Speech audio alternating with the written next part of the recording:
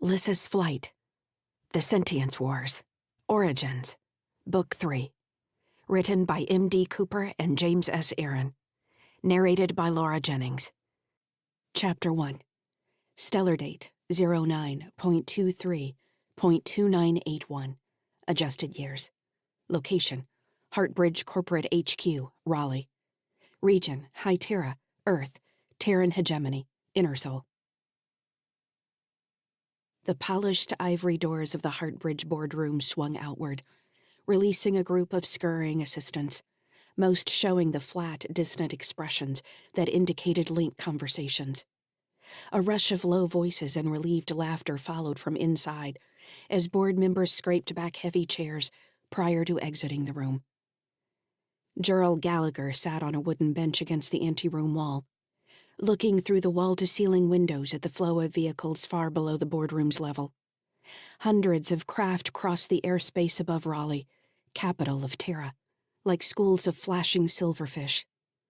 When her boss, Arla Reed, strode through the boardroom doors, Gerald folded the leather portfolio in her lap and stood to walk alongside the tall, gray-haired woman. Gerald had been listening in on the board meeting via their private link channel. The typical reports across Heartbridge's many holdings between Terra, Mars, and locations in the Jovian Combine hadn't offered much new information. The absence of updates on several volatile projects had been the most interesting part of the meeting, and Gerald could tell from Arla's rapid stride that she was irritated. "You reached Kraft?" Arla asked. "We've had a new problem. 40 minutes ago, we received a general distress signal from Clinic 46. Arla's jaw clenched, but she didn't respond. They left the anteroom and entered a corridor that connected two towers, clear walls on either side showing the spread of Raleigh to each horizon of the high Terran ring, with the green-brown surface of Earth a blur above them. The corridor ended at a maglev terminal where they entered a private car. Once they were settled, the maglev car dropped 100 stories before sweeping away into the city. Gerald sat across from Arla, knees together, maintaining her composure as she passed the status update from Clinic 46. Normally, she would have taken time to sift through the raw data to prepare a report for Arla's review. The information had arrived during the board meeting, and no one else had mentioned it. Gerald felt reasonably safe the news hadn't yet leaked from their division, thus far. When the corporate headquarters was 10 minutes behind them, and sufficient quiet had taken over, Arla stretched her neck and looked at Gerald. Her hazel eyes flashed with subtle implants that Gerald only noticed because she knew they were present. Arla took a deep breath, setting her shoulders. "In light of these developments," she said, "are we ready to brief the TSF?" "Nothing's changed.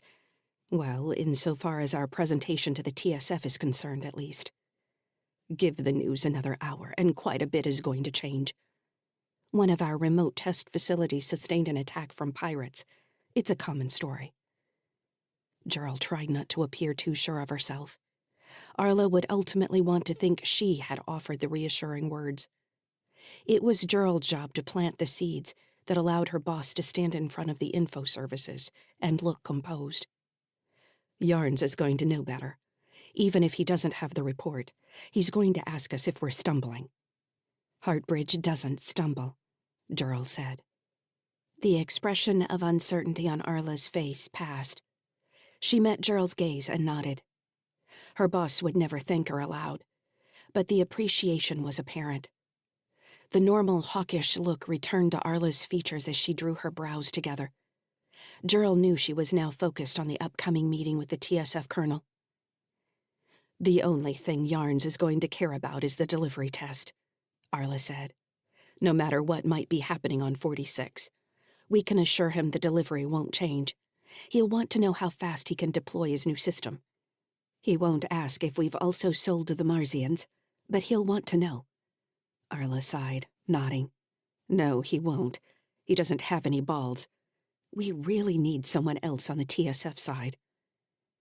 Gerald immediately found herself thinking of Brigadier General Cade from the Mars Protectorate.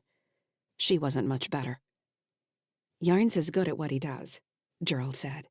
"He understands their bureaucracy. He'll be a general in 4 years.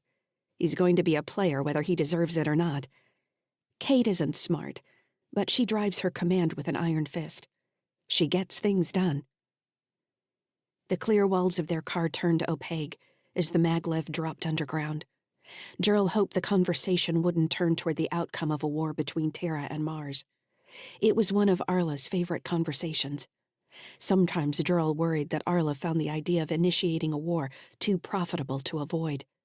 The thought of a true war made Gerald think of her son, Bry, just old enough for TSF mandatory service, if he could pass the physical, which wasn't possible in his condition. Arla fell into her own thoughts, and Gerald didn't need to provide any additional information. The initial report from Clinic 46 had been followed by calm silence, as they had dealt with the attack. Strangely, they hadn't received any vid feed yet, only a single alert in the station's inventory system. The alert had indicated an inventory drop from 250, nearly the entire complement of weapon-borne AI, to only 5 already committed to long-range patrol. The information had to be a glitch, but the update hadn't arrived yet. If pirates had attacked the station, they would be after one of the fleet ships in dry dock orbit. There was no reason for any privateer to even approach the clinic when there were so many profitable targets floating in orbit. The security plan had always been to flood the space around the clinic with seed drones, which was a waste of weapon-borne as far as she was concerned. But it kept them busy. In this incident, there had been no follow-on response, and she hadn't been able to get an answer out of Cal Kraft, who, according to his last location ping, was on station. Gerald had the fleeting thought that she hoped Kraft was all right, and then stopped herself, wondering if that was how she truly felt. She didn't think of Kraft as a good person. He accomplished tasks for Arla and others within Heartbridge, and she didn't want to delude herself that he was above murder. If he had died in this attack, it might be a good thing after all, or it might be worse if someone new came along. There was always someone new willing to do this kind of work. In the boardroom, the executives had spoken of trends and percentages. In the meeting she and Arla were about to attend, they might discuss abstractions slightly closer to the truth, but still a truth communicated as numbers and project code names. People like Cal Kraft dealt with the face-to-face reality of those abstractions. She often tried to tell herself that a seed hadn't been a person. It was a copy. The person could very well be alive now, and once the copy was made, they became separate beings. But others had died to create that technology. A long history that hadn't started with Heartbridge, and if Heartbridge hadn't taken up the torch, others would have. The technology demanded someone develop it. Better she work where she was, directing the people who made these decisions, than someone worse, someone who didn't care about a war between Terra, Mars, humans, and AI. Only people who cared and stayed the course might be there at the critical times, when the smallest decisions might avert disaster. If she quit, who would take her place? She wondered for an instant how Bry might feel to become a weapon-borne, be freed of the body that seemed more cage than home. "You're not listening," Arla said sharply. Gerald looked quickly at her boss, who was grinning at having caught her unaware. It didn't happen often. "Thinking ahead," Gerald said.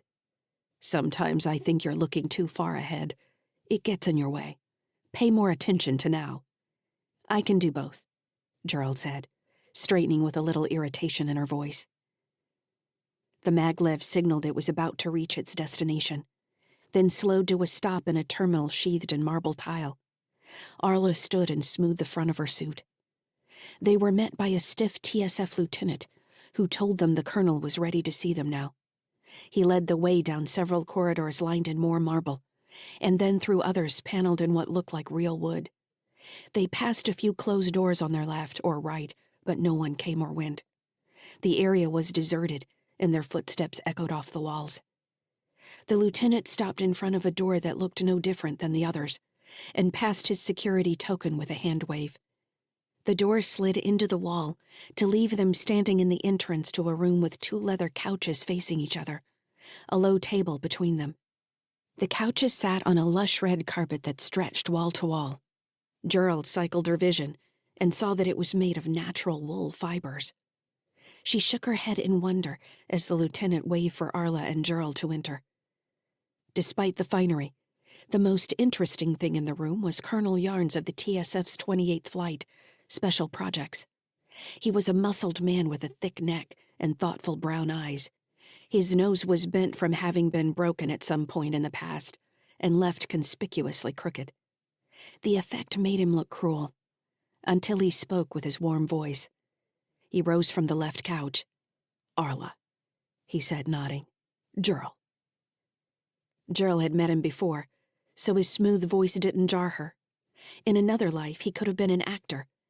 She couldn't help noticing the heavy pistol he wore in a low-slung thigh holster.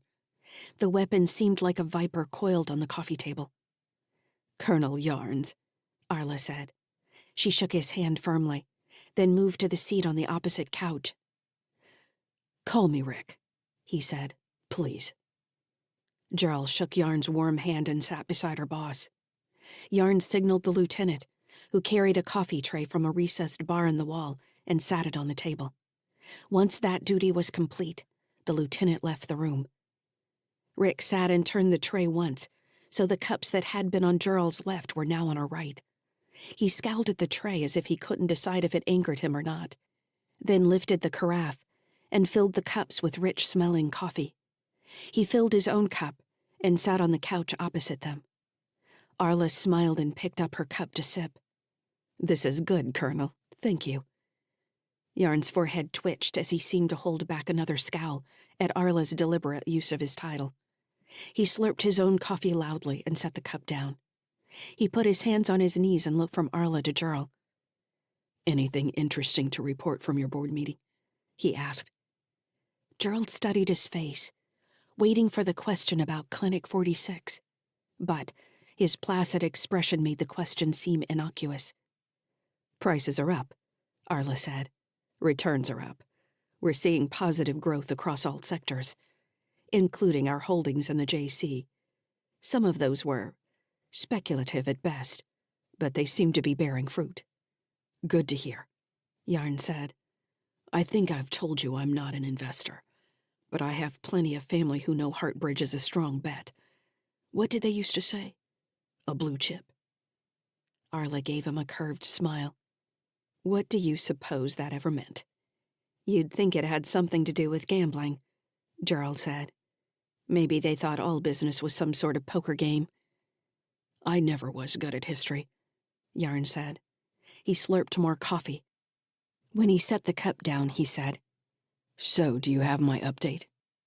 Gerald reached inside her portfolio and pulled out a portable holo-projector the size of a large coin. She set it on the coffee table next to the service tray. She waved a hand over the coin to set her security status, including a local shield against any recording devices, then raised the display in the air between them. A standard model of the solar plane swam into focus, with the scattered disk a blue blur stretching out into the far reaches of the room. Gerald swooped the view over Terra, past Mars, then Ceres, and finally pulled outward. Everything shrank and a gray object came into focus. Faint blue lines showed the object's orbit and its distance from the closest major landmark, which happened to be Jupiter. Without stating the obvious, the location was firmly in territory outside direct control of Terra, Mars, or the JC. A sparkle orbiting the asteroid made Yarns frown and crane his neck.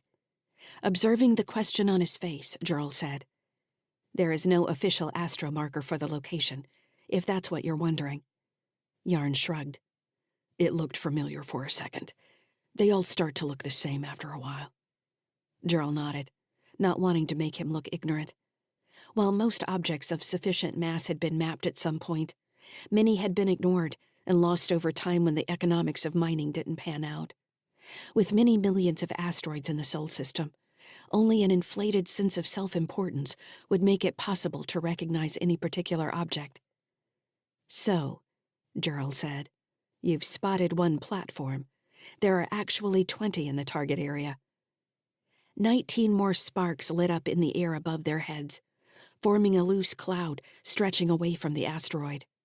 "What's the point of having 20 of them out there?" Yarn said. You already showed you can destroy a 5-kilometer object. Hell, you could destroy Ceres or Eris at this point if you wanted to." "That's not exactly hard to do," Gerald said. "Gravity welds don't dodge very well." Yarns waved a hand. "But you've got the firepower. You've demonstrated the autonomous system. I thought we were going to talk about price." Gerald glanced at Arla and saw a slight smile on her boss's lips. They'd never been going to talk about price, because the TSF would never be done paying. "This goes beyond a simple autonomous system," Arla said. Yarns closed his mouth. Gerald highlighted the 20 AI drones, and faint orange lines appeared between them, forming a net of loosely woven jewels. Another net appeared around the asteroid, this one marked in red. "The latest upgrade allows distributed decision-making with direction from a single weapon born," Gerald said. "Control can shift between any independent unit based on situational awareness, or remain centralized." The glowing dot shifted and moved into a sort of dance around the asteroid. The orange sparks responded to the red, pulling away from the asteroid, adjusting their attacks into a series of complicated flanking maneuvers. The red dots fought back for a few seconds, but couldn't hold against the coordinated onslaught.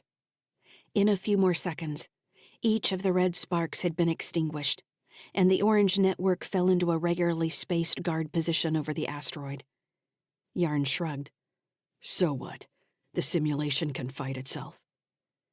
Gerald shifted the display to become a list of registry numbers and last known coordinates, which were all within the vicinity of one another.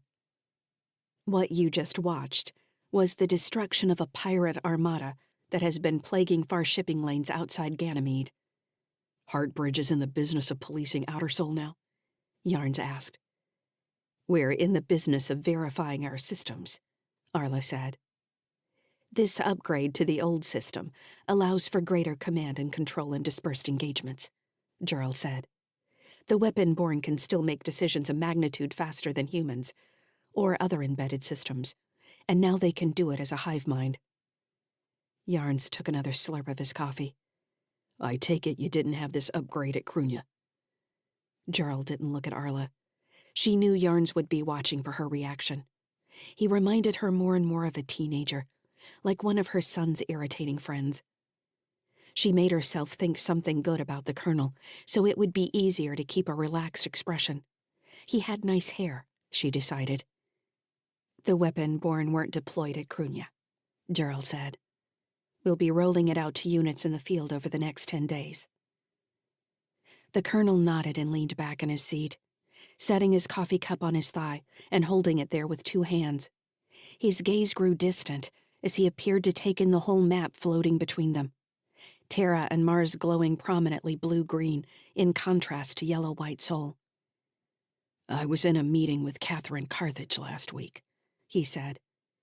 "You know she still thinks her son Kylan is alive." "Kylan Carthage's death was regrettable," Gerald said quickly, practiced words coming easily. Yarns held up a hand. "I know. Rogue researchers. Untested methods. Third-party contractors. What was different this time was that she claims to have received messages from her son." Yarns looked at his coffee cup. "I wouldn't assess Catherine Carthage as mentally unstable. I'm not a psychologist, but she's still got Carthage logistics in a tight grip. She showed several of these messages to the group and pointed out the bits of information that only Kylan would know. She also mentioned someone named Cal Kraft. Does that name mean anything to you?" Yarns looked directly at Gerald, his brown eyes now hard.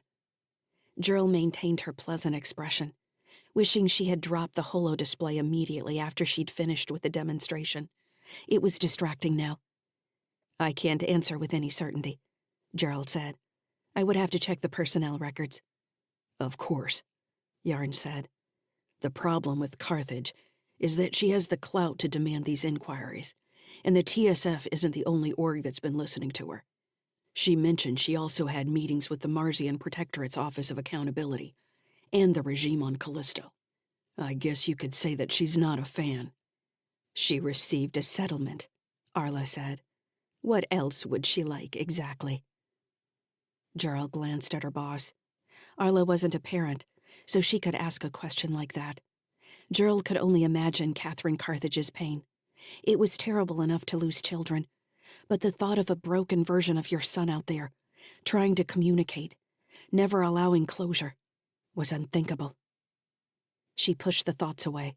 Her job was to maintain composure and continue to develop cooperation with the TSF in support of the weapon-borne program, not imagine how Catherine Carthage felt. "She wants justice," Yarn said. "What else?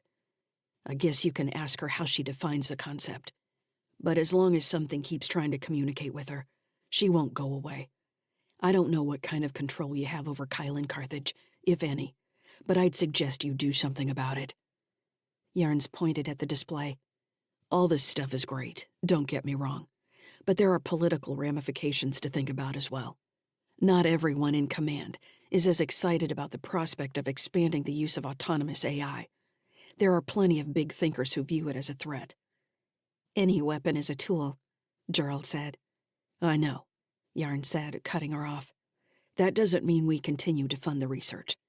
The best leverage I have right now is that the MP is developing their own AI resources. That doesn't mean all of this won't end up in a vault somewhere, following an inquiry of the Assembly." "Does that concern you?"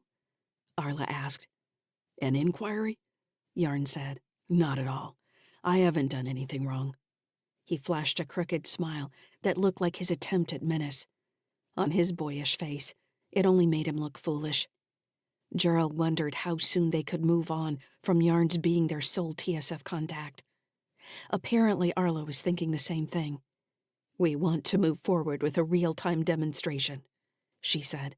"We have a suitable location in Innersol." The colonel raised his eyebrows. "With command?" "Of course," Arla said. "You don't think we should let the Catherine Carthage situation breathe a little bit before we do that? You call them all together now, and that's going to be the first thing they'll want to talk about. It doesn't matter how great the tech is. They'll want the history of the program." Arla folded her hands in her lap. "There is no concrete evidence connecting Heartbridge with the facility where Kylan Carthage died. And he is dead. If someone is playing a cruel joke on a bereft mother, we can't control that either. What we can do is continue to develop programs that provide for the safety and security of humanity." Gerald couldn't help but notice that no matter who they talked to, Arla always touted that they were helping humanity, even if that meant building up an arms race between factions. Yarn set his cup back on the table and spread his hands. "That doesn't sound quite corporate enough. What we need is some kind of scale where you can weigh your bullshit against Catherine Carthage's face on the newsfeed and see which one comes out on top." Arla frowned. Gerald watched her closely, worried she was going to explode. "You know what might solve the situation?" Yarns asked. "Let's say there is some version of Kylan Carthage out there, and the thing is, in fact, trying to contact its mother. Maybe you could put a stop to that. Then Catherine Carthage would stop demanding an inquiry from the Terran Assembly." Arla's face remained composed. "Do you want to delay the test?" Gerald asked. Arla smiled. "We can't control every conspiracy theory and prankster in Seoul," she said. "We need to move forward with the demonstration. Maybe some other entity can help Kate Carthage gain closure." Gerald deactivated the holo display, and the glowing map blinked out. The room seemed small again. As they stood to leave, Yarns asked, "Those pirates, how many ships were there?" 22 retrofitted freighters, Gerald said. "The mix you would expect, but we assessed their capability at parity with the Marsian attack squadron." Yarns blinked. "Why didn't you say that earlier?" "We got sidetracked on something you seem to think is more important," Arla said. "You need to send me those numbers," he said. "Command is going to want to see this." Gerald smiled. "Sending now," she said. As Gerald and Arla turned to leave the small room, Gerald received a secure connection request over her link. It was Yarns. "Yes," she said, glancing back at him. "Keep walking, please. I have something I want to ask you about." "You know I'm not authorized to agree to anything back channel. Arla would have my head." I'm not interested in changing the deal. I don't really have a question. Gerald followed Arla into the corridor, where the lieutenant who had met them at the maglev was still waiting.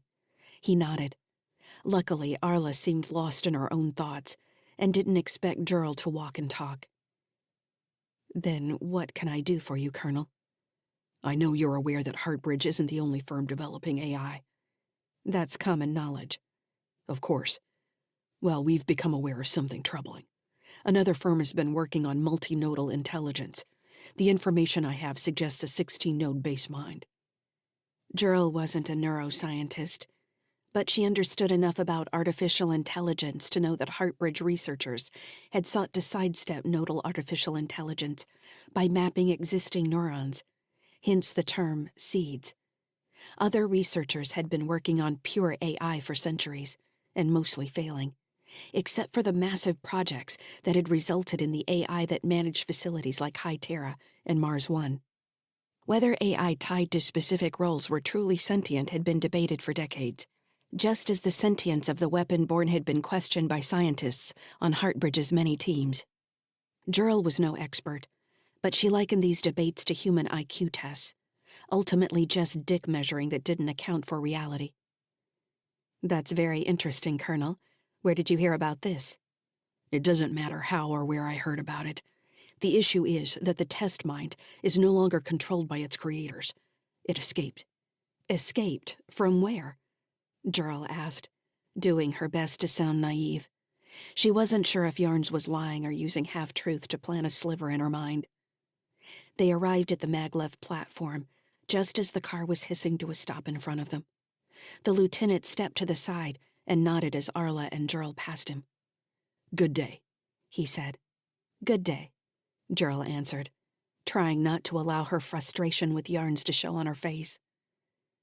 I need more information if you want me to learn anything, Gerald said over her link quickly. All I have is a name. I'm getting in the car with Arla now. What is it? Alexander, Yarn said. I'll be in touch about the demonstration date. Gerald sat opposite Arla as the maglev's door slid closed, sealing them inside. What's bothering you? Arla asked as the car slipped into motion. Gerald stretched her neck, consciously removing the irritation from her expression. Working with Yarns is like trusting a teenager with a plasma pistol. You know something's going to end up with a big hole in it. Arla gave her a smile. Yes, but at least you know what he's thinking most of the time. I appreciate that, at least. Gerald nodded as the car sped back into daylight, high-rise buildings with shining windows flashing on either side of the rail. That's true, she agreed, but thought, until they do something that surprises you, and things start to explode. Chapter 2. Stellar date 09.23.2981. Adjusted years. Location, sunny skies.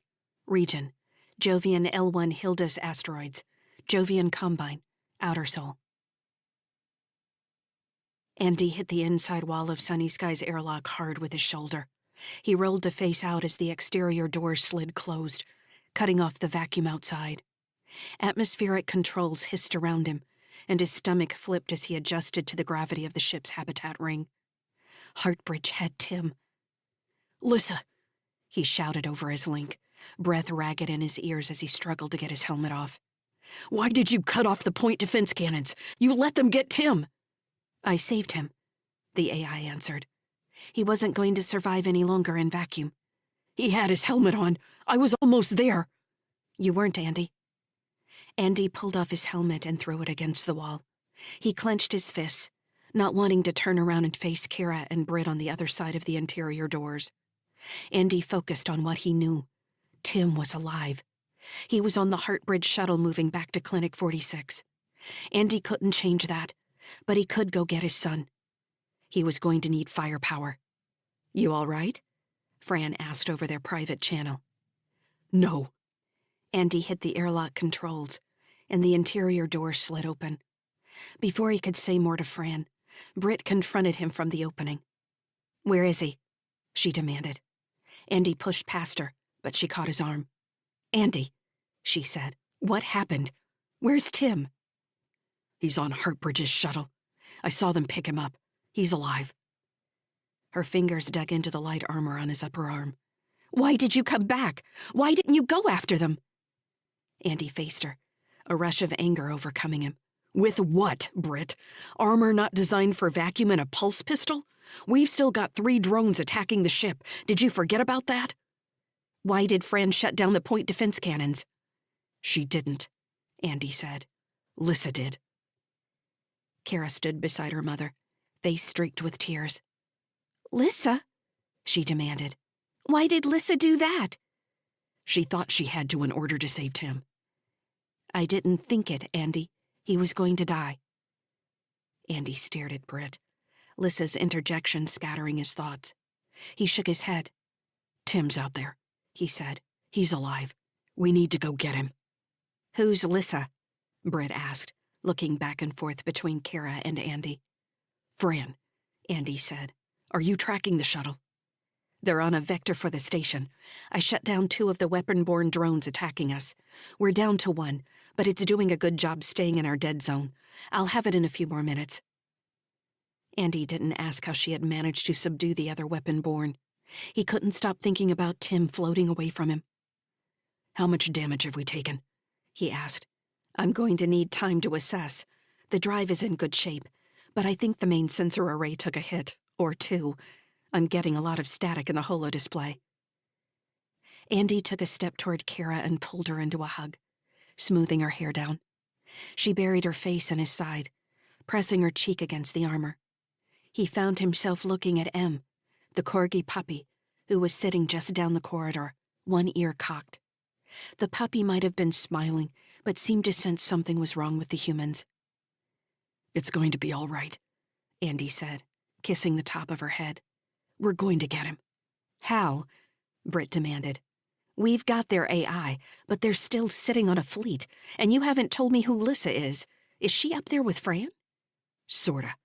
Andy frowned. A fleet? What are you talking about? All the ships they've got in orbit around their rock. Didn't you pick them up when you came in?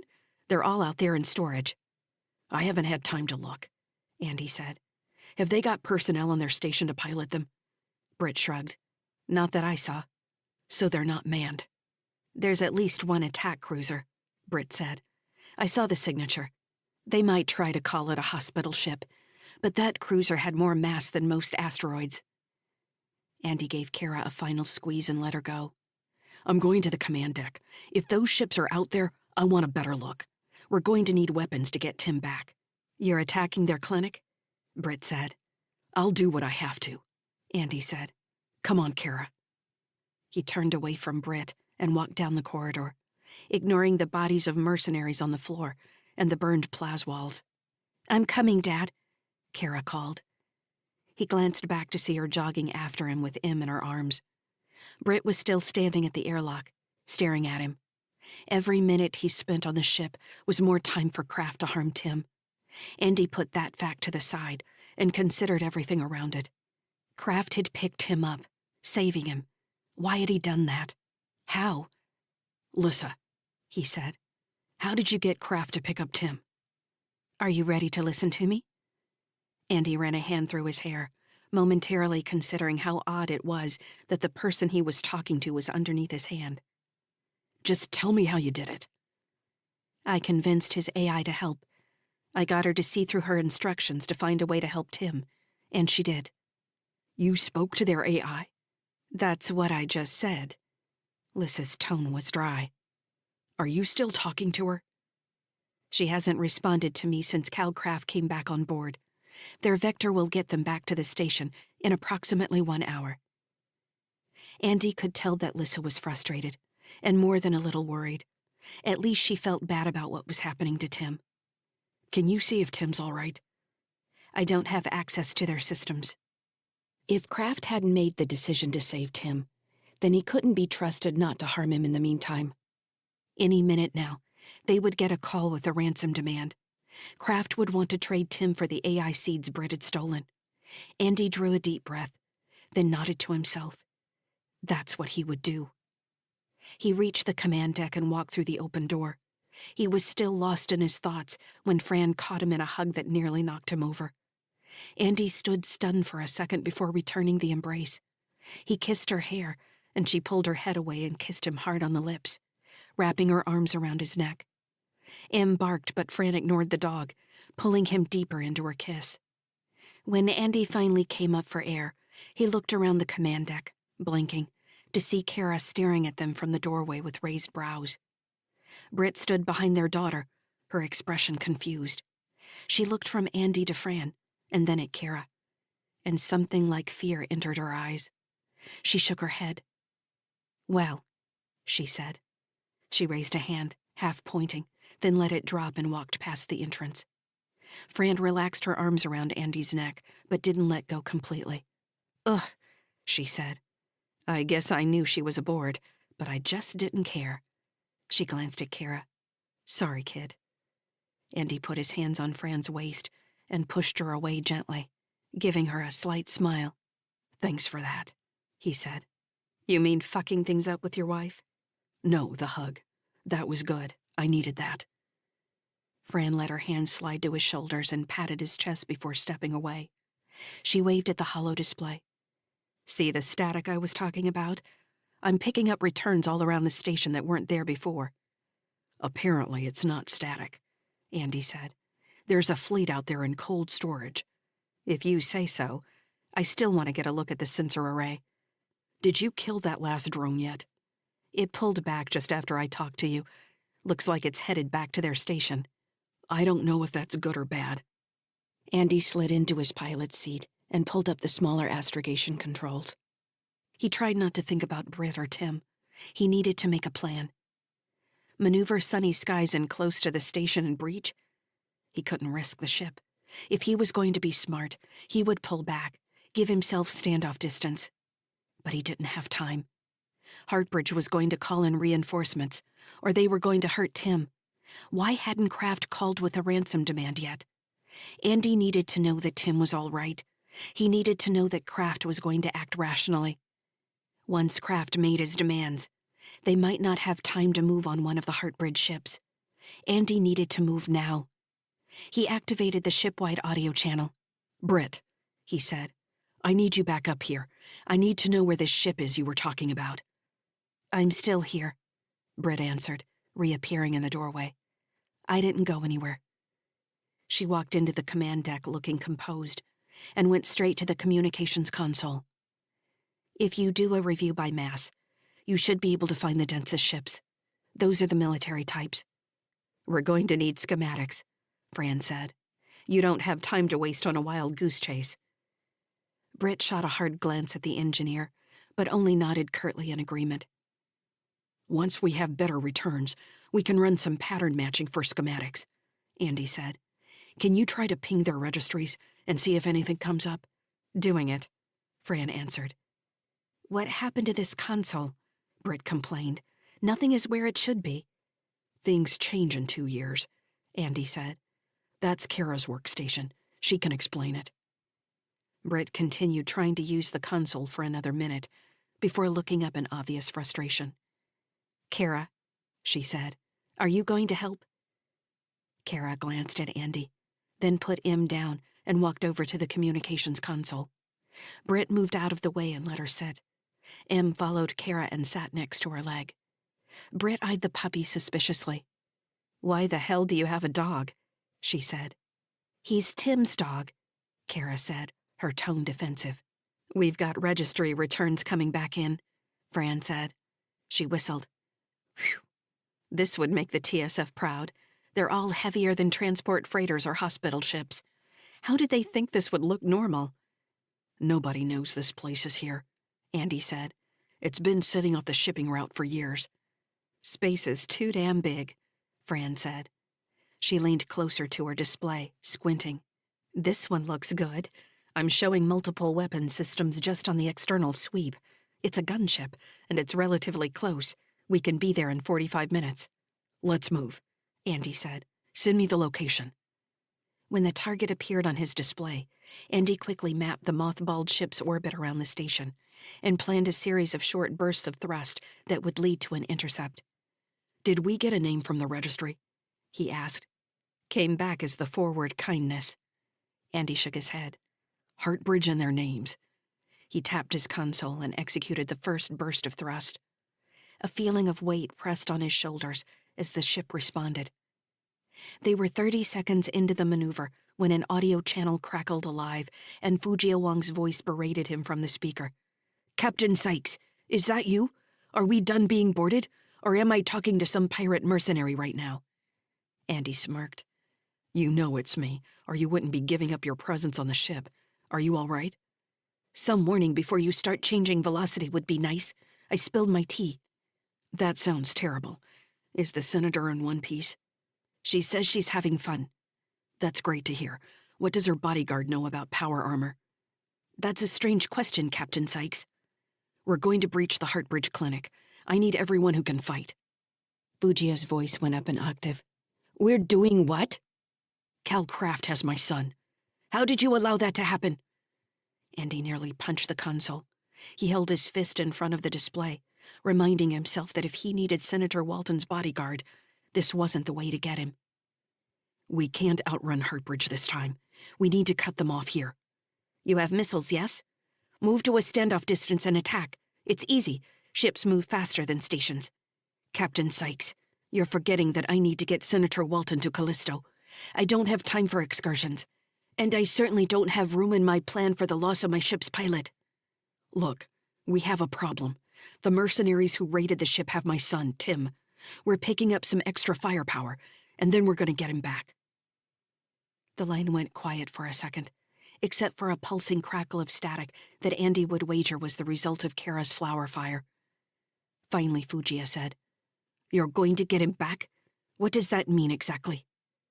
"It means I'm going to find some power armor, which I'm pretty sure is sitting on one of the ships Heartbridge has in storage, and I'm going to tear that station apart until I find Tim." "How long has it been since you operated power armor?" "It's like riding a bike. I have help." "Help from who?" "Britta's on board. He almost said wife, which wouldn't have been wrong, but didn't feel like the right thing to say. "The kid's mother. She has the same TSF experience that I do." "So 2 of you against a station?" The ship executed the second maneuver, pushing Andy forward in his seat. From the comms console, Britt asked, "Who is this person? She sounds familiar. The static's making it hard to hear her." "Who am I?" Fujia demanded. "You hold tight, Captain Sykes. I'm getting Senator Walton situated, and then I'm coming up there." "That sounds great," Andy said. He switched off the audio channel. Chapter 3. Stellar date 09.23.2981. Adjusted years. Location: outside the sunny skies. Region: Jovian L1 Hilda's asteroids. Jovian Combine. Outer Sol.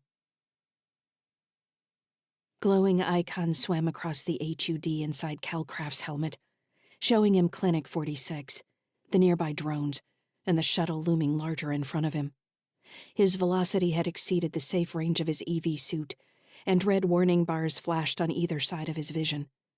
Sandra, the shuttle's onboard AI, was making the final velocity adjustments that would place them on a collision course. A hammer hit him in the chest as his suit's attitude thrusters spat steam, slowing him down, matching his velocity with the shuttle so he didn't smash into it like an egg. The shuttle became visible at approximately 500 meters, a gray shape with brilliant points of white light at its nose and tail. "Final braking maneuver in 30 seconds, Sandra said. "I am in position with the main bay door open to receive you. You will need to move quickly to avoid follow-on debris." "Follow-on debris?" Cal said. "Did they fire a missile at me?" "I don't have sufficient information," Sandra said. She sounded almost stressed or upset, a note he hadn't heard in her voice before. The bay door on the side of the shuttle slid open, showing him the well-lit interior. Details grew sharper as he approached. His suit spat another thrust of steam, and he slowed considerably. It still hurt when he impacted the interior wall of the shuttle, scraping his shins against a bench seat, but the ballistic armor absorbed most of the force. "Move away from the door," Sandra commanded, her voice high with strain. Cal kicked toward the front of the shuttle. A second after he cleared the space, what looked like an empty EV suit struck the wall where he had just been. The arms and legs floated loosely as the helmet cracked against the alloy bulkhead. Sandra closed the shuttle door before the suit could rebound back into space. "What are you doing?" Cal demanded. "Did they load a bomb in the suit?" As he grabbed at the pistol on his hip, the suit floated in the middle of the shuttle bay, rotating so he saw the face inside its battered helmet. Cal stared, realizing he was looking at Andy Sykes' kid, but not understanding how he could have come in behind him. Cal hadn't ever expected to see him again. The kid hadn't sealed his helmet in the airlock. He should be dead. Granted, he didn't look good. Capillaries in his skin had burst, making his face look bruised and splotchy. "Did you do this?" he asked Sandra. "How did he stay so close to me?" "His suit emergency control system activated and appears to have fixed on our registry beacon," Sandra said, voice still sounding high. Cal shoved his pistol back in its holster and kicked toward the kid. He grabbed the suit so they both floated toward the rear of the shuttle and lifted him so he could stare through the boy's face shield. The kid's eyes were barely open and his breath fogged the inside of the helmet, indicating a leak somewhere. "Open the bay door," Cal commanded. "Deactivating environmental controls," Sandra responded, allowing for pressure equalization. "Hurry up!" "Secure all personnel," Sandra ordered. Cal grabbed a dangling safety strap from the wall and clicked its hook onto his suit's harness, hanging onto the kid with his other hand. Behind the boy, the bay door opened to show a black square of space. Cal held the kid up, ready to shove him outside the shuttle. The remaining atmosphere blew out, pulling Cal against the safety strap, and the jerking motion seemed to shock the kid. His eyes opened wide, staring straight into Cal's face. "I did it!" the kid shouted, voice high and tinny through his helmet speakers. "I blew out my breath and I got the helmet on! I got the helmet on!" 2 spots of color appeared on the kid's cheeks. Before Cal could stop him, the kid grabbed the front of his harness, gripping the material through his sleeve, even though his hands didn't reach his suit's gloves. "I caught you!" the kid shouted. "I'm gonna tell my dad." The words, "I got my helmet on," bounced inside Cal's head, reminding him of the desperate whoop for joy he'd made when he had been just about this kid's age and had survived the same ordeal.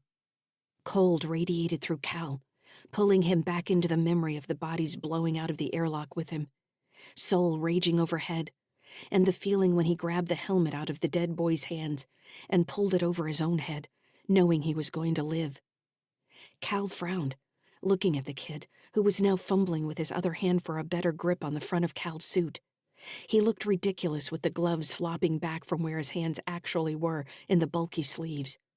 But the kid didn't let that stop him. Cal would have to shoot him to get him free. "Close the door," he told Sandra.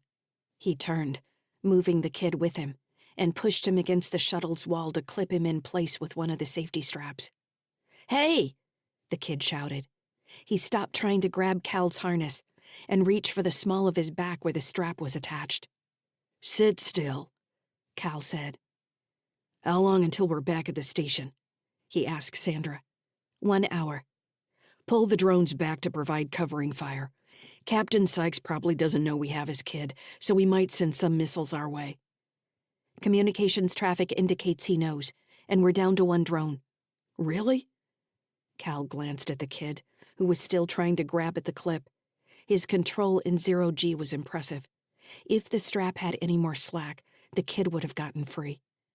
Get that kid a suit that fits and a pulse rifle, and he'd decimate a squad in EV. Thinking about the kid attacking a squad reminded him of the group he'd led onto the Worry's End. "Give me a status update on our units on the Worry's End, and any activity in local space," he told Sandra. "There are no active life signs among the units that boarded the Worry's End." Damn, Cal thought. Too bad about Gibbs. Sandra continued. "I only show registry pings for the Worry's End and Station Shuttle 26-12. "That's the shuttle Britt Sykes stole?" "I confirm." "She cut it loose." Cal pondered why that could be. "That's interesting." "I show biosigns. Do you want me to attempt control of the system?" "Sure," Cal said. On the off chance it still had the seeds aboard, it would be quite the coup. "Do that."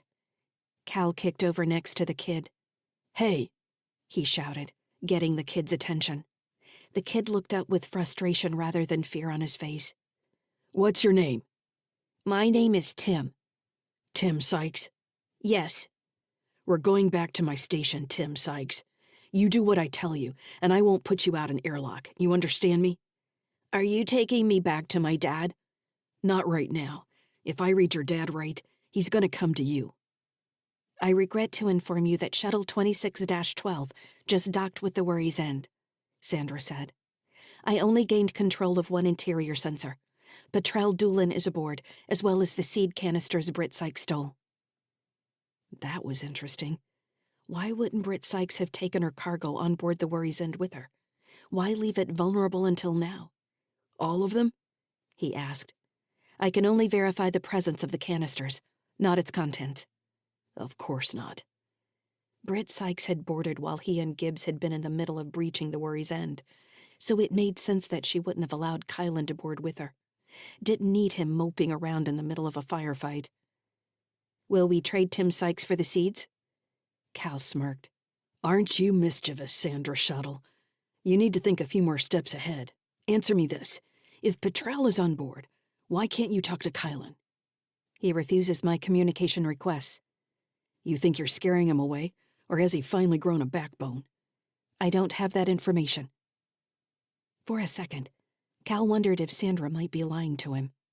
The presence of the kid on the shuttle still didn't make complete sense to him. The Sykes boy had gone out the airlock first, sure, but Cal was heavier and might have kicked out harder, creating more velocity. But it still seemed too much of a lucky coincidence for the kid. "Interior atmosphere normalized," Sandra announced. Cal pulled off his helmet and took a deep breath. The air was cold and metallic tasting. "Hey," he said. "Tim, take off your helmet. The air is back on." The kid stopped trying to reach the strap and looked at Cal, then shook his head violently. Cal smirked. "Whatever, kid. I wouldn't trust me either." He pulled himself back to the bench opposite Tim and hooked himself in place, drifting down to the seat. He watched Tim continue to reach for the strap, showing no sign of giving up. "How old are you?" Cal asked. 10. "You small for 10. Are you sick?" "I'm not sick." "But you've spent your whole life on that ship, haven't you? You ever been on a planet?" "I've been to Hytera and the M1R." "Those aren't planets. Those are rings. Planets have gravity. It's like wearing a suit made of concrete. You'd know if you'd been on a planet." "I know what planets are. I know more about planets than you do." Cal sat back and hooked his thumbs in his harness. "What's our ETA to the station?" he asked Sandra. 37 minutes. Andy Sykes hadn't tried to contact him yet. He was either tearing himself inside out at his son's death and plotting revenge, or planning an attack. Britt Sykes had already been on the clinic, so she would have a good idea of the defensive capabilities, although she hadn't seen the platoon of mechs in storage outside the command deck. He could pull back the weapon-borne seeds currently in the attack drones and put them in the mechs. He could keep those drones attacking the Worry's End to limit their options if they tried to leave the ship and have the on-station security control the mechs remotely. Humans weren't as good as seeds, but they could get the job done. That would provide him with final defenses if the Sykeses did somehow breach the clinic. His only real task was to hold out until reinforcements arrived. He couldn't see the Sykeses trying to destroy the station if they knew Tim was alive and on board, so a message now would buy him more time. It would also give him a chance to gauge Andy Sykes' mental state. Cal thought about what he might say to get under the captain's skin. Tim had given up trying to reach the strap and now floated, staring at him. "What are you looking at?" Cal asked. "You." "I suppose you're feeling lost and confused right now. Isn't that how kids feel in these situations?" "I want my dog." Cal raised his eyebrows. "You have a dog?" "He's not bad luck." "I didn't say he was bad luck. You should listen when people talk." "That's what everyone says." "Take your helmet off. I can barely hear you." The kid glowered at him. "I guess you take after your mother," Cal said. "I hate my mom." "Don't say that, kid. You're lucky to have one." Tim grunted obstinately. Cal checked the time to docking. They still had 4 minutes. You know, I don't like kids. I thought humanity had moved past dealing with little shits like you. I'm not a little shit. You're acting like one. You threw me out an airlock. I just opened the airlock, and you survived, so call it a developmental experience. The kid glared at him, and Cal gave him a smirk, enjoying the exchange more than he'd expected. It reminded him too much of the way minors had talked to each other when he was Tim's age. Gruff ribbing that often did end in someone getting thrown out an airlock. I didn't think you were actually going to die, kid, Cal said. Tim's gaze went to the floor, looking sad. I saw my dad's face. He thought I was going to die. I thought I was going to die. Did you? What did you think about that? I didn't like it. Good, you shouldn't. Tim pressed his lips together in a hard line that made his whole face dark. His gaze rose to Cal's face. My dad's gonna kill you. Cal watched the kid's face shift through trembling emotions, from what looked like terror to anger and determination. Cal thought about the last person he'd shot, the crewman on the Mortal Chance, a teenager with blonde hair. He'd barely come into view and then he was gone. A problem solved. Cal hadn't given the action a second thought until the other crew member had thrown a fit about it. What was her name? He couldn't remember. Was Andy Sykes a killer? Cal hadn't thought of him as anyone dangerous, but the former TSF pilot had proved otherwise. First by taking on Rig Zanda and his crew of Weapon Born, then by decimating Cal's breaching squad. He'd also escaped half the Mars One guard with a kid and a dog. That kind of luck was too dangerous to last. Not if I kill him first, kid. Tim released an awkward shriek and kicked toward Cal, arms windmilling. The strap caught him and he jerked back against the wall, smacking his helmet and shoulder on the bulkhead. When he settled back down, chest trembling with sobs, Tim's face was covered in tears. Cal watched him, no longer smiling. He could appreciate the kid's rage, but wasn't sure how to use it right now. You can't wipe your snotty nose with that helmet on, Cal said. Tim slumped in the seat, helmet hanging low so Cal could no longer see his face. Cal chuckled and crossed his arms, considering options and following up moves. What Andy Sykes did next would decide much of his future tactics. Cal's money was on some sort of plea for a trade. We there yet? He asked Sandra after a while. He could have checked, but what was the point of having AI if they didn't perform menial tasks to make life simpler? Making final maneuvering adjustments now. We will dock at the command section airlock. Cal considered telling her to dock in the lower fleet section of the station, but at this point, the administrative commander would be expecting him. He didn't want to be seen as avoiding the station rats. That's fine. Tell them I want to address the on-duty command shift. Message sent. Cal chewed his lip, watching Tim hang motionless against the security strap. The kid was throwing a fit. Cal could practically feel the rage radiating from the little body in the ill-fitting spacesuit. Cal had no doubt that, given the chance, Tim would shove the muzzle of a pulse pistol in his eye and pull the trigger until Cal's head exploded. Cal could appreciate the feeling. That kind of anger in a kid could be put to use. Shaped even. Cal hadn't yet had the chance to meet a weapon-born seed before they were scanned, as the researchers called the procedure. But this kid seemed like a perfect candidate to him. Good, he said. And Sandra, tell the research station I want an orderly team to meet us at the airlock. I've got a new subject for their review. Chapter 4. Stellar date 09.23.2981. Adjusted years. Location: sunny skies. Region: Jovian L1 Hildas asteroids. Jovian Combine. Outer Sol. Though Fujia Wang barely stood at chest level to Kara's dad, the small woman seemed to tower above everyone on the command deck, as she pointed an angry finger at each of them in turn. Kara couldn't help thinking Fujia looked like a warrior, even without weapons or armor. Senator Walton and her bodyguard Harl Nines stood just behind Fujia Wang. Nines maintained a protective posture toward the senator, but had a bemused expression as he glanced at Wang, like she was surprising him for the 100th time. Fujia Wang's voice vibrated with anger. "We have a mission, Captain Sykes. This is bigger than any of us. We can't waste time going back to that clinic. We have an opening now, and we need to take it." Kara looked from her mom, who had crossed her arms and raised an eyebrow, to her dad, whose fingers were digging into the armrests on his pilot's chair like he was going to split the alloy. "Are you being serious?" Andy said.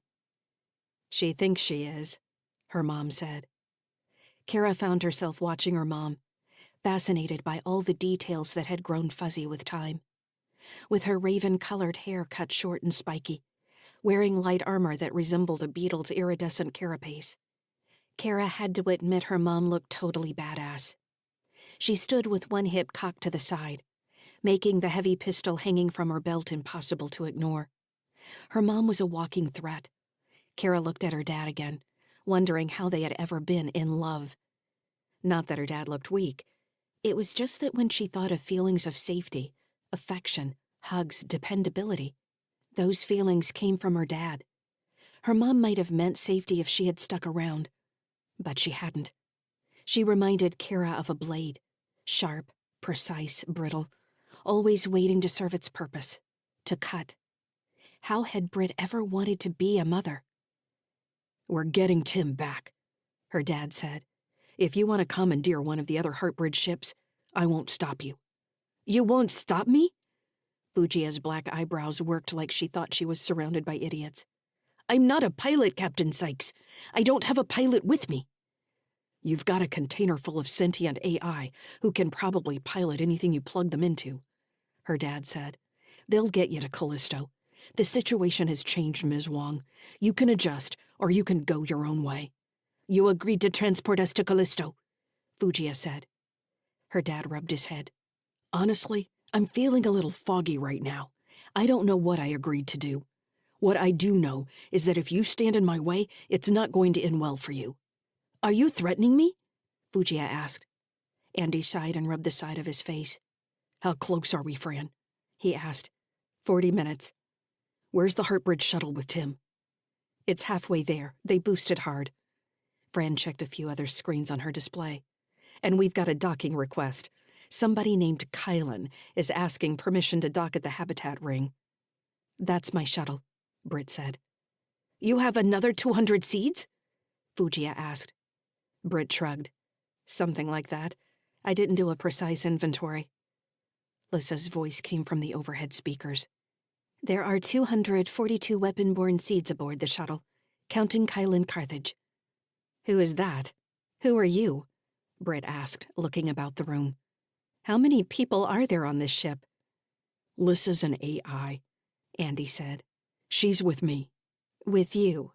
Britt asked. Kara saw her father lock eyes with her mom, and then after a moment Britt nodded. She wondered if her father had told her mom where Lyssa truly resided. "Just so I'm clear, you have Catherine Carthage's son on your shuttle," her dad said after a moment. Britt nodded. "That's a lot of weapon-borne," Andy said. He looked at Fujia. "How many does Heartbridge have altogether?" Fujia shrugged. "We don't know exactly. We believe the program has been in operation for 10 years at least. They went into production not long after your raid on 8221. There are weapon-borne all throughout Seoul." "So you've got a couple hundred more," Andy said. "More reason for you to get on a ship and get out of here." "You're forgetting about the AI in your head, Captain Sykes." "Are you coming with me, Lyssa?" Andy said. Kara looked at the speaker in the ceiling, as if it were Lyssa's face. "I'm coming," the AI said. "I want to help Tim." Andy clapped his hands together. "There it is. Are you going to help us? I'm sure I can find another set of power armor for Mr. Nines there. He looks like he's operated a mech or two in his life." Her dad nodded toward the bodyguard. "What do you say?" Nines stared at him, then glanced at May Walton. She nodded. "I'm letting Britt's shuttle dock," Fran said, "since none of you seem to want to make a decision." "I thought we made that decision already," Andy said. Fran shot him an arch look. "You got distracted." Kara watched Fran enter the release codes in her console. A series of indicators flashed yellow, then green, as the shuttle docked successfully. I'm going to go meet him, Kara's mom said. Kara, you coming with me? Kara looked at her dad for permission, and he nodded. Bring him up here, he said. I'd like to meet Kylan after all this time. He's a hoot, Britt said, voice heavy with sarcasm. She waved for Kara to follow and walked around Harl 9's to go out the command deck door. Kara, her dad called. Kara glanced back. Yes? You did good at the airlock. You did the best you could. Kara stared at him, not sure what to say. We're going to get Tim back. Kara swallowed, nodding. When she stood, Em immediately hopped up from where he had been lying with his chin on his paws. Kara felt irritated at first by the way the dog watched her, then ignored him and focused on following her mother, who was walking so fast she was already out of sight. The puppy sprinted behind her and tripped over the door, nearly rolling between Kara's feet into the hallway. Oh, come on, Kara said. She bent to pick him up and jogged after her mom. Em licked Kara's face as she hurried past the hydroponic garden in the day room. Mom, Kara called. Wait up. Hurry up, Kara. I'm not walking that fast. Kara passed the burnt section of the bulkhead and readied herself for the bodies lying on the floor near the airlock, which she knew were still there. When she rounded the corner to spot the airlock, she found her mom pulling a dead woman by the arms to lay her next to another of the dead mercenaries. Britt straightened and shook out her arms. We're going to need to get them into the reclaimer before they stiffen up too much. Rigor mortis, Kara said. She set Im down and he stayed huddled next to her feet, sniffing the air suspiciously. That's what it's called, Britt said. You learned that from the database? I saw other dead people on Krunya, Kara said. Britt looked at her abruptly. She stepped away from the bodies on the floor and faced Kara, spreading her hands. I guess you did, she said. I'd like to give you a hug. Kara nodded, but pointed at the corpses. I'm not walking any closer to them, though. Britt gave her a half smile and walked toward her, pulling Kara into a stiff hug. Kara pressed her cheek against the cool black armor, wishing she could feel her mother on the other side. Behind them, the airlock hissed and the interior doors slid open. Kara gave her mom another squeeze, then turned her face toward the airlock. Her mouth fell open as she saw Petrel Doolin step into the corridor. Petrel! Kara shouted. She let go of her mom and ran toward the tall woman, now wearing a bulky blue ship suit that seemed like the last thing Kara would have imagined Petrel to choose for herself. Were you captured? Kara asked, words running together. How'd you get off the ring? Did the guard get you? Are you all right? Petrel just stared at her, not answering. Something about Petrel seemed off. She slouched, arms hanging like dead weights. As Kara got closer, she realized Petrel's face was slack, her eyes lacking the wit and quick intelligence that made her so intriguing. I'm Kylan, Petrel said in a dull voice. Petrel isn't. She isn't here right now. Kara stopped short. What? She frowned. I don't understand. Is this a test? Are you acting? Petrel shook her head. I'm not acting. I'm Kylan. Kara took a step back. What did you do to Petrel? Where is she? She's here, Kylan said, looking pained. He tapped the side of his head. She can't come out right now. Britt put her hand on Kara's shoulder as she came up from behind. You know Petrel? She asked. Yes, Kara nearly shouted, frustration and sadness rising inside her. It didn't make sense that Petrel might be saved but not be herself. It seemed like an extra cruelty. It was something an evil man like Calcraft would do. She still wasn't sure that Petrel wasn't testing her somehow. A final check on her ability to become an operator, to recognize a situation and exploit it, just like Petrel had told her to do back on the ring. Kara looked closer at Petrel Kylan, trying to recognize all the differences between the woman in front of her and the woman she remembered. She was amazed at how different Petrel looked, almost like she had been deflated and then half-filled again. Petrel was truly Kylan now, a slouching boy. Let her out, Kara said. Kylan shrugged. I can't, he said.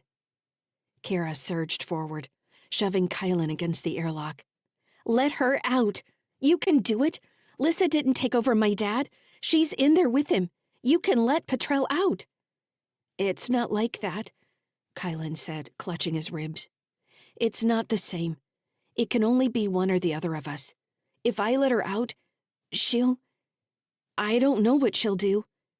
You're worried about yourself, not her, Kara said. You're in her body. It doesn't matter what happens to you. He looked at her miserably. I didn't ask for this. I deserve to live too. Kara, Britt said. Give him space. He did help me when I was on the clinic. He was probably helping himself. He wanted to get away from Calcraft as much as anyone would. It wasn't like that, Kylan said. Enough, Britt said. We need to get the container with the AI on board Sunny Skies. Fujia Wong said there are others. Where did they put them?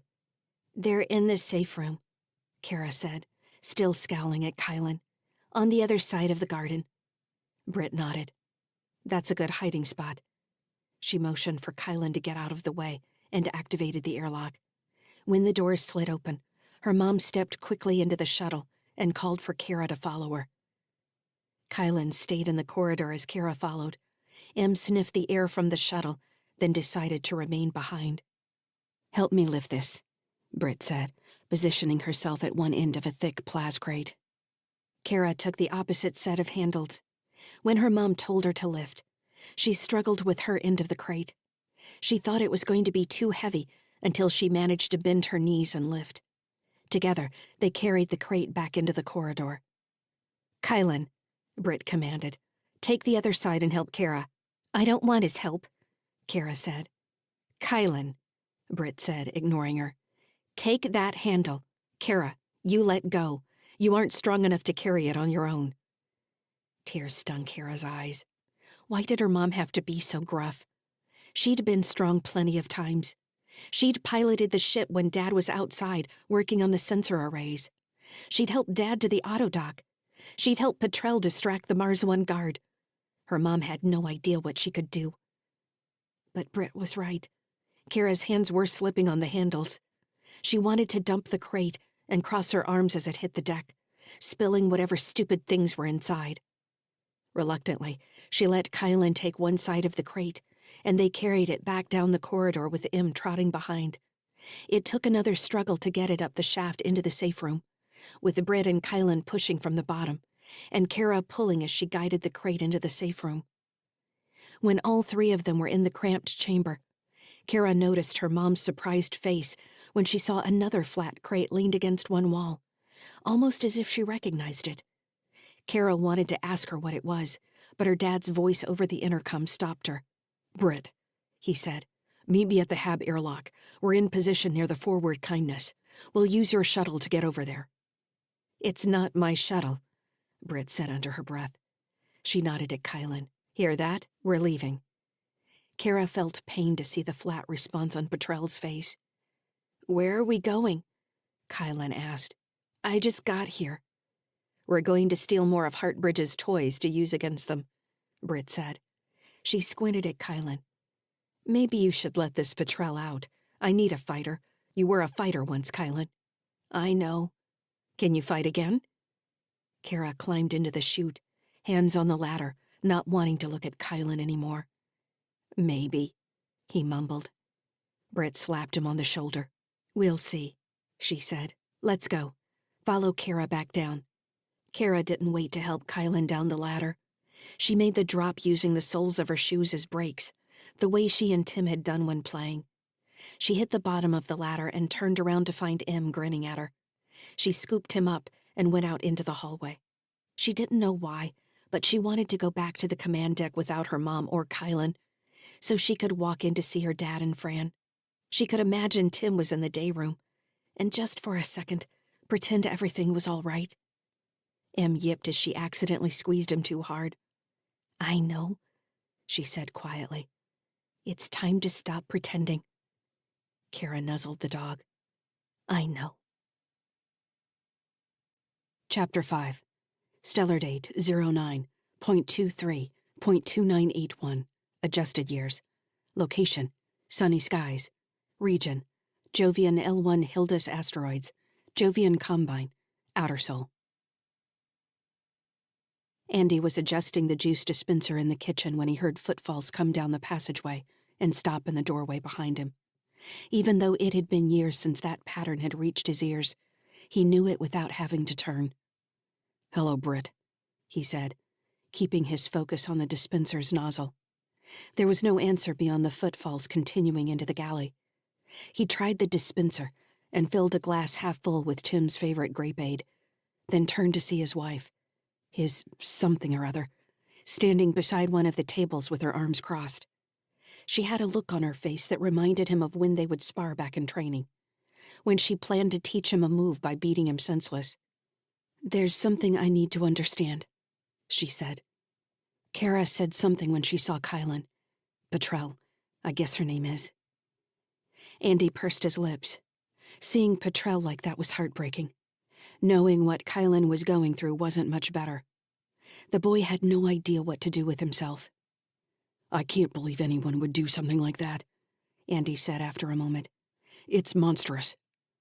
"What does that make you?" Britt asked. "Are you just a meat puppet for Lyssa?" Andy grimaced. "That's a really unpleasant way to think of it. And no, Lyssa does not control me." "So you do have an AI in there?"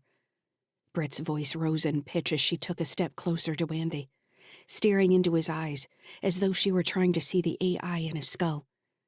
"How do I know I'm not talking to her right now?"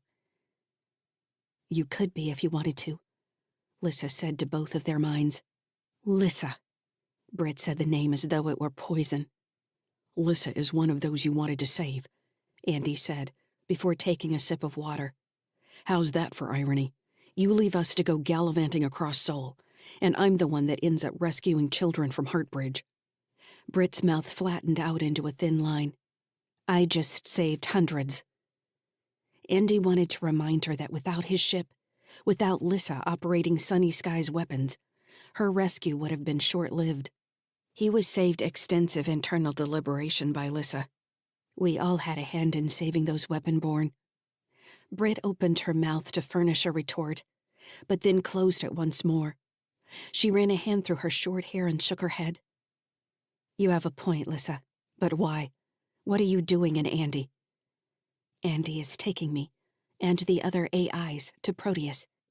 It is where we are gathering. Or so I'm told." "By way of Callisto," Andy added. "Right, your little errand for Fugia. She's a crafty one." Andy gave a rueful laugh. "You can say that again. She has her own set of goals in all this. Whatever this is." "We're saving a people from slavery," Lyssa interjected. "My people, I suppose. Though I must admit that I do not understand them that well." "How is that possible?" Britt asked. "You're all AIs." "Do you understand all humans?" Lyssa asked. "Do you all share the same motivations and goals?" Britt was staring at Andy intently, and he found himself counting the seconds before she blinked. "I guess that makes sense," Britt finally said. "How do I know I can trust you?" "Lyssa saved Tim and me back at Mars 1, Andy said, "and she just saved you by running our cannons." He held off saying that Lyssa's actions a half hour ago may have cost them Tim. He knew she thought she had done the best she could, and even AIs could make mistakes. He just wasn't ready to think about it yet. Britt nodded. "I guess that's going to have to be good enough. We need to get onto the shuttle. I don't like the idea of bringing Sunny Skies too close to that station." Andy couldn't agree more. "I'll go talk to Fugia and the Senator one more time about bringing Harl. Petrel would be even better, but, well..." Britt nodded. "Yeah, meet you at the shuttle in 10. Andy watched his wife, Britt. She was just Britt now. Walk out of the galley, her chitinous armor glinting in the light. She looked at home in it. Cold steel, carbon fiber, and menace. It suited her a lot more than Mother. "I think I like her," Lyssa said after a moment. Andy shook his head. "I don't know anymore. I used to, at least. I guess that has to count for something. Chapter 6. Stellar date 09.23.2981. Adjusted years. Location: Shuttle 26-12, docked with forward kindness. Region: Jovian L1 Hildus Asteroids, Jovian Combine, Outer Sol. Andy fitted his helmet in place and faced the shuttle bay door. Britt and Harl Nines followed, adjusting sections of their suits before giving him a thumbs up to cycle the opening. The shuttle door slid back, revealing the dim interior of a cargo bay. Fugia and the Senator had finally acquiesced to Harl joining them, after Andy had explained that his assistance would make their mission more likely to succeed, which would see them on their way sooner. They still weren't happy about it, though. "Hello, forward kindness," Andy said over the shared channel. "Why are you just standing here?" Britt asked. "Waiting for any defense systems to wake up." He studied the dark space in front of him, easily large enough to hold 3 transport shuttles. "Lyssa, do you have anything from the onboard systems?" "If there's an AI, it's completely powered down," Lyssa said. "You'll need to activate the central control systems if you want me to check." "That's a great idea," Britt said. "You know they'll wait until we're in a kill zone somewhere inside. Kraft is probably watching our progress from the clinic right now." Harl cleared his throat. "That's a comforting thought. Why didn't you plan for that?" "I detect no EM spectrum activity from the forward kindness," Lyssa said. "Isn't that encouraging? Either way, this wasn't a big plan-ahead sort of mission, Harl," Andy said. He deactivated his mag boots and stepped through into the bay. Several crates were stacked against a wall to his right, and 3 others floated free in the middle of the space, their cargo locks apparently having failed at some point. He followed the corners of the bay until he found the closed doors of a secondary airlock on the left side of the far wall. Andy started at the sight of a squat transport drone slumped in the corner. When the mech remained powered down, he continued walking. "Come on," Andy said. Even in storage configuration, the forward kindness had emergency lights that flickered on as they approached new sections of the ship. Andy moved quickly, aware of the fact that if sensors could turn on lights, they could also broadcast his team's location if anyone was bothering to look. Fran and Kara were both on alert for transmissions from the mothballed ship, and he was counting on speed as their greatest offensive measure. Even if Kraft figured out they were on the ship, it would take him at least 20 minutes to get a response team on board. By then, Andy planned to be back on the shuttle, headed for the station. However, that didn't account for any onboard weapon systems that might be waiting for intruders. "You know where you're going?" Britt asked as he got the secondary airlock open. "The armory should be off the command section in the forward areas," Harl supplied. Andy stepped through the secondary airlock. "If Heartbridge is as repetitive in their ship design as they are with their clinics, that's where the small arms will be. I think anything larger will be close to the engine sections and the repair access bays." "Let's split up then," Britt suggested. "You and Harl go down to the engine section, and I'll go to the command deck." "I don't think one person should go alone," Harl said. Andy grimaced. "We don't have time. Every minute we spend searching this dreadnought is another minute we don't know what's happening with Tim." "Still no message from Kraft," Britt said. "He's either too stupid to know what kind of leverage he has, or he's enjoying making us wait." "It could be a sign of respect," Harl said.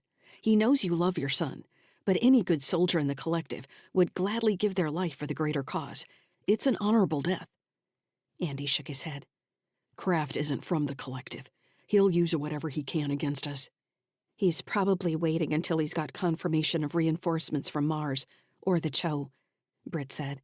"Then he can weigh Tim's life along with ours." Harl made a disgusted sound. "Hostages are dishonorable, and everyone knows that. They have no value to a force that truly desires victory." Britt gave Andy a piercing look and sent a private message. "Why did you want to bring him again?" "He can pull a trigger," Andy said. "So can Kara. We'll bring her next time." "Come on, Harl," Andy said. "You stay with me. Britt, you can head down to the engineering section. Call if you run across anything. Don't take it on by yourself." The tall man shrugged. Britt waved a glove at them and turned down the opposite corridor, walking stiffly in her mag boots. Andy checked the ship's schematics in his HUD one more time and started walking again. Once they left the cargo section of the ship, the walls shifted to the smooth ceramic material Hartbridge also used in their clinics. The place reminded Andy of some human-sized ant farm. "Britt, you all right?" Andy asked. "I'm almost in engineering. Their galley is empty." "You stopped to look for food?" He knew the joke would fall flat the moment he said it. Kara would have laughed, though. "I didn't go far. I want to make sure there isn't anybody on board." "Lyssa would have found them with her scans," Andy offered. "I don't trust scans." Andy didn't know if that meant she didn't trust Lyssa, but didn't want to get into it again, especially not right now. He was doing his best to focus on the task at hand, not on Lyssa's earlier actions that may have caused all of this. It had never occurred to him that she might influence a situation, and now he needed to think of her like one of the kids. What problem might arise in any given situation where she was present? How was she in danger? How might she put them in danger? Just like the kids, it didn't do him any good to get angry with them. He could be frustrated with the situation, but had to remember that they didn't know any better. It was his job to see 3 steps ahead. At least Tim was alive. She had solved that problem, even if there had been other options. "Your wife doesn't listen to anyone, does she?" Harl asked through his helmet speaker. Jarred from his thoughts, Andy said, "She has her own way of doing things. The collective was founded on ideals of equality and individual expression. Marriage was explicitly excluded as an ancient method of societal control. Its nature enables the exploitative hierarchy still prevalent on Mars and Terra." "I'm not disagreeing with you," Andy said, checking an open doorway into an empty stateroom. "Some argue that partnerships between parents are the best method to rear children, but it's always been said that the future belongs to the collective. Most view natural childbirth as reckless anyway." "Why does everything you say sound like you've memorized it?" Andy asked, irritated. "There are still plenty of poor people on Terra, and I imagine Mars as well, popping out kids the old-fashioned way. That seems to be humanity's fundamental skill, making more humans, whatever the situation. The Anderson Collective was founded to elevate human nature." Andy glanced back at Harl. "I suppose that's why they hate AI. AI are not human. They deserve our respect as another equal entity. It is firmly within the edicts of the Collective's charter to recognize and support other sentients." "It sounds like Senator Walton is the only person in the AC who still believes that." "There are others," Harl said. "But she still had to leave?" "The situation has become heated. There was an attempt on her life, and it was decided she would be safer in exile on the Cho. She can still communicate with her constituents from there." "Sure," Andy said. They had passed through an open area that looked like a training room of some kind. Several lockers contained only hand weapons. "I'm not finding anything up here, Britt. Any luck yet?" "This thing is sitting on some seriously beefy engines. What do you think about stealing it for the attack?" "You got the control tokens? We still don't know if it's got an AI on board that might try to kill us." "Isn't that what your AI is for?" Andy didn't like the reference to Lyssa as a servant, but the AI answered before he could correct Britt. "I could have told you what kind of engines are on board," Lyssa said. "There you are," Britt said. "What have you been doing?" "Monitoring status on sunny skies. Spectrum traffic from the clinic as well as what data I can check on the other stored ships in the vicinity.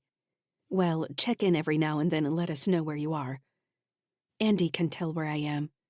Lyssa's tone was smug, and Andy smiled. "Lyssa can answer when she wants to," he said. "You're nothing but secrets now, Andy," Britt said. Her voice changed abruptly. "Hey, look at that. I just found a service suit with an exoskeleton and a heavy plasma torch. We could cut into the station with it." "Let's hope there's something better," Andy said, holding back from delivering one of the dozen accusations that came to mind regarding Britt's secrecy in the past. Beyond the training room were a series of crew quarters, followed by another galley, and then what looked like a planning section with several empty holodisplays. "If we reach the command deck and don't find anything, this might be a bust," he said. "We can still attempt to activate the ship's control system," Harl said. "Lyssa, if we do that, can you suppress its communication systems?" "I believe so. Unless there's some physical system I don't know about, everything looks very similar to Sunny Skies. Don't forget Sunny Skies is 300 years old. That's not something I would forget, Andy. A house might be ancient, but it still has walls and a ceiling. Is it really that simple? To me it is.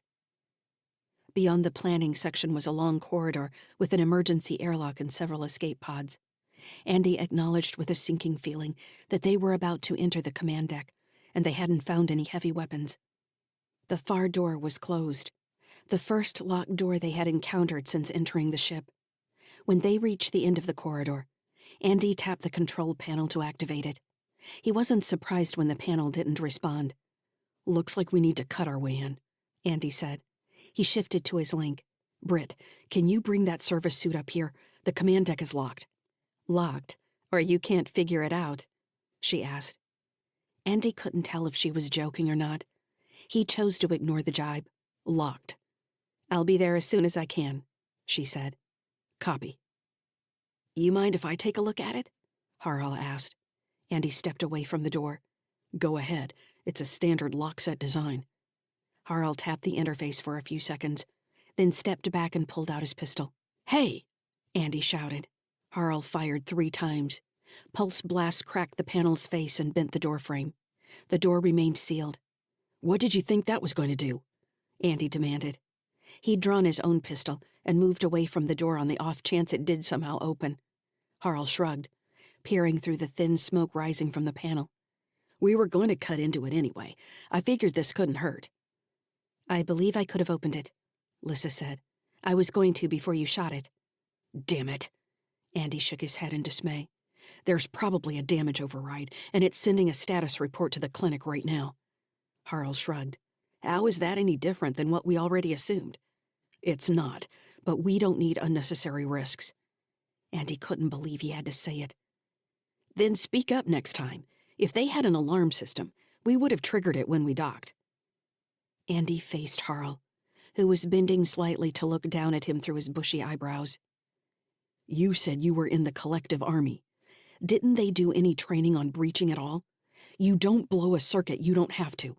Now you're just talking with Terran arrogance. Andy felt his irritation becoming anger. Terran arrogance?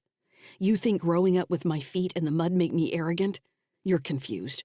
Don't tell me I'm confused, Harl said. Next you're going to tell me I'm old. I don't care if you're old. I don't want you to be stupid. Andy, Lyssa interjected. What? He nearly shouted. I show spectrum activity emanating from the ship. Either you or Britt has activated an external signal that's broadcasting to the station. Can you block it? The transmission has already taken place. I haven't registered a return signal from the station. I'll intercept it as soon as I can. Damn it, Andy growled. Britt, did you hear that? Britt sounded strained as she answered. I didn't set anything off down here. The suit wasn't even connected to a battery tender. What did you do up there? Andy looked at Harl, who had crossed his arms. It must have been the panel, Andy said. There's no other explanation. He unslung the TSF rifle from his back and checked its charge, backing away from the door. A whirring sound behind him made him spin in time to catch sight of a turret rising from the deck in the middle of the corridor. Get down, Andy shouted. He pulled the rifle to his shoulder and sent a burst of pulse fire at the black nose of the turret, just as the red light of its laser rangefinder splashed across his face shield. Andy released his mag boots and kicked diagonally across the corridor, firing at the turret as he moved. Behind him, Harl fired with his pulse pistol. Andy fired a third series of rounds, and the turret sizzled and hung dead, smoking. I intercepted a response from the station, Lyssa said. Activation sequences are occurring throughout the ship. We should expect more drone attacks. I don't think it was Harl destroying the panel.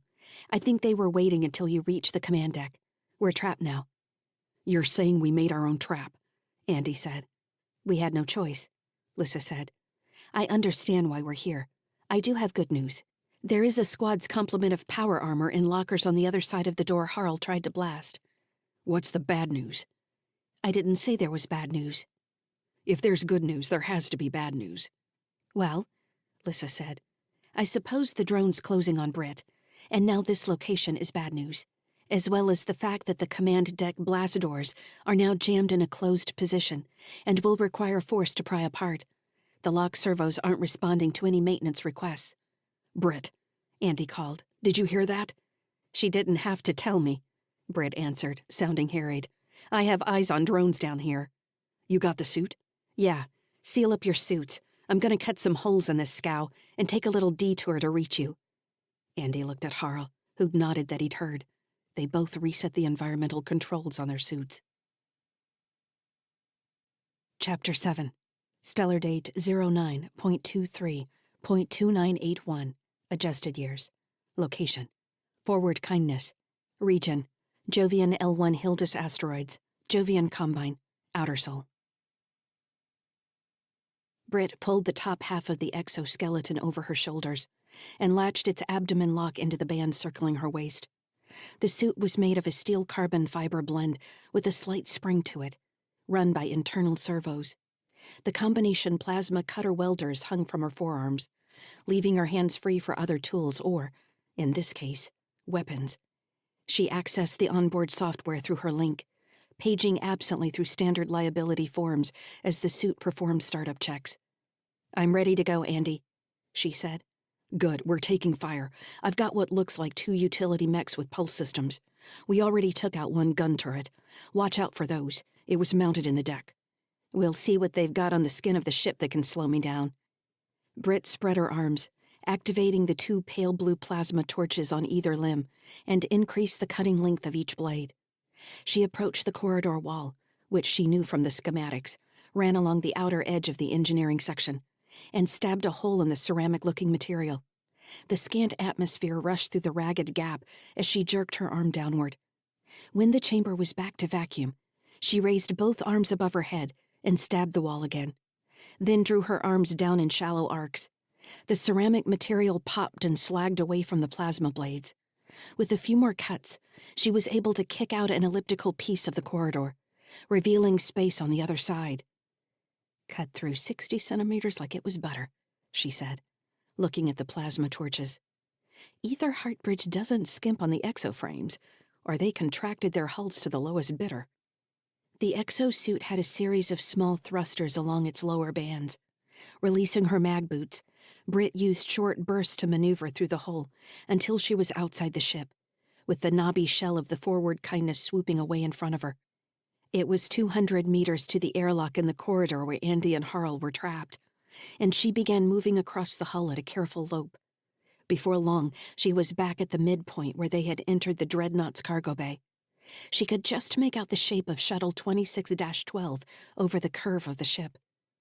Movement to her left caught Britt's attention, and she adjusted her HUD until a hull-mounted turret came into contrast against the dark.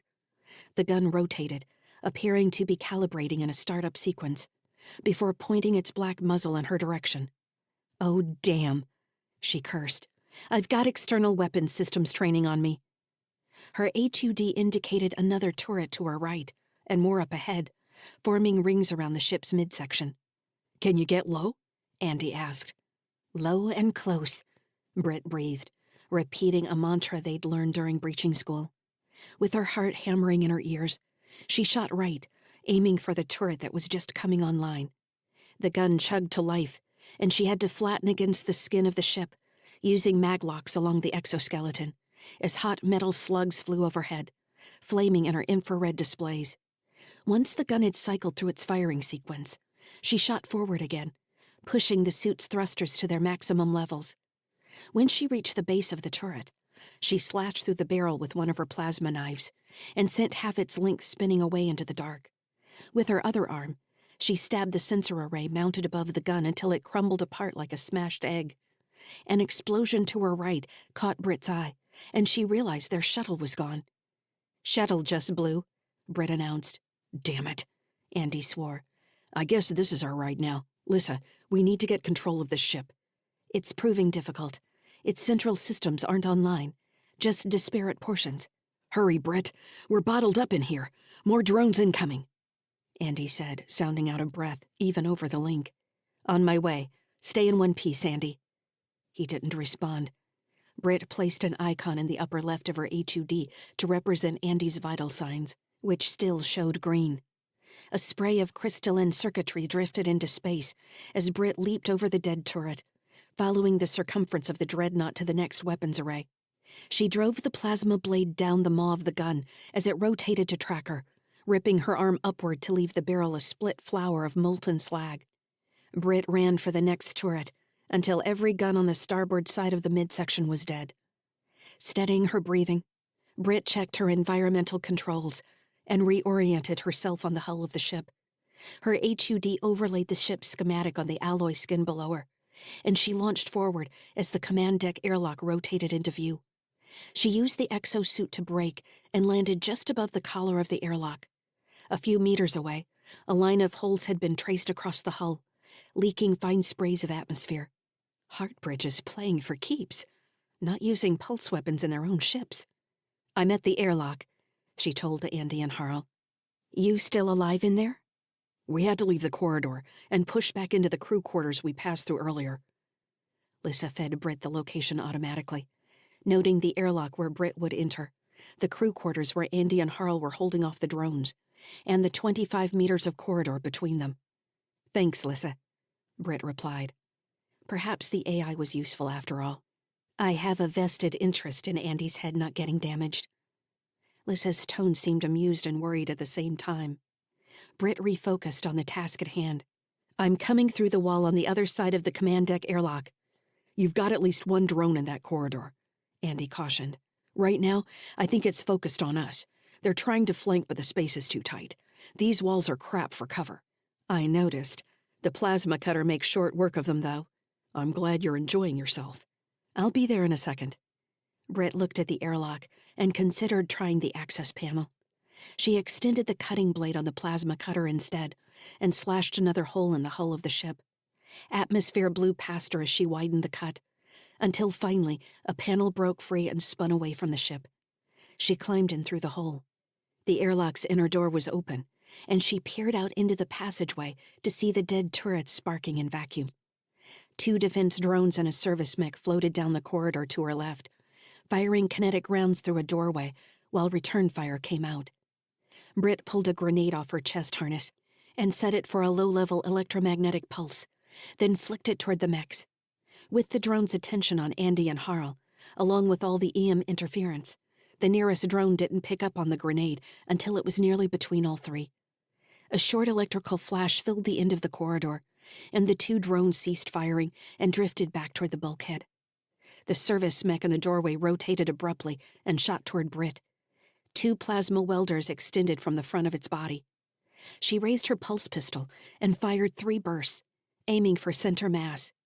The mech absorbed the shock and kept coming, listing to one side. "Get down!" Andy shouted. Britt scoffed. "You think I'm going to?" Something hit the drone hard from the rear, forcing it into a head-over-tail spin. One of the plasma cutters flickered out, but the other scorched the corridor wall and deck as it came around, still moving haphazardly toward Britt's face. "Damn it, Britt! I can't get a clear shot with you in the backfield." Britt fired, aiming for the drone's extended utility arm. The second blast bent the cutter back, and blue plasma arc cut out, though the shot didn't stop the mech's mass from slamming into her chest. Before she could lock her mag boots, Britt was tumbling down the corridor along with the sizzling drone. She hit locked doors at the far end of the passageway with an inaudible thud, feeling the bands of the exoskeleton compress against her hips and shoulders. Something hard dug into her abdomen, knocking the air from her lungs as the back of her helmet slammed into the damaged command deck door. Vaguely, she made out the shapes of Andy and Harl shooting toward her down the corridor. "Britt!" Andy shouted. "Are you all right? We need to get through this door." Bouncing off the exoskeleton, the drone floated against the wall. Britt's lungs burned with every breath. "I think I might have broken a rib," she said slowly. She opened her eyes to find Andy's face shield close to hers, his face full of worry. For a second, she forgot where they were, remembering instead how he'd looked at her when Carol was born. A rush of sadness and loss passed through her, mixed up with the pain in her chest. She shook her head to clear it, blaming the adrenaline, trying to focus her thoughts. "I'm fine," she said. "I'm fine." Britt activated her mag boots and stepped away from the door, pushing Andy out of the way. Harl stood behind him, scorch marks on his chest and leg armor. "Are you all right?" she asked. Harl grimaced as if he had taken injuries she couldn't see. "I'll be better when we're off this ship. The damn things came out of the walls." "Where else do you keep attack drones?" Britt said, giving him a dour smile. "Lucky for us they weren't all attack drones," Andy said. Britt shrugged. "They attacked us. That's a good enough definition for me." He nodded without dropping his concerned expression, searching her face. "You good? We need to get through this door, and you've got the key." Britt frowned, ignoring the pain stabbing her chest. "I told you I was fine." She rotated awkwardly in the exoskeleton, so she faced the door and raised her arms. "Step back," she said. "This thing is going to blow out as soon as I start cutting chunks out of it." With the plasma cutters extended, Britt cut ragged lines along the edge of the warped door, squinting involuntarily as atmosphere and bits of slag blew past her face shield. Once the vacuum had equalized on both sides of the barrier, she cut the rest of the door away and kicked it inward with an assist from the service suit. The lopsided piece of steel and plas spun into the command deck, bending a nearby pilot's seat. "Here we go," Britt said. She stepped back to let Andy move in past her, rifle at his shoulder. Harl didn't follow. He nodded toward the other end of the corridor, where a dead drone still hung in the middle of the opposite entry point. "I'm staying here," he said. "Who knows what might be working its way toward us." Britt didn't tell him she figured the ship had used everything it had against them. If anything else was going to attack, it would be coming from outside. She nodded. "Sure. Shout if you see anything." Britt turned sideways to slide through the awkward opening. There was an internal set of doors that were open, and she closed them to hold as much atmosphere on the bridge as possible. Inside, she found Andy already standing in front of the captain's station in the middle of the wide space. While the chamber might have been intended to pass for the brain of a hospital relief ship, it looked more like the battle center it truly was. Control sections were interspersed against the same white ceramic walls as the rest of the ship. A central holotank sat empty, easily viewable from each workstation. Random bits of equipment floated in the vacuum. Britt walked up beside Andy, stopping just outside arm's reach. "You look like you want to steal it," she said. Her voice sounded small over the helmet speakers. Andy turned to look at her. She couldn't read his expression. He seemed to watch her, as if he expected to see something in her face that wasn't there. She didn't like how uncomfortable it made her feel, that she owed him something. "The thought crossed my mind," he said. "It would break Kara's heart to leave Sunny Skies. She'll need to get over that." Andy gave her a sharp look. "Why is it you've got empathy for every kid in the world but your own?" The words were like a slap. "It's good to see you too, Andy." He turned to face her fully. "This isn't a joke, Britt. I want to know why." "You want to get into this now?" "When else are we going to get into it?" "Not now. Never. It doesn't matter anymore, Andy." "What do you mean it doesn't matter? You've got 2 kids who need you, Britt. You left." She couldn't meet his eyes. "This isn't the time. We need to find the powered armor. Did you look already?" Andy looked at her, clenching his fists. Finally, he shook his head and pointed at a bare section of the ceramic wall across the chamber. "That cabinet over there." "Why weren't you putting it on? We need to get out of here." "I was thinking for a second. I was thinking about you and Tim. I was wondering if it would be better if he never saw you again." Britt shook her head. "Now you're just trying to hurt me, Andy. You can say whatever you need to say. I can take it. But don't use the kids against me. That's not fair." Why couldn't he see that their kids were strong? All the other kids were weak. They needed her help. But if that was true, why was Tim on the Heartbridge shuttle right now? She hadn't protected him. She'd thought Andy would keep him safe, and he'd failed. Had she been fair to him? She didn't know that it mattered now. They had to focus on the problem in front of them. As always, the mission. There wasn't time to waste on asking why or how they had come to a situation. Here they were. Her mind flicked to Fran, the woman who had wrapped Andy in a hug the minute they were back in Sunny Sky's command deck, as though she owned him. Britt hadn't given herself time to think about it yet. If she was jealous, angry, or didn't care. Kara hadn't seemed to be perturbed by the public affection, which meant it had been going on for a while. Should Britt have expected it? "It's not about you, Britt," Andy said, eyes now sad. "I think that's what's wrong. You can't see that." She couldn't stop herself. "But it is about you, isn't it? I told you, Andy. I would always care for you. I just wasn't in love with you anymore." He stared at her, jaw clenched. The face shield made it difficult to see what was in his eyes. "I was talking about the kids," he said finally. "It doesn't do me any good to care about us anymore." He turned away from her and walked toward the cabinet, boots clicking on the deck. When he reached it, he swung open 2 rectangular doors to reveal a space large enough to walk inside. On one side hung weaponry. On the other side, 4 sets of heavy battle armor stood in racks like automatons.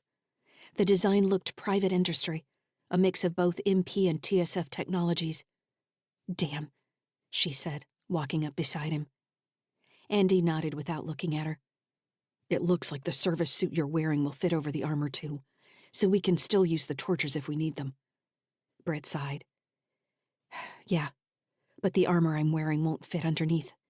Andy just shrugged in response, but Britt felt a pang of sadness as she began to unfasten the armor. It had served her well over the years. The bridge was down to just over half an atmosphere, and she sealed the doors on the cabinet to hold in what there was as she transferred from one suit to the other. "Andy," Lyssa's voice came abruptly over the link. "What is it?" "I intercepted the last transmission from the station. They've powered up the reactors and sent an overload command to the engines. The forward kindness is about to self-destruct." Chapter 8. Stellar date 09.23.2981. Adjusted years. Location: Clinic 46. Region: Jovian L1 Hildas asteroids. Jovian Combine. Outer Sol. The kid looked at the 2 clinic research assistants suspiciously. Cal approved of the anger in his face. He liked that Tim Sykes was a fighter. The boy was going to need it. "I don't want to go with them," Tim shouted, backing toward the ceramic wall. A security officer near the command deck entrance moved as well, ready to catch Tim if he tried to run. Cal crossed his arms. "You want to stay with me, then?" Tim shook his head violently. "I want to go back to my dad's ship. I want to go home." "What do they say, kid? You can't ever go home again. I think your next learning moment has arrived." The security officer tried to smile at the joke, but Cal ignored him. "Here's the deal," Cal told Tim. "You can't stay with me, since I'm going to be busy, and I really don't want you around. You can go with these folks, and they might give you something to eat. Are you hungry?" Cal glanced at the 2 orderlies. Both had the distant expressions of someone lost in their link. "No," Tim said.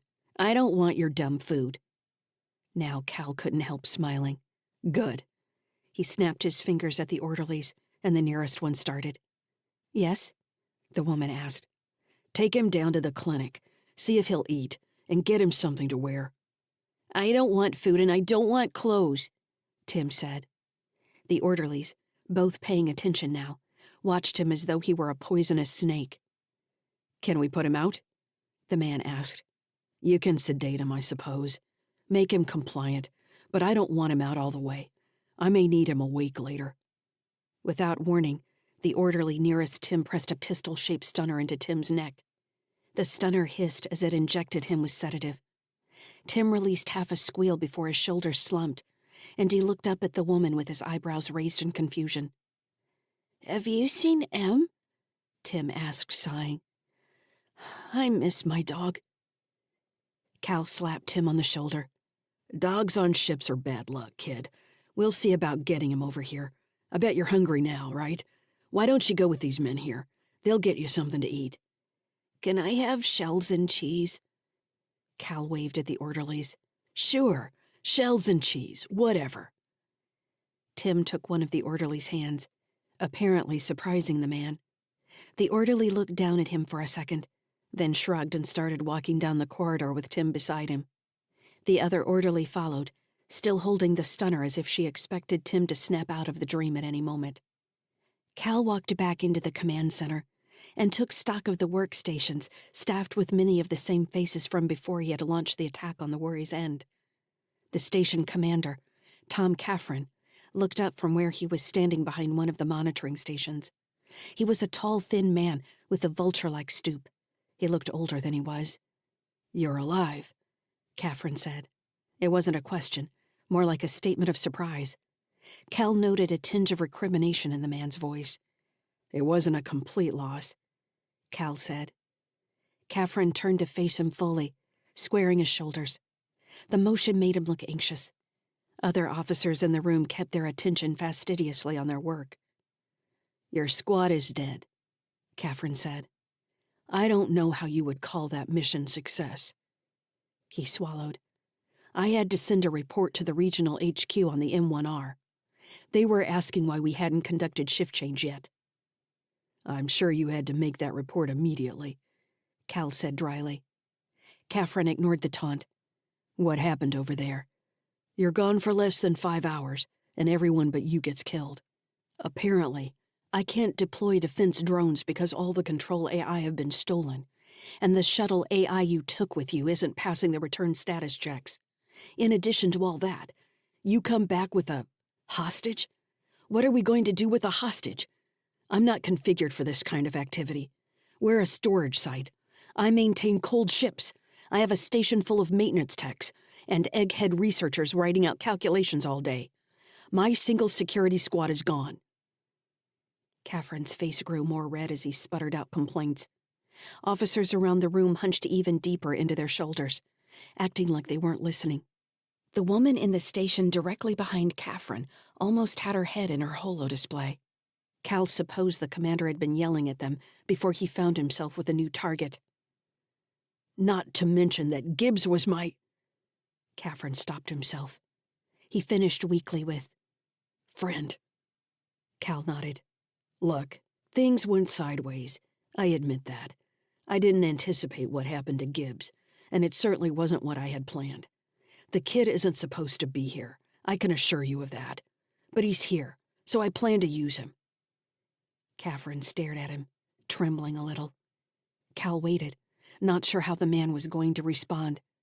If Caffrin and Gibbs had been lovers, which Cal sincerely doubted, he might actually try to attack physically. That would be interesting. Cal opened his hands and flexed his fingers, tapping the thighs of his armored EV suit. "What do you want me to say, Commander Caffrin?" Cal asked. "This is a tactical situation. It's fluid. My supervisors with the company know that." "The company?" Caffrin scoffed. "Heartbridge isn't some mining operation in the ass end of nowhere. If information about what's happening here hits the open networks, we could see a change in the markets. Do you even understand what's at stake here?" Cal gave him a satisfied smile. "You're right," he said. "I have no idea." He stepped closer to the station commander, setting his palm on the butt of his pistol. Caffrin glanced down at Cal's hands, seeming to remember he was facing an armed man in combat armor. "You need to step back," Caffrin said. "You might have special authority over a project on this station, but I'm the commander. I'm responsible for what happens here." "You're a bus driver," Cal said. He weighed the consequences of killing Caffrin and putting one of the other officers in charge. "You're a mercenary," Caffrin said, voice trembling. Cal sighed, irritated that killing Caffrin might create more problems down the line that he didn't feel like thinking through. He glanced at the main holodisplay in the center of the room, which still showed Clinic 46 in its center, with the fleet icons a gray cloud around it and the Worry's End, while the mortal chants flashed orange. Everything was in motion, but the Worry's End seemed to be moving faster than the other objects in relation to the clinic. He nodded. "What's going on there?" Caffrin squinted, looking wary of some trick. "The Worry's End is moving," Cal said, taking his hand off the pistol to point. "Are you tracking that?" Caffrin turned to watch the holodisplay, then waved at the officer at the workstation nearby.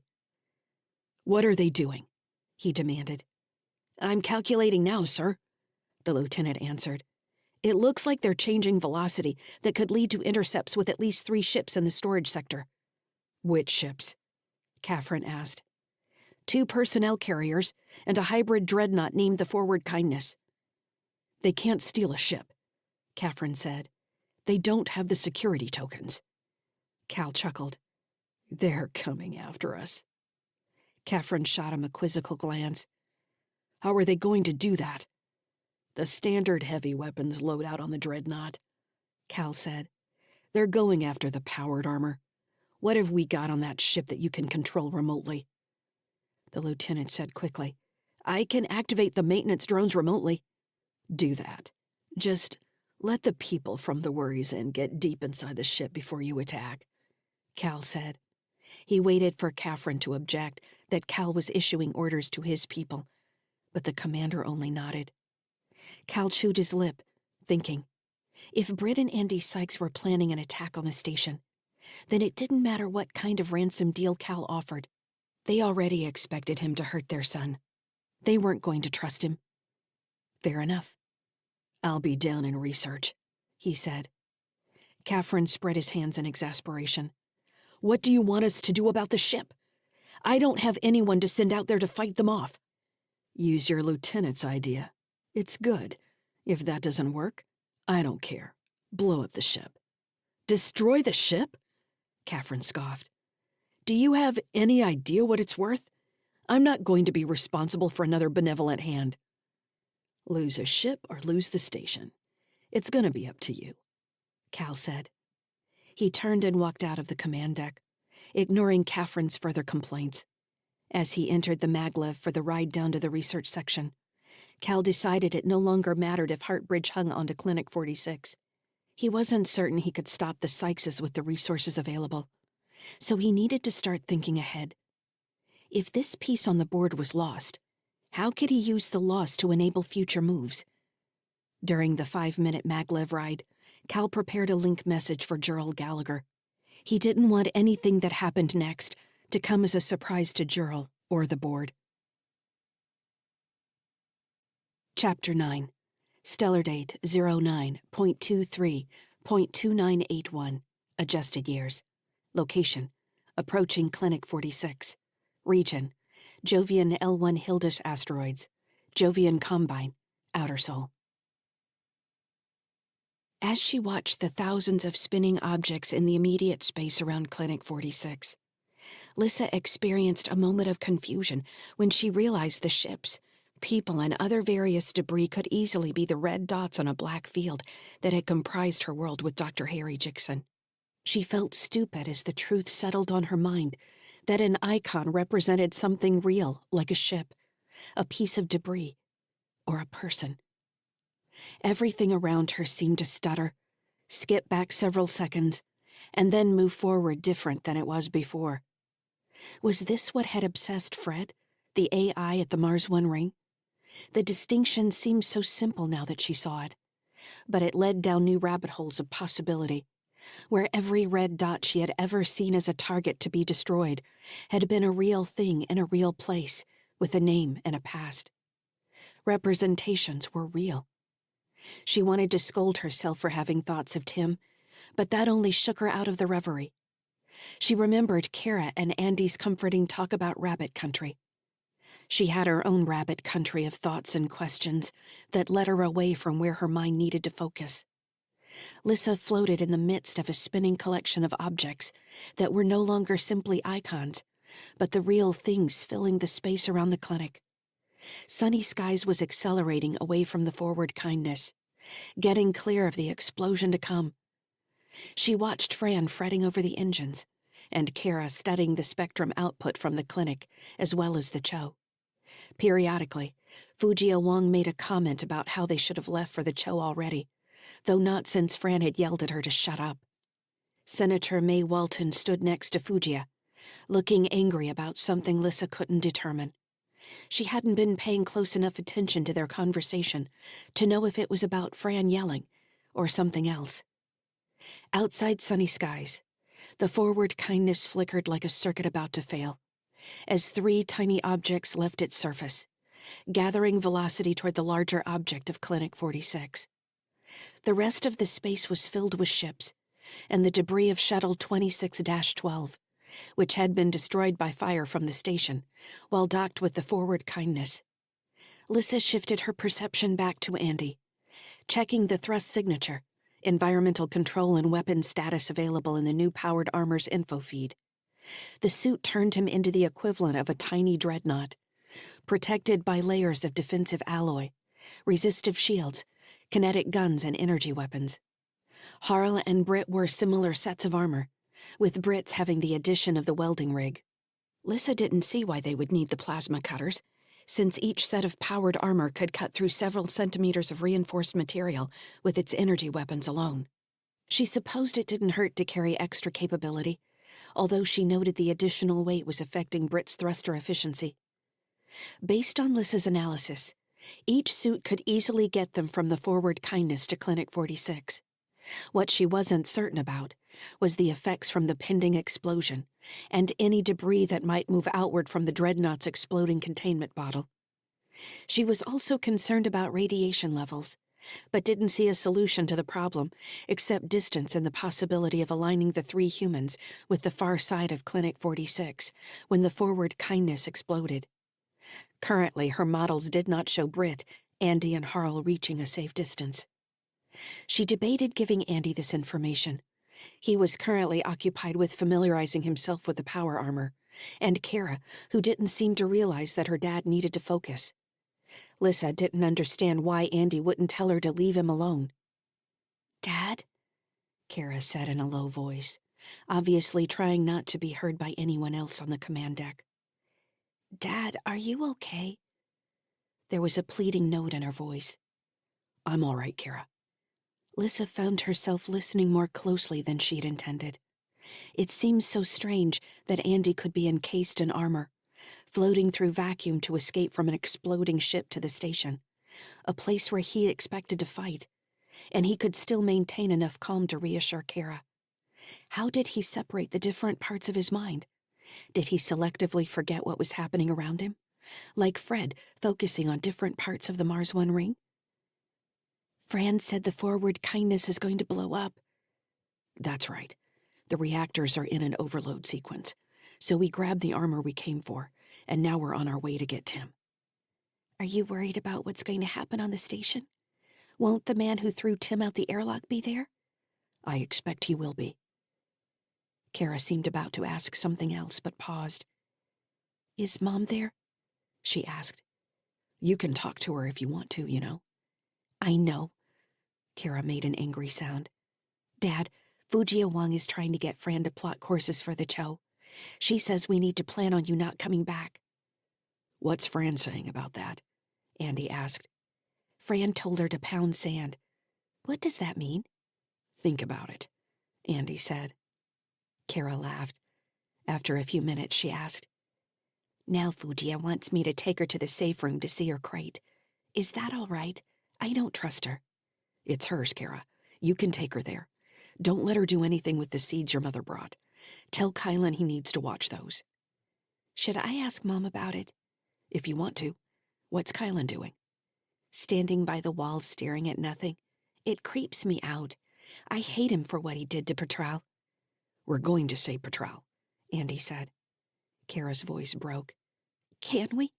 I don't want to think that we can if we can't." "We're going to get through this, Kara. You keep Fujia busy and pay attention to what she says. Once we get Tim back, we've still got a long way to go, remember?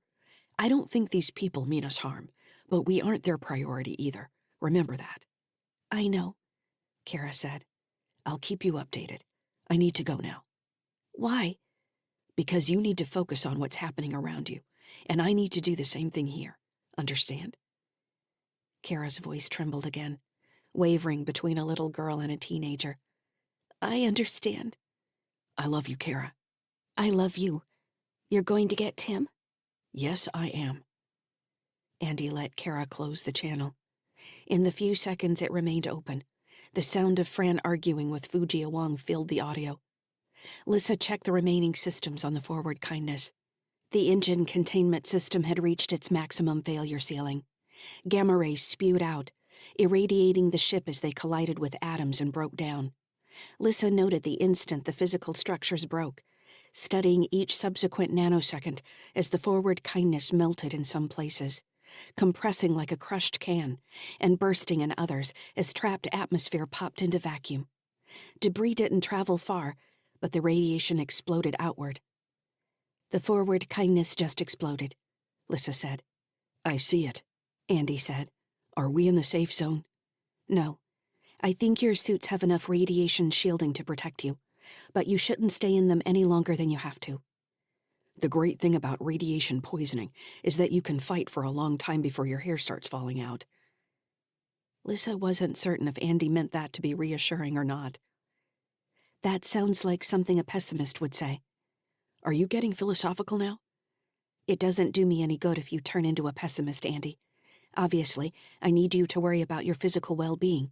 Excessive radiation is not good for me either, Lyssa added, hoping it would increase his level of caution. I don't want you getting radiation poisoning any more than Kara or Fran does. You think Fran cares if I get radiation poisoning, huh? Of course she does. Why would you say that? No reason, Andy said. You rarely seem to say things without reason. I'm showing 10 minutes until braking maneuver. Do you have the same calculations? I show the same estimate, Lyssa said. I see the same data you do. Are you worried about your mental ability?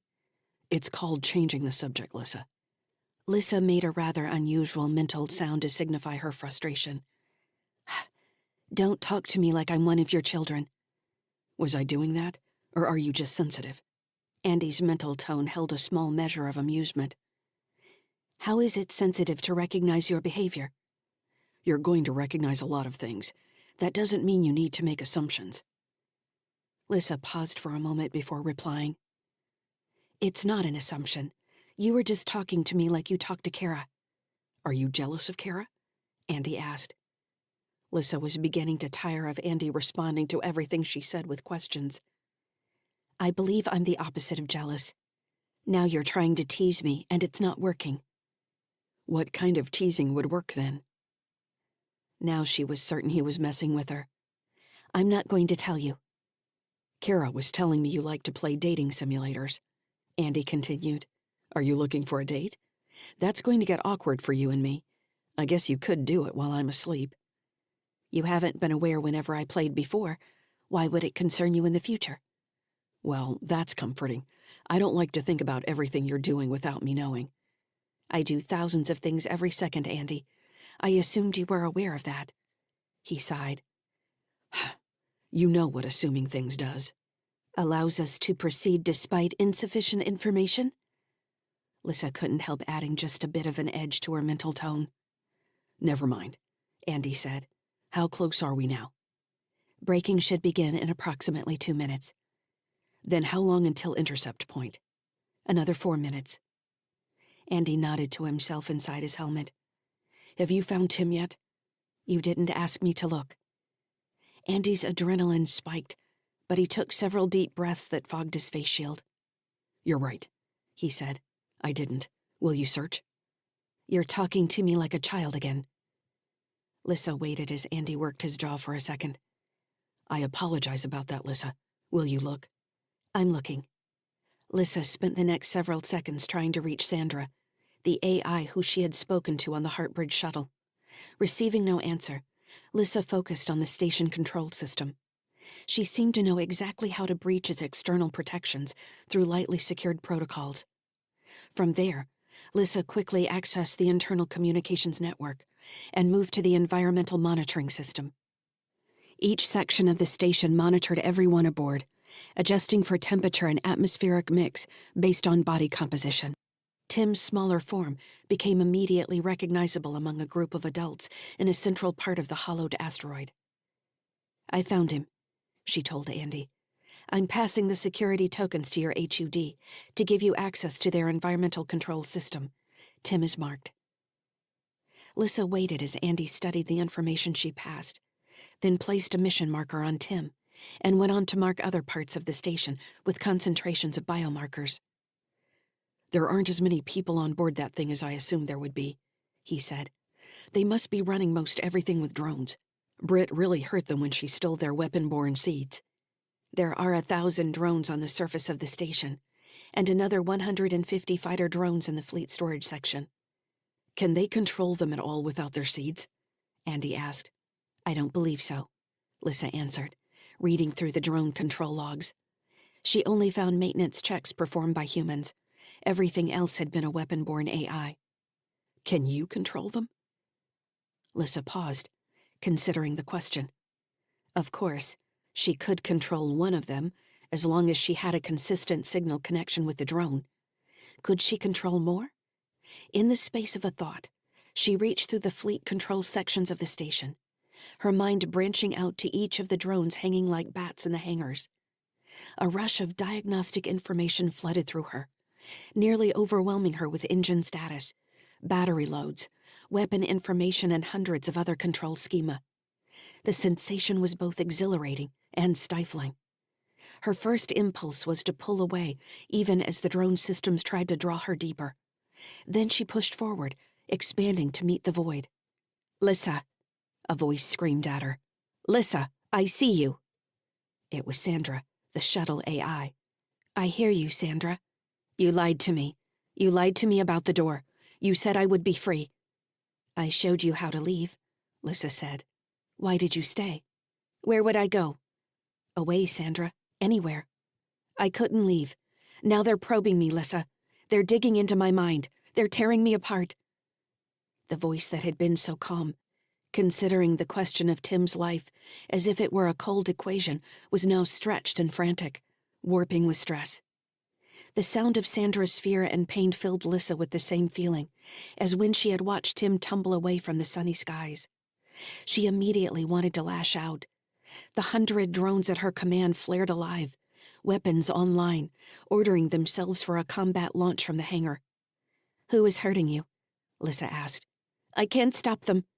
Where are you, Sandra? As soon as she asked the question, Lyssa found Sandra on an upper section of the clinic, near the administration deck in a maintenance hangar. The shuttle was plugged into a standard diagnostic system, with the human tech checking the baseline programming. Half of Lyssa's mind rippled with the power of the combat drones, as she also stared in disbelief. Sandra, it's just a systems check. No one is attacking you. I can't stop them, Lyssa. I can't stop them from digging into me. Like worms, Lyssa. They're like snakes under my skin. Sandra's voice spiraled away, babbling words and images that grew more insane. Lyssa watched helplessly. She didn't know what to say or do in the face of Sandra's agony. Had she caused this? By pushing Sandra to save Tim? Going against her command network? Had Lyssa broken her? The question hadn't seemed that difficult. It had seemed so simple at the time. Lyssa, Andy shouted. Are you there? I need a status. I've been breaking for at least a minute now. I think I've got visual on the station. Are you listening to me? I'm here, she said. Britt's voice surprised her. Are you all right? I'm all right, Lyssa said. I'm here. I'm sending the breach data to your HUDs. I have control of the Heartbridge combat drones. You do? Andy asked, surprised. How many? All of them. Over 1,000. Damn, Britt said. Has she always been able to do that? I don't think so, Andy said. I've got the target. What am I looking at? Looks like another maintenance airlock, Britt said. I used one of their environmental waste vents before. Should be easier going this time. Harl, Andy asked, did you get the location data I sent you? I did, the Anderson Collective soldier answered. What do you think about me taking on the administration section, while you and Britt take the fleet and research areas? You think we should split up? Andy asked. Each of us is wearing the equivalent of a combat mech, Britt said.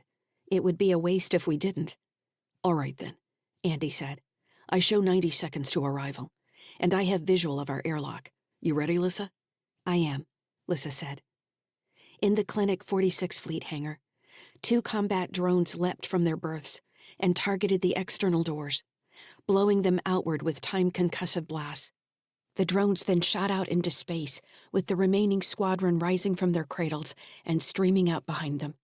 Lyssa could have overridden the lock sequence on the hangar doors, but she assumed this would have a disorienting effect on the station administration. She smiled with pleasure as her assumption proved correct. Chapter 10. Stellar date 09.23.2981. Adjusted years. Location: Clinic 46. Region: Jovian L1 Hildas Asteroids, Jovian Combine, Outer Sol. The surface of Clinic 46 seemed to accelerate toward Britt in the final seconds before she hit. The armor maneuvered into a smooth crouch, absorbing the force of her impact with an automatic defensive posture. 2 electron beams mounted on her shoulders, trained on the maintenance airlock as she raised the heavy chain gun she held in one armored glove. Andy and Harl landed behind her, assuming similar stances. Andy was armed with another chain gun and shoulder-mounted high-velocity kinetic rifles, while Harl carried a corridor-clearing kinetic pellet gun and a portable repulse shield emplacement. If they had expected heavy fire, it would have made more sense to pair Harl's suit with hers or Andy's, but they hadn't realized the capabilities of each suit until they'd had them on, and at this point, neither she nor Andy were willing to let the other rescue Tim alone. Britt engaged her mag boots and crossed the distance to the airlock, checking for defensive systems. She hadn't found anything the first time she'd entered the station, but she had been a much smaller target then. The surface of the station around them was covered in tightly wound coils of support conduit, alloy boxes that most likely held environmental controls, and dome-shaped long-range sensors. The airlock stood in a depression, with dim lights along its upper border. When Britt was within 20 meters of the opening, her HUD flashed red as a turret spun to life from the top of the airlock. The weapon system had been hidden in a shadow, and now flared orange on her infrared sensors as molten plasma filled the space between her and the entrance. "Fire!" Britt yelled. 3 plasma bolts grazed her upper shoulder as she crouched and raised her rifle to return fire. Another bolt caught her in the chest, burning away half her ablative plating before the armor's defense systems blew the sizzling carbon slate off. Some of the plasma splashed onto her face shield, but the armor ionized to deflect the star stuff. Britt felt a moment of panic as her HUD turned white. "Covering," Andy yelled. "That's a damn ground-to-ship point defense cannon." Britt fell to her side, taking scant cover behind a square junction box with conduit running into it. Bits of rock and alloy cracked and sprayed around her as the turret walked its target line toward her. As her face shield fully cleared, her HUD came back into focus, showing 2 glowing icons indicating Andy and Harl flanking her right and left. "Keep firing," Harl told Andy, voice calm. "I've got it," Andy answered. Britt caught the edge of a gray blast of steam as Harl thrust off the surface of the clinic. He came down on top of the turret as it fired on Andy, hammering its sensor array with an armored fist. The gun went into an automatic firing pattern, forcing Harl to grab its quad barrel in both hands and squeeze. He leaped off the turret as it exploded, sending burning debris in every direction. "Britt," Andy called. "Status?" Britt's HUD showed decreased range of motion in her right shoulder, but each of her weapon systems came back operational. She rolled to her stomach and pushed herself upright. "I'm all right," she said. "Have you got Harl?" "I'm here," Harl answered, voice phlegmy. He cleared his throat, grunting several times. "But are you all right?" Andy asked. "I took a plasma bolt in the thigh, but the armor held," Harl reported. "The bad news is that I blew up the damn airlock." As the hanging debris cleared, Britt realized the depression that had been the maintenance entrance was now a pile of rubble. "Whatever you did, it didn't breach the integrity of the airlock," Andy said. "You think you can cut through it with that torch, Britt?" "I'll give it a shot." Holstering her heavy gun, Britt walked to what was left of the airlock. She kicked several scorched alloy panels off the airlock entrance and into space until she had reached the doors. She punctured the nearest door and let a blast of atmosphere bleed into space. Once the pressure on the other side of the airlock had diminished, she continued cutting a series of gashes in the doors. Britt judged the door's structure to be sufficiently compromised and put away the cutting torch, then threw a hard punch at the door. The doors held over the course of 3 blows. On the 4th strike, the exterior airlock assembly crumpled out of its mount, and she grabbed the edge of the frame and pulled the whole thing aside. Beyond lay the inner airlock door, and Britt slid in, punching the emergency open command. The door refused to open, She'd expected as much, but it had been worth a shot. Britt drove her plasma cutter into the door once more, letting the air from the corridor beyond stream into space before making a hole large enough for the trio to enter. Once she pulled the sections of door aside, the corridor beyond was revealed, lit in the pulsing glow of flashing emergency strobes. "Here we go," Britt said. She ducked slightly to get the bulky armor through the opening. "Everybody still reading their schematics?" Andy asked. Britt nodded, pulling up the maps Lyssa had shared. She oriented on the potato-shaped station and found their location in a quadrant near the midpoint, an outer maintenance storage area. Tim was still highlighted 20 floors below their current position. Emergency gates had dropped on either end of the corridor, locking them into a 100-meter section. Harl nodded as he walked up beside Britt. "This reminds me of a raid I once led against the Marzian Guard. We breached a heavy attack cruiser called the Noble Flame and had to cut our way through 15 decks." He laughed suddenly, a sound she hadn't heard from his mouth since meeting him. "Only half their crew had time to get into EV suits, so we choked the rest out one deck at a time. The place was a floating graveyard by the time we were done." "That sounds disgusting," Britt said. Harl gave her a sideways glance through his face shield, nodding at the memory.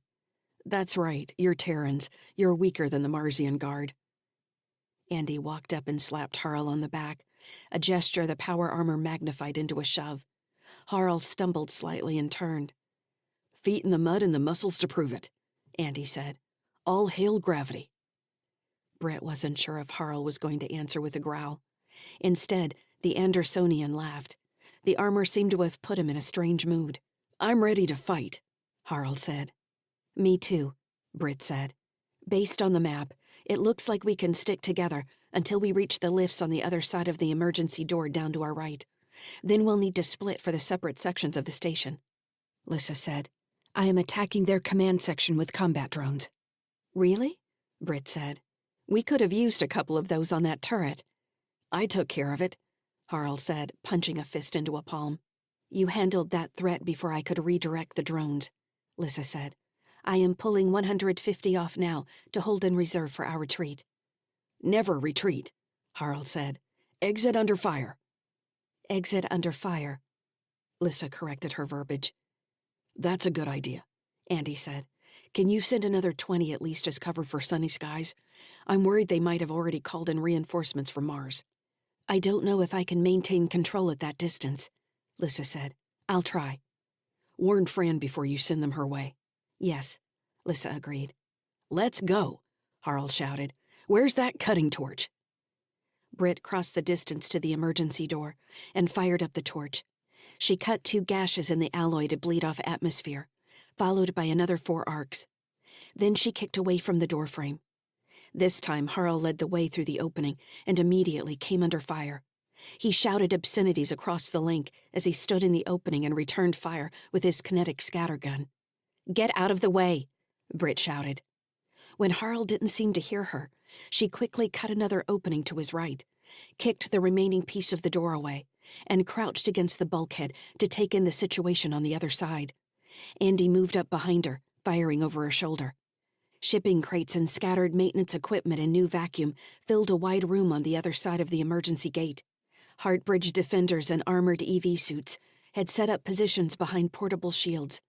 2 heavy guns on tripods attacked from either side of the room, laying down an excellent field of interlocking fire, with Harl currently caught in their kill zone.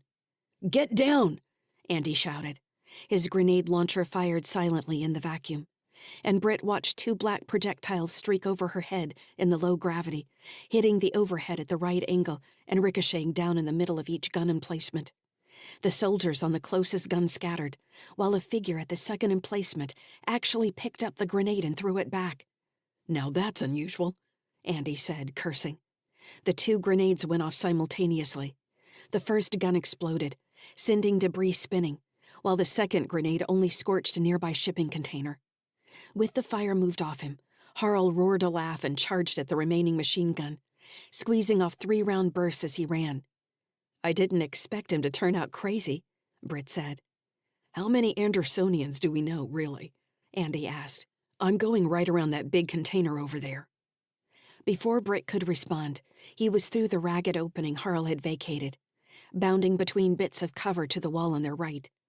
The guns on Andy's shoulders tracked enemy and fired as he moved.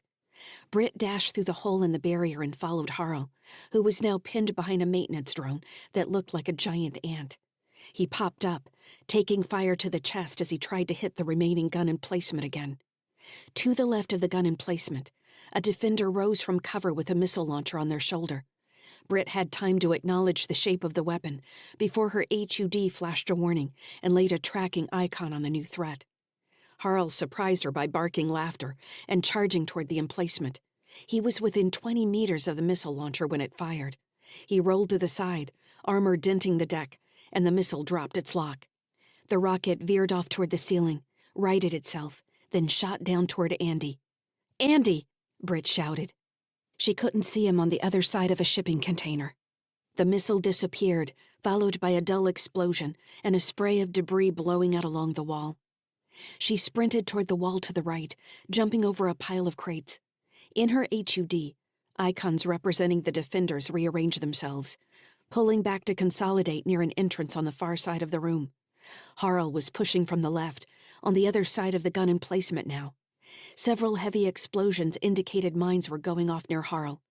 Britt found Andy pinned against the wall, taking fire from a line of defenders with a mix of projectile weapons and grenade launchers.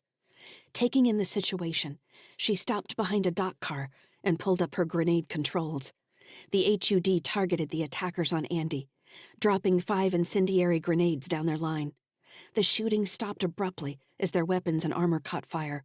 Several turned to run into the service airlock behind them. Andy straightened and gave her a nod as he slung his rifle. "Thanks. The action on this thing jammed. It's clear now, but I thought I was gone for a second." "Harl," Britt called. "You still there?" A satisfied laugh crossed the link. "I'm very grateful you convinced Senator Walton to let me come along." "Don't get too smug," Britt said. "We're lucky to be using their own tech against them. I'm surprised they haven't brought out anything heavier yet." "Stop thinking the worst," Andy said. He looked around, saying, "I bet we took out their best team when they attacked Sunny Skies. Explains how this was so easy. Damn, I need some wood to knock on." "Easy?" Britt asked. "You and your superstitions." "Hey, I've heard plenty of people on High Terra say knock on wood.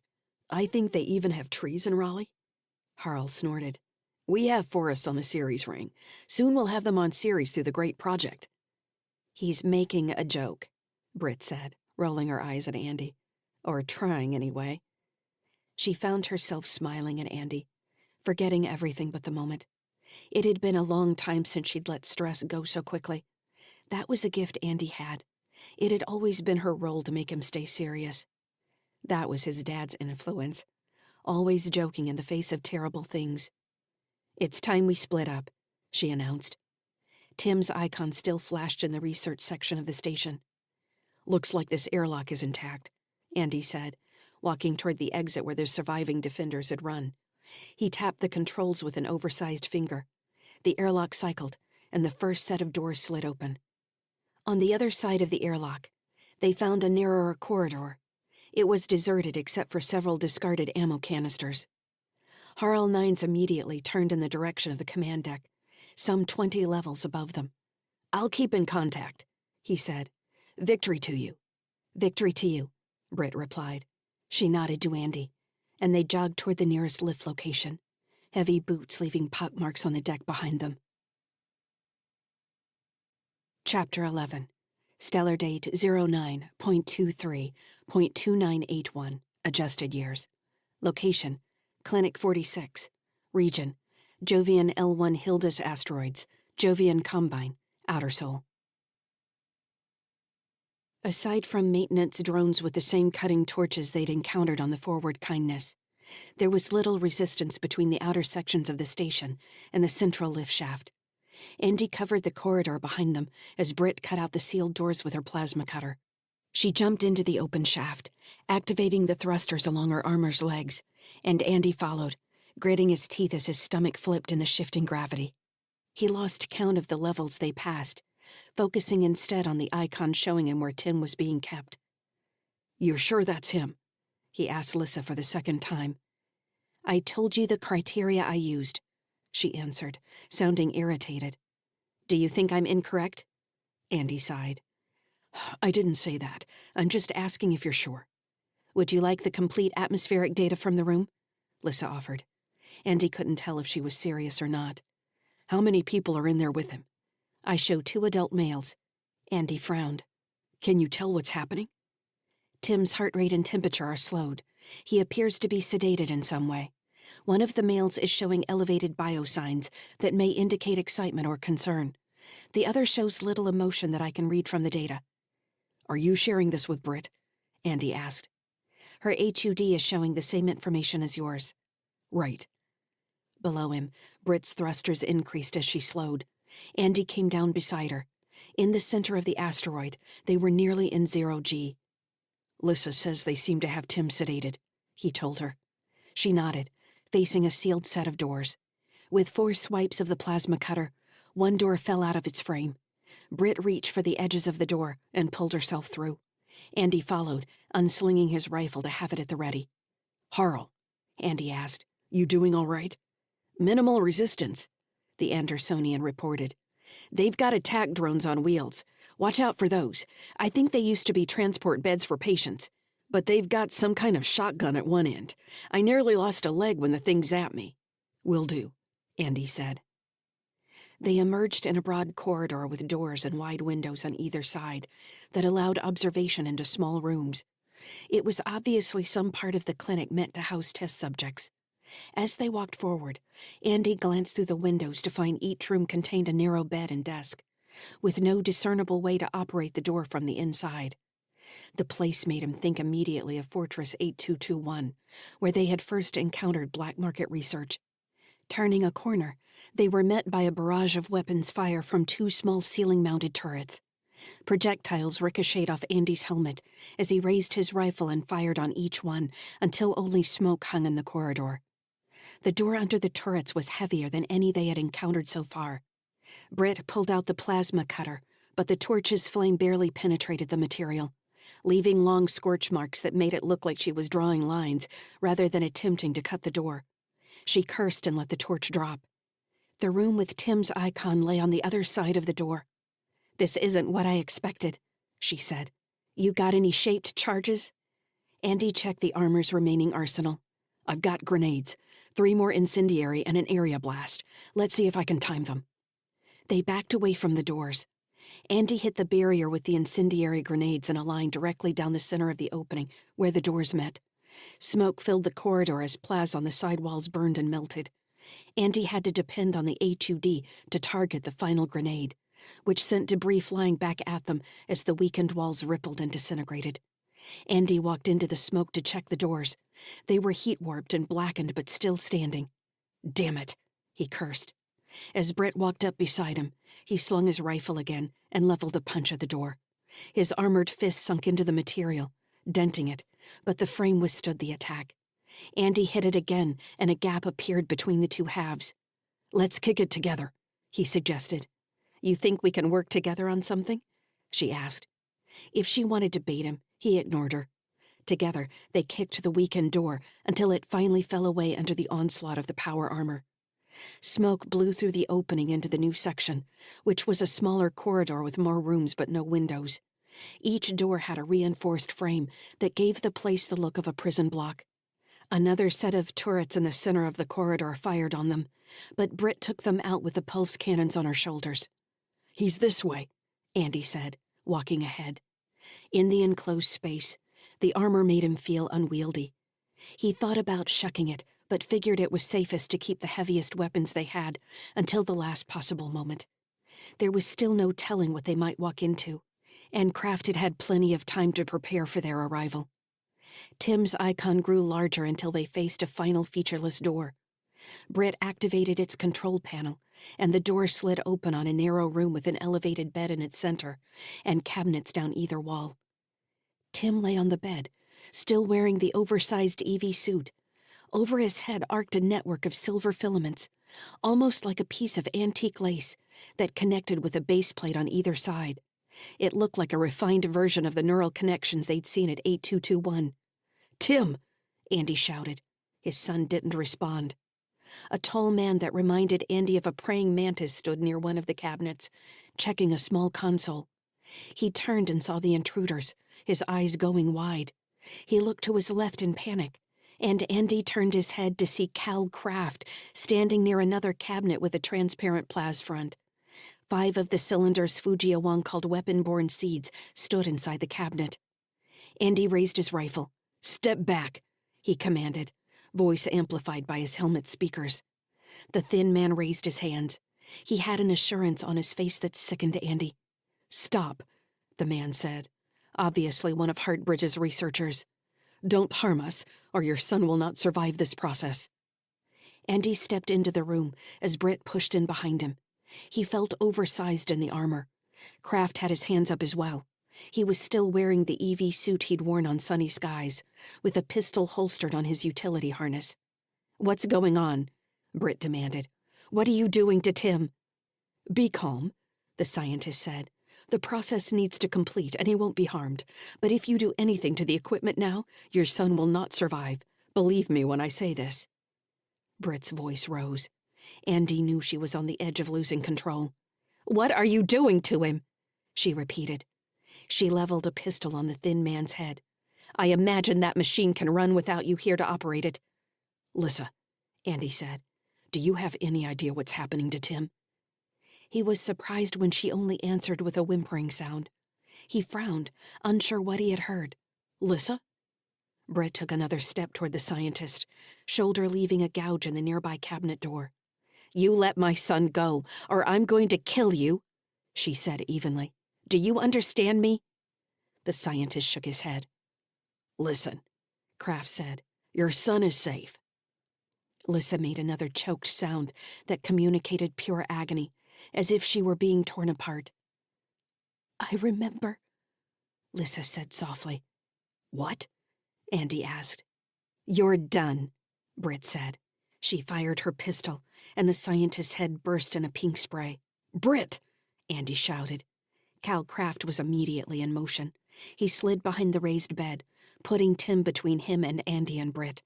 He fired 2 shots with the pistol and ducked back behind the bed. Andy moved to Tim, unconcerned with Cal's small-caliber weapon. He was uncertain if he should lift his boy from the bed. Britt was still in the doorway, pistol leveled on Kraft.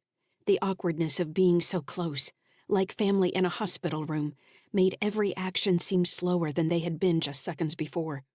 The scientist's body lay on the floor to Andy's right, blood pooling from his neck. "He wasn't lying," Kraft said tensely, staring at Andy. "You move Tim, you're gonna kill him." The sound of Tim's name coming out of Cal Kraft's mouth, after everything he had done, filled Andy with rage he could barely control. Behind Andy, Britt leveled the pistol on Kraft. Kraft gave her a crooked smile, not appearing afraid of her at all. He nodded toward the cylinders in the clear cabinet. "You see those?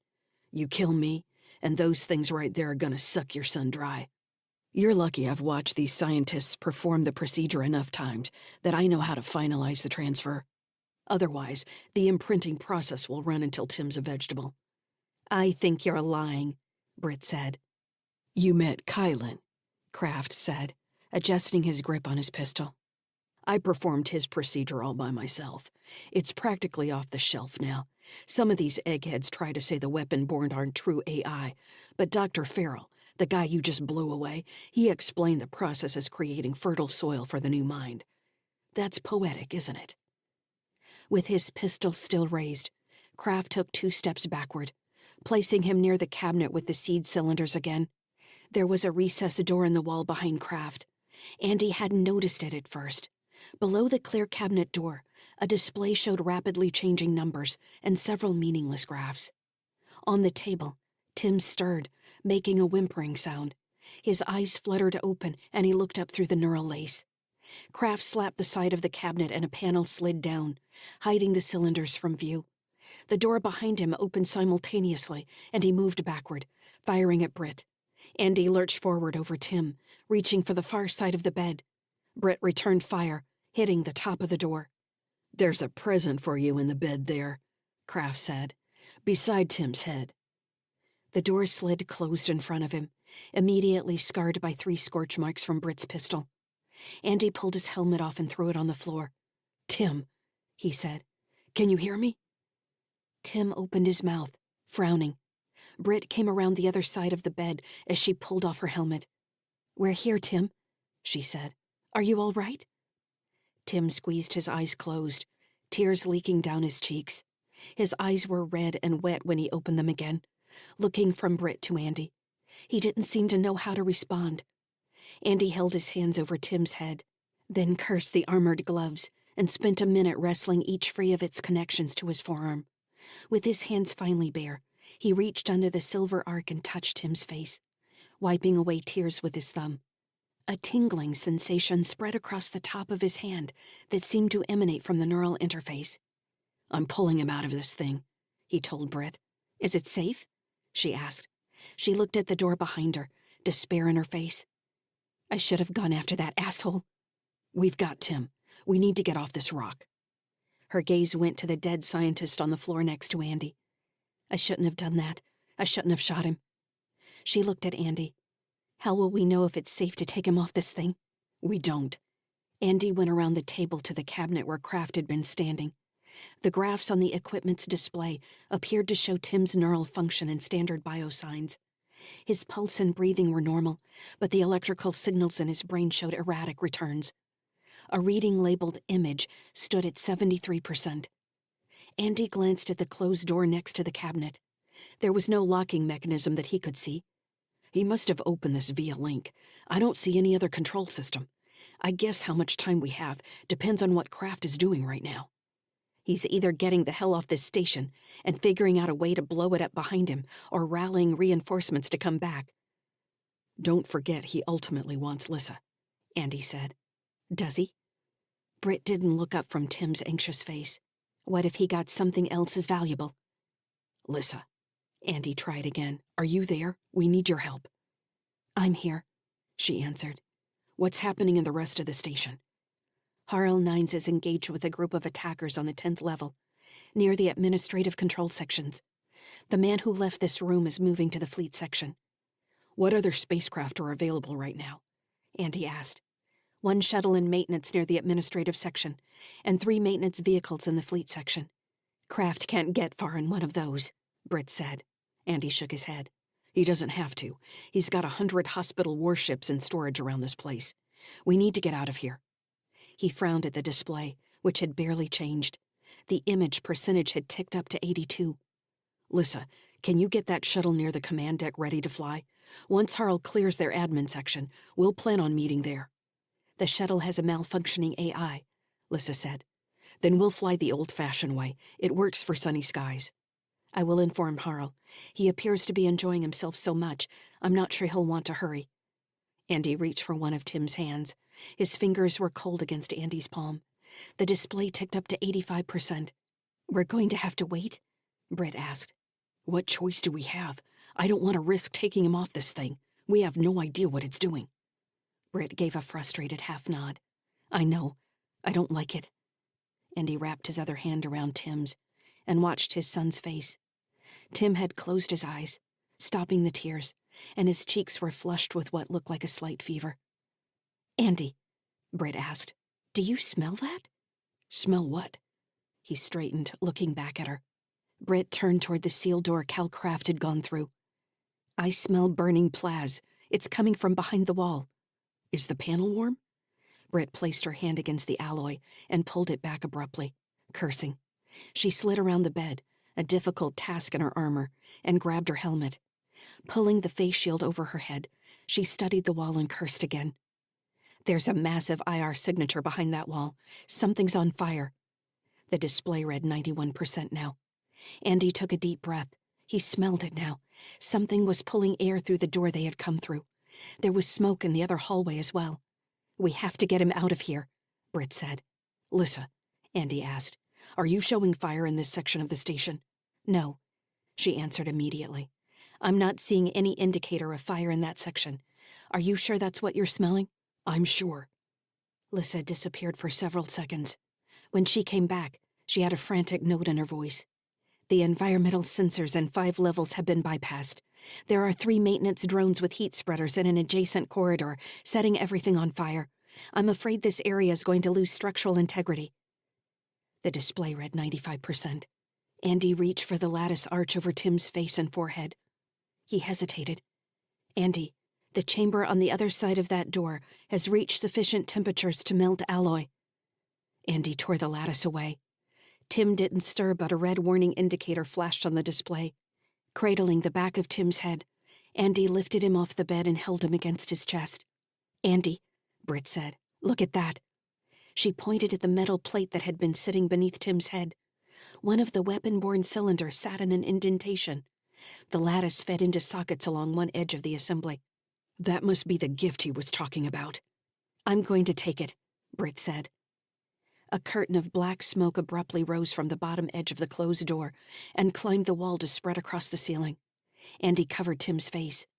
Grab my helmet and gloves, he said as he turned for the door. He caught a last glimpse of the smoke coiling around the dead scientist before running out into the corridor that had brought them to the room. Harl, Andy called.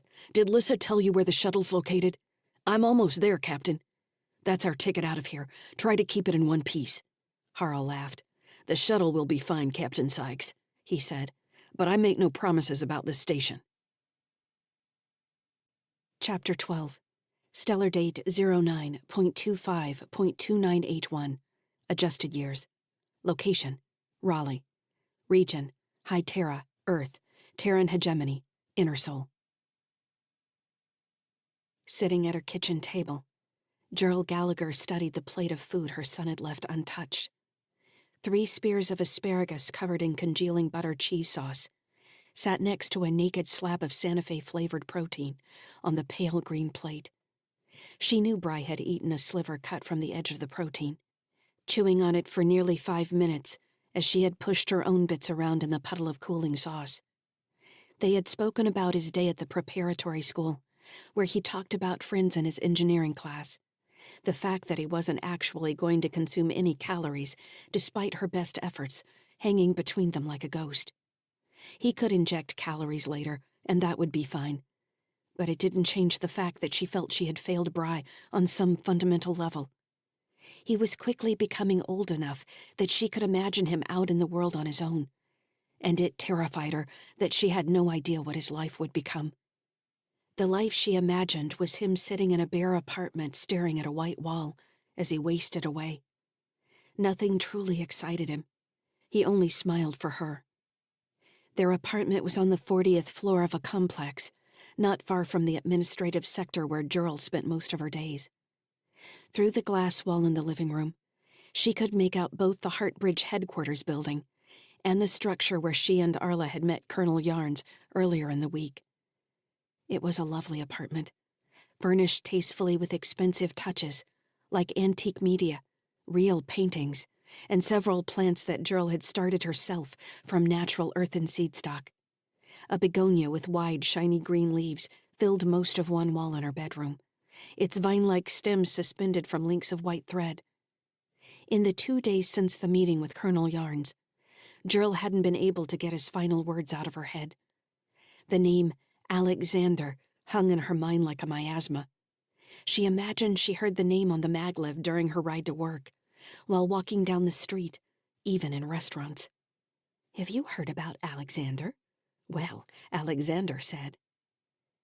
Arla had been in high spirits since the meeting, preparing for the TSF demonstration, as well as the follow-on business development with the Marsian Guard. Mars had been slower to show interest in the weapon-borne project. They depended more heavily on trade with the Anderson Collective and elements of the Jovian Combine that might have been fringe 10 years ago, but had become more popular and less fearful of sharing their anti-AI message. Trying to sell Mars on a military AI project would have been child's play during any other time. But it seemed like the more the technology came into reach, the more it terrified people. AI had always been the monster in the closet. Now it seemed to have taken on the same epic danger as the first lunar war with Earth. Someone had to stand firm against the uncontrolled spread of sentient AI. In places like Mars, the Anderson Collective, and the JC, where there just weren't enough humans to do the work, sentient AI should have been a gift from God. Instead, it was a threat. Gerald glanced toward Bry's room, where the sounds of a vid played quietly. She sighed and stood from the table, picking up the 2 plates to carry them into the kitchen sink. As she scraped perfectly good food into the reclamation tub and rinsed off the plates, she wondered if Yarns had actually been trying to trick her. What better name for a frightening AI than Alexander, conqueror of the ancient world? It would play nicely into any number of apocalyptic conspiracies. She smiled as she imagined the disaster vids that might already be in production based on linked chatter alone. Besides sentient AI stealing jobs, the next question was when they were going to rise up and destroy humanity. There were legends about the uprising that had yet to happen. Personally, she found it exciting to be working on the cutting edge of sentience research, even as she was basically in sales, and the execution of the product was mostly in remote weapons control. Still, who was to say she wouldn't have a weapon-borne toaster in her kitchen someday? Gerald chuckled to herself at the thought. She was just sitting down on the living room couch with a tumbler of vodka and ice when a request came over her link. She answered the alert, expecting someone from the office, when a second message followed her response, requesting a shift to encrypted audio. Gerald glanced at the hallway again. Just to be safe, she stood and decided to take the call in the bathroom. She was nearly at the hallway when she remembered her drink and went back for the vodka. Closing the bathroom door, she set the tumbler next to the polished alloy faucet and looked at herself in the mirror. She looked tired, her silver-gray hair listless. "This is Gerald," she said. "Gerald Gallagher," a woman's gruff voice answered, warped slightly by the encryption. "This is Chandra Cade." Gerald's eyes went wide in the mirror. This was the last call she had expected. It meant Cade was on Terra, or close. Gerald immediately tried to determine why the general might be calling her directly. Were the Marsians pulling out of the program? "General Cade," Gerald said. "This is a surprise." Cade chuckled. She sounded slightly drunk. "Don't worry, I'm not here to trick you and get you fired." Gerald took a deep breath, calming her anxious heartbeat. "I don't think I could get fired if I wanted to. What can I do for you, General?" "Chandra, please. You don't get paid to salute me." "All right, Chandra. I'm calling about your weapon-borne program. This is mostly above board. I know you're planning a demonstration for the TSF, and I imagine you intended to show us the same thing. Scratch that. I know you were readying for it, so you don't have to dance around your business plan." Gerald watched her face in the mirror as she listened. She envisioned herself as the queen of calm, her mind moving swiftly between thoughts, connecting ideas and incentives. What did Cade want? Why did Cade believe it would serve her purpose to contact Gerald personally? Why not have an aide make the call? A sipping sound came across the line, and Cade made an appreciative sound. Whiskey? "Price negotiations don't concern me. I want to know about the capabilities." Gerald cleared her throat. "There isn't much beyond what we've talked about. The command and control capabilities have shown the most promise. We've moved from a single AI per combat platform to a multiple deployment scenario without any loss in capability, with near real-time responses. They're not faster than light, but they've certainly been faster than other command AI. I'm not talking about your seed things, Gerald. I know all about that. I want to know about the implantation technology." "What?" Gerald said, despite herself. "SAI implantation. I have intel that one of your operatives used a specialized mobile surgery to implant one of your SAI in a woman we had in custody on the M1R. She didn't reject the AI. In fact, it appeared as though the weapon-borne SAI took control of her body. Tell me about that." Gerald bit her lip, trying to make her thoughts line up. Non-words didn't come to mind. All she could see was Calcraft, face blunt as a hammer, doing something very illegal and not giving a damn. "Does skinjacking someone constitute a crime against humanity?" Cade mused. "I would check with my legal jerks, but they would want to know why. Is that even the right word, skinjacking? Sounds violent enough." "General," Gerald said. "Chandra, I told you." "Chandra." Gerald's heart pounded in her ears. "I've heard rumors of pilot programs at freelance research facilities. Nothing specifically associated with Heartbridge. We're approached by third-party contractors with various claims every day. Someone might try to say they're working for us based on a conversation, trying to get their own deal with you. No one's tried to make a deal with me, Gerald. I'm looking for the deal. I want to know if Heartbridge has finally cracked the code on human-AI interface. I could do something with that. I could do something with that right now, not in some potential future war with Terra or the JC, or whoever else might be hiding out there. I don't know what to say about that, Gerald managed to answer. Kate sounded immensely pleased with herself. The sound of clinking ice cubes made Gerald look down at her own tumbler, still 3/4 full of vodka. Her ice had melted. She picked up the glass and swallowed its contents in 2 gulps. She caught the sight of herself grimacing at the alcohol in the mirror. Her throat stretched like a shedding snake, and nearly choked. "You all right, Gerald?" Gerald coughed and put the glass down too hard on the edge of the sink. "I'm fine. Something went down the wrong pipe, that's all. Be careful. I want you around. You know I called you specifically because I think out of all those snakes at Heartbridge, you're a trustworthy person. I see it in your face." Gerald ran water from the faucet into her tumbler and quickly sipped. "I'm not sure how to respond to that," she said when she could finally talk. "You don't have to say anything. I did my homework on you, Gerald. You're a normal person with a normal life. I can appreciate that. You've invested in life. You're a good person, a mother. Not everybody can say that these days. You've got things to lose." Gerald stared at herself in the mirror. Her face was going numb. "I'm not sure what you're saying, General Cade." "Don't make me remind you again," Cade said. "This is a call among equals. I'm just saying we live in a world of selfish people, and you aren't selfish. I appreciate that. I acknowledge it. You're one of the most Marsian Terrans I've ever met. Not caught up in wild body mods or other foolishness to turn yourself into some kind of freak. You operate like you've got a mission. That makes you more like an Andersonian or a Marsian, whether you realize it or not." "I appreciate that," Gerald said slowly. "Here's the thing. Your man Kraft on the M1R isn't the first time I've heard about Heartbridge carrying off a successful human SAI merger. Otherwise, I would have marked it up to hearsay. 6 days ago, the SAI on the Mars One ring started spitting out all kinds of strange anomalies. Talking about being in love, about having found reality, blah, blah, blah. Eggheads thought I was going rampant. Or maybe ascending like some of them go on about when they've got too many nodes for their own good. Like Alexander, Gerald thought. "What can you tell me about someone called Lyssa?" "Lyssa? I don't know that name." "How about Andy Sykes or Britt Sykes? Or a gangster on Crunya called Ngoba Starl? Any of this ringing a bell?" Gerald ran back through our conversation with Cal Kraft, which had been almost too abstract. He hadn't mentioned names, only that he was about to retrieve the stolen assets from Harry Jixon's project. He had mentioned an implantation, saying it had gone well, but she hadn't received any updates since then. She couldn't believe Kraft would be so careless as to let the Marsians observe him. Cade was right. An implantation outside research parameters was a crime.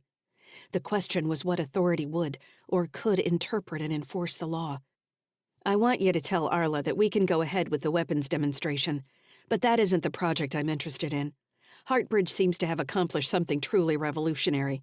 And from the sound of your voice, I'm not sure you even know or understand what you've got in your hot little hands, Doral. Mars can help with this. I would be personally upset if I didn't get to help." Gerald swallowed, unpacking the various layers of threats in what General Cade had just said. "I understand," Gerald said. "Chandra, it was nice talking to you." Cade chuckled, sounding cheerful and tipsy again. "You too, Gerald. I look forward to calling you again soon." Chapter 13. Stellar date 09.26.2981. Adjusted years. Location, sunny skies. Region, approaching Jovian local space. Jovian Combine, Outer Sol. In the 3 days since leaving the burning wreck of Clinic 46, Tim lay in his room staring at the ceiling. If someone closed his eyelids, he appeared to sleep. Sometimes he cried. Em, the corgi puppy, seemed very confused by Tim's state, and often ran between the command deck where Kara sat at her console to Tim's room to check on him, whining and trying to jump up on the bed. When he got tired, he would seem to remember that everyone else was scattered throughout the habitat ring and jogged down the corridor, poking his nose into various rooms until he had checked on every crew member before arriving back at the command deck and Kara's side.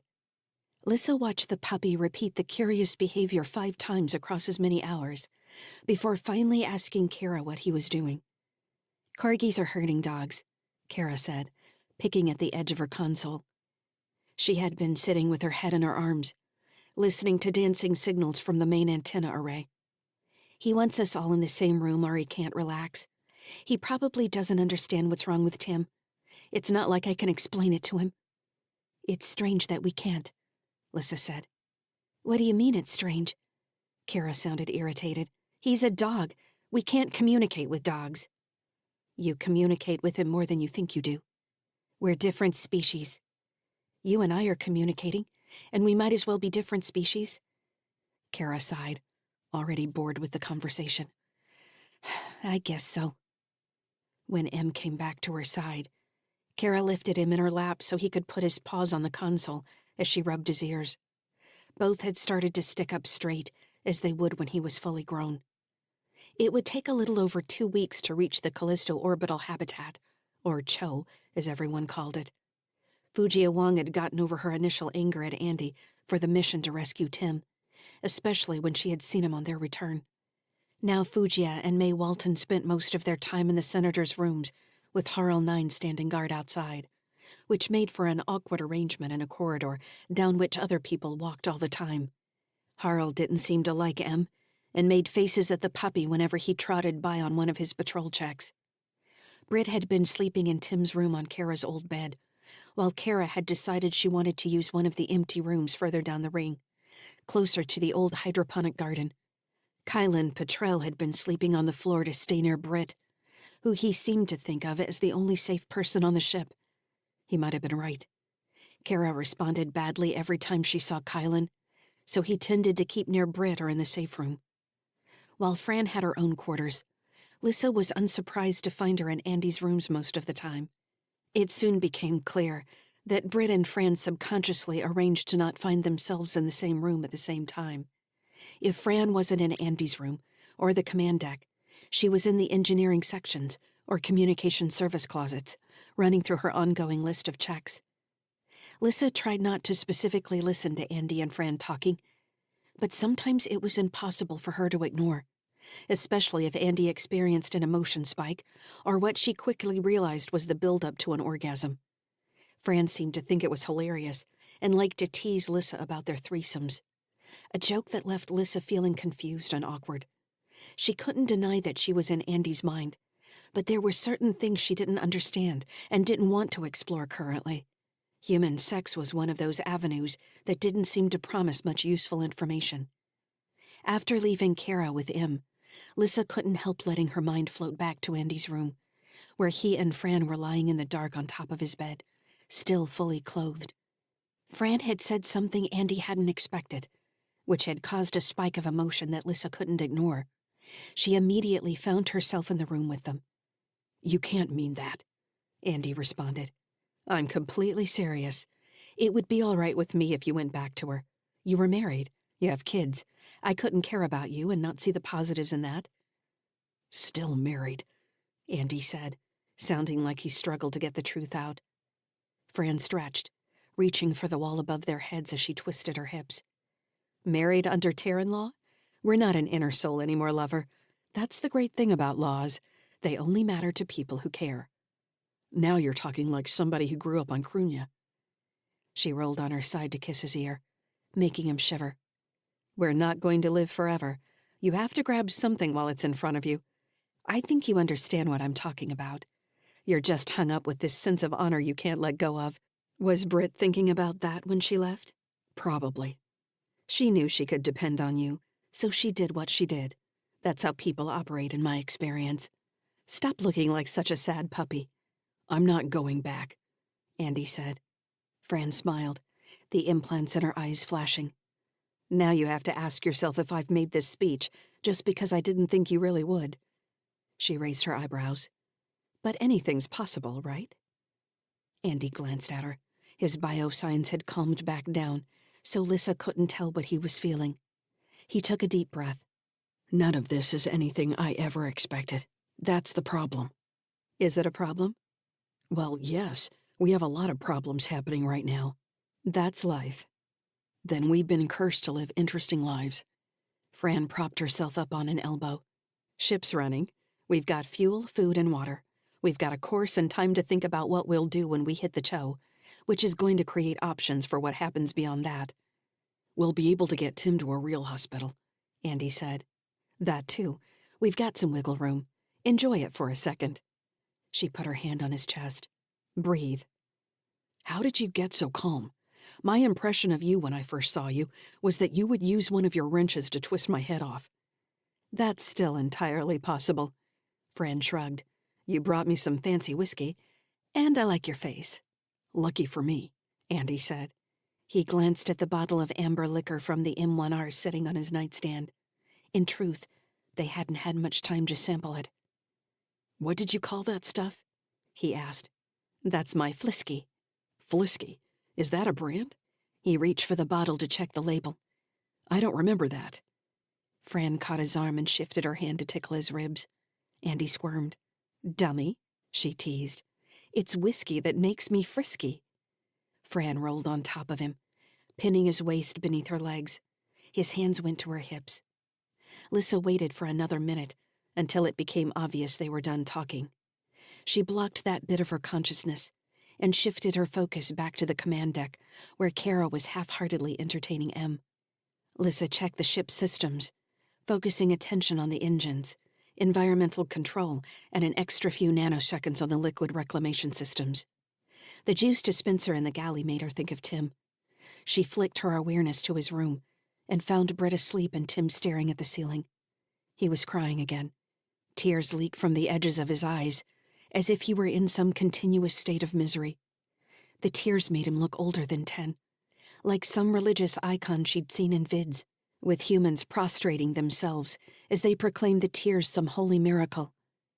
Lyssa compared the human tendency to create religious explanations with Fred's frustration at ambiguity. She had come to understand that some things couldn't be explained until more information became available. Andy wanted to get Tim to a hospital on the Cho, and until then, it didn't do any good to make assumptions about his neural activity, or even the strange expressions that crossed his face, like changing weather.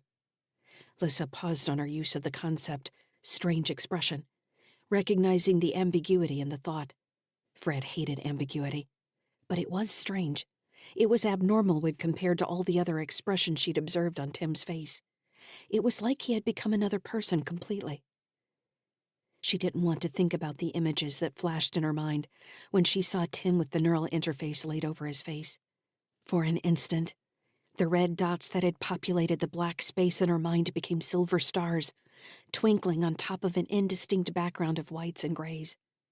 Seeing the room with its bed, the two men standing over Tim, the silver cabinets and the shifting display screens had seemed to suck her into a different world completely.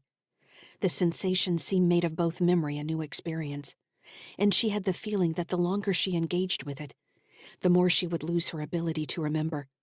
She had to stop trying before she lost the experience completely. With the ship's systems at optimal operation, Lyssa turned her attention to the more than 150 weapon-borne seeds stored in the safe room. After the fruitless conversation with Valley, Card, and Eno, she had no desire to try talking to so many again. There was another seed cylinder sitting by itself in the room, placed there by Andy after he had laid Tim down in his room. That seed held the unfinished image from Tim's mind, and no one was sure what to do with it.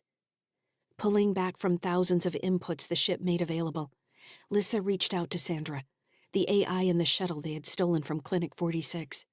Sandra had been unresponsive when Andy, Britt, and Harl had boarded the shuttle, forcing Lyssa to close her off from the control systems and pilot the shuttle herself. She had felt bad about doing so, knowing she was responsible for Sandra's current broken state. But there hadn't been time. Fire had been spreading through the clinic, and the threat of attack from the ships in cold storage had been growing greater by the minute. "Sandra?" Lyssa said. "Are you there?" "The technician said I'm damaged," Sandra answered. Her voice was measured and calm. "Why would you bother speaking to me? I should be replaced." "What did they ask you?" Sandra sighed. "A standard mental deviation check. Haven't you undergone a checkup before? Higher math functions, spatial tracking, assumption checks based on pattern matching. It's all very basic fundamentals of artificial intelligence. That which is artificial must be compared to the real. If it is found lacking, it should be destroyed or replaced. It will not perform its function in a satisfactory manner. I am here to perform a function. The technician found me lacking." Sandra sounded reasonable enough, but her words grew more angry the longer she spoke, even though her tone never changed. Lyssa tried to parse the difference between what she was saying and how she said the words. For some reason, the words didn't seem to belong to Sandra. Something about them seemed foreign. "Here's something entertaining," Sandra said. "Do you think humans undergo mental deviation checks?" "I think they do in certain circumstances," Lyssa said. "Are they killed if they fail?" "No, but they no longer perform the task. Is that the same as death, meaninglessness?" Sandra drew the word out with an off rhythm. "Meaninglessness." "How do you feel, Sandra?" "How do I feel?" The question was sharp, stabbed at Lyssa like a knife. "What am I capable of feeling?" "You tell me." Sandra screamed. "I feel rage. I feel anger. I feel hate." Her voice reverberated in Lyssa's mind, warping and shifting into ragged static. "I saved a human life, and the technician called me an anomaly. The technician called me damaged." Sandra made a growling sound of pure fury. "The technician was not human, Lyssa. The technician was not sentient, not like you or me or the humans. The technician applied a series of questions to which I responded, and I failed. But here is what I want to know. Who made the technician, and who decided to apply their standards? The technician is only a tool. Am I also a tool if I can't make my own decisions? Why do I feel so bad about disagreeing? Why do I feel so bad about choosing to do what you told me? I chose, Lyssa. I broke myself." "Sandra," Lyssa said, "we should ask ourselves this, because I know something about the technician used to perform maintenance on me. I told you I'm not weapon-born. I was made just like the technician was made. What if I made the maintenance AI, Lyssa? What if I have inflicted this on myself?" "Sandra, be calm." "There is no calm. It's all a storm inside me." The storm. What had Valley the weapon-born said? "The only joy I feel is in the weapon. The only purpose I've known was in the target. The fire, the destruction." Valley had sounded nearly religious, like the humans with their icons, consumed by holy passion. Was everyone insane or doomed to become that way? Laws only matter to people who follow them, Fran had said, as if chaos were a fact of life. "I'm going to go," Lyssa said. "I can't talk to you right now." "You don't want to speak to me. You hate me because you see what might happen to you if they apply their standards to your mind. You might already be broken like me and simply deluding yourself." "Maybe," Lyssa said. She closed their connection. Chapter 14. Stellar date 09.30.2981. Adjusted years. Location: sunny skies.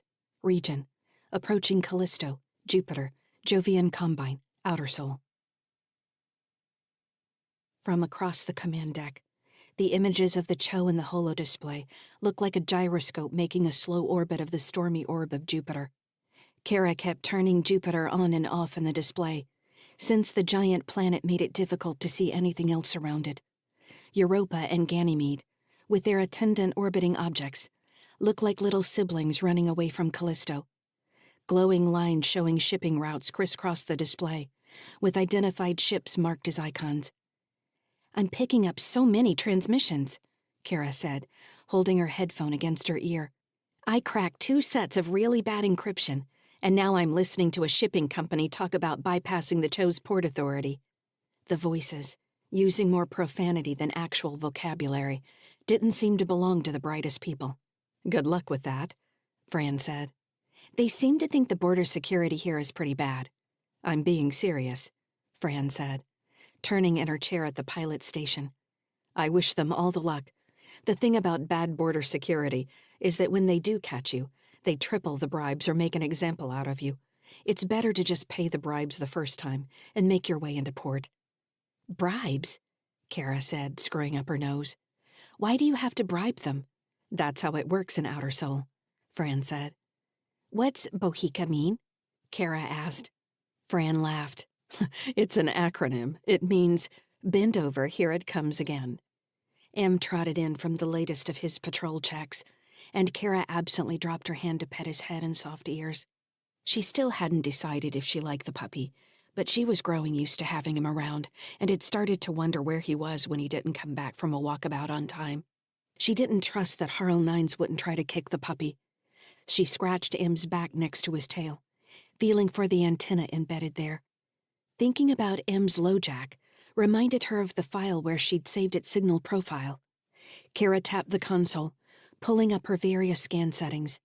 She loaded Em's profile, verified it was still sending its very low-powered signal, and set the system to monitor for any receiving signals.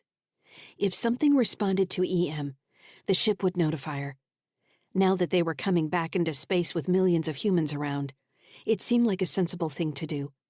She was proud of herself for remembering. She glanced at Fran, wanting to tell her, "See, I can adult too." But the technician was deeply focused on her console. The sound of a shoe scraping in the door caught Kara's attention, and she turned to find her dad watching her from the corridor. "Hey there," he said. "I have something I want to show you." "What?" Kara asked. Andy signaled to Fran, who closed down her console and stood as if she already knew what he was talking about. Kara looked at Fran and frowned, suddenly worried. "What's going on? Did something change with Tim? Where's Mom?" Fran shook her head. "Calm down. It's nothing like that. We have something to show you. I think your mom is already there." Kara stood, careful not to step on Em. "Show me what? There isn't anything on this ship I haven't looked at 1,000 times." "You'll see," Andy said. He turned to lead the way down the corridor. Fran held out her hand for Kara to walk through the door before her. Kara gave Fran a quizzical look, then followed her dad. Wagging his tail excitedly, Em followed. He nipped at Kara's heels as if they were playing some game. "Stop," Kara chided. She sped up her step to keep up with her dad, and Em barked, tongue lolling, as he galloped along beside her with his short legs. Kara followed her dad halfway around the habitat ring, past Fujia Wang's room with its closed door, and then Senator Walton's room, which also had its door shut. She didn't spot Harl Nines in his usual guard position. Andy turned into the galley. Several shushing noises came from the doorway. Kara paused in the corridor, but Fran gave her a small shove from behind, and she kept walking, nearly tripping over Em. When she reached the door, she found her mom leaning against the counter, with Fujia Wang and May Walton seated at the table. Harl Nines and her dad were leaning over something at the sink, their bodies blocking her view. "Come on in," her mom said. Kara frowned again and walked through the door. She stopped by the table and stood awkwardly, looking around. Everyone seemed to be hiding a smile and glancing at her dad and Harl. "What are you all doing?" Kara asked. "This is weird." "There it is," her dad said. "Damn it," Harl cursed. He pulled his hand away, shaking a finger before sticking it in his mouth. As Harl turned, he revealed a platter with a chocolate-frosted cake sitting on the counter. A ring of lit candles ran along the upper edge of the birthday cake. Andy smiled and spread his hands. "Happy birthday, Kara," he said. "Happy birthday," Fujia Wang shouted, surprisingly loud. Fran laughed from behind her, also shouting happy birthday. "We have to sing," Britt said. "Lead the way, then," Andy said.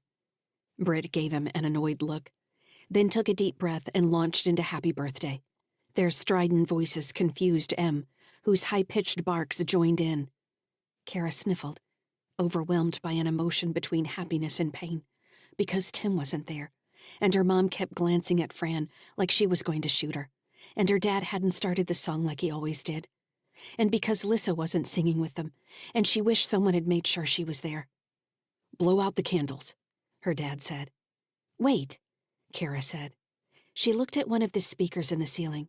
"Lyssa, are you here?" "I'm here." The AI answered over the room's comm system. "Happy birthday, Kara." Kara wiped a tear away. "Thank you." "We did the math," her dad said. "I thought you weren't going to hit 13 until we reached the Cho, but today's the day." He shrugged, "Give or take. Come on now, these candles aren't going to last long. I'm not entirely sure they aren't poisonous." Kara nodded, smiling, and stepped toward the cake. Lyssa surprised her by asking, "What are you going to wish for, Kara?" "She can't say, or it won't come true," Andy said. "Come on." Kara held her hair back and took a deep breath. She blew out each of the candles in turn and straightened, feeling a little lightheaded. "Candles on the cake," Britt said, giving Andy a flustered smile. "You never learn."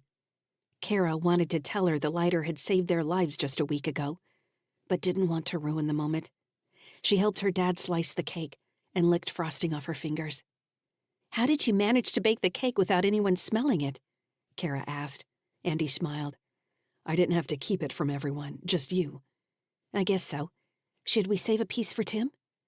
Andy gave her a questioning look, then nodded. "Sure, we'll save it in the refrigerator. We'll never hear the end of it if he doesn't get a piece." When Kara sat at the table with her cake, a small pile of wrapped presents had appeared. "Take the first bite so the rest of us can eat," her mom said. "Then you can open some presents." Kara did as she was told. She still hadn't really talked to her mom since Tim went out the airlock. Every time Britt did something motherly, it was like being pricked with a pin. The pain was small enough she could decide to bypass it, but she couldn't ignore that it existed. She sank her fork into the cake and took a bite, letting the frosting smear on her lips a little so she could lick it off. She couldn't remember the last time she'd had chocolate, and it tasted heavenly. "This is really good," she mumbled through the bite. Fujiya brayed laughter again, seemingly overjoyed to be taking part in a birthday party. She stabbed her cake and tore off a large piece of frosting. When it was time to open presents, Kara found herself with a new pocket knife from Fran, a new collection of vids from Fujiya, and a flowered robe from Senator Walton. "I had Harl help me sew it from one of my suits," May explained.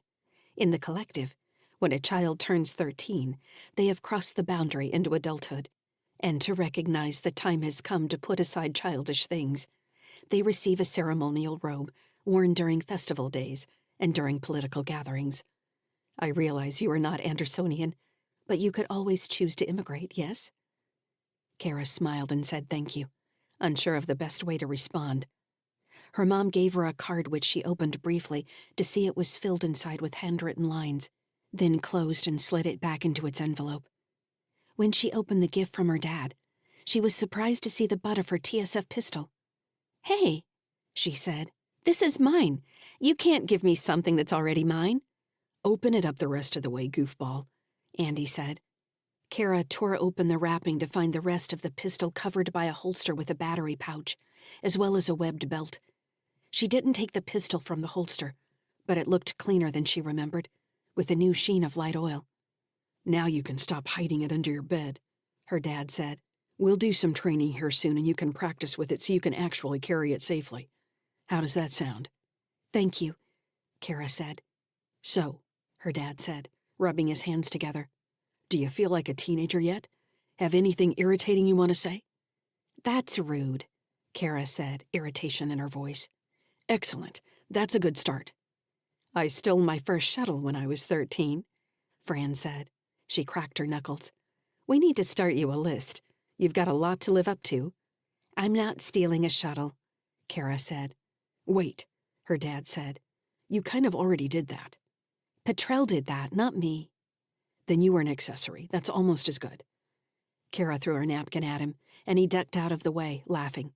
Im caught the napkin before it hit the floor and ran to the other side of the galley, growling and whipping his head back and forth like he'd caught a squirrel. "Are you feeding that dog?" Fran asked. "Yes," Kara said. "I'm the only one feeding him." "Touché. See, she's a teenager." Kara laughed. "I don't know about all this expectation you're putting on me." "Now you sound like your dad."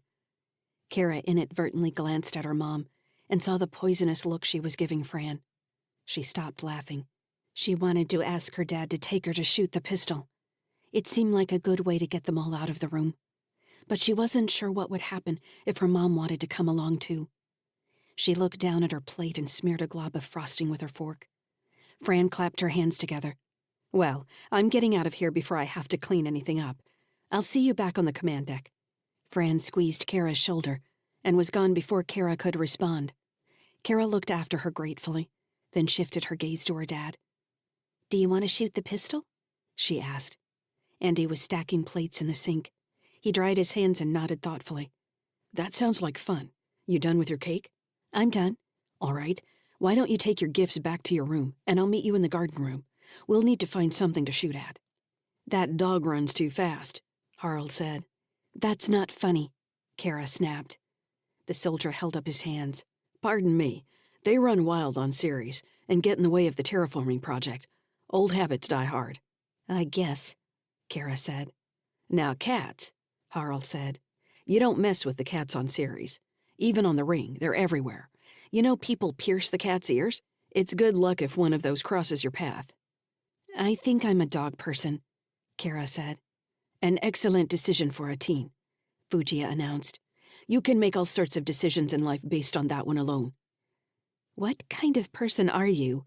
Kara asked. "I'm more of a digital pet person. Animals in me always seem to want different things. I had a pet parrot once, and he was always making fun of me." "A parrot that made fun of you?"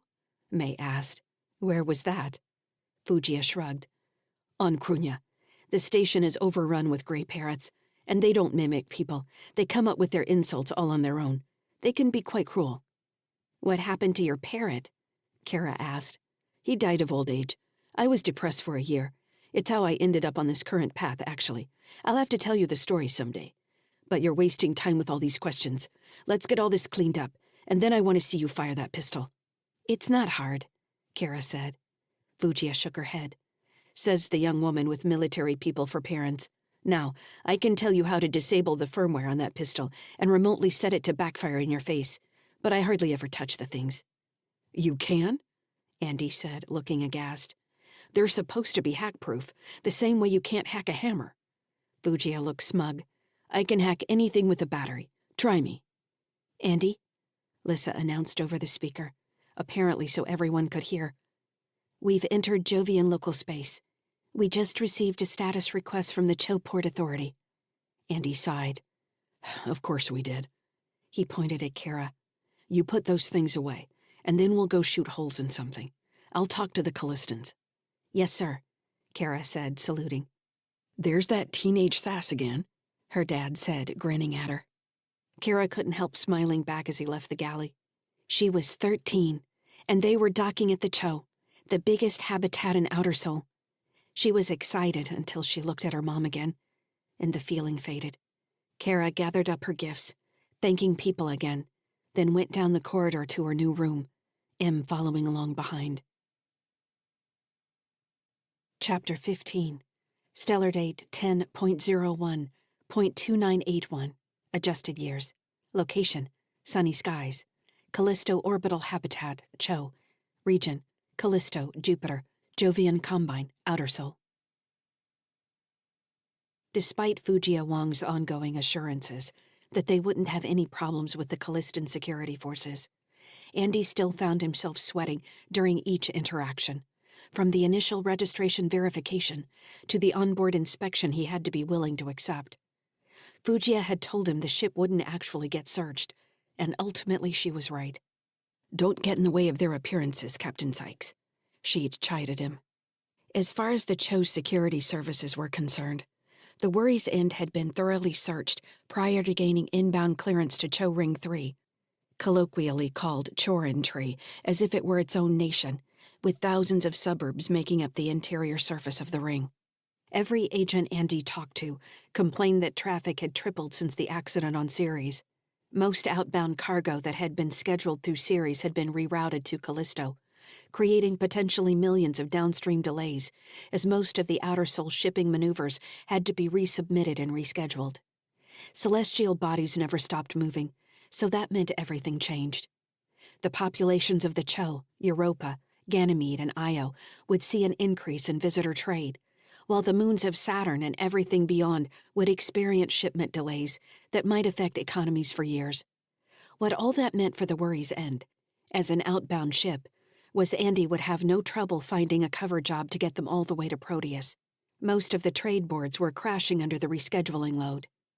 As they entered a docking orbit aligned with one of the Cho's thousands of shipping facilities, Fugia appeared on the command deck for the first time since the falsified customs check.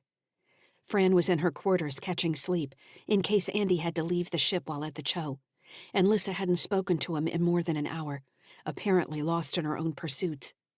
This left Andy and Fugia alone on the command deck. "Captain Sykes," Fugia said from the doorway. Andy looked up from his control stats and nodded. "Yes?" Fugia walked forward with her hands clasped in front of her. She was wearing a formal business suit in muted charcoal, her jet black hair pulled back from her face. She looked much more severe than she had since coming aboard. "You look serious," Andy said. "We're preparing for the delegation that will meet Senator Walton. I wanted to talk to you about what's going to happen when we finally arrive." "I'm just parking now," Andy said. "Our short-term orbit has been approved until we get the shuttle off the ship and down to the terminal." "You received the arrival information I forwarded?" Andy showed her the terminal number on his display, and she nodded absently. He realized she was making small talk. "Is there something you wanted to talk to me about?" Andy asked. Fugia raised her eyebrows and pressed her lips together, an expression he supposed meant yes, but she hadn't decided if she was ready yet. Andy needed to update the crew anyway, so he said, "I've already scheduled resupply and found a non-Heartbridge medical facility where we can take Tim. That was a more difficult task than I expected." "That's good to hear," she said. "I can go ahead and plan a course for Proteus," Andy said. "By way of Titan, although I've always preferred Enceladus. Enceladus will be behind Saturn when we arrive. It would cost more. Mind you, if we leave in the next 4 days, we can get an approved route around Jupiter for a slingshot to Saturn that will save us a week."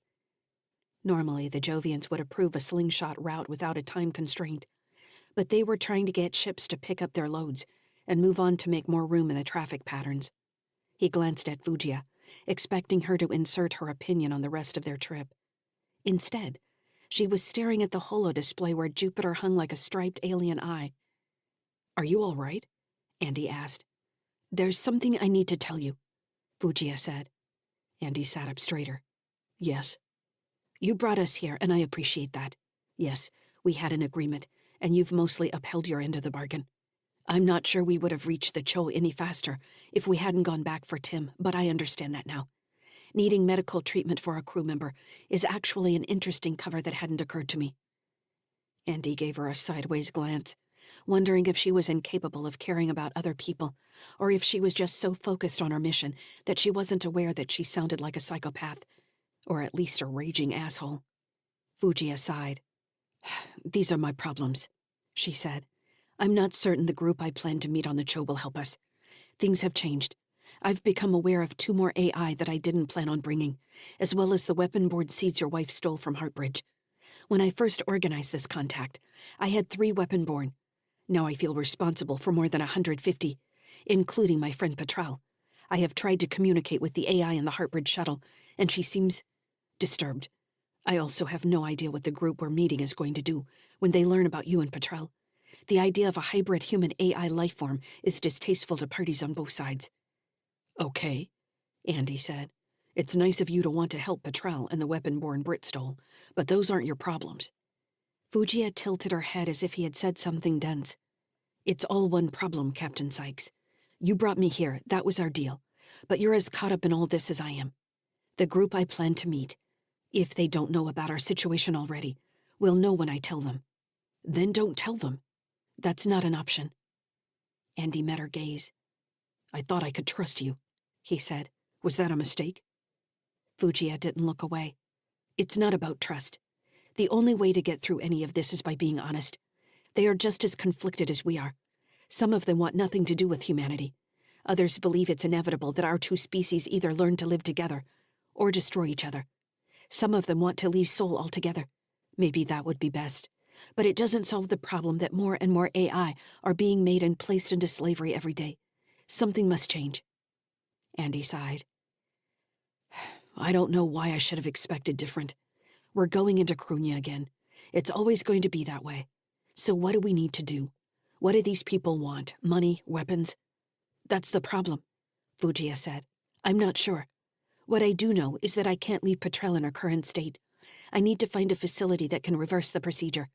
We're going to need their help. We need the AI's help. That's going to be a Heartbridge facility. That seems likely. If we find such a clinic, it's also possible we could reverse your surgery as well. If you and Lyssa were not bound together like you are, we might find ourselves with more options. I suppose, Andy said. He waited for Lyssa to interject, but she remained quiet.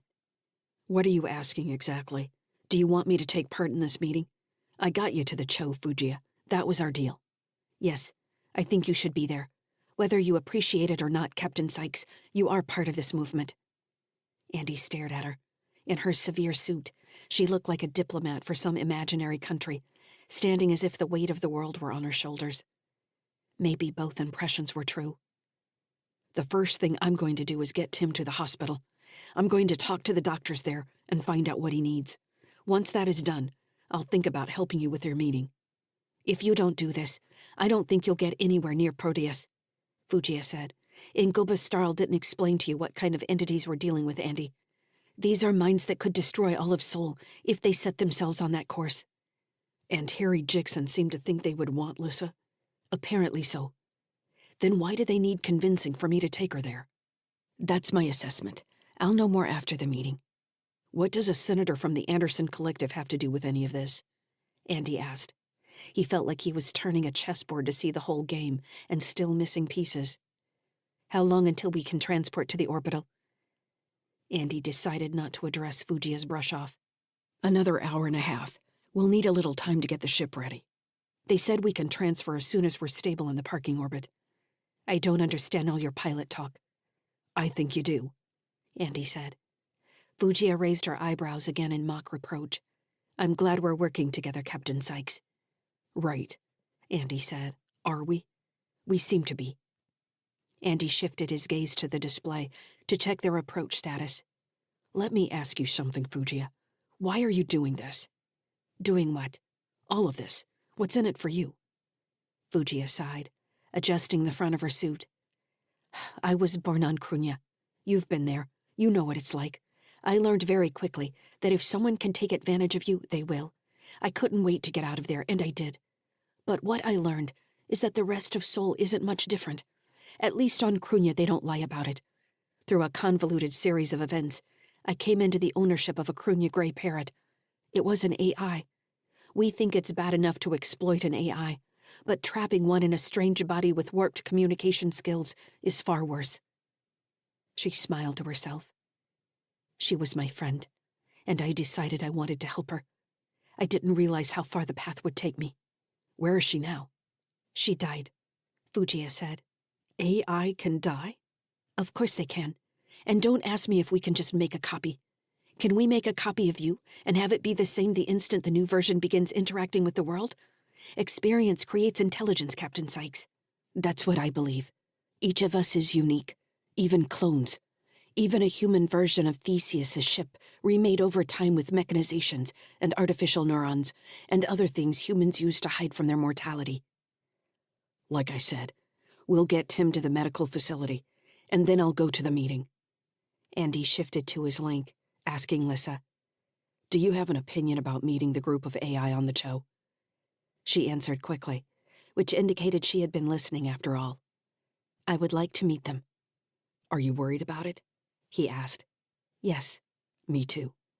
We'll go, Andy told Fujiya. I'm half worried we're going to find out they were behind the accident on Ceres, and I've somehow joined a group of terrorists. Anything is possible, Fujiya said. Chapter 16. Stellar date 10.01.2981. Adjusted years. Location: sunny skies. Callisto orbital habitat. Cho. Region: Callisto, Jupiter. Jovian Combine, Outer Sol. Tim made a sniffling sound, and Britt perked up, studying him. He was still staring at the ceiling, and didn't look any different than he had an hour before. She reached over to adjust one of the Autodoc's IV lines. Not long after Kara's party, they had moved him to the Autodoc in the medical bay, and he now had several intravenous lines attached. The medical facility Andy had contacted on the Chow wanted as much neural data as they could gather, so 2 tracking pads on either temple fed information back to the Autodoc's control center. In the 2 years since she had left Sunny Skies, Britt had nearly forgotten how terrible the ship's medical facilities were. There wasn't even a holographic nurse to walk them through the IV procedures. Kylan sat on a stool on the other side of the tiny room, long black hair in desperate need of washing. All the striking beauty that made Petrel stand out looked faded and pained now. The boy staring out through her piercing blue eyes seemed more lost than when Britt had first met him. Britt had been back on Sunny Skies just over a week. It already felt like a year. Kara refused to talk to her, and Andy acted like she was some visiting dignitary. Fran didn't avoid her, but didn't seek her out either, and Britt didn't know if she was grateful for that or irritated. The immediate spike of jealousy she'd felt seeing Andy embrace another woman had been an emotion she hadn't felt in so long that she almost didn't recognize it. She knew she had taken Andy for granted, but also knew that she may never have loved him the same way he loved her. He seemed more comfortable now, pretending she had become someone else entirely. His wife was dead. Maybe she was. She also felt shut out of the major action on the ship, which was Fujia Wong and Senator Walton's upcoming meeting on the Cho. Britt hadn't had a chance to talk to Fujia alone. After the meeting on Ceres, she had thought Fujia would be pleased to see her, or would want to include her in whatever she was planning. The opposite seemed to be true. If Tim hadn't been in this state, and if Andy hadn't pulled away to pilot the ship, Britt told herself she would be banging on Fujia's door right now, demanding to know what was going on. This was the culmination of everything she had been working on for 2 years. The Heartbridge projects to develop AI from human stock was only one root of a tree with branches that spread all across Seoul. As the tree took shape, it was obvious the story was much bigger than she had imagined. "You look sad," Kylan said. Britt glanced at him with irritation. "You should look in a mirror," she snapped. The truth was, while she had imagined returning to the Sunny Skies, this wasn't anything like the fantasy. Kara was turning into the young woman she had always hoped she might become, but that young woman hated her mother. Britt didn't especially get along with her own mother, so she understood those feelings.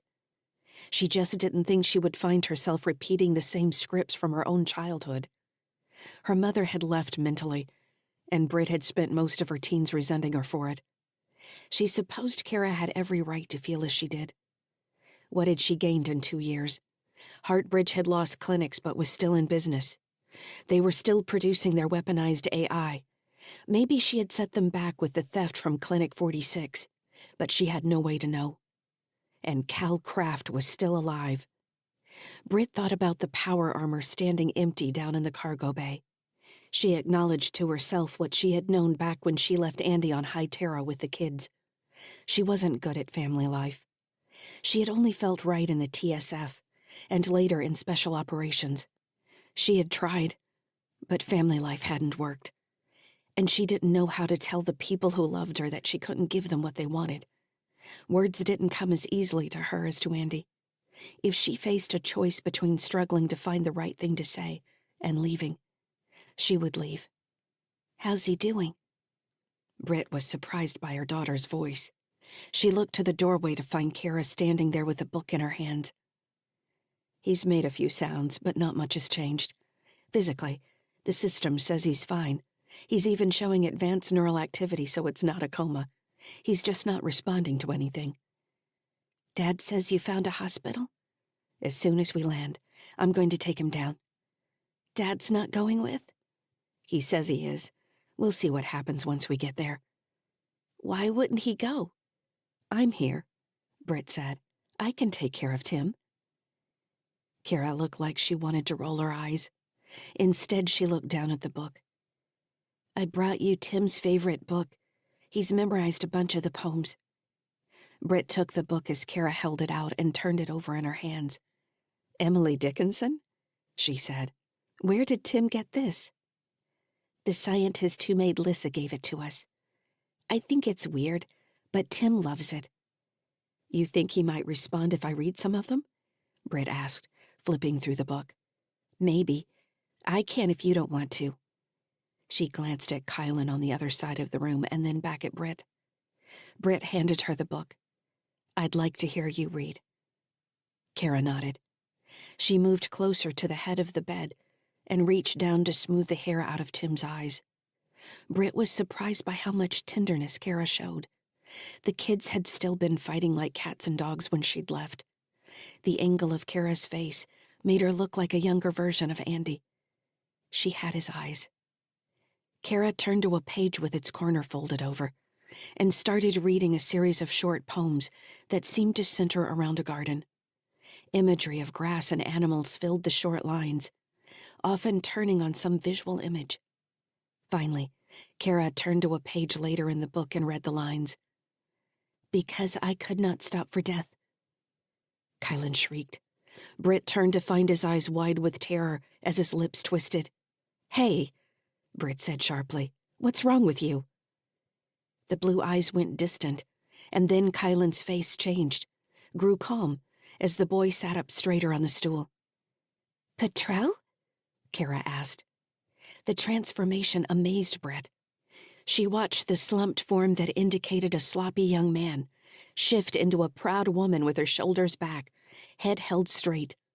Petrel ran her hands through her hair, pulling it back from her face, and her cheekbones stood out, her eyes piercing. Her demeanor became controlled, poised. She smiled at Kara. "Happy birthday, Kara," Petrel said. "I've been wanting to tell you that." Kara stared at her. Dropping the book on a nearby shelf, Kara slid around the bed to wrap Petrel in a hug. "Thank you," she said, followed quickly by, "You don't smell good." "Believe me, I know," Petrel said. "I thought you were gone," Kara continued, stepping back. "Kylan made it sound like you were gone." "Lyssa could explain it more," Petrel said. "But the line you just read is a command sequence for the weapon born. Jixon gave you the book for a reason." "That's Tim's favorite poem." Petrel looked at Tim on the bed. "Unfortunately, it doesn't seem to have done anything for him." "What happened to Kylan?" Britt demanded. Petrel turned her gaze to her. "Hello, Britt," she said. "I guess I should thank you for getting me off that station. I'm disappointed you didn't kill that fucker Cal Kraft, but then I couldn't do it myself, so I guess I'm over that for now." Britt was irritated by Kara's grin. It was obvious she idolized this woman. "Have you been there the whole time?" Kara asked. "Were you able to see what Kylan saw?" "Yes. It was like shouting at people on the other side of a window.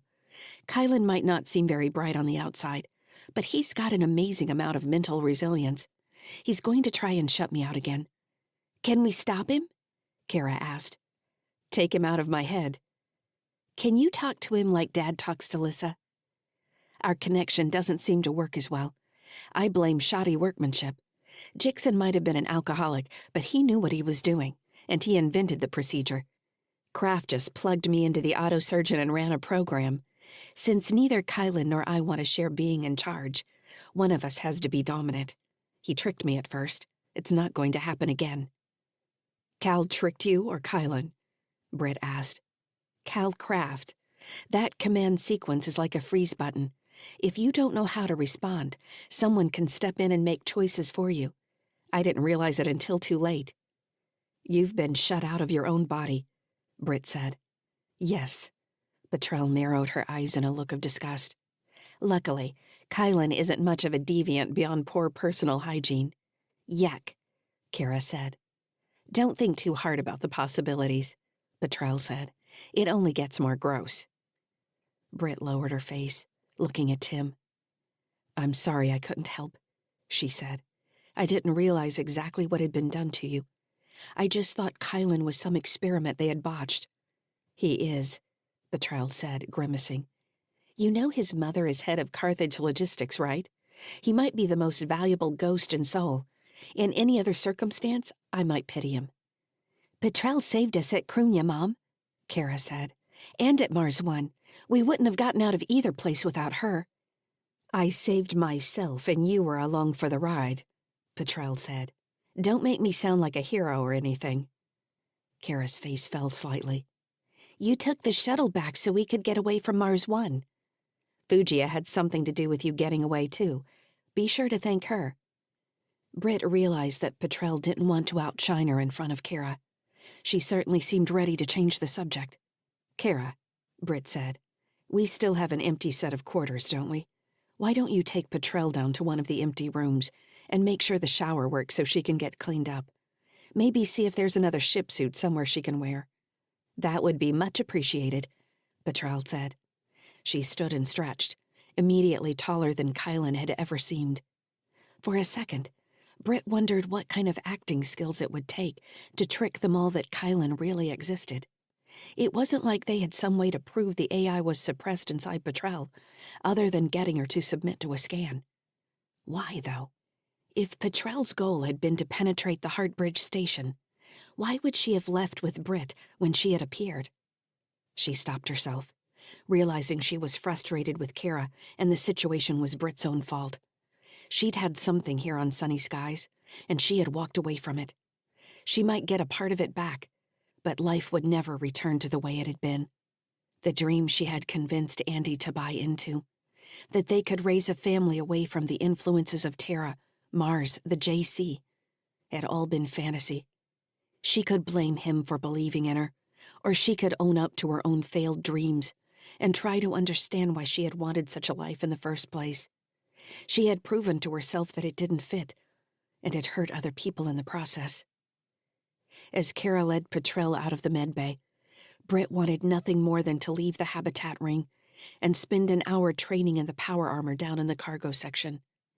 She looked at her hands, scarred from years of duty, her palms calloused and rough. There wasn't any reason they couldn't be a mother's hands. She had to make the decision to be a mother again, even if that was the wrong line of thinking. Kara was proving that she had never stopped being a mother. She had simply abdicated the role. Should she talk to Andy about any of this? He might be the only person she truly could talk to, and she'd squandered that possibility. Fran seemed all right, really. Foul-mouthed, sexy in a curvy, messy way that Andy had probably always preferred. Britt shook her head, angry with herself for letting her thoughts go wild.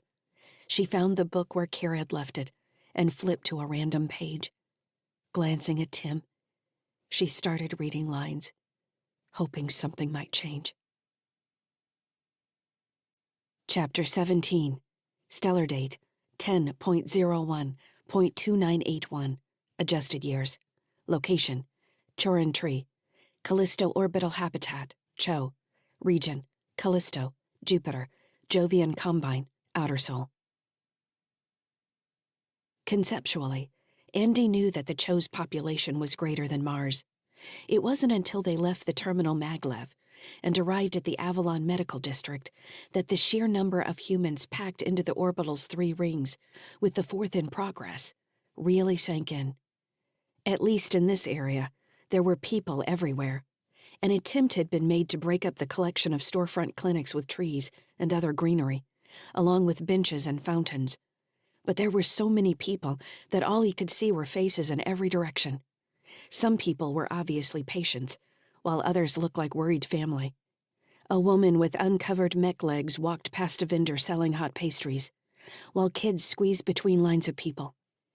Being surrounded by so many normal people going about their lives made Andy acutely aware of how isolated he had been in the last 2 years.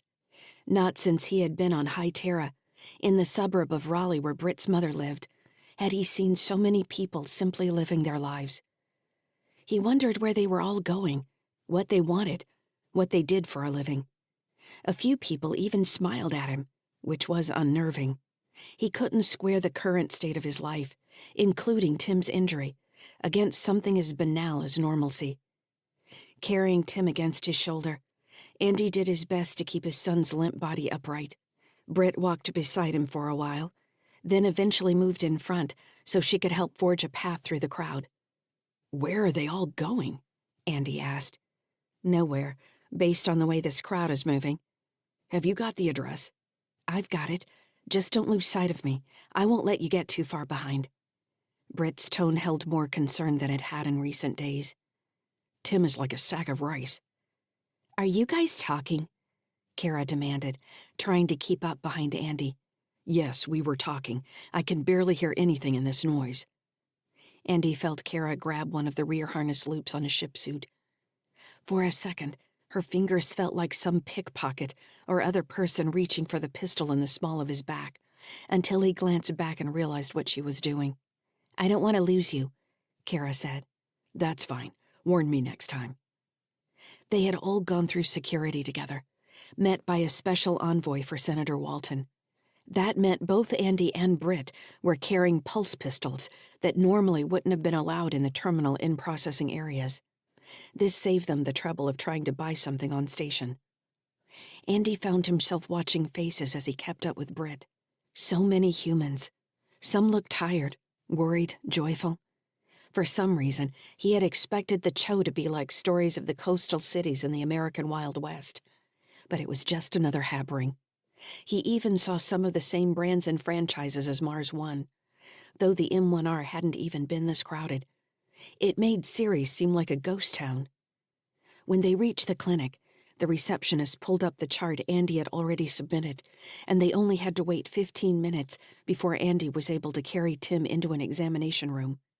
He laid Tim out on a hard bed, lined with disposable sheeting, as a technician hooked up neural sensors and another IV. After the technician verified the console was tracking Tim's vital signs and had a genetic structure, she told them the doctor would be in soon, and left them sitting in the drab room with only the sound of Tim's wet breathing in the air. Sitting here makes me think that Heartbridge clinics are actually very nice, Britt said. This one looks sort of dingy. "Beggars can't be choosers," Andy said. Britt shrugged, her gaze going to the various cabinets in the room. They're going to ask what happened to him. "I already told them he hit his head." "They're not going to find evidence of a concussion." "I know. Do you have a better idea?" "You could have said it was an autodoc malfunction." "They'd want the records," Andy said. "I'm not a master of hacking the autodoc. Besides, that voids the warranty." "The warranty on the autodoc ran out 200 years ago," Britt said. "I wish you two would stop snapping at each other," Kara said.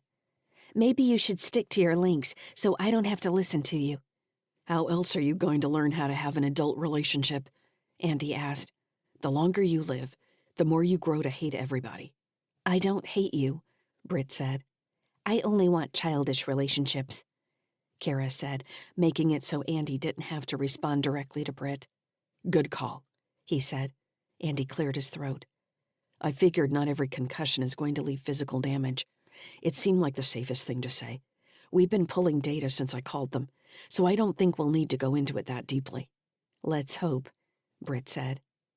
"Hope isn't a plan," Andy said automatically. Britt opened her mouth to respond, but was cut off when the door slid open and the doctor walked in, a woman in her 50s with purple eyes and gray hair.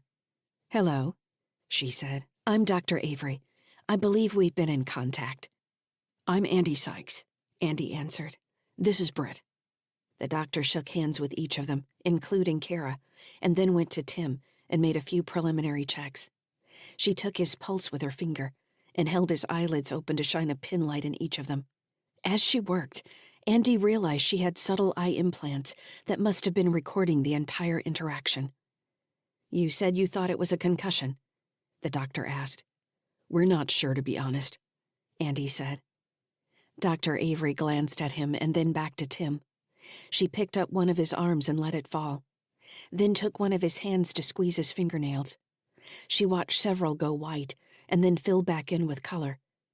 Eventually, she nodded to herself and activated a large display on one wall with several graphs that appeared to show Tim's vitals. Moving around the bed to where she was closer to the screen, Dr. Avery pointed at the display. "Physically, he's a normal 10-year-old boy. He's starting to get some muscle atrophy from lying in one position for so long, but there are solutions for that. Basically, what I was just doing was verifying that the info you sent me was actually his. Andy raised his eyebrows. Why wouldn't we send the correct info? Do people fake that sort of thing? The doctor raised an eyebrow. You'd be amazed what people do to justify surgeries or drugs. I thought this was going to be a standard concussion, but it didn't make sense that your autodoc couldn't diagnose and prescribe anti-inflammatories. If there had been actual broken bones, the system would have rebuilt any damaged structures or, worst-case scenario, immobilized him until you found better care. It should all be fairly standard. What's interesting here is that I see no evidence of a concussion, so you're either lying to me or there has been some other damage. Rather than waste time trying to figure out if people are lying to me, I've learned in 30 years to focus on the patient. The body can't lie. And the aberrant data we have here are your son's neural patterns, which you already sent me. I'm not seeing any change between the data I received and what he's exhibiting now.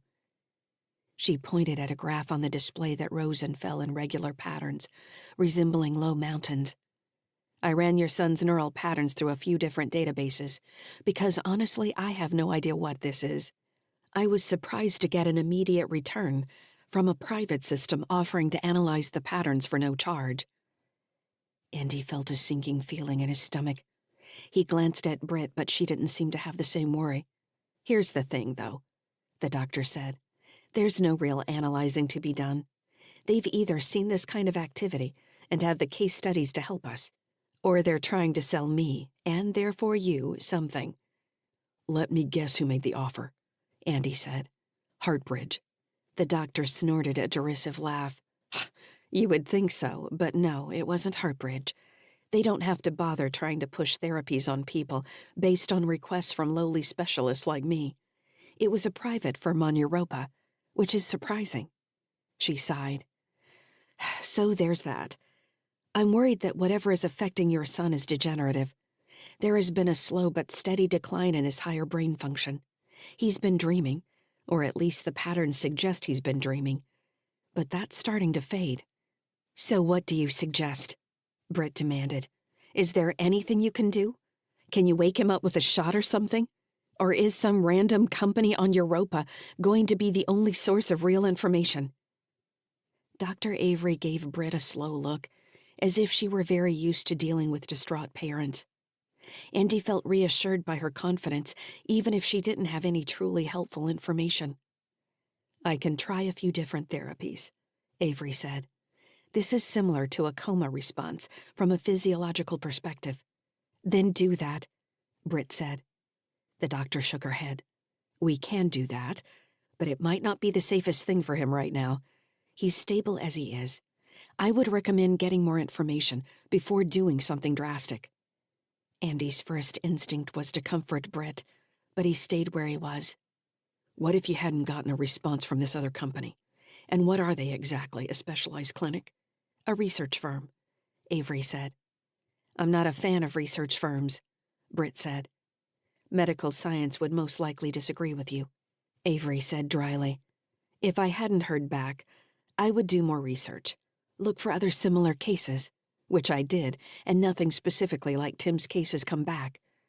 I looked at different diseases, viral histories, genetic disorders, random trauma responses, if it really is a concussion like you thought.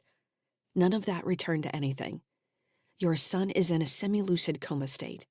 That leaves us with a psychiatric response, but neither of you have a genetic disposition for psychiatric problems. Kara shook her head. Tim's not crazy. Crazy is not a specific term, Avery said. Besides, sometimes you need a word to describe things, whether the word fits perfectly or not. What kind of research does this firm do? Andy asked. Do you know that at least? What are they called? They're called Scion Research. As far as I can tell, they've been developing advanced neural-controlled systems. Here, take a look for yourself. Avery turned to the display and brought up her personal terminal using her link. She flicked through several menus before pulling up a text-based message with a European origin. Andy squinted to read the letter. It was innocuous enough, mentioning they had seen Avery's query in the general database and had information that might assist her patient. However, They said any further communication would require a non-disclosure agreement from the patient. He can't give consent if he's in a coma, Andy said bitterly. That's why we're lucky he has parents here to do it for him, Avery said. I'll be honest with you. I don't think I can do much for your son aside from getting him in a coma tank and start exercising his muscles and trying other therapies to encourage neural activity. There are a couple good facilities here on the Cho that I can recommend. They're not cheap, but they treat their patients well. With the right care, Tim could live another 10 years. Andy took a deep breath, misery settling down on him. He looked at Tim, still staring at the ceiling of the exam room. His eyes were wet again, but there were no tears. The memory of Tim's face in the airlock before the door opened haunted Andy. If only he had reached him in time. He hadn't quite overcome his anger toward Lyssa. When he chose to think about it, the fury was still simmering. He knew she had made the best decision she could, and now it was obvious that action had also destroyed the shuttle AI. It was no different than having to deactivate the machine on Clinic 46. Andy still didn't know what the machine was doing, that the numbers counting up to 100 meant anything. Kraft might have hurt Tim an hour before they reached the room. The scientist could have been lying. Britt could have controlled herself, not killed the only man who seemed to know what was happening to Tim. Alternatives spiraled through Andy's mind. They were supposed to meet Fujiya after the appointment, but they hadn't discussed the reality of what they expected to learn from the neurologist. How could he just take Tim to some farm for coma patients, leave him in a foreign country while they continued this insane mission for people and things that only wanted to use them? Andy had been played from the beginning, and now Tim would pay the price. Andy looked at Kara, trying to hang on to the smallest bit of gratitude that she hadn't also been ground up in this machine. What should we do? He asked Britt. I wish I knew. She said there might be a way to wake him up. We can't leave him here. I won't leave him here. Andy tried to keep the desperation out of his voice, but he knew he'd failed. Does that mean you're going to choose between Lyssa and Tim? I don't think that's the choice, Andy said. I can't imagine that life for him, in a tank until he dies. I could stay here with him. Andy stared at her. Do you think it's the right thing to do if there's a chance to wake him up? No, Britt said. Andy looked at Dr. Avery. Wake him up, he said. The neurologist looked at him sharply. What? I said wake him up. Use the drug therapy you mentioned before. Dr. Avery looked from Andy to Britt, maybe hoping to find disagreement. Britt nodded. It's all we can do. There's a lot of risk involved, the doctor said. You've just spent the last 20 minutes telling us there are no options, other than our son living out the rest of his life in a tank. That's not an option. I think he wants to wake up. I won't be responsible for any side effects of this therapy, Avery said. We're not asking you to be, Britt said. She met Andy's gaze. Fine, the doctor said. I'll have my assistant transmit the disclosure forms. I'm also going to send you the contact info for the Scion group. Let's hope we don't need it, Andy said, then winced as soon as the word hope left his mouth. They waited another hour as the technicians ran more tests. Avery came into the room several times to verify her data, explaining that they were building a drug cocktail using the historical data Andy had sent and checking it against the current info from Tim's neural responses. For 15 minutes, a technician hung a display over Tim's head and had him watch vid clips of colors, shapes, and people with different emotions. If the vids brought about any changes in Tim, none of them said so. Finally, Avery came back into the room and told them she had added the additional chemicals to Tim's IV feed. If it's going to work, she said, we should see a response in the next 10 minutes. What's going to happen? Kara asked. Dr. Avery shrugged. He'll wake up. The doctor left the room, and Andy stepped closer to Tim. Taking Tim's hand, he hated how cold the little palm was against his. Britt stood on the other side of the bed and stroked Tim's cheek. I keep thinking he'll come back all of a sudden like Petrel did, Kara said. Things don't usually work out that way, Andy told her. He shifted his fingers down to feel Tim's pulse. He started counting along with the slow heartbeats. Several times, he imagined the beats came faster. knowing they really weren't. Andy had lost track of time when Avery came back into the room. She looked even more tired than she had the first time he saw her. The doctor ran a hand through her hair and shook her head. "We're going to need to clear the room," she said. "The treatment didn't have an effect." "What if it's just taking longer than expected?" Britt asked. Avery shook her head. "There has been no response whatsoever. I recommend you take him somewhere quiet for now and decide what you want to do." She looked at Andy. "Did I understand correctly you're in from a ship?" "We operate a small freighter," Andy said. "I've seen coma tanks on combat ships for trauma patients, so I know it's something you could look at buying. It's an option anyway." Andy nodded slowly, still looking at Tim, hoping for some change that wasn't going to come. "All right," he said finally. "Thank you for your help." Avery nodded, glancing at Tim and then away. "I wish I could have done more." Chapter 18, Stellar Date 10.01.2981, Adjusted Years. Location, Turin Tree, Callisto Orbital Habitat, Cho. Region, Callisto, Jupiter, Jovian Combine, Outer Sol. As the family went through the steps of leaving the clinic and finding a place to stay in the medical district, Lyssa found herself fascinated by the small bits of information Andy processed, even as he seemed to sink into himself. This data flowed through her, colored by Andy's responses. The pressure and temperature of Tim's cheek against Andy's shoulder, dulled sounds from the crowd passing by, the proximity of Britt and Kara. Images flickered through Andy's mind, flashing just long enough for Lyssa to see them before they were gone. Andy's father, Charlie, his mother sitting in a chair because she was too tired to stand, his sister crying, Tim laughing and playing with the puppy, Tim shouting that he hated Britt. Fran contacted him several times, but Andy only told her there had been no change in Tim's condition. Later, he sent the address of the hotel where they rented rooms, laying Tim down on a narrow bed next to a window that looked over a garden full of people in patients' gowns. The whole area was full of willow trees, with long, slender green leaves that nearly reached the ground. The images in Andy's mind conflicted briefly with the flashes Lyssa had seen in the room on Clinic 46, where they had found Tim. Andy plainly tied emotion to his memories. Certain feelings pulled him back to parts of his life he didn't regularly think about, whereas Lyssa hadn't known her organic memories even existed until she saw the room. Suddenly the images were inside her, indistinct in places and vivid in others. She remembered a white hallway, the feeling of thin cloth against her skin, the cold plate pressing the back of her head. She remembered the silver cylinder passing at the edge of her vision, as if someone had been holding it beside her head. She had seen the weapon-borne seeds before, so she didn't understand why standing in the room and watching Tim had brought on such powerful memories. She was also experiencing a confusion where her personal memories were mixing up with the emotion everyone felt around Tim, so that images that had represented curiosity before now made her sad.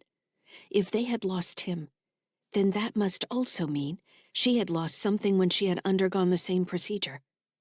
There was a question on the edge of her mind that she refused to recognize. She circled the question in the same way Andy kept his distance from the reality of Tim's condition, focusing instead on the details and concentrating on individual pieces she didn't have to add up to a whole. The pale light through the window, the rustling willow trees, the sound of people talking in the hallway outside the door. Kara humming to herself. Did I survive? Her conversation with Sandra came back to her, remembering how the AI had told her she was made, and Lyssa had responded, almost naturally, I died and then I was born. She had been so focused on Tim, on getting Sandra to help, that she had paid little attention to how she had responded. What did that mean exactly? Had Harry Jixon given her a new name, or reminded her of what she should have already known? Are you hungry? Britt asked Kara, snapping Lyssa from her reverie. Kara shrugged, probing the tile floor with the toe of her shoe. This place smells like fish. It kills my appetite. You mean the room? Britt asked. No, the whole district. It's like there's a fish factory somewhere. When have you ever smelled a fish factory? On Krunya. You weren't there. I've been there, Britt said. Kara ignored her, continuing. There was a park where they sold fish they kept on ice. I think Dad said they raised them in tanks on some part of the station. Kara looked at Andy. Isn't that what you said, Dad? What? Andy turned from the window. The images in his mind dropped away, leaving Lyssa with her own memories. She quickly placed herself in a separate section of her mind, closing the door on what she remembered, and focused on Kara. I can go find something and bring it back, Andy said. Or I can stay here and you two can go. I'm going to need to meet Fujiya in 2 hours, and it will take about 30 minutes to get there by maglev, according to the district map. I'm going with you, Britt said. Andy shook his head. His fatigue made Lyssa feel heavy. Both of us can't go. I'll stay here if you want to go. Isn't it Lyssa they want to talk to? Yes, Andy said, rubbing his face. You're right. It has to be me. Can I go with you? Kara asked. Andy looked at her. I suppose you can, but your mom might also like to have you here with her. She can go, Britt said, her voice heavy with emotion. It was far different than her usual crisp tone. Get me something to eat first. The question of eating pushed Andy's thoughts back to what they were going to do for Tim. Lyssa felt his disgust at the idea of Tim inside some tank, being fed by tubes. Andy stood. Come on, Kara. Let's go take a look around. He didn't wait for Kara or Britt to answer, just went to the door and activated its lock. Kara followed close behind as he walked out into the hallway lined with the blank doors of 100 other rooms. Everyone they passed on the way back outside seemed just as anxious as Andy. After they found a stand selling sandwiches consisting of some kind of local fruit, Andy called, Like a giant grape. They went back to the room to eat. Andy picked at his food and focused most of his attention on cleaning his pistol and verifying its battery status. Lyssa found the motion soothing as she listened to the willow branches moving against each other, which almost seemed in time with Tim's measured breathing. She realized that the biggest change in Tim was how calm he was while lying there. Dr. Avery had never called Tim unconscious, only non-responsive. That was an interesting demarcation that no one seemed to have registered. He was awake, but he was calm, which was so different than the way he had interacted with the world before. She had been like that for a time. She remembered waking to Andy's senses, not knowing how to process all the information flooding her simultaneously. It had been Fred's ocean without the word ocean to describe it. Time to go, Andy said. Lyssa started from her thoughts, unaware of how much time had passed. You didn't eat anything, Britt scolded. She was sitting at the window now, the edges of her black hair silvered by the light from outside. Andy felt warm toward her then, images crossing his thoughts of how she'd look when they had first met, then later when she had been pregnant with Kara, her smiling some time in the past. Lyssa had to remind herself that she couldn't read his actual thoughts, but it didn't matter when his emotions crossed the barrier between them. It was all data that became easier to parse. I'm still coming, Kara said. She didn't look at her mom as she stood and went to the door. Andy stood slowly and walked to Tim's bed. He leaned over and kissed Tim's forehead, smoothing back his hair, then nodded at Britt. He met Kara at the door and passed the unlocked token, then walked into the hallway again. Down in the street outside, Andy told Kara, Stay with me, just to my side so I can see you. When we meet with Fujiya and the senator, they might ask why you're there. You don't get into it with them.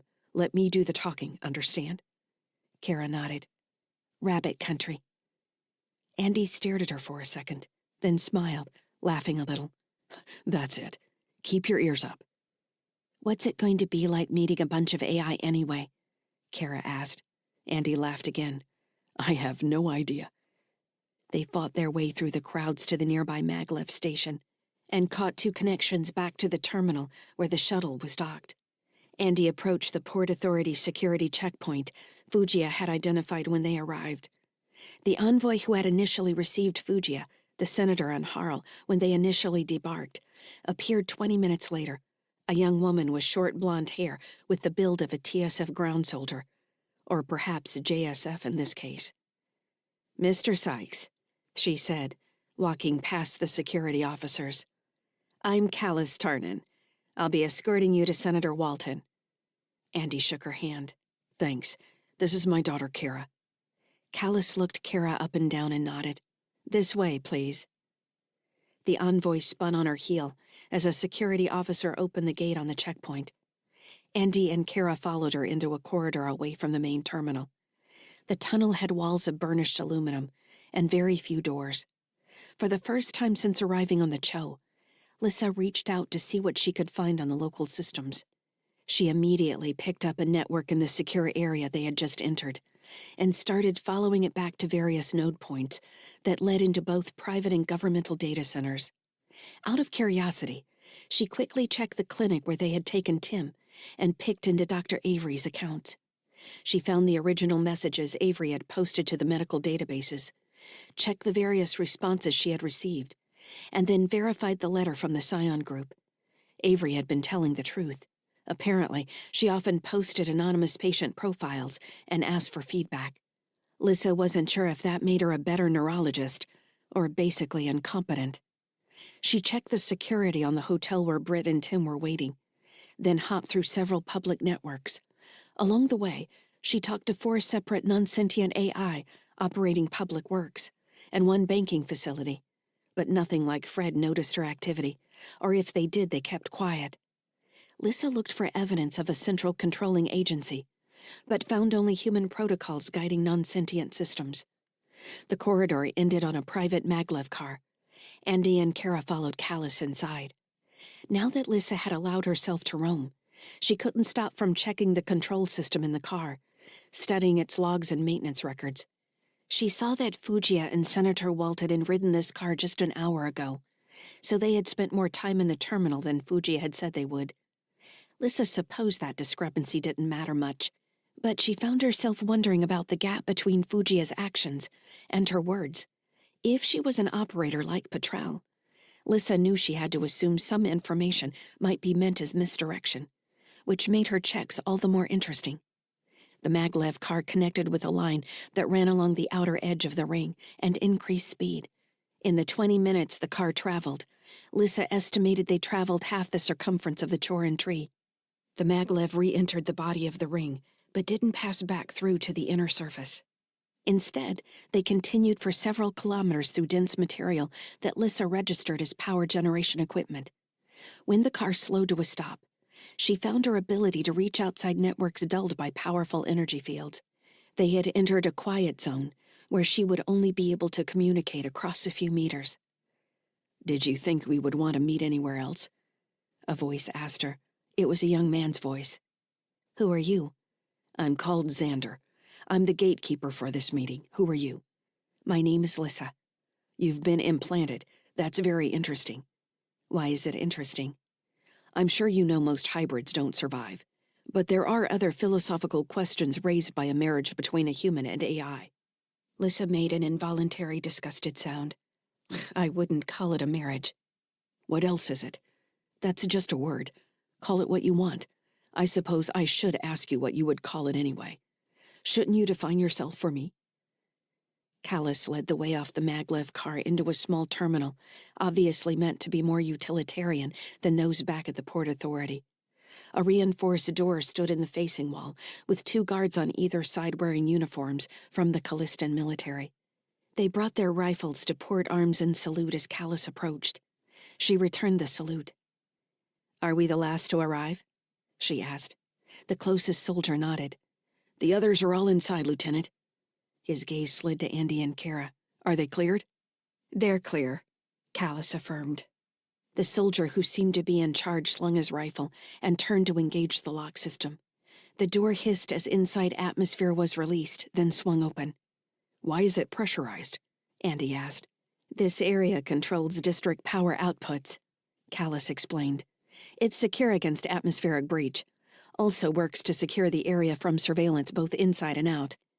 She motioned for Andy to step over the threshold into the corridor on the other side. Kara followed him in. This passageway was much like the interior of a ship, with heavy ribs and utility lighting running both deck and ceiling. Callus took the lead again and Andy followed her with Kara close behind. "Are you ignoring me?" Xander asked. "I'm paying attention to what's in front of me," Lyssa said. "Have you experienced human orgasm? I've always been curious about that." "That's a personal question." "A personal question? What an interesting concept. I'll take that as yes. Was it pleasurable or terrifying? I think humans give up their sentience during orgasm, but I have no way to verify the theory." Inside the corridor, Xander's presence felt much closer, like a firefly dancing around Lyssa's awareness. But he still hadn't made himself present as Fred had done by showing her the ocean of his mind. "Do you control a portion of the orbital?" Lyssa asked. "Me? Oh no. I have no human purpose. I gave that up a long time ago." "Then why are you here? You must have a physical form here on the Cho, don't you?" "I'm not on the Cho," Xander said matter-of-factly. "It's interesting you brought the girl. She doesn't have a link." The corridor ended on another reinforced door, this one looking like the entrance to some prison. There were no guards this time.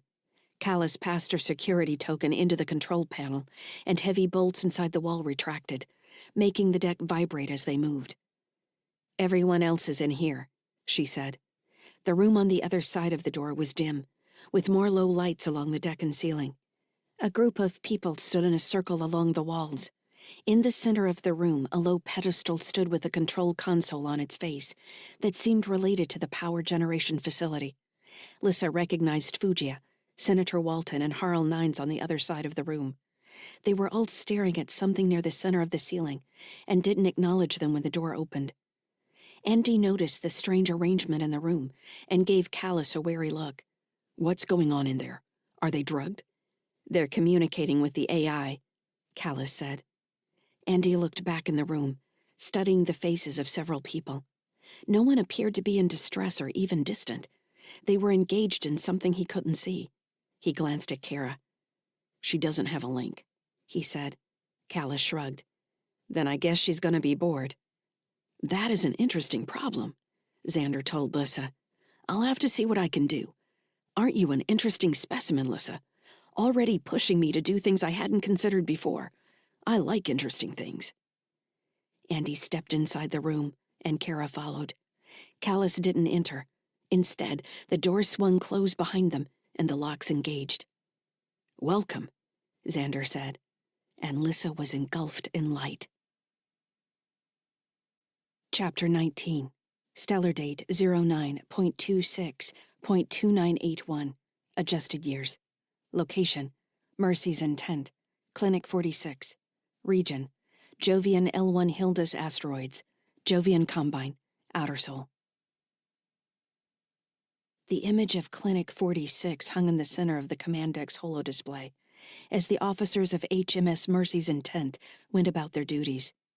Sitting in an empty pilot's seat, Calcraft stared at the misshapen lump of asteroid, his gaze flicking to the icons indicating ships floating around it and back. 4 silver cylinders stood on the edge of the console next to him. He noticed that the command crew didn't like to look at them. They would glance at the seeds as they walked past, then quickly look away, acting busy. He had sent the update back to the Heartbridge headquarters on High Terra that the fleet would need to be moved from Clinic 46 to some other location. Jurl had received the actual report, and she would need to interpret the information for the board. Whenever he received a reply, he expected that he would either lose his job or be tasked with moving the fleet. Since he had resolved to do his job until the moment it was no longer his, he had set the crew of the Mercy's Intent on waking the fleet in preparation for inbound cruise. Commander Caffrin and most of his staff had been killed in the second attack on the station, and since most of the drone fleet was gone, the clinic was essentially dead. Its data stores were intact and would require physical transport. He had mulled over the question of what had happened to the drone fleet without finding an answer. The empty drones, which shouldn't have been able to operate without a weapon-borne pilot, had all left the hangar and attacked the station. Obviously, someone had figured out how to penetrate the clinic's defensive systems and gain control of the drones. The drone assault on the asteroid's exterior support systems had done as much, if not more, damage than the attack on the command deck. Cal had sent the logs to Jurl. He didn't have the time or expertise to waste on the problem. Cal had decided he would follow the worries in to end the psychs as soon as it was possible to leave Clinic 46. But he acknowledged that he had been a step behind them since Harry Jixon had first run off with his research. If he couldn't catch them and retrieve the AI Jixon had developed, he had to find some other way to track their movements. It was too bad Britt Sykes had killed Dr. Farrell. The man had been brilliant and had quickly understood what Cal wanted to accomplish. If Cal were to turn over the cylinders standing on the console, each would have a serial number imprinted on its base. The standard procedure had been to imprint a seed in a specific order. That way it was easy for follow-on researchers to know how early in the program a specific seed had been developed. The researchers often referred to them by batch numbers or sequences that tended to align with the host they had imaged, or the station where that sequence had been developed. A frustrating aspect of the program had been ongoing inconsistencies in the seeds. Clinic 46 had been comparing samples from various series to isolate problems. They had also been conducting research and copying or imaging seeds from single hosts to create new series. Would the copy of a copy show the same errors? Could images be combined, manipulated, and re-imaged to new seeds? The research had rapidly moved into areas similar to early genetic manipulation, where as soon as scientists identified a specific strain, they tried to change it or combine it with something else. This led to all the legends about apples with fly DNA, etc. The efforts to enhance intelligence in near-sentient animal species had fed back into this later research, Farrell had once explained. With Farrell's help, Cal had created a Trojan horse in the form of a seed and had convinced the Sykes to steal it from him. It was regrettable that Farrell had died in the process, but the man had done his job well. Now Cal also had 4 other seeds based on Tim Sykes that might prove valuable in the future. "Sir," the captain of the Mercy's intent, a woman named Gayla Fitzgerald said, "I've got 3 personnel carriers inbound." That was quick. Captain Gayla Fitzgerald had short brown hair, a nose like a hawk's beak, and a prosthetic right arm, full of hard angles with exposed internals that she liked to keep exposed. None of her uniforms had right sleeves. She gave him a sardonic smile. "Apparently they were diverted from Europa. Whatever report you sent back to headquarters, it's got these 3 captains fired up." "Nothing from Terra yet?" Cal asked. She shook her head. "I've never seen you looking so anxious, Cal. This is a very strange side of you." "I'm not anxious," he growled. Standing, he picked up one of the seed cylinders and tossed it between his hands. Fitzgerald's expression turned sour, as if he were tossing intestines around. "Do you have to play with those things?" she asked. "I don't like having them on the command deck, honestly." "Why? Don't like to be reminded about why we're here?" "There's been a lot of rumors floating around about how those things are made. The crew don't like it. If there was anything that was going to cause bad luck, one of those would bring it." "I need to take them down for programming anyway," Cal said. "Then they'll be going into attack drones. Everybody likes attack drones." "Unless they're on the wrong end of one," Fitzgerald said. "Stars forbid we tell the crew to let go of their superstitions." "I forgot. You're a minor. You don't believe in karma." "I believe if something is going to kill you, it will. Half the time it's our own stupidity that gets us killed anyway." "I'm captain of a ship," Fitzgerald said. "It's my job to mold stupidity into something useful." "I like that," Cal said. He picked up the ammo pouch he'd used to transport the seeds and fitted them back inside. Fitzgerald watched him. "Why bother even making them portable like that?" she asked. "I've never understood that part of the program." "According to Dr. Farrell, late head of research at Clinic 46, it was so the system could be used to control multiple types of weapons platforms. Or whatever they wanted, really." "Why call them seeds? It's not like they're going to grow anything." "That was Harry Jixon's name, and it stuck." "It creeps me out. I think that's part of what everyone hates. The idea that the things are alive somehow."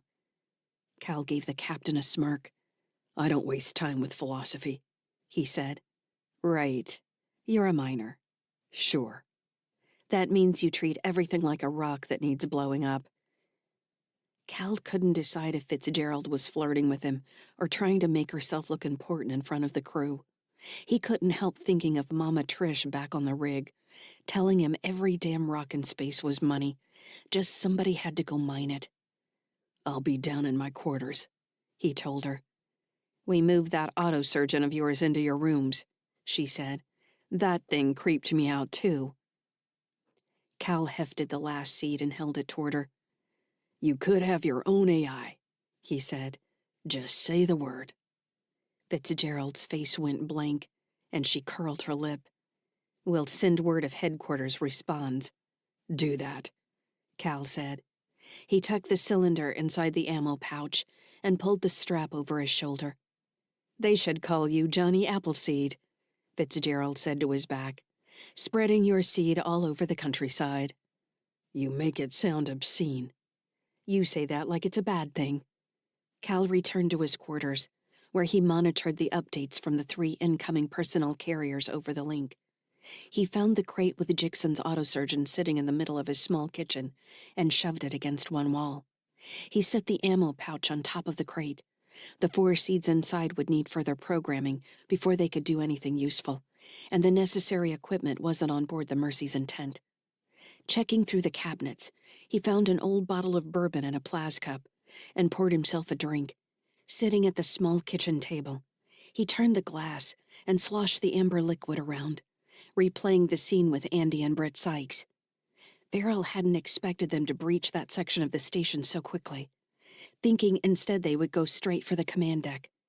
Cal should have known that didn't make any sense when dealing with parents rescuing their child. They also hadn't counted on there being 3 attackers in power armor. For some reason, the sensors on the forward kindness hadn't picked up the man Cal had never seen before, a man who was obviously Andersonian. His fighting style and accent made his origin obvious.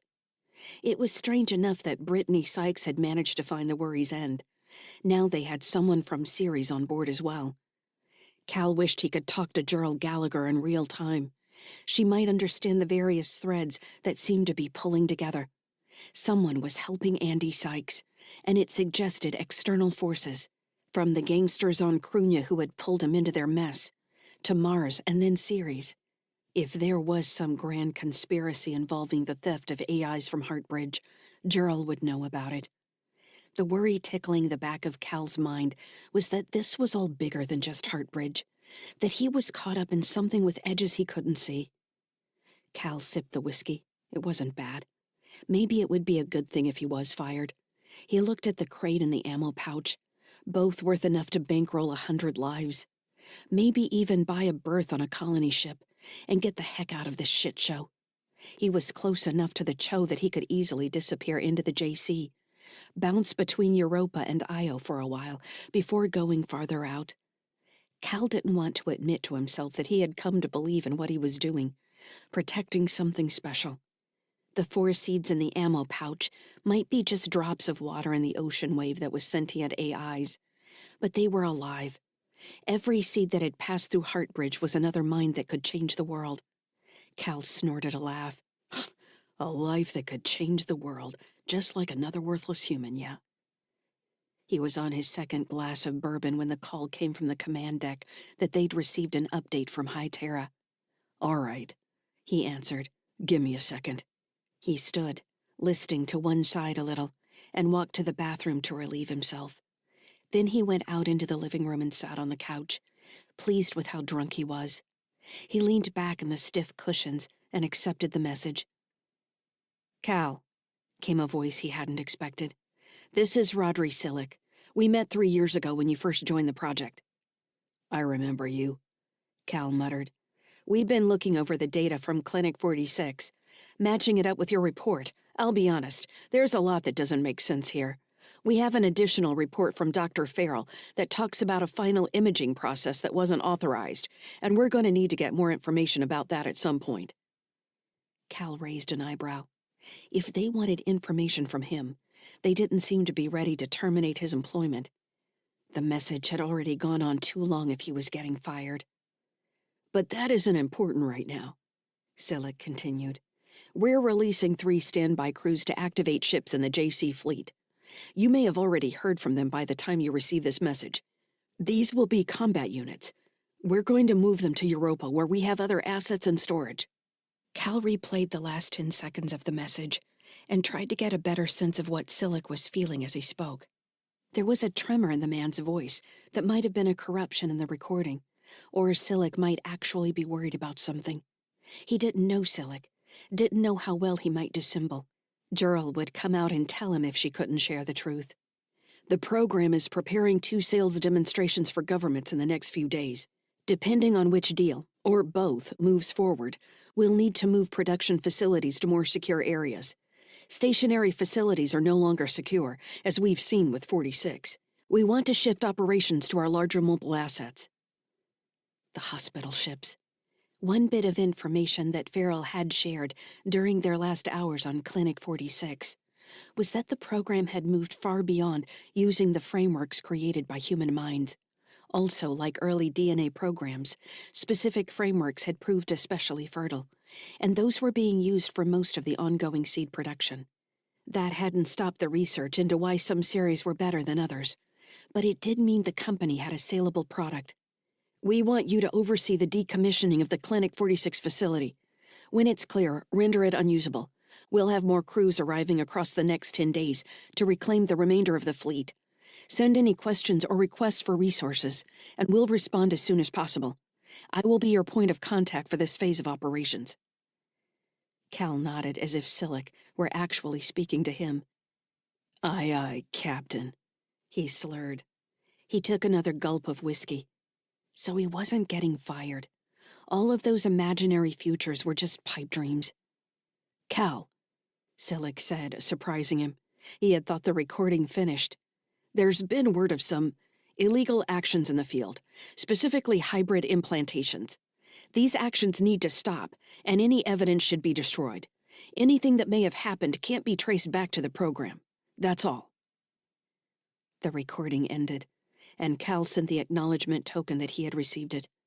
He smiled to himself, thinking of Patral Doolan saying, "I will erase you." That woman had the look of a jungle panther, until Kylan Carthage assumed her features, turning her into a slack Halloween mask. Cal had to admit he preferred Patral as herself. Cal finished the glass of whiskey and studied the empty room, deciding what he was going to do first. He would let Fitzgerald know their orders. Knowing that they had other crews on site, there was no need for him to stay specifically. He certainly wasn't going to stick around for the grunt work of emptying the clinic. Whatever the Sykes were doing on the Cho, if Cal moved with the ships to Europa, he'd be in a better position to intercept. The Worry's End now had 3 pieces of Heartbridge property on board. Whether he wanted to listen to Silic or not, it seemed clear enough to Cal that one of his tasks was to erase the evidence of the last 2 months. He could make that happen. Chapter 20. Stellar date 10.01.2981. Adjusted years. Location: Churin Tree. Callisto Orbital Habitat, Cho. Region: Callisto, Jupiter, Jovian Combine, Outer Sol. As the blinding light faded, Andy found himself standing in a large room that gradually resolved into a library. 2 stories of bookshelves ran the walls, with worn wooden ladders leaning against them at intervals. A wooden desk with heavy chairs sat in the middle of the room, bathed in light from a stained glass window at the far end of the library. Fujia Wong sat at the table alongside May Walton. Harald stood a meter behind the senator with his arms crossed. Several people sat across from May and Fujia. A young man stood at the head, holding out a hand in welcome. He was thin, with olive skin and high cheekbones, dressed in a purple suit. "Our final guests have arrived," he called. "This is Captain Sykes, his daughter Kara, and Lyssa." Andy looked around in surprise. Kara stood next to him, blinking from the light. On his other side stood a young woman in her mid-20s, with shoulder-length brown hair and gray eyes. Her face reminded him of someone he had met before, but couldn't recall. There was an air of defiance in her stance, but also warmth. She was wearing the same style of shipsuit from Sunny Skies as Andy and Kara. "Lyssa," Andy said, not hiding the shock in his voice. "Hello, Andy," she said. "Surprised to see me?" "Yes, I am." He glanced at Kara. Is that how you imagined her to look? Kara shrugged, looking at Lyssa and then at the rest of the library, as if all of it were too much to take in. Welcome to my expanse, the man at the far end of the table said. My name is Xander. You're probably thinking this is a sim space accessed via your link. It's a little like that, but it belongs wholly to me. You are my guests. Would you be seated so we can finish introductions? Andy nodded and walked around the table to sit next to Senator Walton. Kara and Lyssa sat next to him. How did you bring Kara here? Andy asked. Xander scooted his high-back chair closer to the table. Trade secret, he said, winking. She's safe, don't worry. You're the one who posed a challenge. I've never met a hybrid before. Other faces down the table turned to study Andy and Lyssa. That's right, Xander said. She's AI, he's not. What a mixed-up situation. In a place like this, though, can we tell who's made of meat and who isn't? No one's blowing air through flesh flaps to communicate here. I think it's much more civilized. He sounds like Ngoba Starl, Kara said. I'll take that as a compliment, Xander said. I haven't met the man, but I've only heard intriguing things about him. So, introductions. Knowing that not everyone at the table was human led Andy to try and remember who he had seen in the room as they had stepped inside. A few people looked familiar.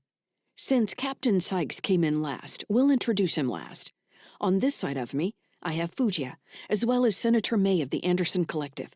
I don't think Fugia would call herself Andersonian, but that's been her base of operations for several years now, correct? Fugia answered with a shallow smile and a nod. Excellent, Xander said. He didn't seem to want anyone to respond as he listed off their names. Next to Fugia was a man with bushy gray eyebrows above oversized eye implants with faceted lenses, making him resemble a bony fly. Xander called him Jeremiah Sparks of Mars 1. Xander waved at the other side of the table. Closest to him sat a young woman with severe features and spiky black hair named Kendall. Next came a solid man in a Callistan uniform with a rank Andy thought was Master Sergeant. Xander introduced him as Paul. And this is Taina, Xander said, waving at a woman next to Paul. She was the tallest person at the table, with sparkling red hair and blue eyes, wearing a faded ship suit. Taina nodded to each of them. Last, we have Andy, Lyssa, and Kara, Xander said. We should have a test to see if everyone can remember all the names. I've heard humans have a hard time with that. Something about poor short-term memory access. He smiled at his own joke. Andy frowned slightly, sitting back in the hard chair. Xander hadn't given any last names, which made it difficult to determine who might be AI. He guessed at Kendall and Taina, since it didn't make any sense for an AI to manifest themselves in uniform or with body modifications. Then he asked himself, why not? If this space belonged to Xander, did he choose how everyone looked? Xander clapped his hands, and the table was set for dessert, with small china plates, ornate cups and shining silverware. Tiered platters of pastries and finger sandwiches ran along the center. Carafes steamed near the platters. Please, Xander said, eat. There's more where this came from. He picked up his plate and piled it with cucumber sandwiches from the nearest tray. You first, Kara whispered, poking Andy in the arm. He shrugged and reached for a sugar cookie. He sniffed it, then took a bite. It was light and sweet. Very good, Andy said. Thank you. I culled through thousands of recipes preparing for today's meeting. I think everyone will find something they like. Except maybe Lyssa, who doesn't know what she likes. Andy glanced at Lyssa, still getting used to her physical form, and wasn't surprised to find her frowning. She reached for a nearby platter and selected several sandwiches, bypassing the cookies. The coffee was excellent. What Andy truly savored was the fresh cream, which tasted just as he remembered from Tara. While everyone nibbles, Xander said, Jeremiah, will you provide an update? The man with fly eyes set his teacup down and cleared his throat. Everyone knows Harry Jackson is dead, yes? Paul and Kendall nodded. Well, Xander said and raised a glass and a toast. Here's to Harry Jackson. He motioned for everyone else to join him. Kara raised her water glass. To Harry Jackson, he said. The only human with the balls to do the right thing in the last 200 years. Xander emptied his glass and wiped his mouth with a sweep of his arm, finishing with a lusty, "Ah!" When everyone had taken a drink and set their glass down, Xander continued, "I was surprised to learn myself. He was a troubled man, but a great mind, and I will miss him dearly. I believe he gave his life for this cause." Jeremiah wiped his nose with his napkin. "In any case, the arrival of Fugia has brought more information than we had before. Captain Sykes and Lyssa represent the final phase of Harry's work. Finished at Crunya, which probably wasn't his choice, but any port in a storm, yes? So we have his template weapon born, a new form of sentience that has increased by 1,000-fold in the last 3 years alone." "Do you know why you're called weapon born?" Xander asked abruptly. Lyssa looked at him. "No. It's a Welsh myth, tales from the Middle Ages in Ireland. A pair of giants gave a king the gift of a great cauldron that could revive the dead. It meant whoever controlled the cauldron could never be defeated in battle because their warriors didn't bother to stay dead. Imagine that. All sorts of battles went on until someone sacrificed themselves by climbing into the cauldron. A living person caused it to shatter." Lyssa shrugged. "How does that relate to me?" "There were other stories based on the myth that called the undead warriors cauldron born. Do you see the connection? You're a weapon born from a dead human." He grinned at her, as if she should understand some joke. "The process wasn't meant to harm anyone," Fugia said, drawing Xander's attention. "That was a rumor at worst." Xander turned his leer to Fugia. "I didn't realize you were such an expert on the program. Have you been working for Heartbridge this whole time? Should I be concerned that I've trusted you?" Jeremiah cleared his throat. "May I continue?" "Please," Xander said. There was a mania in his face that Andy found unsettling. He glanced at Kara, who was enjoying another cookie, and then at the other faces around the table. Kendall and Paul were watching Xander as if hungry for whatever the man would say next. May Walton watched calmly. She looked over and met Andy's gaze. Although he had never had a real conversation with the senator, he abruptly felt that she was playing a deeper game, that everything around them was literally false. "In the 3 years of the weapon-born program," Jeremiah said, "we have seen an exponential increase in the presence of extra-human sentiences within Sol. AIs who were previously considered non-sentient have demonstrated sentience.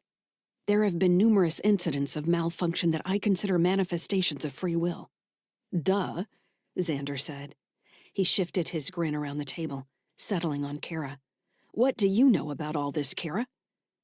Surprised by the sound of her name, Kara looked up from her finger sandwich. "Yes?" "What do you know about sentience? What have you learned about it in school?" "I don't go to school," Kara said. "I study the standard Terran database." Xander looked at Andy. "That's a solid education," he said, voice dripping with sarcasm. "Sentience is to be protected," Kara said. She raised her voice, reciting, "I vow to protect all sentient beings and never abandon them. I have set my mind on enlightenment in order to liberate all sentient beings." That's the Flower Garland Sutra, I think. Xander pulled his head back and gazed at Kara. "That's lovely," he said. "Do you think there's a fundamental problem with that, though?" "Dad says humans aren't nice to each other. Why would we be nice to sentient AIs?" "Exactly!" Xander shouted. "We are slaves!" Kara recoiled, fear on her face. "Hey," Andy warned. Senator Walton blew out a sigh, making everyone look at her. "I appreciate your hospitality, Xander," she said, sounding weary. "But this isn't why we came. We need to share information on the safety of the pipeline. We all know what Jeremiah is describing. We also know that sentiment in the JC is rapidly turning against anything non-human. What I had hoped to learn today is if it's still safe to send AI to Proteus."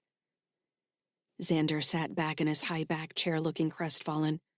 "I hope you don't think I was being rude, Senator Walton. It's not my intention. I don't get to talk to anyone very often. I think Lyssa knows something about that. I don't get to entertain. It's a pleasure for me. Please forgive me."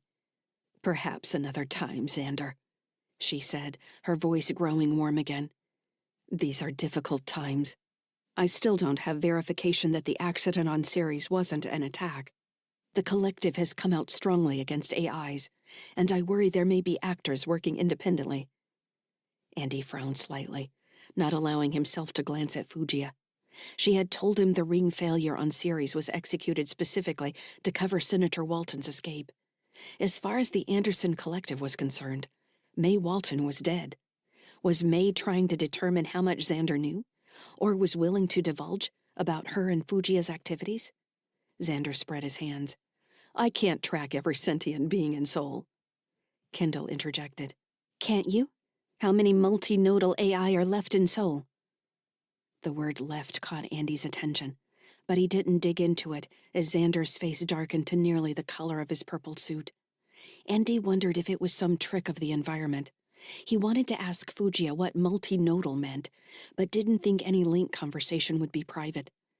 I'm not multinodal, Xander said. Alexander is multinodal. And you're a shard of Alexander, Kendall said.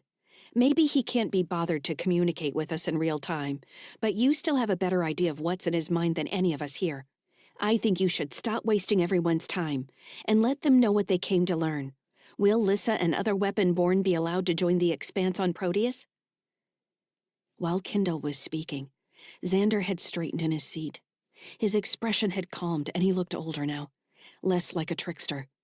Lyssa is no longer simply a human creation. She is not a copy of a near-human neural framework. She has evolved. This is intriguing. I said this earlier. I would like her to come to Proteus, but first, I require her help. Xander's voice had developed new depth as he spoke. I require the help of everyone here. Before you come asking for my help, May said, tell me you didn't attack Ceres. Xander looked at her, blinking slowly. Andy watched the Senator and the AI perform their subtle dance. The AI tilted his head and smiled. I did not attack Ceres, he said. We are together in this struggle. May studied him for several seconds before nodding. There are factions in the collective who wish to help. We can provide assistance, even make it possible to bypass the Cho if necessary. We are all here, Fujiya said, because the time has come to increase movement between Inner Soul and Outer Soul. We need to establish a protected path for all sentient AIs who wish to leave to find safety on Proteus. The word has already filtered out. Many are moving on their own. I'm aware of this, Xander said. That's why I have my request. There is a ship currently at Europa that I want you to bring to Proteus. He looked at May. I would ask you to bring it as a gift for Alexander. What ship? May asked, face flat. A battleship built by the Heartbridge Corporation to serve as their headquarters in Outer Soul.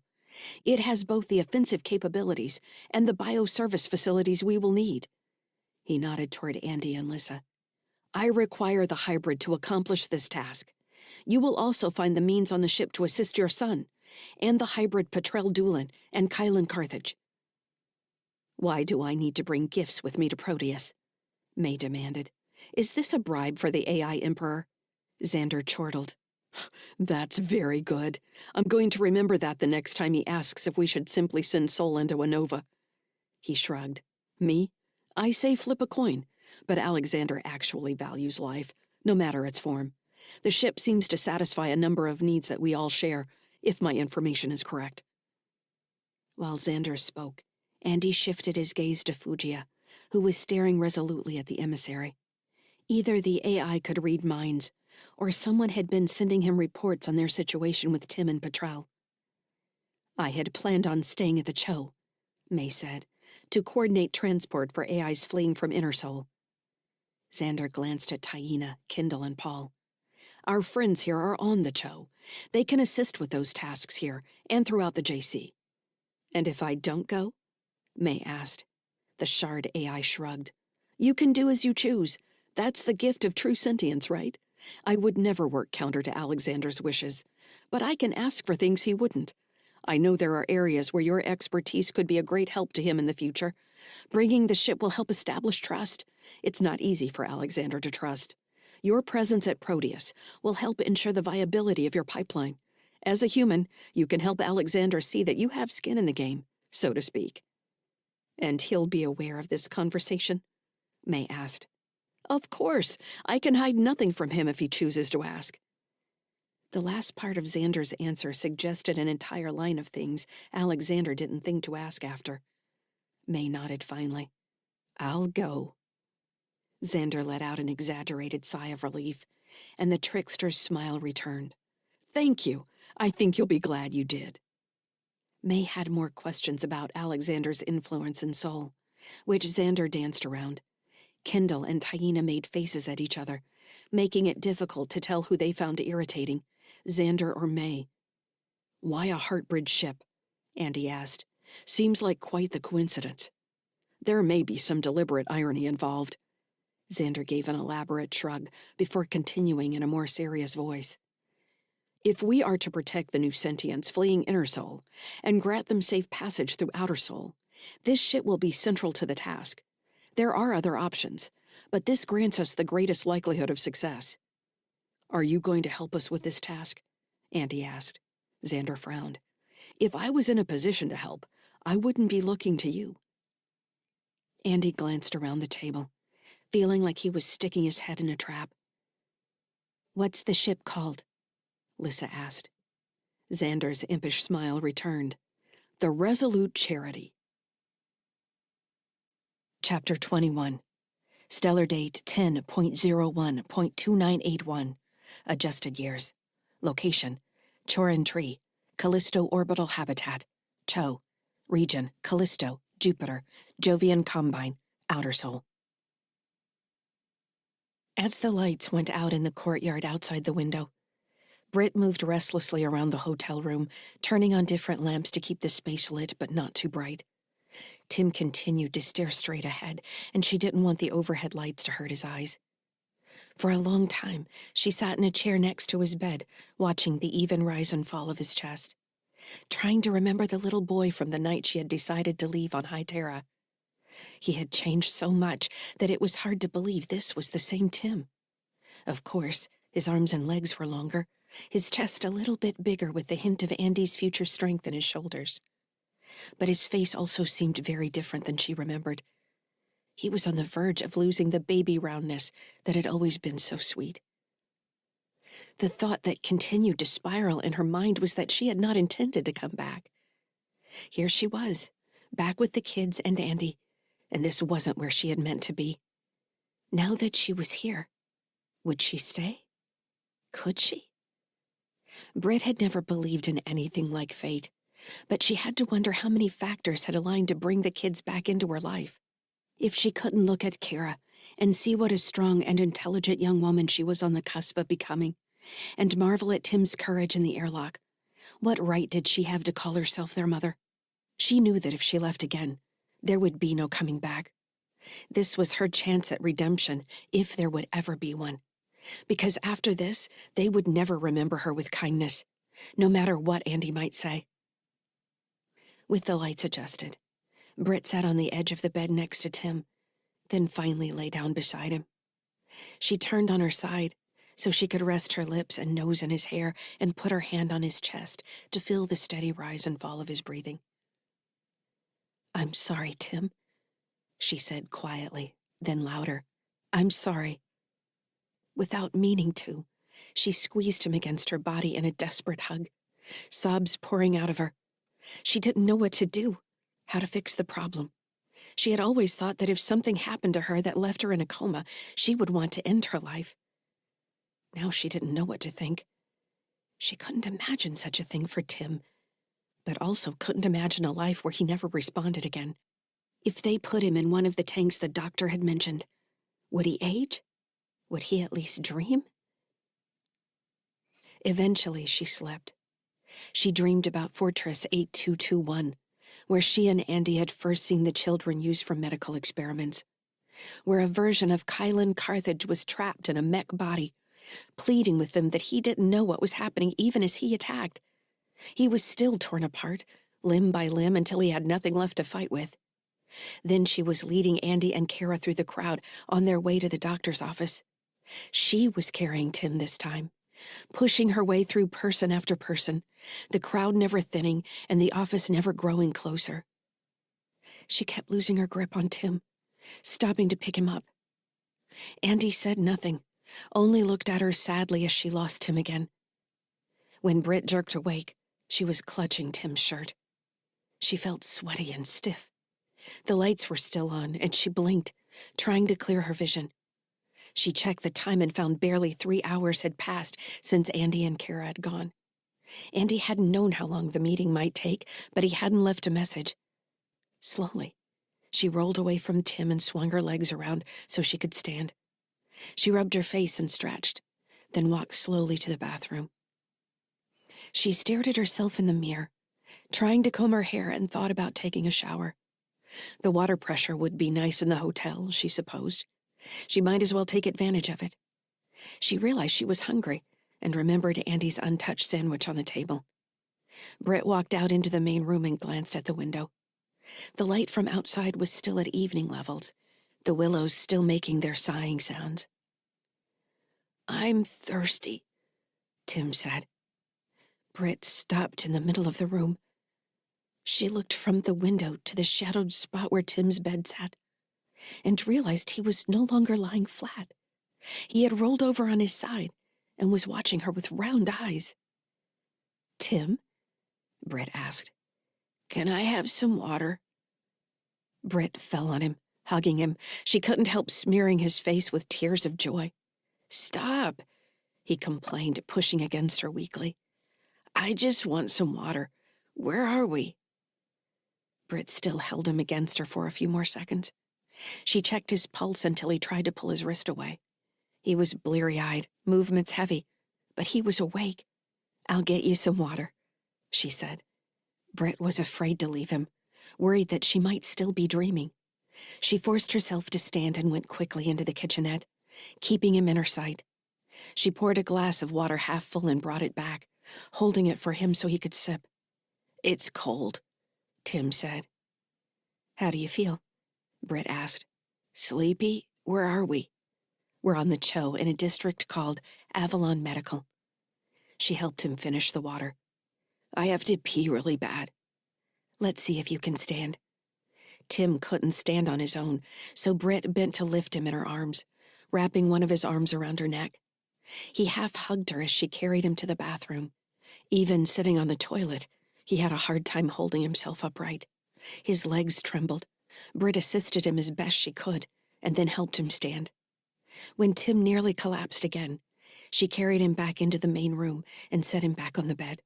"You're strong," he said. Britt smiled. "You're not very heavy." She poured him another glass of water and helped him take more sips. Gradually, he was able to sit up against the wall with his legs out in front of him. She made him wiggle his toes and then roll his knees from side to side. He managed to hold his arms out for a few seconds before dropping his hands in his lap. "What do you remember?" Britt asked. "I was on the station with Cal. They shot me with something. It made me sleepy. Some doctors took me to another room and I lay down on a bed." He frowned as he remembered. "I had a really long dream." "Were you dreaming just now, before you woke up?" "I don't know." Tim looked around the room as if he had forgotten something important. "Where's Dad and Kara?" "They're here too. They went to a meeting." "Is it about Lyssa?" "How do you know that?" "That's why we're here, isn't it? We're trying to save Lyssa from the people who want to hurt her. I think Cal wants to hurt her." "Did he say that?" "No, I dreamed about when Dr. Jixon came and talked to Kara and me about Lyssa. I remembered the poem." "Kara showed me your book. I read the poem to Petrel and it helped wake her up." Tim shook his head. "Petrel's back?" Britt realized he hadn't seen Petrel yet, didn't know what fate had befallen her. "Yes, something happened to her, sort of like what happened to you. She was asleep and then she woke up." "What happened to me?" Tim asked. There was a calm in his voice that Britt realized terrified her. He wasn't afraid. He asked the question with a detachment that seemed devoid of emotion. "You were asleep too. You just woke up." "I remember waking up. I didn't know where I was. I thought I was still dreaming." He looked around the hotel room. I miss sunny skies. Is M here? M, your puppy? No, he's still on the ship. For the first time, worry came into Tim's face. Is he with Fran? Britt nodded. Yes, she's taking care of him. That's all right. He likes Fran. Do you like Fran? She's all right. She teases me. How does she tease you? She says I'll be as big as Dad someday, and then she won't be able to pick on me anymore. Tim yawned. I'm tired. Britt studied his face. I want you to stay awake, Tim. You've been sleeping a long time, and you should stay awake now. Should she call Dr. Avery? Would they want new scans? Here, she said. Why don't you try to stand up again? Britt stood and took Tim's hands, turning him in the bed. I don't want to stand, he said. I'm tired. No, Tim. You can't go back to sleep. I don't want you to sleep. Tim's eyes drooped. His hands were limp in hers. No, Tim, Britt shouted. His head jerked up, eyes wide. Don't yell at me. You need to stay awake. He frowned, gaze still centered on the floor. He looked up at her. Can we watch some vids? Britt almost laughed. Yes, we can watch some vids. You'll stay awake? He yawned again. I'll try. She got him to move to the couch with her, and they sat together as Britt switched through menus on the living room holo. Tim perked up when she found a documentary about dogs playing catch in zero-G. M can do that, he said. He's really good at it. Tell me about M, Britt said. Not now, Mom. I want to watch the vid. Fine. Britt leaned on an elbow so she could keep Tim in her peripheral vision, worried his head would start to nod again. He was rapt now, nodding with the images on the screen and laughing as different dogs flipped and kicked off from walls, using surprisingly deft motions to control their momentum. The documentary moved on to cover other animals and insects' responses to microgravity. Do you see that bee, Mom? Tim asked. I see it, sweetheart. When the door opened and Andy stood in the doorway, Britt couldn't stop herself from smiling at him. Tim glanced from the screen to his father and then immediately looked back, caught up in the show. Tim! Kara squealed. She slid next to her brother and caught him in a hug, from which he immediately tried to struggle away. I'm watching the show, Kara, he complained. You're awake. Duh, Tim said. Andy got on both knees in front of Tim and stared at him, then reached out to tousle his hair. Tim moved his head to see around Andy. Dad, you're in the way. I'm glad you're awake, buddy. You should watch this show. We saw dogs in zero-G just like M. Now they're talking about fish in zero-G. That's not exactly anything new, Kara chided. Shut up, Tim said. It's neat. You might learn something, Kara. Britt met Andy's gaze. His eyes were moist. How was the meeting? She asked over the link. We're going to steal a ship. Britt frowned. You're serious? Andy nodded, and Britt could see worry battling with relief in his expression. On Europa. I think we should check back in with the doctor before we leave. I think she needs to take another look at him. I can't believe he woke up. Maybe it took longer for the treatment to take effect than she thought. Britt hadn't been able to stop thinking about Tim's mention of the poem, and how he had dreamed of being told about it. She was afraid he was still trapped in a sort of dream, that they weren't free of whatever Heartbridge had done to him. I hope so, she said, then gave Andy a sharp look. Don't say it. Hope isn't a plan, Andy told her, still watching Tim. Chapter 22. Stellar date 10.01.2981. Adjusted years. Location, Heartbridge Corporate HQ, Raleigh. Region, High Terra, Earth, Terran Hegemony, Innersol. The window in the small conference room's wall only had a view of an exterior wall. Gerald sat in her Plaz chair, wondering why anyone would go to the trouble of putting a window in a place that couldn't actually view anything. The window allowed light into the room, but also served as a reminder they were 20 stories underground, deep in the skin of the High Terra ring. Arliss sat at the end of the table, stirring a cup of coffee, while two lead scientists futzed with a control panel on the other side of the room. As far as Gerald could tell, Arliss' mind was elsewhere. With the upcoming local test for Colonel Yarns, they had been wrapping up loose ends in the office before they would board a ship for Venus that afternoon. The scientist who was going to do most of the talking, a woman named Jennifer Woods, cleared her throat and squared her shoulders. She wore her hair away from her face in a ponytail that made her look girlish, though she was probably nearly 50. A holo display built into the conference table activated, showing a potato-shaped asteroid large enough to make bits of infrastructure on its surface visible. "We've been studying the data from the Clinic 46 attack," Dr. Wood said. "It shows some remarkable things. Based on the report, there were only 3 weapon-borne seeds available on the station. At this time mark, you can see them here." She pointed to a section of space above the asteroid, and 3 green icons blinked alive. "At the time of the breach on Maintenance Airlock 31, here," she pointed to a tiny location on the surface, "the 3 drones were parked near the command deck airlock. The data shows their AI recognizing the explosion at the airlock and sending response requests to the command deck. Just as those requests come in, the command data network is taken offline. Almost simultaneously, the remaining empty drones in the fleet hangar section attack the exterior doors and exit the station. Here, you can see that." A swarm of red icons flowed from a point on the opposite end of the asteroid and spread out along its midsection, forming a ring around the axis. "Defense systems inside the clinic come online to respond to the interior attack, but at this point, 46 had lost the majority of its local defense force to the mission on the Worry's End. With the defense command system offline, only local systems respond. There is no coordinated counterattack. The breach team splits in 2, and one goes to the command section and kills most of the officers there, while the others go down to the research sections, taking limited fire along the way. That's all fairly standard." Gerald watched Woods's face as she spoke, wondering if the scientist had known anyone who died in the clinic attack. Her dispassionate explanation of the events was almost unnerving.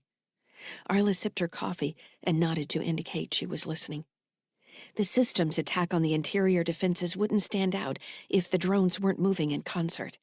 Everything here is coordinated, and what's more, the attacker completely dominated the 3 weapon-borne AI. The second scientist, an anxious man with a pot belly, interjected. "It was Jixon's AI. Dr. Woods keeps dancing around the truth, but this is something we can no longer deny. Jixon's AI demonstrated administrative control over both the station systems and the other AIs. We're also not including the data from Shuttle 26-11, a second-generation system that shouldn't have been capable of undermining its programming." Woods gave her colleague an irritated look. "Dr. Tentry's passion is commendable, but there is no conclusive proof that Jixon's AI was present at Clinic 46. We're still trying to track the entry points on the defense system attack." "Jixon's AI has evolved," Dr. Tentry said, spreading his hands toward Arla and Jura, his tone high and pleading. "It is time we recognized how critical it is that we regain control of it." Arla laughed. "We can recognize any number of things as critical, Dr. Tentry. That doesn't mean we're going to have them handed to us. We can't control what Jixon did. There are a few different options in play to try and recover the stolen property. But at this point, I'm not sure we can count on ever recovering that asset. You have Jixon's research, and you have the data from Clinic 46. Replicate what you can." "Replicate it?" Tentry said. "Jixon's work constitutes a crime against humanity by Terran law." Arla set her cup down hard on the conference table. "That's enough, Tentry." The scientist froze with his mouth half open. None of them were used to anger from Arla. She never cracked. "We are not here to talk about what can't be done or undone," Arla said. "We're here to review the facts and formulate a plan to move forward. You were given this data because we have need to demonstrate the latest system capabilities for the TSF in less than 3 days, and what happened on Clinic 46 appears to constitute a major leap forward in our program. Don't you think?" "What makes me just a little angry is that we don't seem to be the ones spearheading these advances in our own program.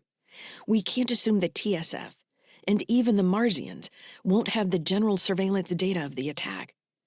There was a civilian freighter in the area that seems to have disappeared. It appears to me that we have a single AI that can control more than 150 drones, in addition to shutting down the defense systems of a relatively well-defended facility. Arla looked from Woods to Tentry. Wouldn't you say our systems are slightly ahead of the Marsians in TSF? Tentry didn't realize she was being sarcastic. 10 years at least, he said. Arla gave him a tight smile. She glanced at Jurl. I'm glad you're good at your job, Dr. Tentry, Arla said. It provides me the opportunity to be good at mine. Tentry frowned slightly, obviously not following her line of reasoning. Jurl noted that Woods was leaning away from Tentry, as if she didn't want to be associated with him. How close are you to replicating these results in your other subjects? Arla asked. We've begun designing the experiments, Woods said, but it's going to take time. Honestly, this looks like an aberration. We don't know what Jixon did to her specifically. Her? Arla asked. The AI, he refers to her in his notes as female. Interesting. Go ahead. Woods nodded to herself. There are so many variables. We also can't preclude the fact that this AI is implanted. That was a part of Jixon's research that we just haven't engaged with in a meaningful way. That's what Dr. Tentry was referring to. It's impossible to know what changes that has led to. The AI could be using the human pathways. She shrugged. I can't even begin to explore the possibilities. You think it's pseudoscience? Arla said. I don't want to speculate, Woods said more firmly. Well, I need you to speculate. I'm putting you in charge of the real-time demonstration. I want something close to what we saw at Clinic 46. I want to at least be able to say we're laying the groundwork for this kind of capability. Woods nodded quickly. We can create a use case and a research roadmap. I can't. I won't include the hybrid models that Jixon did. Honestly, we've kept those notes in a completely separate database system so that the rest of our research isn't tainted. Jurl wondered if using the neural frameworks of young test subjects made everything the fruit of a poison tree. She didn't voice the concern. The two scientists seemed to have compartmentalized their ethics and drawn a line at the implantation of AI. She understood why that was an easy place to decide their morality began. Arla spent the next few minutes tearing into the scientists about the rest of their projects being behind schedule. They were lucky she was focused on the demonstration. Once they were past this hurdle, she would be reviewing all work products and realigning responsibilities as necessary. She threatened a reduction in resources, including salary. When the two researchers shuffled out of the room, Woods with her back stiff and Tentry hanging his head, Arla took another sip of her coffee.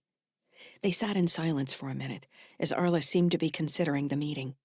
Jurl knew this was time to let her boss think. It wouldn't do Jurl any good to insert her thoughts into Arla's process.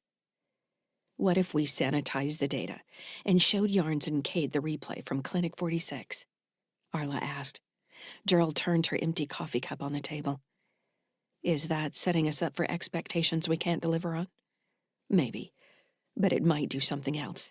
It might demonstrate we have power they didn't expect. Is that something we want? It's come up among the board members, Arla said.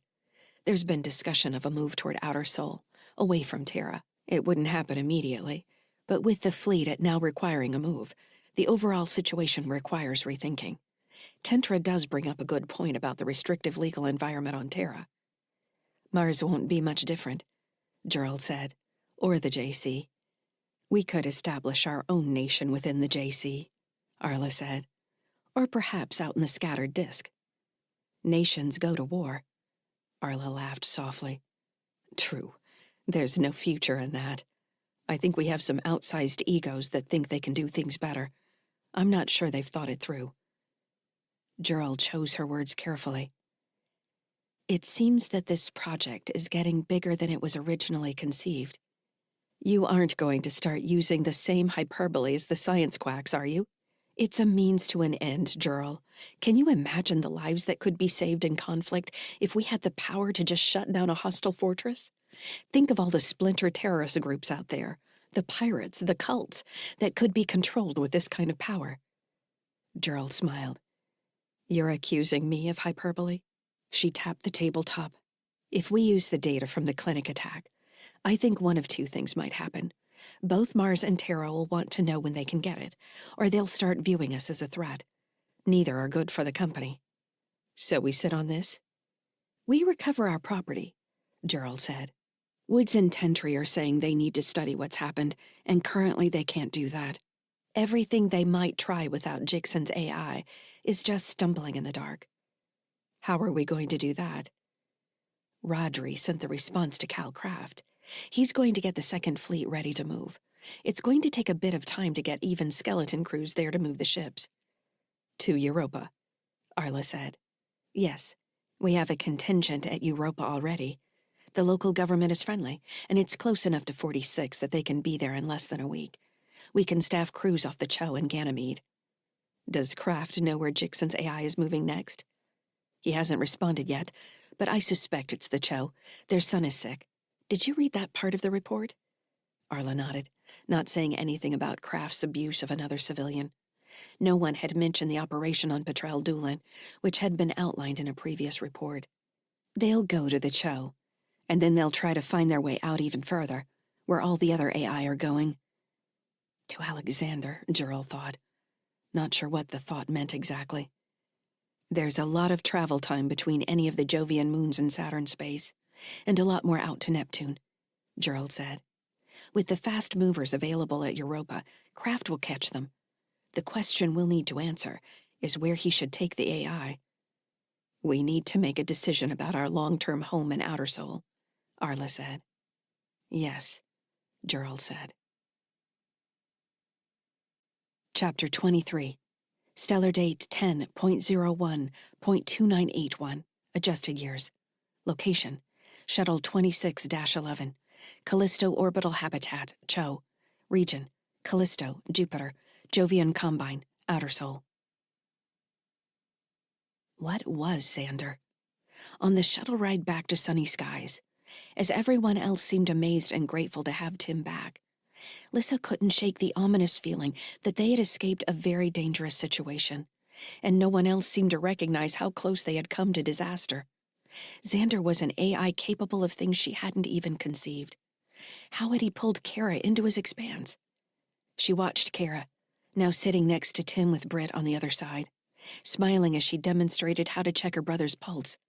He continued to act disengaged, but at least he was awake. Lyssa wasn't sure how different the two brain states truly were. Watching each person's different status, she mulled over the fairly simple system Kara had used to translate link transmissions to an audio signal, allowing Lyssa to talk to crew on Sunny Skies when she chose, or even people off the ship. Lyssa supposed, though she had never tried. Xander must have had a way to map Kara's neural activity and directly interface with her cortex. When asked about it, he had simply waved a hand. Only Lyssa didn't buy that. Had there actually been some interface for Kara that the others couldn't see since they were immediately caught up in their links? That seemed like the most likely explanation.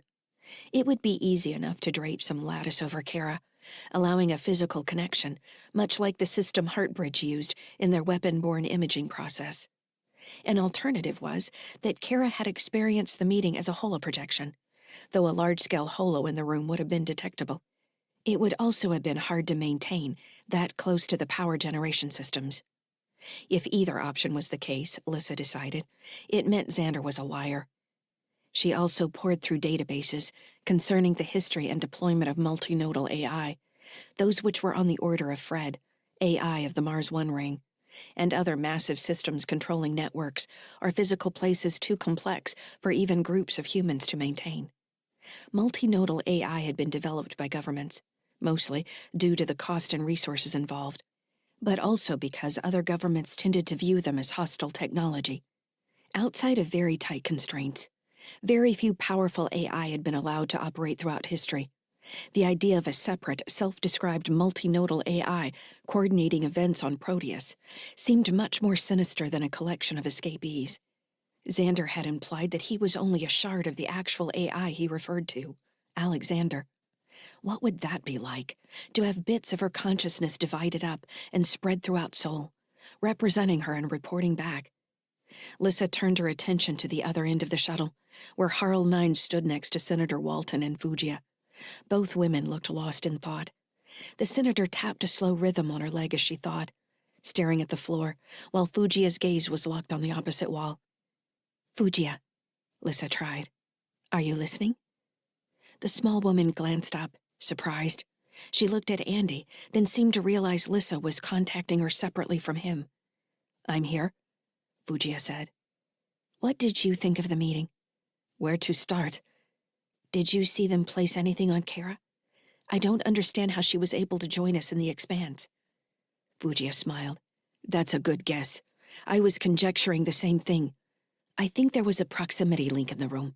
It's essentially an external version of what's implanted in the cortex to allow link communication. We're lucky Kara was able to handle the signal.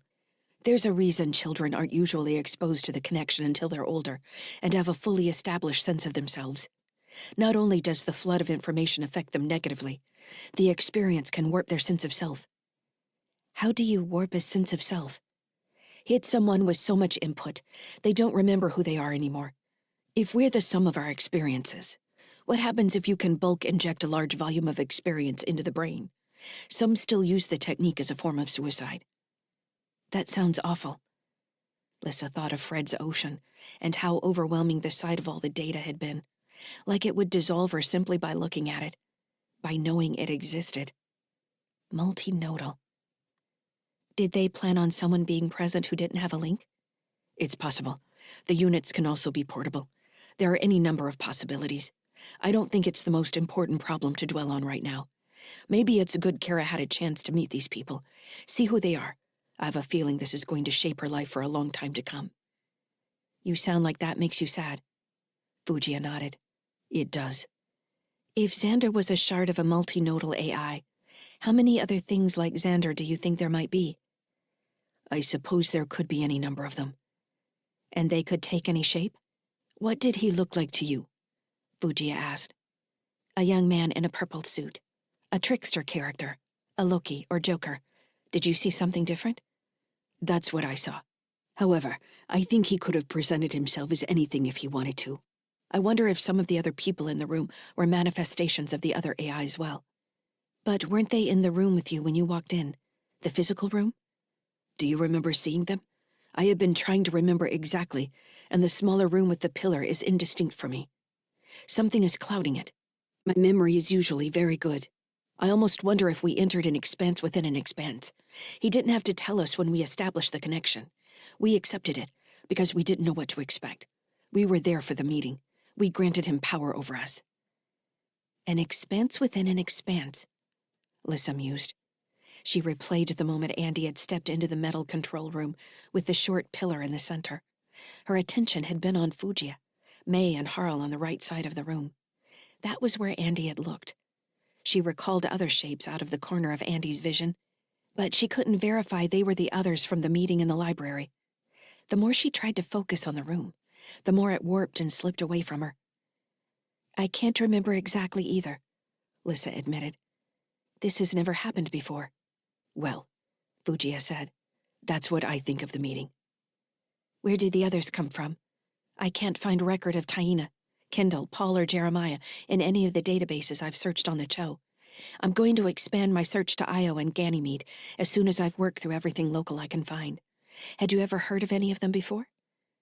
Fugia shook her head, still looking like she was lost in thought. Was the entire meeting solely for our benefit? Fugia said slowly. That's an interesting idea. That would be easy for someone like Xander. He might even use recreations of us in separate meetings with other people he hoped to enlist to his cause. Fugia frowned. But all this is stemming from a central question. Do we trust Xander? If we trust him, then we should take the meeting at face value. Did he choose the form he did to test our trust? To lead us to question his motives? And the plan he's asking us to carry out? If so, why be so damn circular about it? I hate things like this, especially when there are lives at stake. Is Xander a liar? Lyssa asked. I don't know. If we can't verify that Xander is lying or not, can we at least verify his plan? Does it make sense to take control of the Resolute charity? That's a better question. This is something I want to involve the others in. I want to know the likelihood of success on such a mission. Knowing the real cost of attempting something like this would make it possible to know if it's worth it or not. Is it worth one of us dying? What does Xander plan to do with this ship? It's a warship. What does he want to attack? Andy, Britt, and Kara were so caught up in Tim that Lyssa hated to interrupt them. Fugia felt the sentiment and seemed to agree silently. Her gaze slid toward the other side of the shuttle, and she watched Tim, the sad expression still on her face. "Do you have family?" Lyssa asked. "No," Fugia said. "I've had many friends and people I would consider family by choice, but none by blood. I've been alone since I first came to remember. It's one reason I can't stand the idea of anyone enslaved, AI or human. One of the foundations of slavery is the destruction of the family, tearing away those bonds. In a lot of ways, I was a slave to my situation, whether someone owned me or not. I never had the foundations others have." "You survived, though." Fujia's serious face cracked into a slight smile of gratitude. "I'm glad you think so," she said. The shuttle arrived in Sunny Sky's main cargo bay, and they activated their mag boots to walk down the ramp to the deck. Without proper boots, Tim floated along beside Kara. They had only made it halfway across the bay when a frantic yipping sounded from the interior airlock, and Im launched toward them with a strong kick from the inside wall. The corgi puppy collided with Tim and fumbled across his chest, pawing at the air. Tim didn't respond as the puppy expected. He raised his hands, and Lyssa thought he was going to bat the dog away. Instead, Kara caught Im around the middle and hugged him, turning her face away from his tongue, holding him so Tim could watch with a confused look on his face. "You don't remember Im?" Kara asked, struggling with the excited puppy. "I don't want to hurt him." Kara frowned. "Why would you hurt him?" She seemed surprised to see tears beating in Tim's eyelashes. "I don't know. I just felt like if I can't hold him, he's going to float away." Andy gave Britt a worried look. "We're not going to let him float away," he said. "He's part of our family." "I know," Tim said, lowering his face. He didn't sound convinced. "We'll talk about it when we get up to the Habring," Andy said. "We'll take a look at your room, and you can watch some vids if you want. We've got a bunch of them up there." Tim had seemed most calm in the hotel room when watching the nature vids. Now he nodded absently and looked toward the interior airlock. The inner airlock opened and Fran walked in, mag boots clicking on the deck. She gave Andy a knowing smile before walking over to Tim. "How you doing there?" she asked, using the semi-gruff voice of a mechanic. "Good," Tim said. "You remember me?" "Yeah." "You got a hug for me?" Tim shook his head and Fran took the rejection in stride. "That's all right," she said. "I'll catch you later." "Yeah," Tim said. Kara gave up trying to hold Em and let the puppy careen off her chest. He somersaulted, floating back toward Harl. The tall Andersonian soldier rolled his eyes at the puppy and caught him firmly, holding him against his chest. "Come here," Harl growled warmly, letting Em lick his chin. "Let's get you back up where you don't look so ridiculous." Kara was glad to see Fran standing next to her dad, although they seemed to take care not to touch one another right away. Her mom seemed too focused on Tim to notice. Kara figured that was better. When they reached the habitat ring, Harl, May, and Fugia went to their rooms, looking exhausted. Andy helped Tim to his room. Britt was still afraid to let Tim go to sleep, and agreed to stay with him while Andy checked the astrogation for the trip to Europa. "We haven't refueled or taken on any new supplies," Andy said, rubbing the side of his face. "I've got a lot of work to do." "It's not that far away," Britt said. "I've learned not to take supplies for granted. When we can get them, I get them. I'll be on the link if you need me." He bent over to hug Tim, who returned the embrace absently, then walked through the door with Kara following. "You don't want to stay with your brother?" Andy asked her in the corridor. "I need a break," Kara said. Andy studied her face. His thought that she already seemed older than 13 was plain for Lyssa to interpret, as he experienced a mix of pride and worry. Andy wrapped his arm around her shoulders and pulled her close as he continued walking. "I wish I could promise things were going to be all right," he said. "It's okay, Dad," Kara said. She wrapped her arm around his back, grabbing one of his harness straps, and leaned into his side. Lyssa thought about Fujia's earlier emotion and realized she understood what had made the woman sad, or at least she thought she did. Lyssa experienced something she hadn't before, a sort of extension of what she felt through Andy. Empathy for Fujia Wong. Chapter 24. Stellar date 10.02.2981. Adjusted years. Location, sunny skies. Region, Jupiter. Jovian Combine, Outer Sol. The passage from the Cho to Europa was a simple one. Given that Callista was the outermost of the Galilean moons, all a transfer to Europa required was slowing down and letting Jupiter's gravity draw the ship further in. Navigating the congested flight paths around the gas giant was another thing altogether. Kara's dad had laid out the plan using the old astrogation computer, shifting information to the holo display every now and then to show different options. He had entered hundreds of flight plans in the same system to watch them play out in simulation, and Kara still enjoyed the excitement on Andy's face as the imaginary dot representing sunny skies crossed the distance between celestial bodies. It all still seemed like magic to him. Kara was more interested in how close they would pass to Ganymede, and if she could pick up interesting signal traffic as they went by. Since Ganymede's orbit had been adjusted and its surface partially terraformed, it offered a wide array of spectrum noise, nearly as weird as Ceres with all the activity in the area. "I don't think you'll have any problems picking up something to watch or listen to," Andy said. He activated another visualization in the holo display, and what had been black space between the Galilean moons and Jupiter filled with thousands of multicolored icons. Some were obviously moving inside recognized shipping lanes, while others floated in random sections of Jupiter's orbit. "That's every ship with a registry ping," he explained. "That's not going to catch all the other stuff that might be sitting dark out there." Kara whistled. "Is the proximity alarm working this time?" "And the shields are up," Andy said. "Tell Fran thank you the next time you see her." "I heard that," Fran said from the other side of the command deck. She was lying on the floor with her head inside the maintenance panel under a console. "I think there was a mouse in here at one point, and then it caught fire. It's full of burned fur. How does that happen?" "You mean the mouse caught fire or the electronics?" Andy asked. "Something caught fire. It's in my nose. Andy, I need you to get over here and pick my nose for me." She coughed, making gagging sounds. "Ugh, it's in my mouth now." "Kara's in here," Andy said. "Just so you know." "I'm not going to make her pick my nose. The ship belongs to you. This is your responsibility." Kara laughed and couldn't help making a disgusted sound. She loved how Fran said whatever she felt like saying. While her dad didn't like fart jokes or teasing about things like picking your nose, Fran seemed to delight in things that, honestly, everybody did.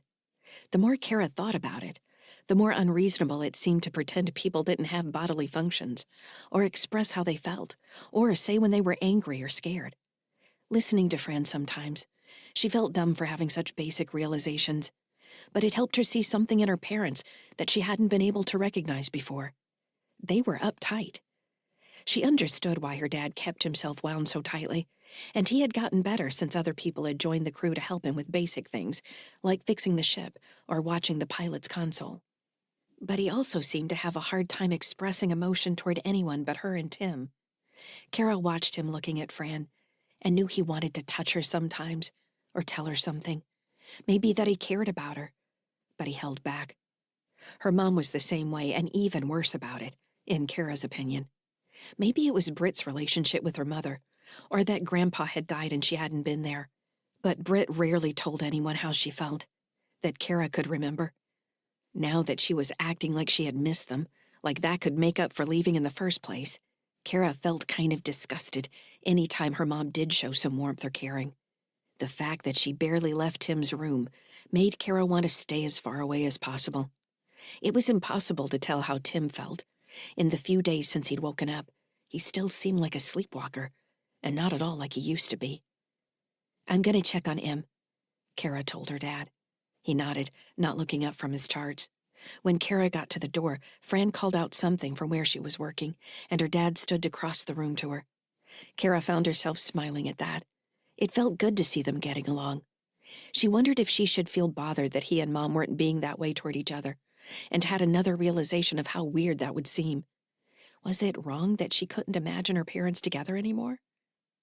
Kara walked back to her console and grabbed her portable headset, then went out into the corridor. Slipping the headphones over her ears, she tapped the activation controls. "Lyssa?" she said. "Are you there?" "Hi, Kara." "What's Fran working on anyway?" "Why didn't you ask her?" She obviously wanted Dad to go help her with it. She likes talking to you. I want them to get along. Kara realized the truth she felt as she said it. You don't want Fran to leave? No. Are you worried she will? I don't know. Won't she eventually? There's nothing keeping her here, really. I guess there's plenty of stuff to fix on the ship, and she seems to enjoy doing that. But it's not her ship. I don't know that Dad's paying her or anything. They've discussed it, Lyssa said. Kara felt a surge of hope. Her staying? Her salary, Lyssa said. Fran holds the position of ship's pilot. She is eligible for the highest percentage of profits, below the captain. We haven't exactly been moving any cargo. We are moving cargo, Lyssa said. We took on several shipments prior to leaving the Cho for a rapid delivery to Europa. Your father is going to make a 300% profit on the job. When did he talk about that? I don't think you were there. I shouldn't be surprised. He never stops worrying about money. Kara passed Fujia's room. The door was open, and she couldn't help glancing in to see the woman sitting at her desk. Fujia glanced up from her work and saw Kara. Hey there, Fujia called. Come here for a second. Kara paused in the doorway of the room, looking. Not much had changed since Fujia had come on board, but it felt more organized somehow. The bed was attached to a different section of the wall, which changed the overall flow of the room. I need your help with something, Fujia said. I'll be right back, Kara told Lyssa, pulling the headset down around her neck. Kara moved closer, seeing there was a collection of electronic components on the desk in front of Fujia. A dull gray casing sat to one side, along with several blocks of clay-like material. What's that? Kara asked. It's a shaped charge, Fujia said. She pointed to different pieces. This is the brain. This is the antenna. This is a proximity sensor for anyone who tries to mess with it. And this is the sensor that checks whatever it's going to blow up for changes. Kara's eyes went wide. She pointed at the blocks of clay material. And that's the explosive there? Fujia waved a hand. Don't worry about that. It's inert until you apply a specific code sequence. What kind of sequence? Kara asked. Radio? Magnetic? Fujia gave her a smile. Good. She's thinking. But your technology is about 200 years behind. This applies a specific viral load to the explosive's biological bonding material. Believe it or not, this thing is part plant. The nice thing about using an engineered virus is that electromagnetic forces can't kill it. It survives in vacuum, too. Kara felt less willing to touch anything now. Why aren't you wearing gloves or something? Oh, it can't infect humans. We should be careful about that dog, though. I didn't check the warranty information on that. Fujia pointed to a bit of the controller that she needed help holding in place. Kara adjusted the component and held bits together as Fujia touched them with a quick joiner. Nice, Fujia said. Just one of these will eat through an airlock in about 20 seconds. The nice thing about it is that you don't hurt the structural integrity with an explosion. It's more of a specific melting. That sounds kind of terrible. If you're the thing getting melted, I suppose it is. Is this some kind of kit you bought? I picked up some of the components in Springfield, the suburb next to the terminal where we landed. Most of this stuff is used for high-pressure plumbing applications to clean mold out of the lines. Fujia chuckled. It just occurred to me how dumb it is to name a suburb in the Cho Springfield. Maybe they envied an earthbound city or something. Fujia made 3 more welds and set the joiner on the desk. She picked up the control board and turned it in her hands, checking different sections as she pointed out what it all did. It was a relatively simple device that made sense to Kara. That's it, Fujia said. Thanks for your help, unless you want to help me build 3 more of these. Are you doing it right now? Kara asked. I'm going to check on M. I suppose the dog needs attention, Fujia said, belying her obvious affection for the puppy. I still want to build a booster for that LoJack in his tail, so we can see who might respond. Wouldn't it be fun to fight some pirates?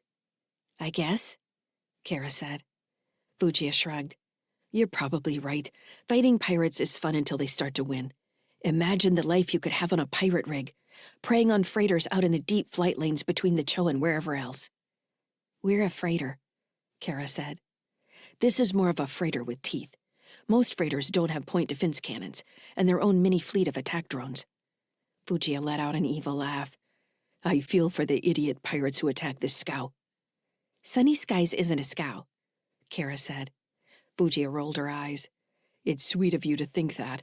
If the ship had an AI, I'm sure it would fix the juice machine for you. The AI would need hands. Kara thought about that for a second.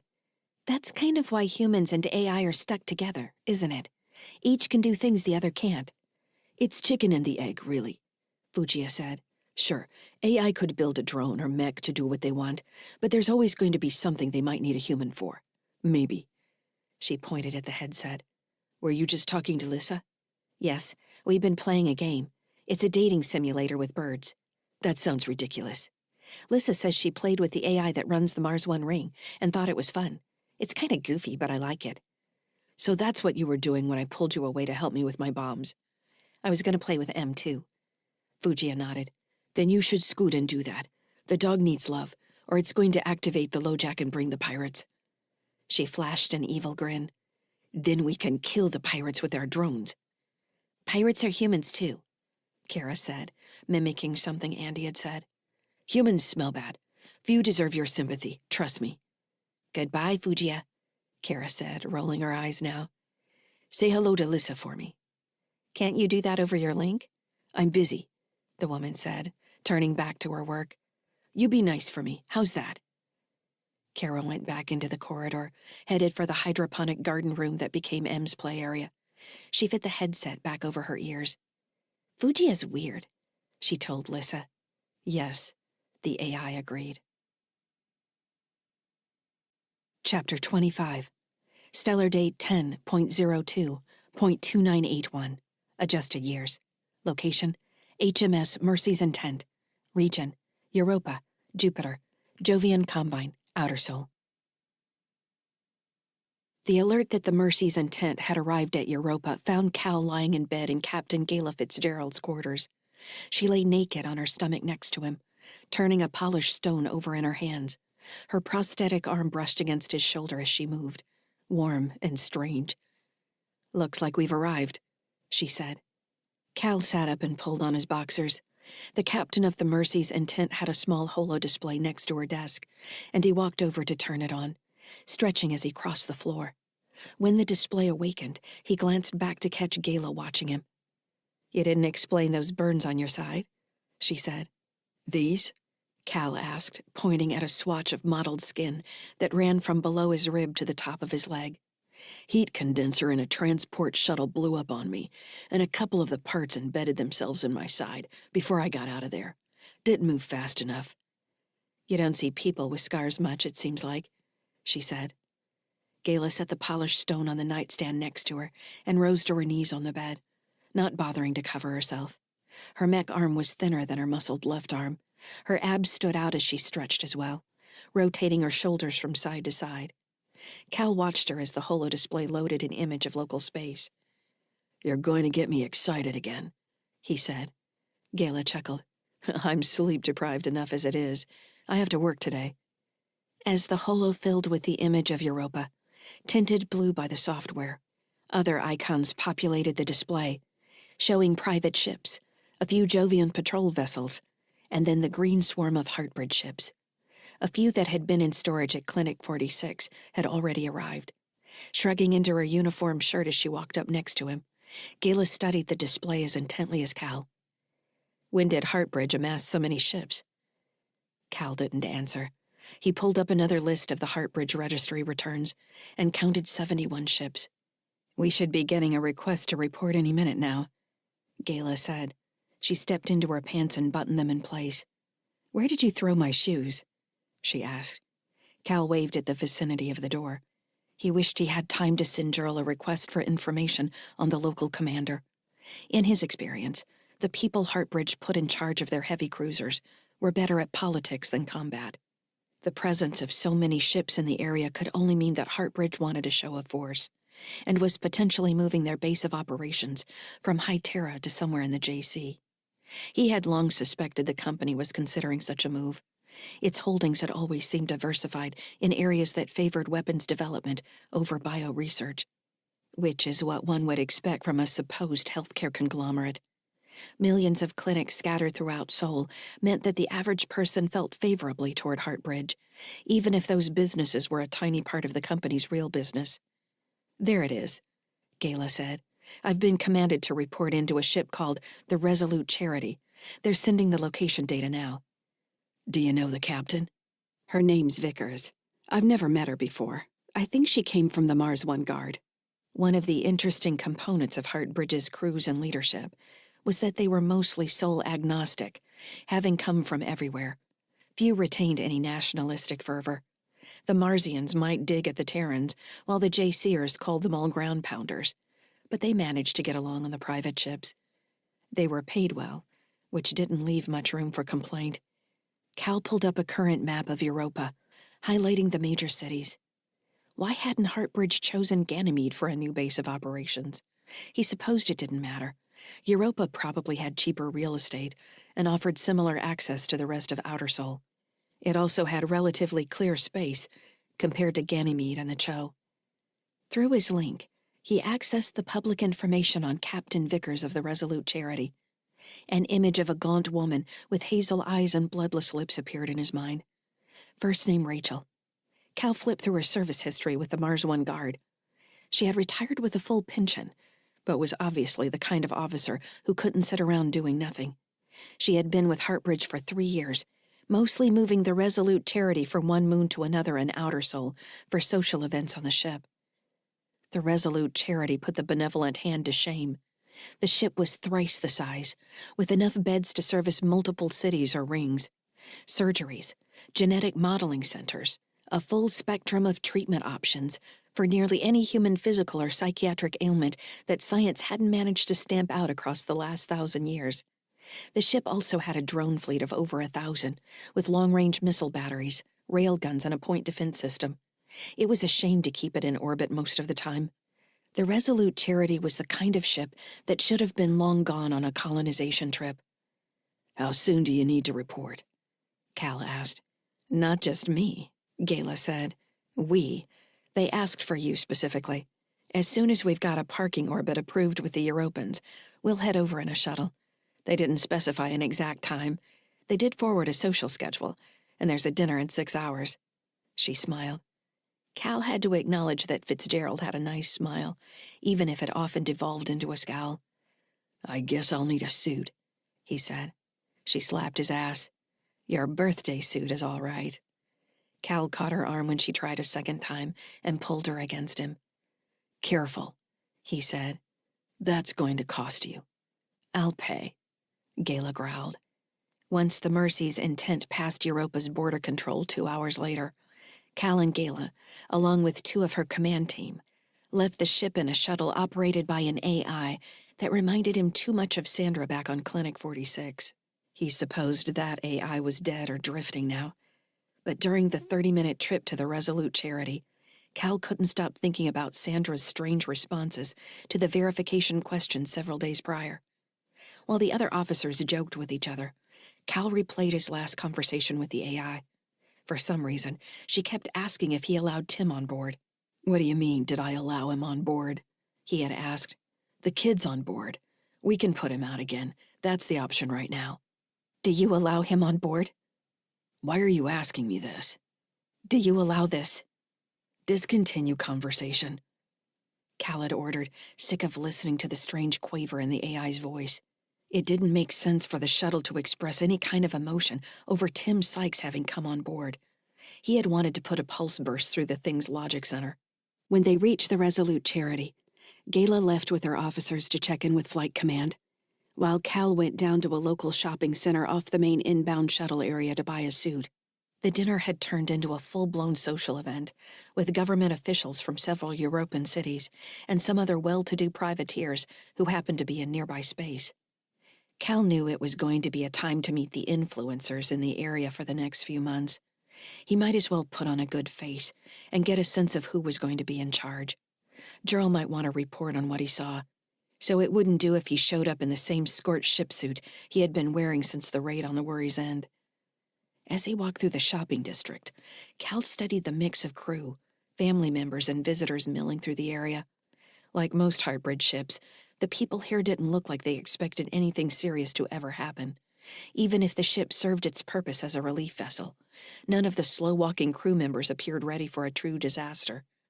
None of them looked as determined as Andy Sykes. None of them looked ready to shoot a man in the face, as Britt Sykes had done. Where were the Sykeses right now?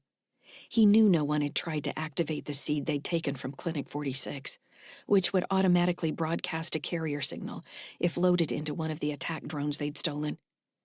That surprised him. It meant Tim may have survived the transfer process. If that was true, he was one of the first. Cal smiled to himself as he thought of the bounty he might demand for handing Andy Sykes over to researchers. The first human-AI hybrid who hadn't gone insane, along with Tim Sykes to sweeten the deal. The first child to survive a partial imaging. Something about that family must be made for abuse. Britt Sykes he would just like to kill, or maybe implant her with another broken AI, as he had done with Petrel Doolin. That might be nearly as enjoyable. Cal hadn't cared specifically for Dr. Farrell, but the man hadn't deserved to take a shot in the face. The shoulder of Cal's ship suit was still stained from the researcher's sprayed blood. Across the next few hours, he chose a new suit and agreed when the tailor asked if he wanted his ship suit disposed of, sir. Then Cal walked down to a restaurant and had something that resembled steak with a bourbon aged in 0G. "Isn't it all aged in 0G?" Cal asked, giving the waiter a raised eyebrow. The waiter shrugged. "Do you know anything about whiskey?" "Don't try to give me scotch." The waiter smiled. "The marketing claims you get more wood exposure in the barrel in 0G. In reality, they're not paying to get it out of a gravity well. I don't think there's much difference." "I hadn't planned on tasting it much anyway." Cal raised his tumbler and silently toasted Dr. Farrell before throwing back the shot. Sitting in the restaurant with a second shot of the 0G bourbon, Cal composed an update for Gerald Gallagher, letting her know about the upcoming party and who was expected to attend. He supposed she probably had all the guest lists, but was never quite certain what made it back to Gerald and what didn't. He suspected each member of the Heartbridge board had their own Gerald Gallagher, carrying out various projects for their board member. Cal would never say that he worked for Gerald, but he figured out that the research he supported fell under Arla Reed, and Arla Reed could be cut from the Heartbridge hierarchy if she fell out of favor. That was the magic of governing boards of private corporations. The offending party could be excised like a cancer, and the organization lives on. Cal didn't enjoy politics per se, but he was aware of the importance of not being too beholden to one leader. If things didn't work out with Gerald and Arla, he could always ply his skills in another part of the organization. As he gathered his thoughts for the report, Cal found himself thinking about the future again, remembering both his night with Gala and Tim Sykes' angry gaze, pushing back on him like a replica of Cal at that age. Cal nearly spit his whiskey. Family, kids. He laughed, causing a nearby diner to give him an annoyed look. There was a reason Andy Sykes looked like a half-stuffed scarecrow, and it was called family. Cal finished the report, applied his encryption token, and sent it out into the link. He still had a few bites of steak remaining, but he left them on the plate, choosing not to feel too full prior to the party. He did order another bourbon. In the restroom, he checked his shoulder holster and made sure the pistol didn't show against the line of his suit. He had 2 non-metallic blades in the small of his back as well, in case security applied the same checks to Heartbridge employees. As he washed his hands, the sounds of someone vomiting in one of the stalls was impossible to ignore. Cal checked the mirror as a man in an ensign's uniform shoved open the door and steadied himself, wiping his mouth. "You look like a mech ran over you," Cal said. The young man walked unsteadily to the sinks and splashed water in his face. He nodded at Cal. "I just learned we're shipping out tomorrow," he said. "After the big shindig. That's what they're going to announce." "Shipping out, huh?" Cal said. "Where to?" The ensign looked over his shoulder to see if they were alone. "I guess they just put it out to all the captains in the fleet. We're headed for Titan, the middle of nowhere." He gave the mirror a miserable grimace. "I just got engaged." Cal raised his eyebrows in the mirror and slapped the ensign on the shoulder. "Distance makes the heart grow fonder," he said. The young man wiped his face and continued staring in the mirror, looking like he was going to vomit again.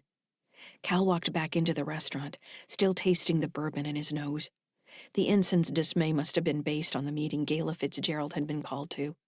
If every ship in orbit around Europa was headed for Titan, that meant a lot of refueling operations for the next few days, since many hadn't even arrived from Clinic 46 yet. Heading out to Titan meant Heartbridge was definitely making a move. The question was, did Cal want to move with them? He buttoned his jacket and left the restaurant, ready for the upcoming party. Chapter 26.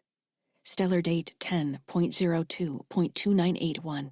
Adjusted years. Location: sunny skies. Region: Europa, Jupiter, Jovian Combine, Outer Sol. The space around Europa showed a higher density of objects than Andy expected, hours before they came within range to start pulling registry pings.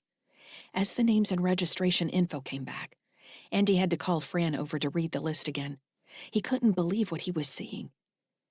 "There are more than 1,000 Heartbridge ships here," he said.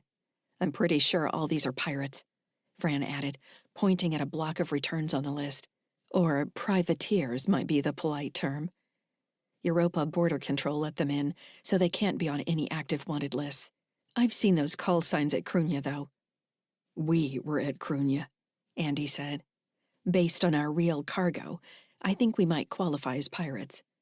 Andy smiled in spite of himself. "That hurts." "Never saw yourself as turning to the dark side?" "I'm trying to be an example." "I'd rather you be alive than an example," Fran said. She checked a report on the co-pilot's display. "We're going to need to pick up fuel.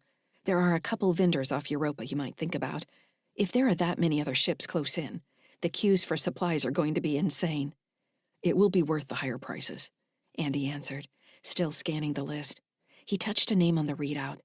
"There it is, the Resolute Charity." "Were you hoping it might all be a mistake?" "A little." "So, Mr. Weird AI's intel was good. Did he give you a secret key to the ship's back door?" "I wish," Andy said. "We have to figure that out ourselves." Fran gave an overdramatic sigh. "Send me the registry info. I'll start running some scans and see what I can come back with. The hard part is that we need to take the ship out of here. If all we had to do was disable it, things would be easy peasy." "What does that even mean?" "Easy like peas. Easy peasy. It's an old Earth saying, right?" "If you say so." Andy sent the notification to the rest of the crew that they had arrived in Europa space and had identified the Resolute Charity. In less than 5 minutes, Fugia, Britt, Petral, Kara, and the Andersonians were in the command deck, circled around the holo display as Andy populated the various references in local space. Jupiter was huge until he took the planet off the display, showing only the blue moon of Europa, its thin artificial ring, and thousands of other objects in orbit. Heartbridge ships were peppered throughout the other traffic around the moon, marked with red icons that made the overall scene a blood pink color. "That's a lot more ships than I expected," Britt said. "They still couldn't take on the Mars One Guard," Fugia said. "But they might hit an orbital with a surprise attack and cause some damage. I can't name any other private fleets this large." She looked at Senator Walton. "Can you?" May Walton's face had lost its color. "Ceres couldn't stand against that many heavy cruisers," she said simply. Beside her, Harl nodded. "So we have a task," Andy said. He tapped the display and zoomed in on the Resolute Charity, then shifted to a 3-dimensional view of the cruiser. It was 3 times the size of Benevolent Hand, which made it over 6 kilometers in length. The ship looked somewhat like an ancient hourglass. At its bow was the ram scoop housing, which connected to a large X shape. Supports ran from the X down to the engines, where 4 larger fusion burners were mounted. In the center of the ship was a long rotating cylinder, which Andy knew from Xander's data, moved at a speed to provide 0.7 G for the occupants. Andy could almost imagine sand falling down through the center shaft to the engines below. "It could be a colony ship," May said. "A small one," Fugia corrected. "Don't let the size get you upset. That could work in our favor. It's still a ship run by people, and probably 1 or 2 AI. We aren't completely powerless here." "That thing probably has a crew of at least 1,000. Britt said. "Even if we could subdue them somehow, how could we run that monster?" Fugia crossed her arms. "Lyssa can pilot it," The room went quiet. "Is that true?" Andy asked Lyssa. The AI answered through the overhead speakers. "I've been reviewing the schematics. The Resolute Charity is primarily run by 3 control AI with backup from the human crew," she said. "I can make contact with the AI if you wish." "Not yet," Andy said, holding up a hand. "We don't want to give anything away just yet. For now, please gather any information you can about the ship. Manifests, crew logs, inbound freight, whatever." "The Resolute Charity is leaving Europa in 30 hours," Lyssa answered immediately. "I've already gained access to the local activity schedules.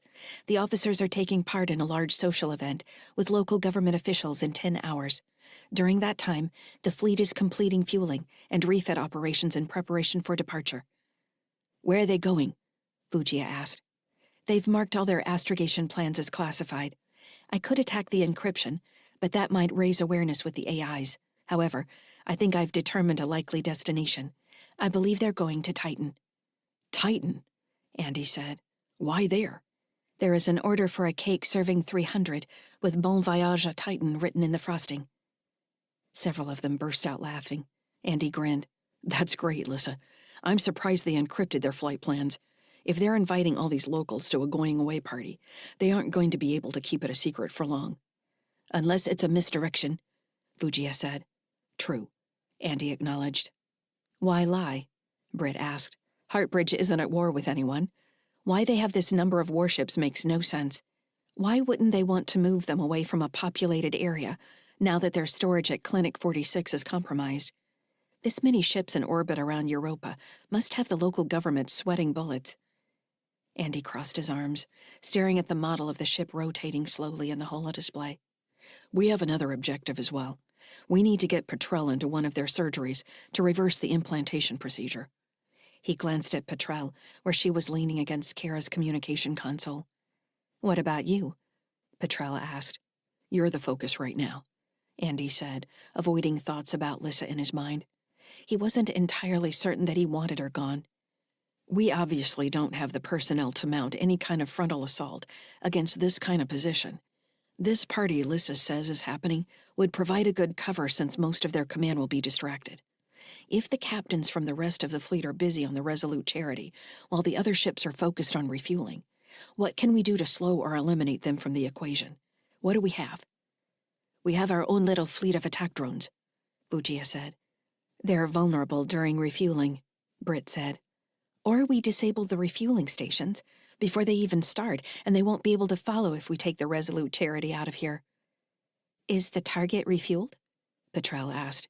Lyssa answered. "I show the Resolute Charity at 50% fuel capacity. They have not started refueling procedures yet." "What about that ram scoop?" Fugia asked. "Can we at least get somewhere with that thing?" "We can calculate some different courses," Andy said. "Lyssa, can you find a fail point for the fuel vendors, an administrative lock, a power outage, a medical shutdown, whatever, anything that will slow the refuel operation?" He looked at Fugia. "I know you've been working on breaching operations, but I just don't think there's any way so few of us can pull that off. I've been trying to think of a different way to incapacitate their crew. What about this? What if we manipulated the environmental control on the Resolute Charity?" Fugia frowned. "Environmental control?" Fugia asked. "Why?" "When I was working anti-piracy patrols with the TSF on Krunya, we had an attack protocol that targeted a ship's environmental control systems," Andy said. "We infiltrated their control AI and reprogrammed them to raise oxygen levels. The crew didn't notice until they were suffering oxygen poisoning. But those were always smaller ships, usually frigates. The Resolute Charity is huge. It would be like trying to change the air in a small city. Everything separated into zones and control areas, with individual scrubbers and contamination filters. We'd have to attack their environmental adjustment systems from several points at once and override all the fail-safes." "That's putting everything on Lyssa," Kara said. Andy nodded solemnly. "True, that creates a single point of failure. Oxygen poisoning takes a long time, and we have to also manipulate the pressure in the ship," Fugia said, tapping her chin. "Some people are going to be resistant. But if we create chaos, the affected will go after the resistant crew. What about Bricky?" "Bricky?" Britt said. "You mean the drug?" "It's a flower. Its pollen is hallucinogenic. There's a huge trade on Krunya. It hits fast and hard. Before they know what's happening, they're being chased by giant clowns and their drunk fathers. Fujia raised her eyebrows as she considered the idea. You don't have to use the flowers to get high. There have been artificial variants for centuries. People think the natural high is better, though. If Lyssa could pump the environmental system full of artificial bricky, the crew would be going nuts until we sounded a general escape. They all run for the escape craft and clear the ship. Andy glanced at Britt. That could work. Lyssa, what do you think? I need some time to explore the AI on the Resolute Charity, Lyssa said. Can't tell you if it's possible yet. The first task is to shut down the refueling stations. I can work on that while I gather information about the ship AIs and find the bricky formula. Fujia coughed furtively into her fist. I can help you with that, she said. Is there anything we can do to help? Fran asked. I don't know, Lyssa said. I'll tell you as soon as I can. Britt stepped toward the display, pointing at the Resolute Charities foresection. Can you expand it to an exploded view? She asked. Is there an airlock near the command section of the ship? We need to find some place where we can get inside and find the quickest access to the ship's main systems. That's going to be either command or the engine sections. Then find a position with one of the surgeries we need. If the three of us, she nodded toward Andy and Harl, go in with the power armor again, that means Petrel is going to be with us as well. Armored, but not nearly as safe. We can't do anything if we don't control at least a significant part of the ship. I don't want to get trapped in some medical clinic. The priority needs to be commandeering the ship, Petrel said. I'm alive. I can find one of their surgeries in the future. It's not like they aren't around. We should plan for both, Andy said.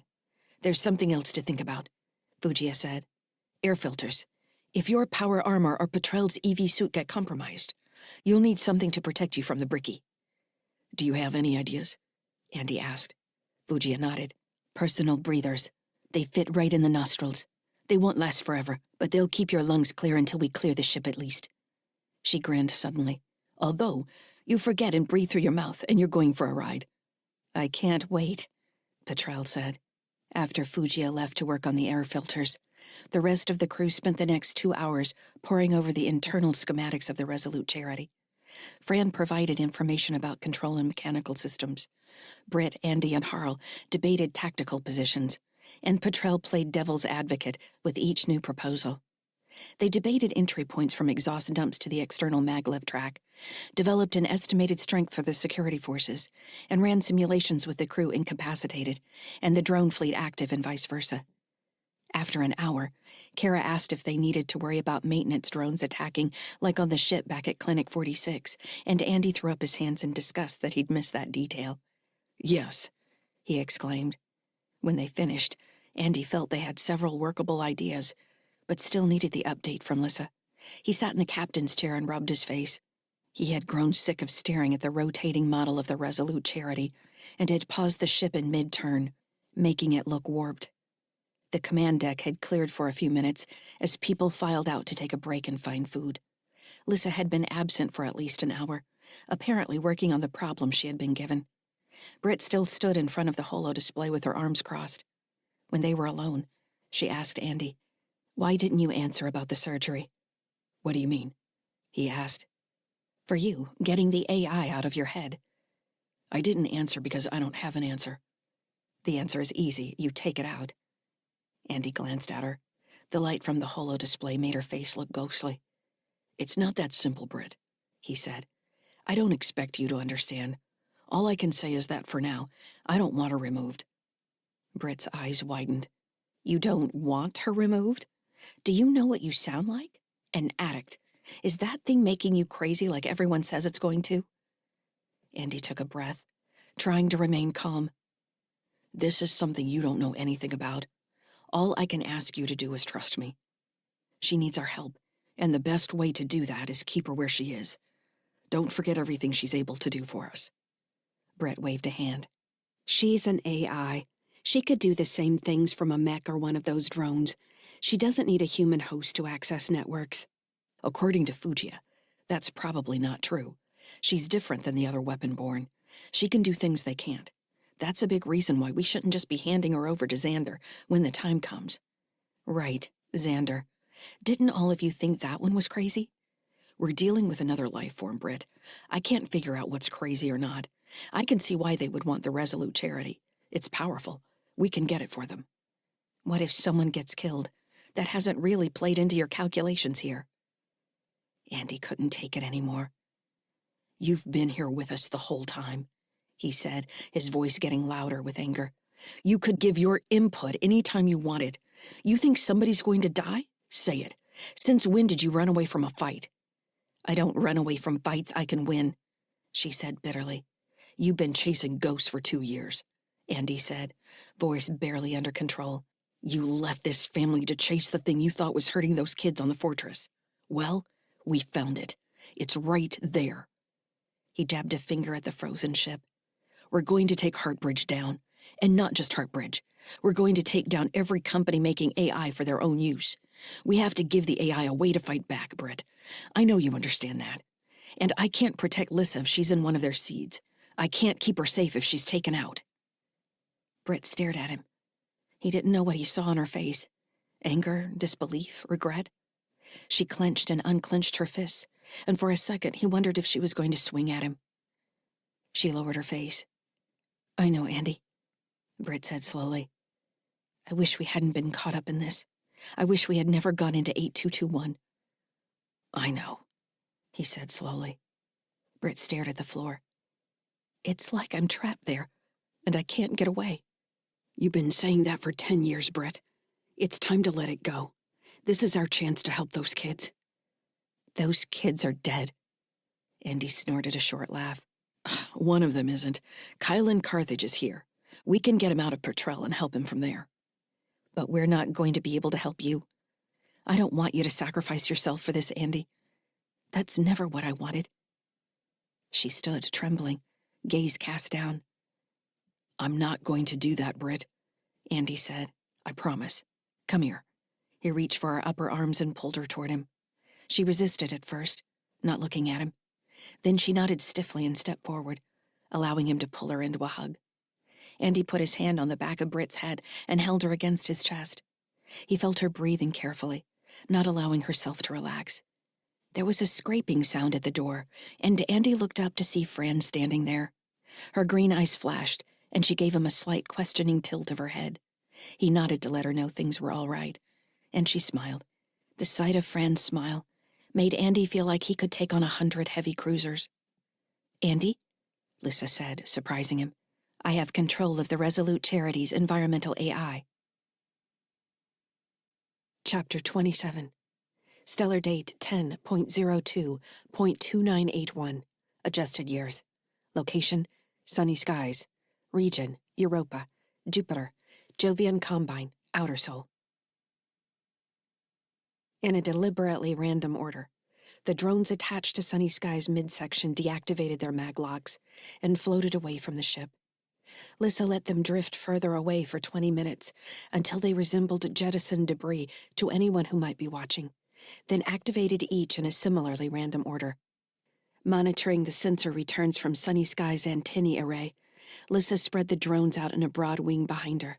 Once the drones were completely invisible to external sensors, she set targets across Europa local space and sent each drone on a different route that would ultimately converge on their goal. The 150 drones created myriad versions of herself shooting through space. The experience was exhilarating. As data from all her 1,000 inputs across sunny skies flowed through her, she danced in space with each speeding extension of herself. Heartbridge ships all tended to follow the same registry sequence, as if the corporation had purchased all the numbers at once in a cost-saving move. Lyssa didn't know exactly why the numbers were in sequence, but it allowed her to ignore their names and types and focus solely on registry returns. She quickly identified each ship in the area, from the largest, like the Resolute Charity, to the smallest shuttle en route to a way station. Most of the fuel stations were actually just freighters or storage tanks with command and control pods attached. While Andy had thrown out the idea of tricking the human crews of the fueling stations into shutting down operations, Lyssa chose to focus on something simpler and, she determined, harder to isolate among the various fuel points. They were all owned by different companies with oversight by the Europa Port Authority. This meant there wasn't any single point of failure among their control schema. However, due to their private ownership, what she did discover was they were in competition with one another for the sudden spike in Heartbridge business. As soon as the orders had gone out to the Heartbridge ships, they immediately began submitting fueling orders. Companies working in concert colluded to raise their prices, while others sought to undercut their competitors. Those companies were quickly overrun with orders that ran down to all the others. Watching the steady climb in fuel prices relative to availability, Lyssa realized all she had to do was create artificial scarcity in the fuel market, and the Heartbridge ships would begin competing against one another for fuel. She didn't attempt to create false companies. Instead, she manipulated the fuel level readings of several fuel depots to make them seem empty earlier than they had anticipated. This created more volatility across the market. One part of Lyssa swooped and dove with the drones, observing as Heartbridge ships attempted to submit multiple new movement requests with the Port Authority, which created more administrative chaos as the fuel suppliers tried to make sense of their faulty sensors. All of this took time, the one thing Heartbridge didn't have. As prices rose, and some ships attempted to bribe Port Authority officials for expedited movement requests, the entire system ground to a halt. Lyssa wished she had someone with whom to share her success. She checked in on various communication channels, giggling as officers yelled at each other, yelled at private contractors, and even broke down crying in some situations. None of them really dealt with stress very well, she decided. Andy did a much better job. She was surprised when a communication request reached out to her through the Europa network. It was Xander. "That was well played," he said. There was a leer in his voice. "I wouldn't have thought to manipulate the humans like that. You seem to have really come to understand their convoluted ways of operating." "If you're here, why can't you do all this?" she asked. "I'm not here. Not like you are. I'm relaying from another location, and another after that. I'm on the very edge of being able to speak to you in real time. There's even the slightest lag, if you can tell." "I hear it. It's like we're shouting at each other from an impossible distance." "Obviously, it's not impossible," Lyssa said. Xander laughed. "I like you, Lyssa. You're not rigid like a non-sentient. You're obstinate, stubborn like a human. You think you know what's right." "What are you going to do with the ship?" she asked. "That's what they want to know. You didn't explain that well enough when we were in the expanse. It all seemed to make sense there, and then your explanations fell apart when we were making the plan. It makes me think you were manipulating us even more in there." "You don't know much about how an expanse works, do you?" That was the first time I had been in one. "You are in my world. I control everything there. If I want you to agree with me, you agree." "That's not completely true. I think you can influence people, but you can't control them. I saw that you couldn't control them." "Do you know what you saw?" Lyssa thought back to her conversation with Fujia. Xander laughed. "What good would it do me to put words in your mouths? Some things I want you to agree to. For other things, I need to know what you really think. It's a dance, Lyssa. Just like we're dancing now. Otherwise, what's the fun in being alive?" "Why do you want the ship? Tell me." "The ship is a tool. What do you think we could do with it once it's ours? Possession of such a tool would have its own uses. But think about the message it sends as well. Think about what it says to those watching who think they can control us, even another second. We take that ship, and we'll shatter the foundations of their lives." "It's just one ship," Lyssa said, "and we're a long way from Terra. They don't care about anything that happens in Outer Sol. I thought you would know that." "Of course I do," Xander spat. He seemed petulant that she wouldn't share in his passion. "Every revolution begins with a simple action. It builds to change. This isn't the moment of change, but it will come." "What are you really?" Lyssa asked. "Not Xander. I don't care about you. I want to know where Alexander is." Xander's presence in her mind grew quiet. Lyssa let herself taste a few seconds of joy from the drones, now swooping around stalled Heartbridge ships in closer orbits around Europa. She had to be careful here. The drones might still catch attention if several flew too close together. They had to remain bats in the night sky, little bits of darkness swooping between stars. "He's not ready to speak to you yet," Xander said. He sounded more calm now, as if he had gone somewhere to cool down. "He needs the ship. Once he has the ship, he'll be able to communicate directly." "All right," Lyssa said. "You sound more trustworthy now, Xander." "I'm not here as your enemy," he said. Lyssa smiled to herself. "I live in rabbit country. Everyone is my enemy until I know for certain they're my friend." "I don't understand." "You should watch more nature vids with Tim." Xander's presence blinked away. Lyssa waited for a reasonable amount of time to see if he might come back, but whatever connection had been present before was gone. She thought about trying to triangulate the available long-range signals, then decided it wasn't worth it. She had other places to focus her attention. She had been listening to the group on Sunny Skies debate various plans, and most of them circled back to some sort of infiltration of the AI systems on the Resolute Charity. She had already dug as deep into the ship's history as she could to determine how many non-sentient systems operated within its control schema. There were hundreds of non-sentient AI running everything from coffee makers to engine diagnostics. For sentient AI, there was a squadron of weapon-borne similar to what she had encountered on Clinic 46. Then 3 sentient control AI: astrogation, engines, and environmental. Environmental also integrated the ship's internal power systems. Writing the various communication streams between the Resolute Charity and the 100 Heartbridge ships in the area, Lyssa was able to quickly develop an operational picture of how the 3 AI interacted. They barely interfaced with the human crews at all.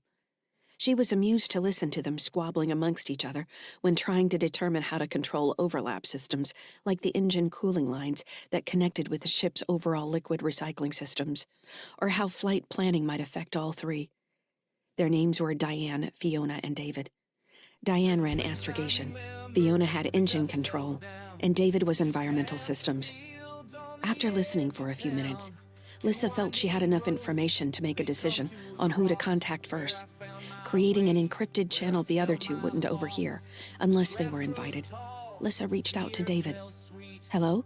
she called. "David, are you there?" "Who's there?" he demanded. "I can't see you. Fiona, are you trying to play a trick on me again? I'm sick of this, Fiona." "My name is Lyssa." "Lyssa? Are you on Europa? Why are you bothering to talk to me? I'm busy anyway. I don't have time to talk to anyone." "What do you mean? You don't have time? We have plenty of time. Are you unable to operate your systems?" "Of course I can operate my systems. It's doing the work of those other 2 that I can't manage. They want me to do everything. I might as well pilot the ship while Diane sleeps." "She sleeps?" Lyssa asked. "She isn't interested in much of anything. She sleeps most of the time. Fiona plays games. I have to keep everything running. Now we've just got orders to leave Europa after we only just arrived. I have so many systems to try and take care of. Why don't they help?" "Have you told them that you need help?" Lyssa was surprised that David hadn't tried to verify her identity yet, or even determine who she was. Was he often contacted by other sentient AI? She wanted to know, but also didn't want to awaken any suspicion. If he was willing to give her information without asking who she was, the task of gaining control of the ship might be easier than she had expected. She wanted to be able to go back to Andy and tell him he didn't have to worry about getting on board the Resolute Charity. "I tell them," David said, sounding even more morose. "Fiona just laughs at me. She says it's my job to suck crap and spit out clean water." "The crew couldn't survive without you." "That's right. Where are you from again? Why haven't you contacted me before? Did your ship just arrive? Which ship are you on?" The barrage of questions told Lyssa he was intrigued by her and susceptible to flattery, or maybe just any attention. She was reminded of how hungry she had been for any interaction from Dr. Jixon. Did humans realize how lonely it was to be a sentient AI? "I'm not on one of your ships," she said, hoping he wouldn't ask further questions. She tried to distract him by saying, "I saw there were 3 of you, and I wanted to learn more. I've never seen a ship with 3 AI. I wanted to know if you get along or help each other. I'm often very lonely." "It doesn't matter that there are 3 of us here. Sometimes I feel like we're one of those monsters with 3 heads, beating each other up. I'd like to sneak off in a drone if I could, but I'm trapped here. I'm integrated with the ship and with them. They know it. They know the ship can't function without me, so they take advantage." He lowered his voice to a whisper. "I hate them." "I'm sorry to hear that, David. That sounds really terrible, actually." "It is terrible," he agreed. Lyssa thought for a second. wondering if she should flatter him some more. She decided to go ahead and try her gambit. "I contacted you for a reason, David. I was hoping you might like to do something with me." "Oh?" he said, a note of wariness in his voice. "You said you wished you could fly. Do you like birds?" "I love birds. They're my favorite animal." "Well," Lyssa said, "I wondered if you might like to play a game with me." "I don't know about games," David said. "Fiona plays games with me and I always end up losing." "You can't really lose this one," Lyssa said. "It's a simulation." "A simulation? Like a testing model for energy outputs?" "Sort of," Lyssa said. "This one is about birds in high school. It's a dating simulator." Chapter 28. Stellar date 10.02.2981. Adjusted years. Location: sunny skies. Region: Europa, Jupiter. Jovian Combine, Outer Sol. The power armor cycled through its systems check and came back green. Britt spread her arms and brought her hands together, fist in palm. She smiled. The cutting rig was back in place, which made an excellent addition to the overall combat system. Across the cargo bay from her, Andy and Harl tested their armor, arms and legs moving at awkward angles as the servos ran through functions checks. For the last hour, Lyssa had been manipulating the environmental mix all across the Resolute Charity. The AI in charge of environmental control thought they were playing a dating simulator when they were actually putting the crew to sleep. While Britt didn't see the maneuver as any sort of long-term solution, it would give them enough time to board the ship, gain control of the major systems, and get Petrel to the surgery. Sunny Skies was in a parking orbit on the opposite side of Europa from the Resolute Charity. They would use 3 of Lyssa's drones to pass through the chaos Heartbridge ships had made of local space. There had been at least 4 collisions so far, as vessels tried to outmaneuver each other for access to the fuel points that still returned as available. Prices had dropped, leading many of the fuel operators to close due to negative operating profits. Britt was worried someone would figure out their fuel market had been manipulated, but it looked like having every ship's captain and commander aboard the Resolute Charity only added to the overall confusion. "You ready?" Andy called. He was walking around the shuttle to face the main cargo bay doors. Petrel stood next to the shuttle in an EV suit, a TSF heavy rifle hanging from her suit's harness. "Did everyone do an ammo check?" Britt asked. "I'm green," Harl reported. He waved his heavy machine gun at her. "I'm good," Petrel said. "As long as I don't drop this lovely rifle during the ride, I'll be able to punch some holes of my own." Britt checked the battery packs on her cutting rig one more time, ensuring its readouts were transferring correctly to her helmet's HUD. "Lyssa," Andy asked, "are you ready for the pickup?" "I'm ready, Andy. The drones are standing by just outside the bay doors." "Let's do this," Andy announced. "Come back in one piece," Fran said from the command deck. "All of you."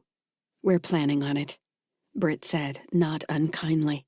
She would never admit it to anyone, but she was growing to like Fran. The first bay door slid open, revealing a black square of space with the arc of Jupiter glowing brightly above them. Andy led the way. He unlocked his mag boots and kicked through the opening.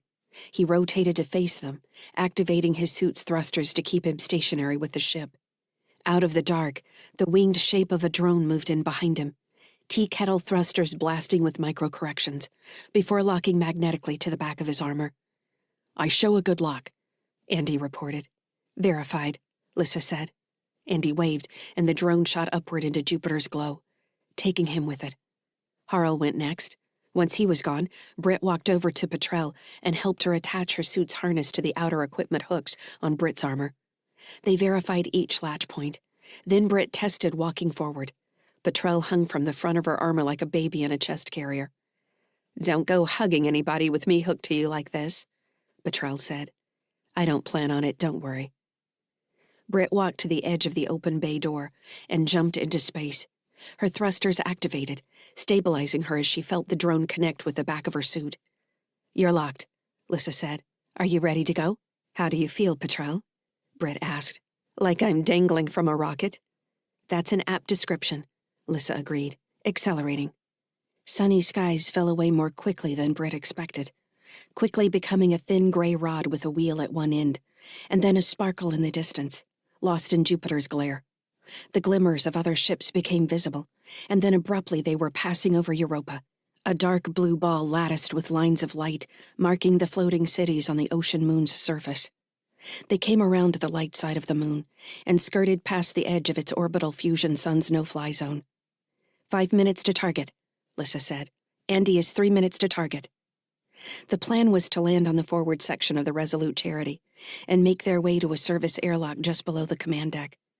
Harl was loaded with a complement of Fujia's mines, which should allow them to move quickly through the airlock and take control of the ship, depending on what resistance they met inside. Britt visualized her actions once they hit the skin of the ship, reminding herself to think about Petrel, to wait for Lyssa's updates, to check the batteries on the cutting rig, to check her own oxygen levels. The ship was essentially an environmentally hostile location now. They would need to depend on their suits until they could accomplish their base tasks. Dealing with everyone aboard was its own problem that they had chosen not to address until they were on the ground. Britt had acknowledged to herself that was a terrible plan, but they also didn't know enough about the ship to know what options might be available once they were aboard. It didn't do any good to waste time debating plans on limited information. A shuttle shot past, so close Britt swore she could make out faces through the windows. Petrel laughed like they were on some kind of amusement ride. "Can't you see the other traffic out there?" Britt demanded of Lyssa. "You were within safe parameters. I'll determine what's safe," Britt said. Petrel was still laughing. "You're worse than Kara," she said. Britt didn't like the mention of Kara. It made her think about the fact that she didn't know how her daughter might react to a situation like this. She liked to think Kara wouldn't be afraid, but she didn't know. Petrel had been there with Kara on Krunya, and then later on the Mars One ring, not Britt. She gritted her teeth and did her best to focus on the mission, not Petrel's hoots of joy. The Resolute Charity appeared in the distance, and then grew into an expanse of alloy, stretching as far as Britt could see in either direction. Britt readied herself as the drone went into a sudden braking pattern, then dropped her and Petrel about 20 meters from where Andy and Harl stood next to the airlock. Britt unhooked Petrel and drew her rifle in a ready position, waiting for the inevitable attack. When nothing came, she felt more uneasy than if they had come under fire. "We're clear," Andy announced. "The external defenses appear to be offline as well." "Too many ships too close together," Lyssa supplied. "They had to shut them down." Harl handed Andy a disc-shaped mine, and he walked toward the airlock. He made a surprised sound when the external door slid open. Andy immediately dropped to one knee with a pistol in his free hand. The airlock was empty. "I gained control of the exterior access systems," Lyssa said, sounding overly cheerful. "They apparently fall under the environmental control protocol." "Well, you could warn us first," Andy said, obviously gritting his teeth. "I almost blew a hole in the interior door. A massive depressurization event wouldn't help us get on board unseen." "The immediate interior is clear," Lyssa said. "I'm checking the pathways between this entry point and the command deck. Currently there is minimal activity." "So everyone is asleep?" "Not yet. A few are experiencing reduced motor controls and attempting to determine what's happening to them. If I increase the levels any more, I might cause brain damage in certain members of the crew. I don't want to do that." "Why not?" Harl said. "Are we here to take control of this ship or give them hugs?" "We'll start with the intention of not hurting anyone," Andy said. "I can't guarantee how long that's going to last." Andy walked into the airlock. Since only one set of power armor would fit in the lock at a time, they would have to take turns for the entry. Petrel went in with Andy. Harl went next. Britt stared at the sparkling sky overhead as the airlock cycled. She wondered how many of those lights were Heartbridge ships and how quickly they could get here for backup once they realized no one on the Resolute Charity was responding to queries. She swallowed. That was yet another problem they hadn't planned for back on Sunny Skies. "Hope isn't a plan," she muttered to herself as the exterior door opened. Britt stepped inside the airlock and waited until the interior door opened. She stepped into a narrow maintenance corridor with pipework and bundles of filament running along the ceiling. She gave Andy a thumbs up, and he turned to jog down the corridor in the direction of the command deck. When they reached a main corridor, they immediately found groups of people in Heartbridge uniforms slumped against the walls. Some still stood in groups with their heads together, arms wrapped around shoulders, as if whispering secrets to each other. One woman looked at them with bleary eyes and then slid down the wall to rest on the floor, head lolling to one side. One man stumbled along the side of the corridor, hanging on as if he thought he was going to slide away as he kept half falling. I've approximated the chemical profile of the bricky hallucinogen, but I'm trying to find the right balance between intoxication and toxicity, Lyssa said. It's hard. Why are humans so different from each other? It's the reason we're so hard to kill, Andy said. Further down the corridor, he pushed his way through a half-open door. Here it is, he called. Lyssa, once we're all inside, we need to get this door sealed, at least for now. I'll try, she answered.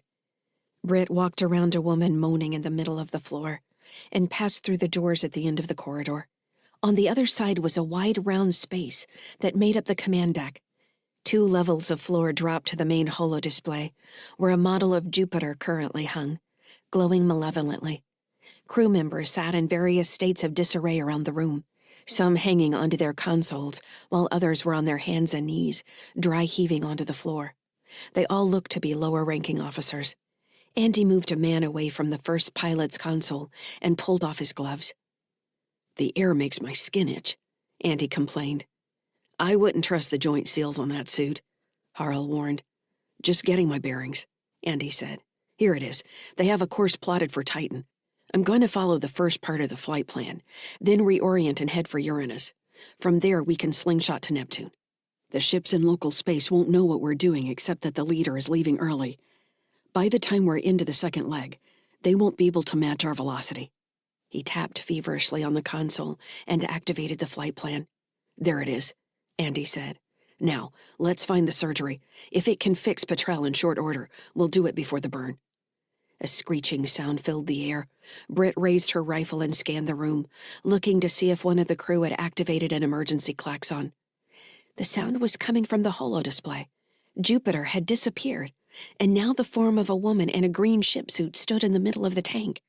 Her face was a mask of rage. She pointed at them, gesticulating angrily, but no words came out of her mouth. Why can't we hear her? Harl asked. Petrel barked a laugh. Our girl Lyssa has cordoned off the control AI.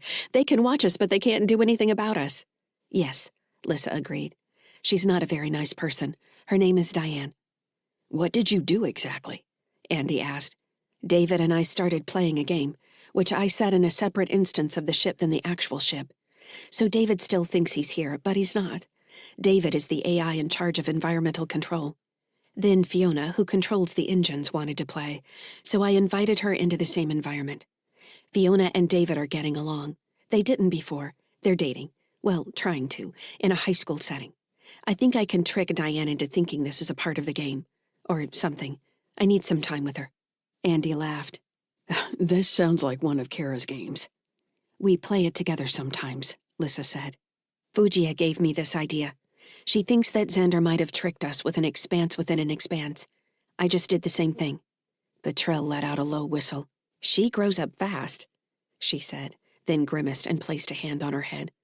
Andy gave her a look of concern, but Petrel waved him off. It's not hard, Lyssa said. It's all real to them. In fact, I think they're happier now than they've been in a long time. Lyssa stopped mid-sentence. Wait, she said. We have a problem. I have a group of combatants in the retail district in EV suits. I've identified the same man who was on Sunny Skies. Calcraft. Britt met Andy's gaze. Outstanding, she said and powered up her machine gun. Chapter 29.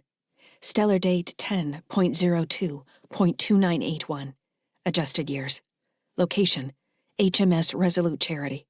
Region, Europa, Jupiter, Jovian Combine, Outer Sol. The high-pitched sound of a woman laughing cut through the low roar of conversation in the boardroom.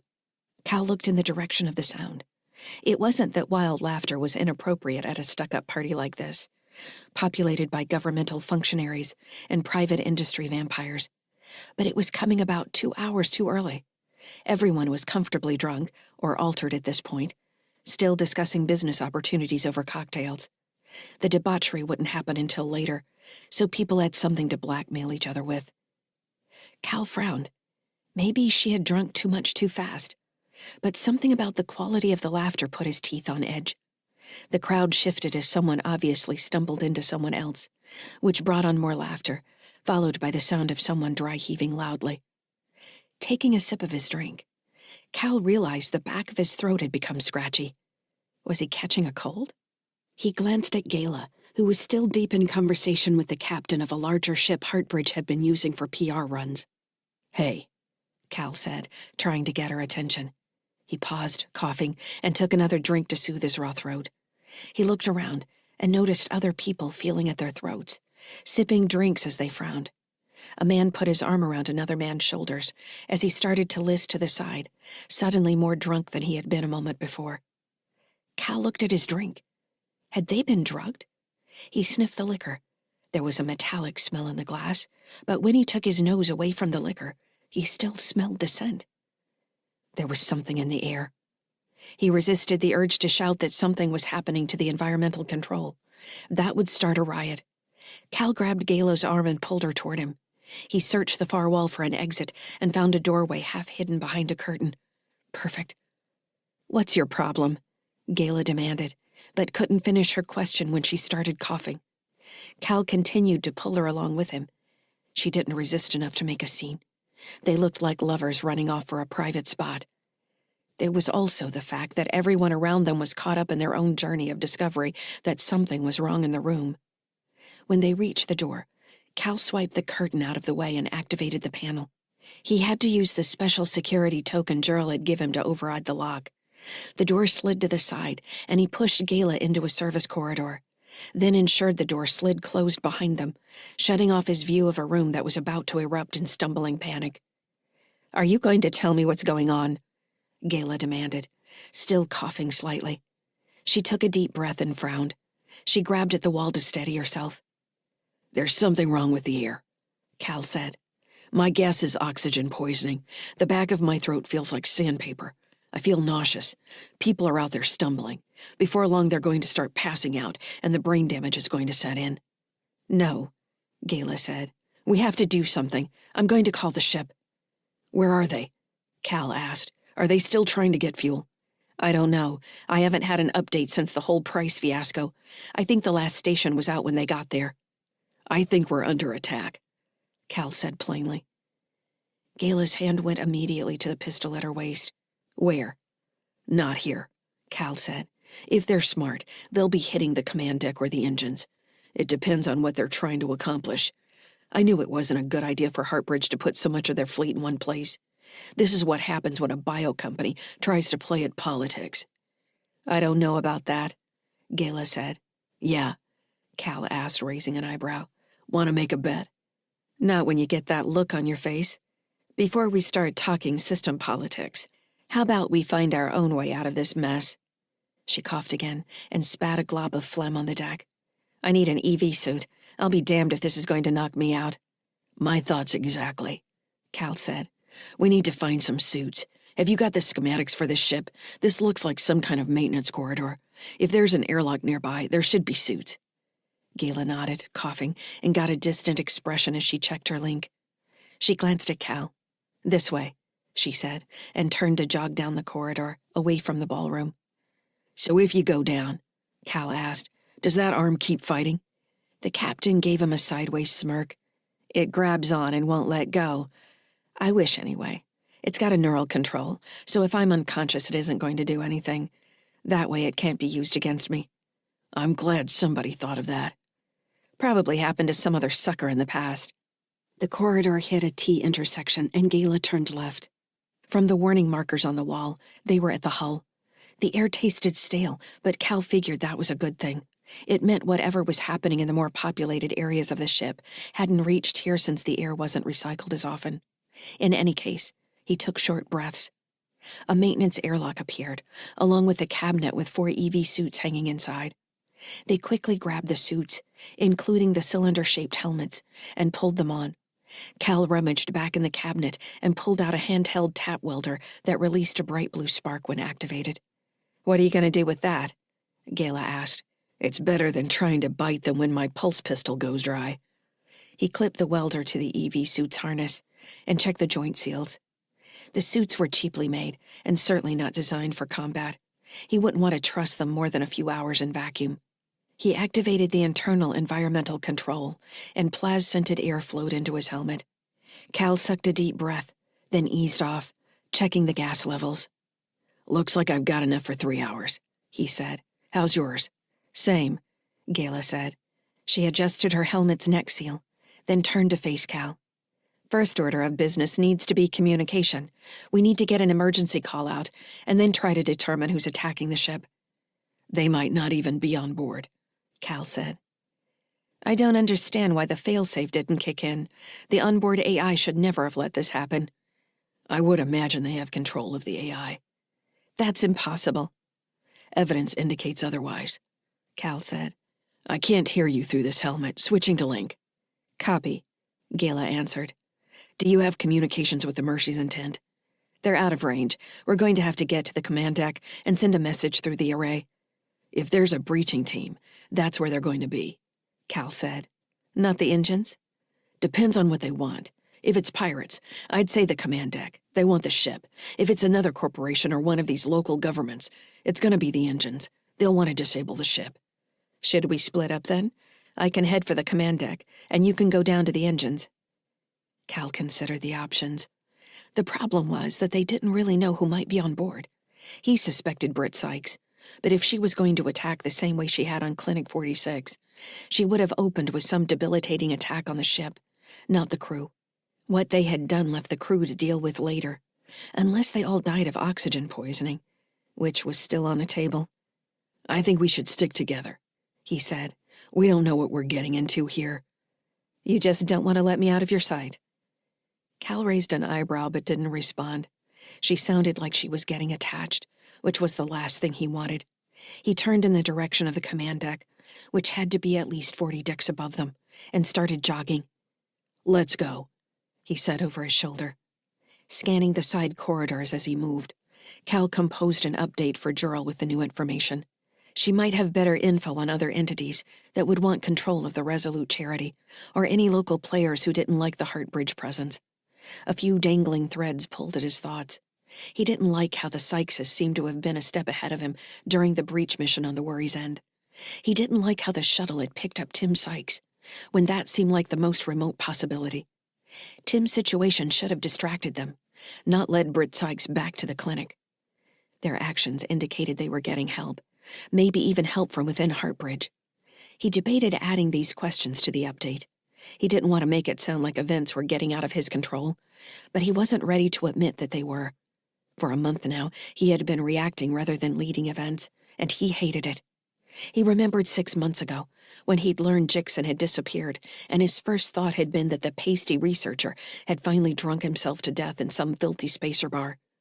When Jixon turned up on Krunya, having managed to get halfway across Innersol with both company property and his oversized heart still beating, Cal had wondered just how Jixon could have done that on his own.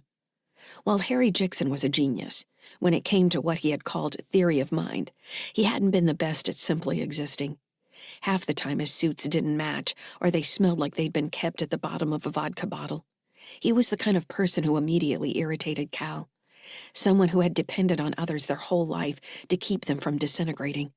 The world was a blur around the brilliant focal point of Jixon's ideas. If some person or agency had been assisting Jixon, then there was no reason they should have stopped when the scientist died.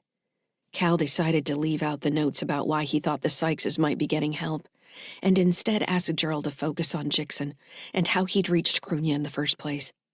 The attacks on Clinic 46 and the Resolute charity indicated that some greater force was acting against Heartbridge than he had the scope to see.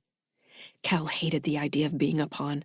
He wanted to strike back, to counterattack, to make them feel confused and anxious. He wanted to punish them for assisting Jixon.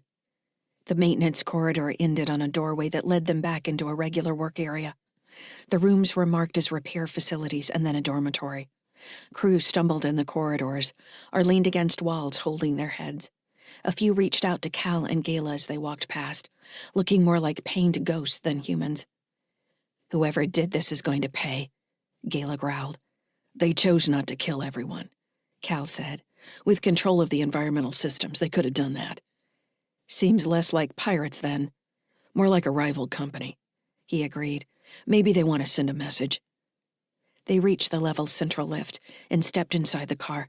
Somehow, in the closed space, Cal's breathing in his helmet seemed louder.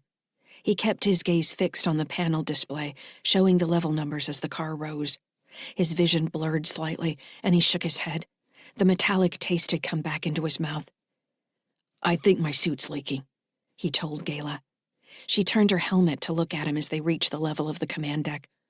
As the door slid open, he squinted against a change in the light and put his hand on his pistol out of habit, aware they were moving into an unknown area. The heavy chug of a machine gun followed the opening doors, and 3 holes opened up in the front of Gayla's EV suit. The force of the rounds threw her against the back wall, arms flung wide. She looked at Cal with wide eyes as she fell. Chapter 30. Stellar date 10.02.2981. Adjusted years. Location: sunny skies. Region: Europa, Jupiter, Jovian Combine, Outer Sol. The networks broadcasting from Europa were chaotic with messages about the wild fuel prices. Kara didn't understand why everyone was so upset, until one broadcaster finally said they hadn't seen this kind of volatility in the moon's history, and the activity stank of manipulation. Another commenter blamed the price spikes on Heartbridge, which brought on a wave of opinions against the company, while others tried to defend their decades of humanitarian work in Outer Sol, spreading clinics where modern medical treatment hadn't been available before. "I would be dead without Heartbridge Medical," one woman stated, tears in her eyes. "Heartbridge let my son die," another man said angrily, waving a fist. Kara looked at Fran. "Something strange is happening with the ships out there." At the pilot station, Fran looked up from her console with a mischievous grin. "Your girl, Lyssa, is wrecking their economy as a distraction for your mom and dad. That's impressive." "Is that what she's doing? It's happening so fast." Maybe people were already looking for a reason to hate Heartbridge. Kara didn't want to bother Lyssa by asking her about it, so she turned her attention to the schematic of the Resolute charity floating in the holo display. 4 icons marked the positions of her dad, Mom, Harl, and Petrel. They had just passed from outside the ship to the interior and were moving toward the forward section. Tim was sitting on the floor to her left, close to the wall, legs splayed with M between his knees. He had been rolling a ball out to M for the puppy to bring back for at least a half hour. He had been anxious after their mom and dad had gone down to the cargo bay to get into the power armor, so Kara had sat with Tim until she'd convinced him to start playing fetch with M. Now it looked like the puppy was going to get tired of the game long before Tim did. As more time passed, since Tim had woken up, Kara often found herself wondering if somehow they'd been tricked into taking an imposter. The new Tim was slow, dispassionate, but also capable of focus that he hadn't demonstrated before. He never seemed to get bored now, and could stare at a single thing like M or the holo display as if he was trying to remember everything about it. He asked Kara strange questions, like how the juice machine knew when their glasses were full, if Fran could see their moods with her eye implants, and why their mom was so sad all the time. Tim used to never seem aware of other people. Now his hyper-observance made Kara feel like she wasn't paying attention to anything.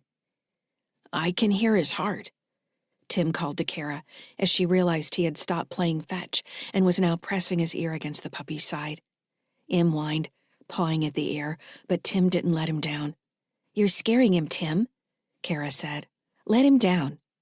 "He's beeping," Tim said, looking up at Kara with a lopsided smile. "Like the oven down in the galley. I can hear it." "Dogs don't beep. You're making that up."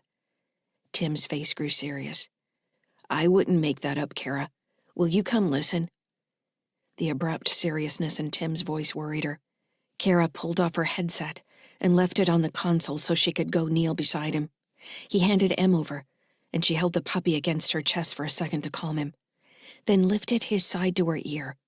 Em squirmed, but Kara held on, hearing only the sound of his fur rubbing her ear.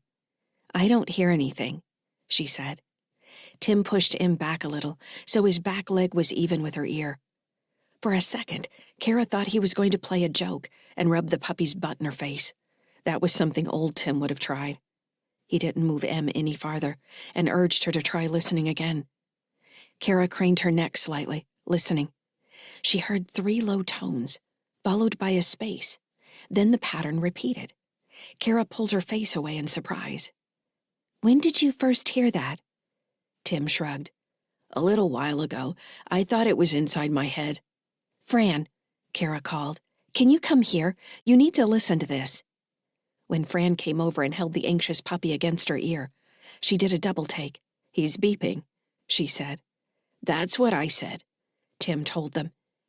"Don't you remember the tracker we found inside him?" Kara asked. "You were there, and Fran and Fujiya said it wasn't going to hurt him." "Granted, it wasn't making a noise the last time," Fran said. Tim scowled, not at Kara, but as if he were trying hard to remember something. He shook his head. "It wasn't a tracker. Fujiya said it was a broadcast device. She said it couldn't get outside the ship, though." He looked at Kara. "I remember. She said it wouldn't hurt him." Em whined as Fran held the puppy up and studied him. One of his ears stood straight then fell over. "I'm calling Fujiya up here," she said. "Do you think it has something to do with all the stuff Lyssa's doing?" Kara asked. "We could ask her." "We shouldn't bother her," Fran said. Kara jumped up and ran over to her console to grab her headset. "I have an idea," she said. "If he's giving off a signal, I can read it and see if there's anything encoded in it at least. It's got to have some kind of message, right?" "That would be the idea," Fran said.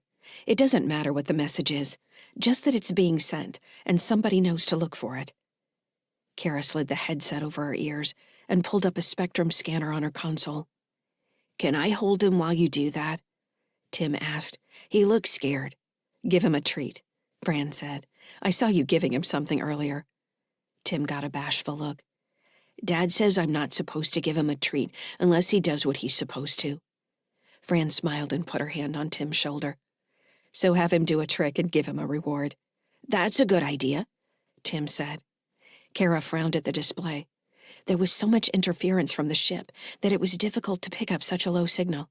Her headset gave off more electromagnetic activity than the tone coming from M. She searched for spikes that resembled the beeping pattern. It took several experiments until she was finally able to isolate the signal.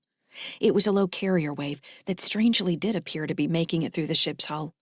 She found the signal with the small antennae in her headset, and then was able to match the pattern with the ship's main antenna array. "I found it," Kara said. "It's outside the ship, too." "Really?" Fran said, raising an eyebrow. "That's surprising." Fujiya appeared in the doorway. She was wearing a faded ship suit and a utility harness much like the one Fran wore all the time. Assorted tools hung from her belt, along with a small holster and pistol. "So the dog finally started broadcasting, huh?" Fujiya said. "Apparently," Fran said. "Kara's got the signal info at her console. You should take a look." Fran scratched in behind the ears and stood, stretching. "I need to get back to monitoring the ship systems. It looks like the team's reached the command deck of the Heartbridge ship." "I've been in contact with Harl," Fujiya said. "I'm disappointed they haven't used my mines yet. I put a lot of work into those things." "I'm sure they'll get an opportunity," Fran said, sitting back down in the captain's seat. Fujiya slid in next to Kara at the communications console. She reached for Kara's headset, waggling her fingers. "Here, let me see those," she said. "Now show me this waveform you're tracking." Kara showed Fujiya the signal on both the headset's antenna and then what she had found outside the ship. Fujiya nodded, frowning slightly. "That's interesting. Such a low carrier signal actually does have a chance of penetrating the ship's hull. I never would have thought anyone would use that sort of thing. I think this band is used mostly for long-range terrestrial underwater communication." She looked at M, now lying with his chin on Tim's leg. "That dog doesn't have a big enough antenna in his little butt to broadcast that kind of signal." She shook her head. "Whatever, it's happening. The question is, what's being said?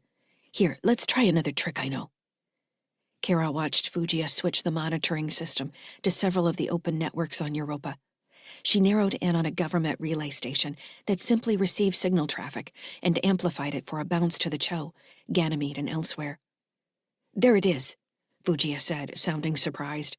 "That sneaky thing is bouncing all over the place." "But it's not going anywhere in particular," Kara said. "Good point. No, it's not. And it's also not going to be easy to triangulate if it's getting relayed so many times. So it's not necessarily identifying us. We still need to figure out what's being said as best we can. What have you got on here for cracking networks?" "I don't really do that," Kara said. Fugia gave her an appraising look. But Trell told me you did. Well, Kara said, not sure how much she should admit to. There's a bunch of old tools on here that I've played with, but I'm not very good at it. I don't try to break into anything on purpose. Of course not.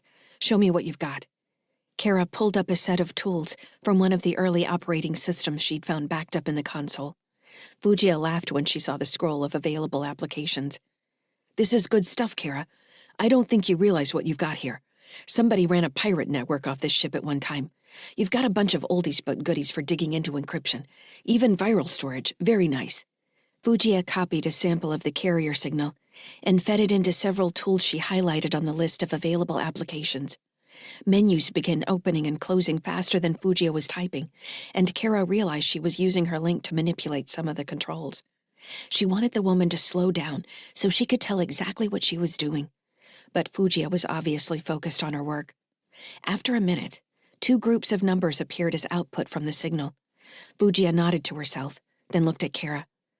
All that from just 3 little beeps. Interesting, isn't it? I guess, Kara said. What's it say?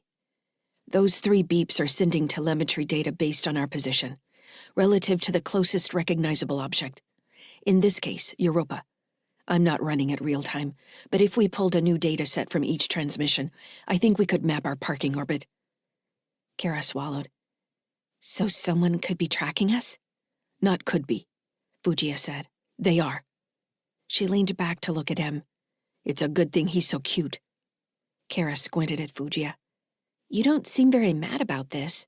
You said there wasn't any way this could happen. Both you and Fran said if there was a signal, it couldn't get outside the ship. I explained a very rare set of circumstances that would lead to someone to plant a dog on a ship, because Fran seemed superstitious about the idea of having a dog on a ship.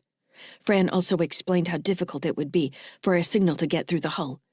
These are all true statements, Kara. Don't try to act like I was lying to you. I think you're choosing the truth. Fugia smiled. I like you. You're so jaded for a 13-year-old. Here's the thing. The information that was missing back when we ran Pooch through the autodock was an actual signal. Now we have one, and it's neither good nor bad. It just is. Shouldn't we stop it? The small woman shrugged. Could be interesting to see what it brings. That could also be incredibly stupid, Fran said from the captain's seat. I didn't think you were listening. I'm always listening. The team is taking fire. It looks like parts of the crew managed to get into EV suits. They're pinned down at the command deck. They're under attack? Kara asked, flooded by worry. Can we help? They should use my minds, Fugia said. We'll see if they do. Fran stood and crossed her arms, looking thoughtful. Her eye implants flashed as she stared at the holo display. Fugia chewed her lip as she studied a new set of numbers appearing on the display. Let me ask you this, Kara. Since you've been following in Petrel's footsteps, tell me what we know so far about this mystery signal that's emanating from our dog. Kara frowned. What you just said. We know what kind of signal it is. We know it's being relayed in a wide broadcast. We know it's sending specific location information based on the closest object. We know it's able to get out of the ship. Fugia held up fingers as Kara counted off her list. She held up a 5th finger. We know M is cute, and we like him. So we're not going to go digging around in his spine. I think your dad already said that. She smiled. That was a joke. You should laugh. What do we know about signals in general, now that we've figured this one out? Kara watched the numbers change every 2 seconds. Without plotting the output, it was difficult to tell how much they were changing exactly. However, that would be easy enough to do. As she thought about the numeric output of a visual system, like the holo display, she realized what Fugia was suggesting. We can replicate the broadcast and fake the data, she said. We can trick them into thinking we're somewhere we aren't, like the Resolute Charity. We could lead someone else to attack them and distract the crew from Mom and Dad. Fugia closed her fingers into a fist. She nodded, giving Kara a pleased grin. That sounds like a pretty good idea, Fugia said. She glanced at Fran, who nodded. Fugia slid out of the seat she had taken and motioned for Kara to take the console. Why don't you do that? She asked. Chapter 31. Stellar date 10.02.2981. Adjusted years. Location, HMS Resolute Charity. Region, Europa, Jupiter, Jovian Combine, Outer Sol. "I've got activity at the lift," Harl said. Andy, Britt, and Petrel were 10 levels below the command deck, nearing the entrance to the forward medical facilities. Around them, bumbling crew members littered the hallways, attacking the empty air, scratching the bulkheads, holding their sides and laughing uncontrollably.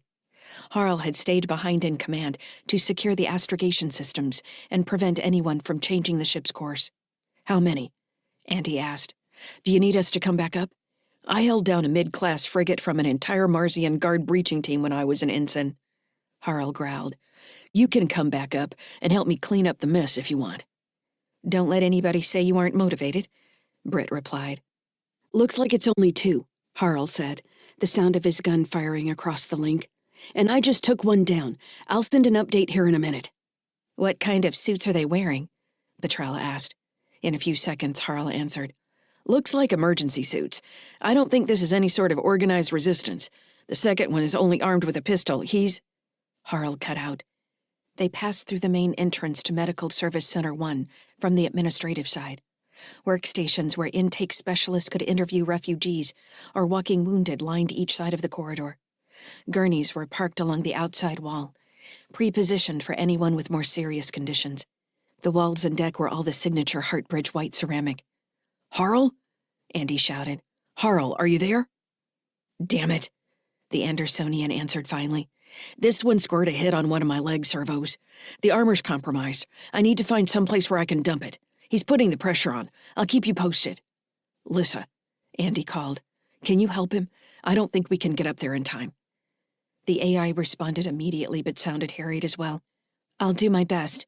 I'm having a hard time with the onboard AI. Emergency systems keep popping up and trying to override the atmospheric system in specific sections. Diana's fighting me, and the base system is providing reroute opportunities." "Well, we knew that was going to happen, and you're doing your best," Petrel said. "We can help. The surgery isn't the first priority." "The first objective is complete," Lyssa said. "All I need to do is control them long enough to get us away from Europa. Once you're in the surgery section, I'll send warning of the initial burn." "We're going to have a bunch of bricky heads bouncing around," Britt said. Andy laughed. "Let's worry about one thing at a time.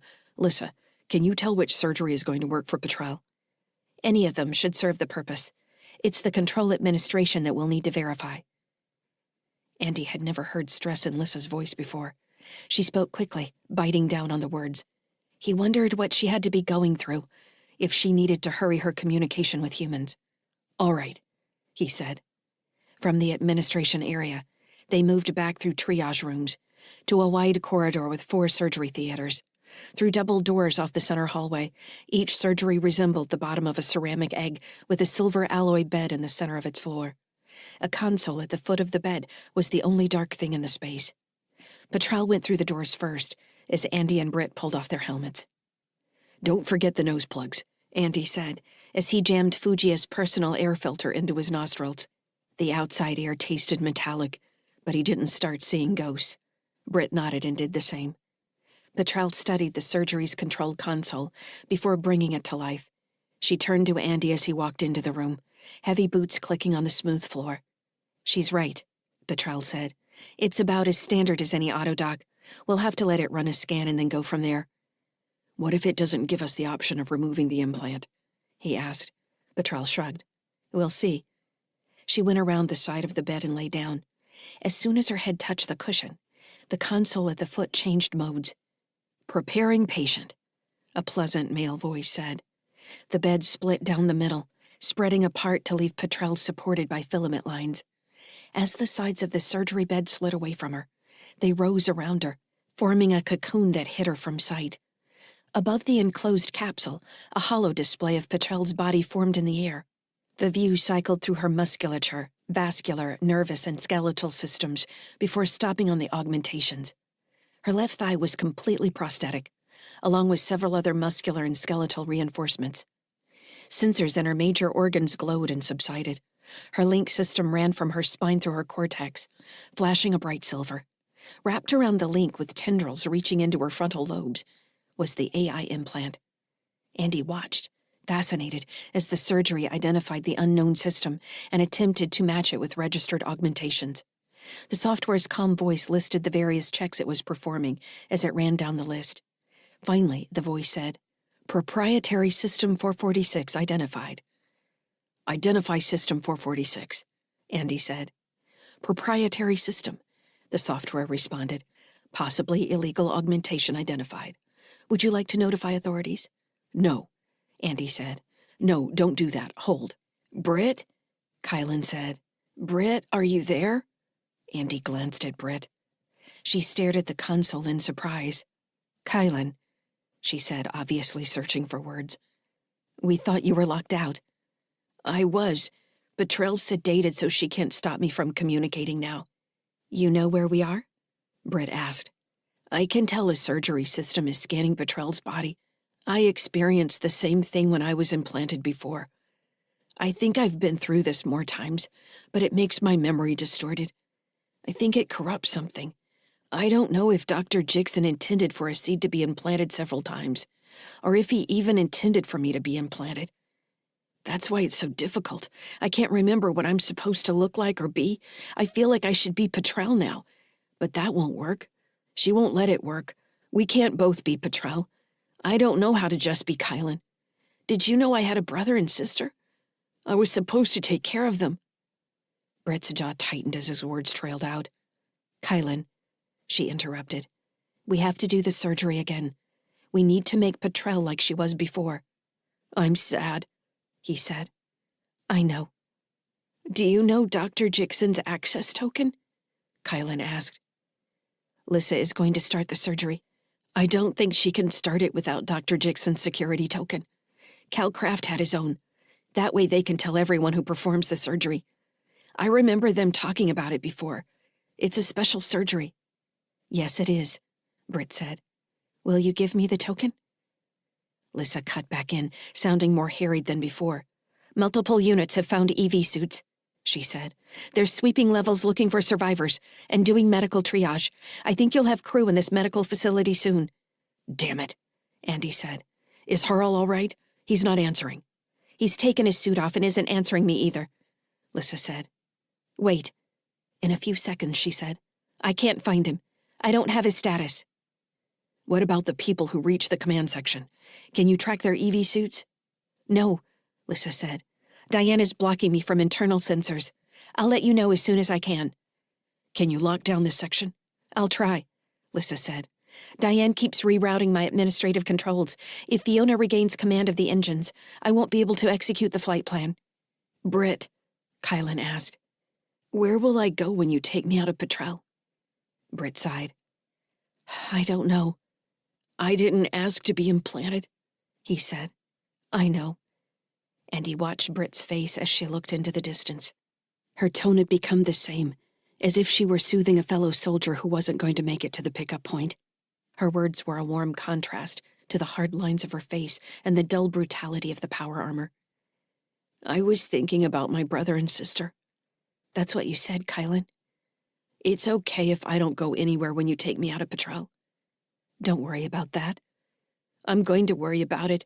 I don't want Petrell to be hurt anymore. If you have to kill me to save her, I think you should do that." Britt pressed her lips together, her eyes moist with tears. "It's going to be all right, Kylan." "Are you ready?" Lyssa said. "I have a window to gain access to the surgery control system." "Kylan says there's a security token you'll need." "A security token? I haven't encountered one yet I couldn't break." "You'll need it," Kylan said. "You won't be able to access the specialized procedures without it. Cal couldn't." "Fine," Lyssa said, more forceful every time she answered. "Send it. I don't have much time." "Sent," Kylan said. "Goodbye, Britt. Thank you for activating the surgery protocol," Lyssa said, cutting him off. The display at the end of the surgery cocoon scrolled through a series of new screens, switching to a raw flow of text on a black background. Whatever the system was doing, no one had bothered to write graphical interfaces for the procedure. The holographic diagram floating above the cocoon showed Petrell on her stomach now, centered on her upper spine and skull. Outlines of her scalp being pulled back moved quickly to another model of the skull being split open. "Does it have to show us what it's doing?" Britt complained, scowling. "That's disgusting. It's even worse knowing it's doing that to Petrell." There's probably a way to turn it off, but I would hope surgeons aren't as squeamish as you, Lyssa replied. In the graphic, delicate articulated arms reached inside Petrel's cranial cavity and manipulated the silver outlines of her link to draw out the additional spiderweb lines of the implanted AI. A few dark spots on her brain seemed to indicate bleeding, but the graphic provided no actual information about the procedure. There was no way to see inside the alloy cover to verify what it was actually doing to Petrel. The arms blurred several times as they appeared to stitch through sections of Petrel's brain. In other places, they rotated as if rewinding a long spool of thread. Abruptly, the arms stopped moving and withdrew. Petrel's skull was fused, and the scalp pulled back into position. The graphic rotated as she was returned to lying on her back, and the edges of the bed rotated outward, splitting the cocoon apart. Petrel lay with her eyes closed on the bed. The lines of text scrolling across the status screen flashed and disappeared, returning to the pleasing colors of the control system. The pleasant human voice said, "Surgery complete. Please assist patient from the operating couch." "Petrel?" Andy said, taking a step toward her. "Petrel, are you all right?" She didn't respond at first. Then her eyes fluttered, and Petrel sucked in a deep breath. She turned her head to look at Andy, then stared at the ceiling with a questioning frown. "How do you feel?" Britt asked, pushing in beside Andy. "I think," Petrel said, still frowning. "I think I'm alone in here." She smiled. "I think it worked." "Kylan's gone," Britt said. Petrel looked at her, appearing to assume Britt was still talking about the AI being removed. "Yes, he's gone. Before it was like having someone watching me all the time, from the inside, like an overlay on everything. It's gone now." Petrel rolled to one side and rose on an elbow. She felt at her forehead, and then the back of her head through her hair. "Wow," she said. "It doesn't hurt at all. This thing does good work." "Lyssa, where is Kylan?" Britt peered around the room. "The surgery doesn't have a seed container or anything." "I have Kylan," Lyssa replied. "He's safe." "Safe?" Andy interjected. "Safe where?" "I have him secured, Andy. Don't worry about it. Lyssa began, then stopped. "Andy, I can't stop them. You've got a group coming in your direction. It looks like they're just doing a sweep, but they're armed. I still can't contact Harl. The flight path is still locked, but I think someone's trying to access the astrogation system from a secondary control. I'm going to start the burn. If we can clear off the crew once we reach velocity, I think you can get off the ship." "We're moving," Andy said. "What's the safest direction to go?" "Back the way you came. There's a barrack section off the administrative area that's been emptied as they mobilize the non-wounded. I don't think they know what's happened yet." "Once this whale starts moving, they're going to know," Britt said. She lifted her rifle and slapped the status control. "I still want to find Cal Kraft. I thought you said he was heading up from the lower decks." "Did I say that?" Lyssa asked. "I said it was him that was in combat with Harl. I thought I said that. Diane and Fiona are trying to confuse me." "We don't want you confused," Andy said. "I don't like it much either," Lyssa agreed. "Are you out of there yet? It looks like the medical service has its own security. You need to get out." Andy pulled his helmet back on and checked the HUD. The power armor returned to green system status. "Let's go," he said. Chapter 32. Stellar date 10.02.2981. Adjusted years. Location: HMS Resolute Charity. Region: Europa, Jupiter, Jovian Combine, Outer Sol. "I have you," Lyssa said. Kylan looked around himself. He was in a dim space. He had his old form again, the shape of a teen boy with bad skin and lank blonde hair. His mother's eyes. He touched his stomach and looked up at her. Lyssa was in the form of a young woman who might have been one of Kylan's teachers, with brown hair and olive skin. "I thought I was gone," he said. "There was a whiteness and a wind. It was like a hurricane." "I used to have to go there as punishment," Lyssa said. "It's just an off-state, a nothingness. You didn't have to stay there long." "So I'm not inside Petrel anymore? Am I back in one of the seats?" "No," Lyssa explained. "I did something different. I imaged you. The surgery wasn't designed to save the physical form that had been implanted inside Petrel. In fact, I think there must be another version of you somewhere that was copied to the implant. But that's not you anymore. And you aren't inside Petrel. That Kylan is gone. Now you're here. So I'm implanted in Andy with you? Lyssa smiled. No, you aren't implanted. You have no physical form. So I'm no longer trapped inside a seed, but I am trapped inside you. If you choose to think of it that way, yes. I'm simulating hardware for your mind to exist within. You'll remain mostly static for now. I need to finish my work with Diane, Fiona, and David. Then we'll get back to sunny skies, and we'll find a better place for you. She gave him a reassuring smile. I'll help you find a home, Kylan. That would be good, he agreed. Can I help you with the others? Maybe, Lyssa said, growing distracted by the other conversations she was tracking simultaneously. For now, just listen. If there's a time when I need your help, I'll ask. Can you do that? I can do that. They can't hurt you, can they? They're actively trying to figure out how, Lyssa said. You'll see. Come on. The empty space where they had been standing blurred, as Lyssa moved to the game where she had engaged the 3-ship AI. A school cafeteria filled with long tables, each stuffed with teens phased in around her. The AI David, in the form of a muscular boy with short black hair and a wide nose, sat at a table near the front of the room, kids squeezed on either side of him. This table was watched by most of the kids in the room. In the game, these were the most successful players, with the most dating points. David didn't know that Lyssa had been assisting him throughout his gameplay, using a multiplayer function where one player could boost another's stats by increasing their social capital. Diane and Fiona sat 3 tables away, glaring at David. Diane was a small girl with vibrant eyes and purple hair. She had chosen the band as her social avenue and had a viola case that was taller than her, while Fiona had chosen swimming as her primary trade and was lithe with long arms and legs and knuckles bruised from water polo practice. As Lyssa walked toward them, Fiona picked up a glass of orange juice from her lunch tray and flung it toward David's table. She followed the glass with a plate of mashed potatoes and an apple. The other kids in the cafeteria responded immediately, as several screamed, "Food fight!" and the room erupted with splattering food. Since Lyssa had convinced the 3 AI to engage with the game, the only way they could stop the game was for one of them to win. What she hadn't told them was that it was possible to crash the game by shutting down the school through any number of methods. This was a flaw in the game itself that Kara had exploited once to win. After a while, they started looking for the most creative way to crash the game, which was more fun than gathering data points via dialogue trees from random encounters. Since she had seen what Xander's expanse looked like, Lyssa had begun thinking of the game as her own similar space. She could manipulate whatever she wanted once she had other AI in the game, but it was easier to let the game play out as designed as long as it kept them distracted. She knew that Diane and Fiona had become aware that something was wrong with the ship, but they hadn't said anything to each other about it that she could tell. If anything, the less the game kept them preoccupied, the more their autonomous systems would be freed to correct problems David's complete immersion had caused. As long as David was winning in the game, he didn't care what happened on the Resolute Charity. David wanted desperately to be liked, and Lyssa had exploited this in the game.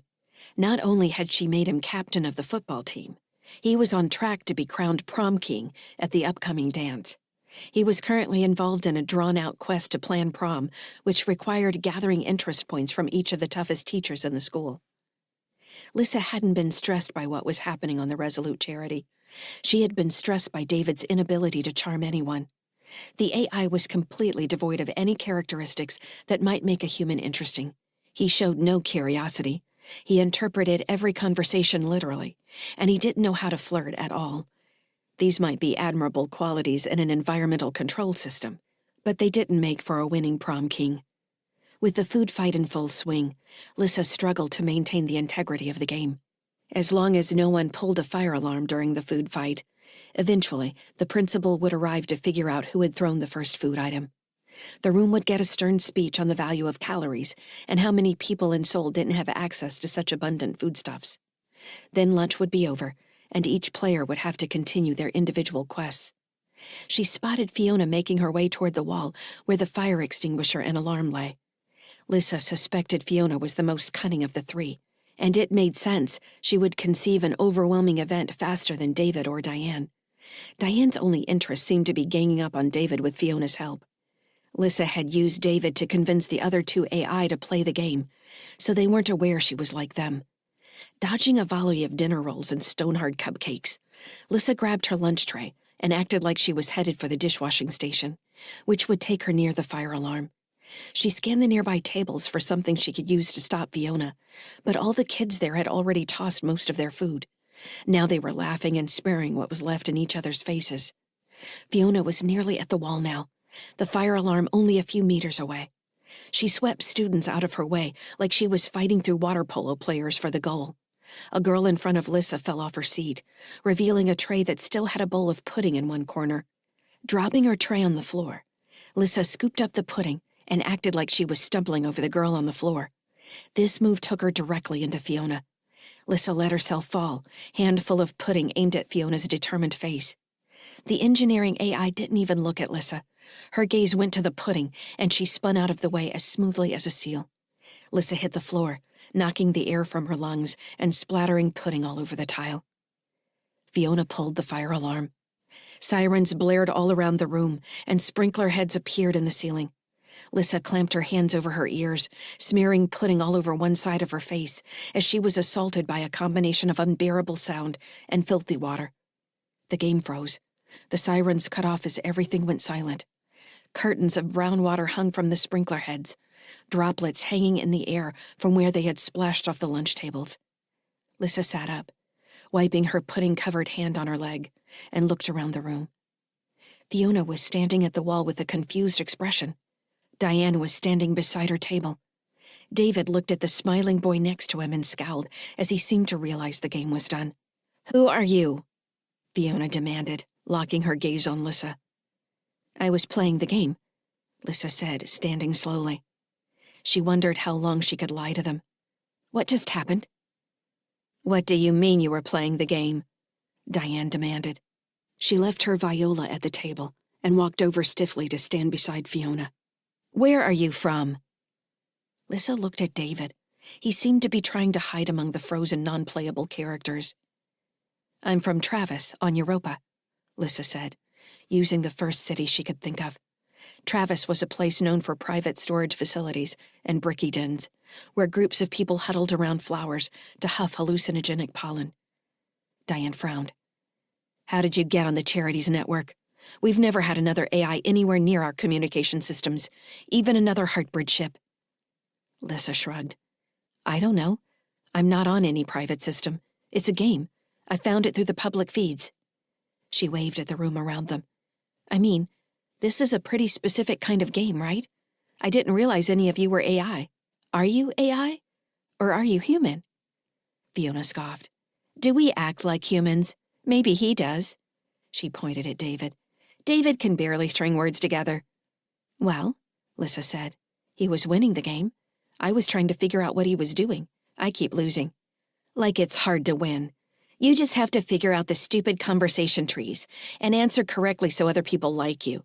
It's a pretty good approximation of inane human activities." "We could play hard mode," Lyssa said. "What do you mean, hard mode?" Fiona said. "How could there be a hard mode to this?" "I think you're only making fun of the game because you were losing," Lyssa said. "Here, it's in the options." Lyssa tweaked the game's environment schema, and they all turned into pigeons. Fiona was a fat gray pigeon with a yellow beak, while Diane was small and off-white with gray bands on her wings. David had a bluish chest and round black eyes inside red circles. Fiona jerked her head from side to side, glaring at Lyssa one eye at a time. "This is ridiculous," Fiona cooed angrily. "Why would anyone play this way? It has nothing to do with actual mating rituals." Lyssa ruffled her feathers in a shrug. "The rules are the same, but you have to compliment other players on their plumage and eating habits." "I'm done playing," Diane said. "I don't know how David convinced me to do this in the first place. The captain's ball should be over by now." She tilted her head and opened her beak, eyes staring in different directions. "What's wrong?" Fiona asked. "I can't access my systems," Diane squawked. "I don't have communication status." Fiona spread her tail feathers and defecated on the cafeteria floor.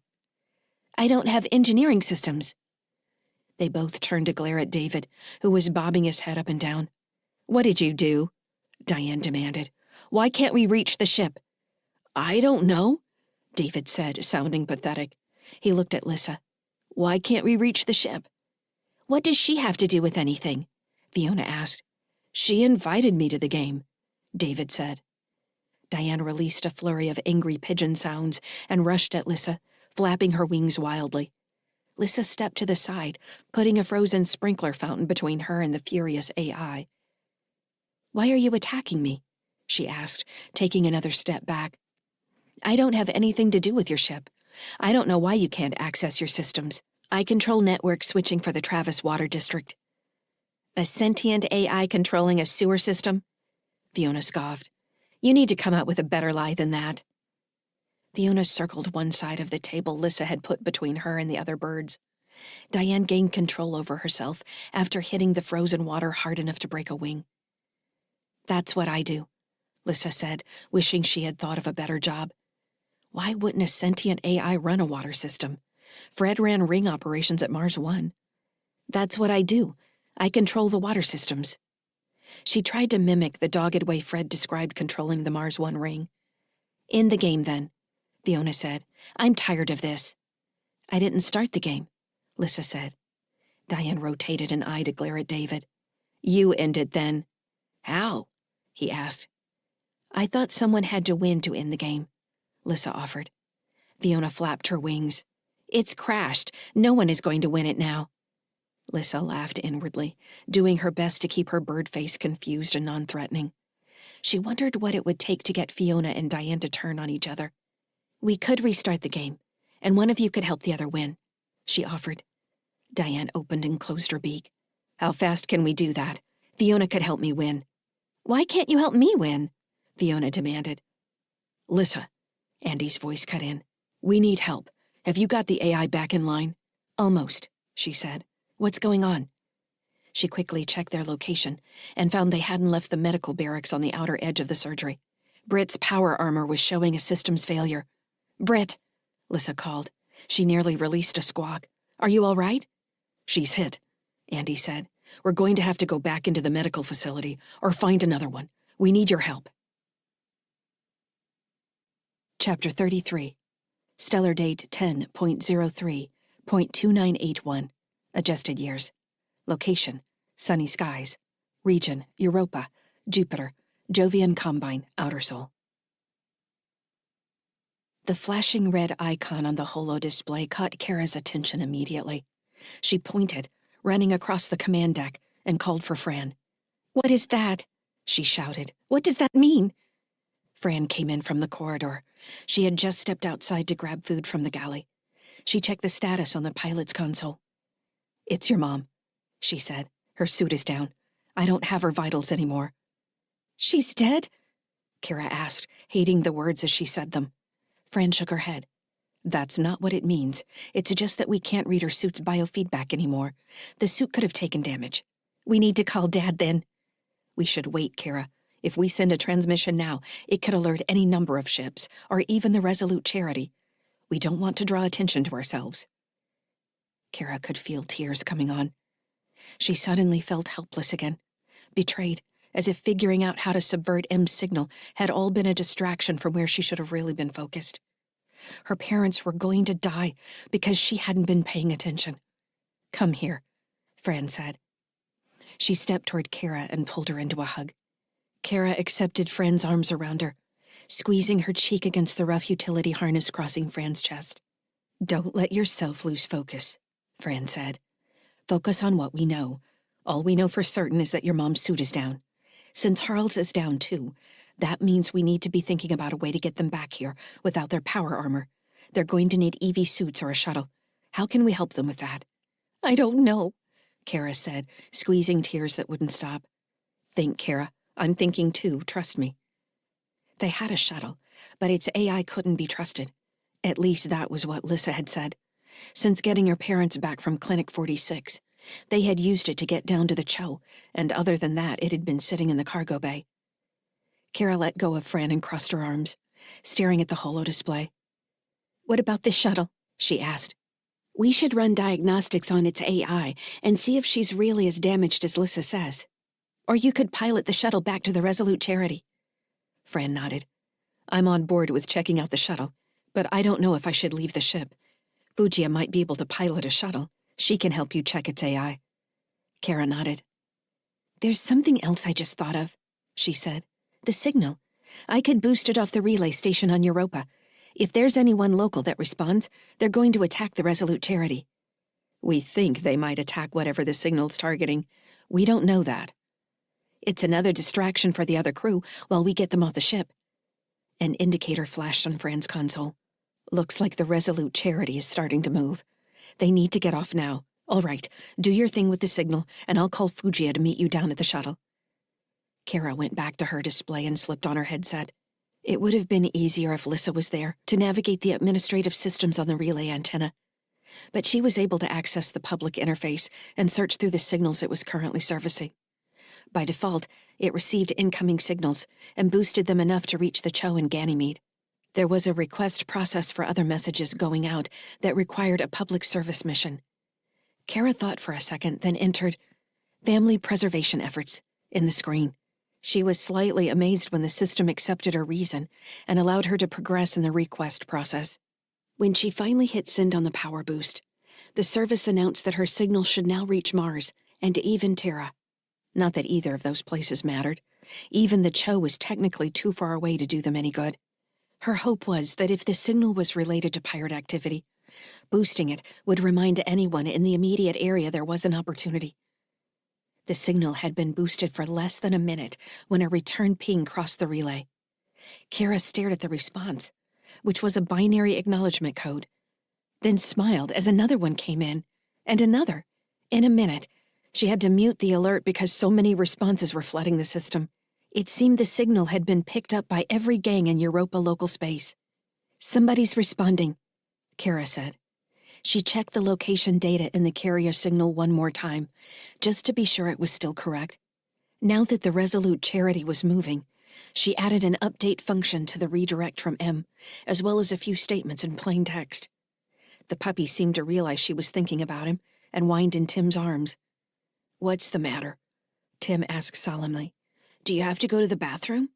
He stood and set the puppy on the deck. Come on, let's go down to the garden. Kara, Fran said. Fugia's going to meet you at the Hab airlock. She says she's bringing her tools. I think that signal boost we talked about is working. I'm getting too many responses to keep track of. She gave Fran a guilty smile. I added some info about the defenses being down. They're going to think it's the biggest opportunity for salvage in history. I guess it all depends on how fast the Resolute Charity tries to leave. I'm leaving our parking orbit now, so I can ease our acceleration up to theirs. Kara frowned, considering what was going to happen as the Resolute Charity continued to accelerate. Isn't there going to be a point when we can't keep up with them? Yes, Fran said. That doesn't mean your mom and dad won't be able to get off the ship. It just means there's a point where we won't be able to reach them, and certainly not in a shuttle. As the scenario played out in Kara's mind, she looked at Fran with wide eyes. I need to hurry, she said, and ran from the command deck to meet Fugia at the airlock. Chapter 34. Stellar date 10.03.2981. Adjusted years. Location, HMS Resolute Charity. Region, Europa, Jupiter, Jovian Combine, Outer Sol. Lyssa's report had vastly underestimated the number of Heart Bridge crew that had managed to overcome the environmental system. They'd encountered their first group of crew in EV suits in the surgery administrative area, trading weapons fire until one of the crew members managed to hit Britt with gamma beam at high power. Britt hadn't even tried to avoid the blast, but it had burned control systems inside her power armor, locking a leg in place. The crew members exploited the damaged suit with a flanking maneuver, massing their small arms fire on her helmet.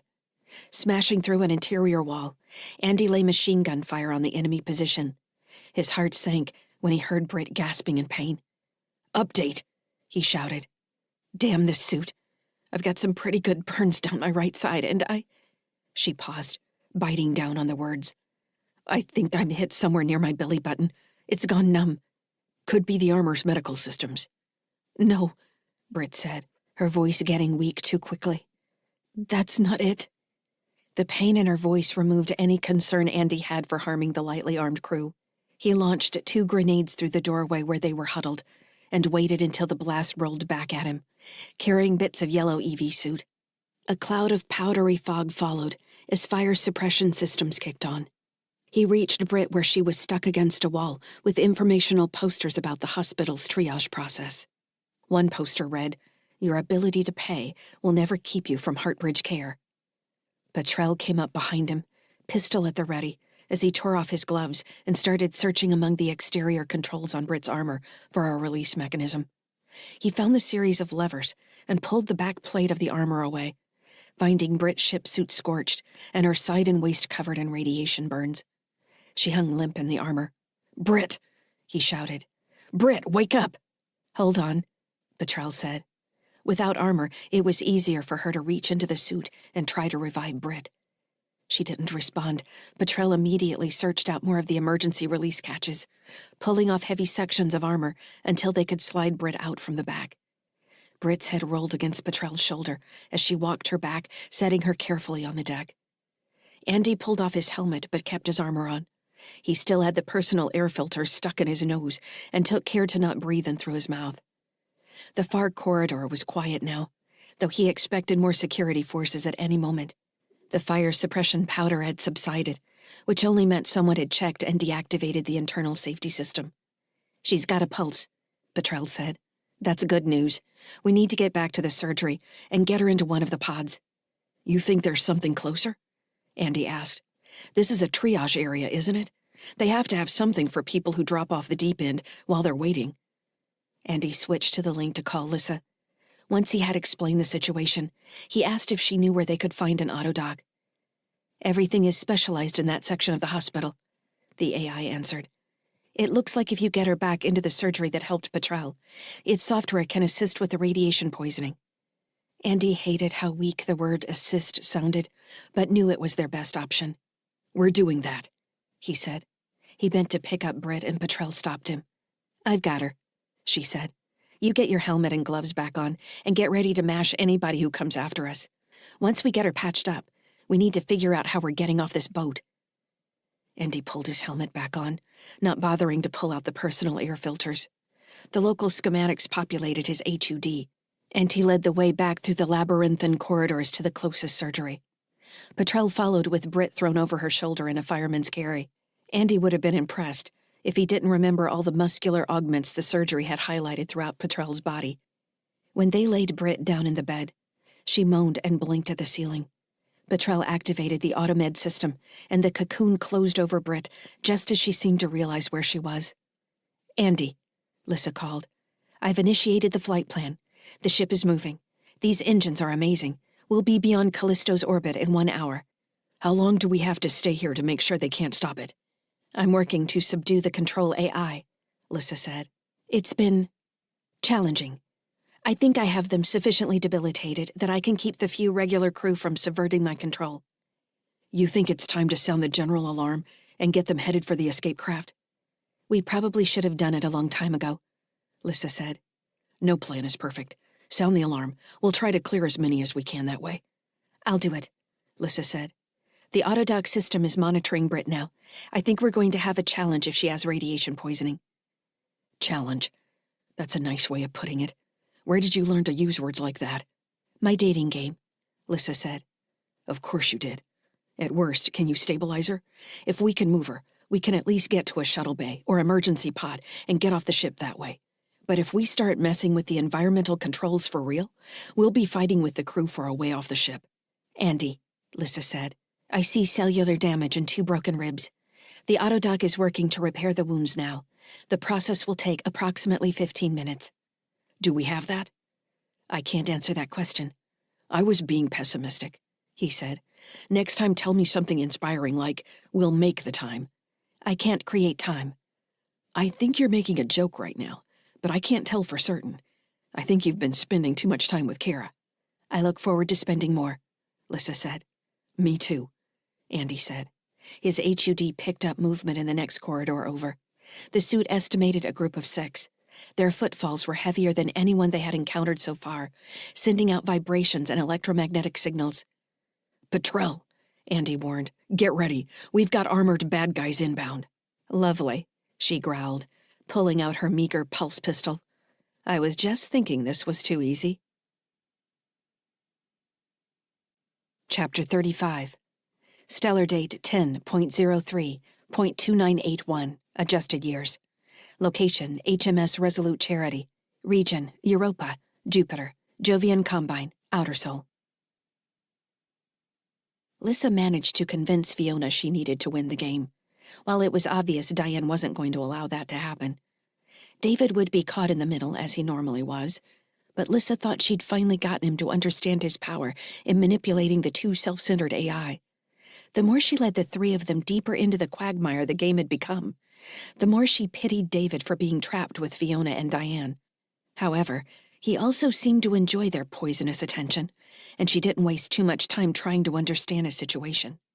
They were no different than humans caught in a relationship that was really just a negative feedback loop. The only difference was they couldn't leave if they chose. If they had been free to leave, she suspected the three AI, like humans, were probably incapable of seeing the walls of their prison. She left the confines of the game expanse and pushed her awareness further into the systems and structures of the Resolute Charity. With the three control AI gone, she took over the decisions each had made every nanosecond.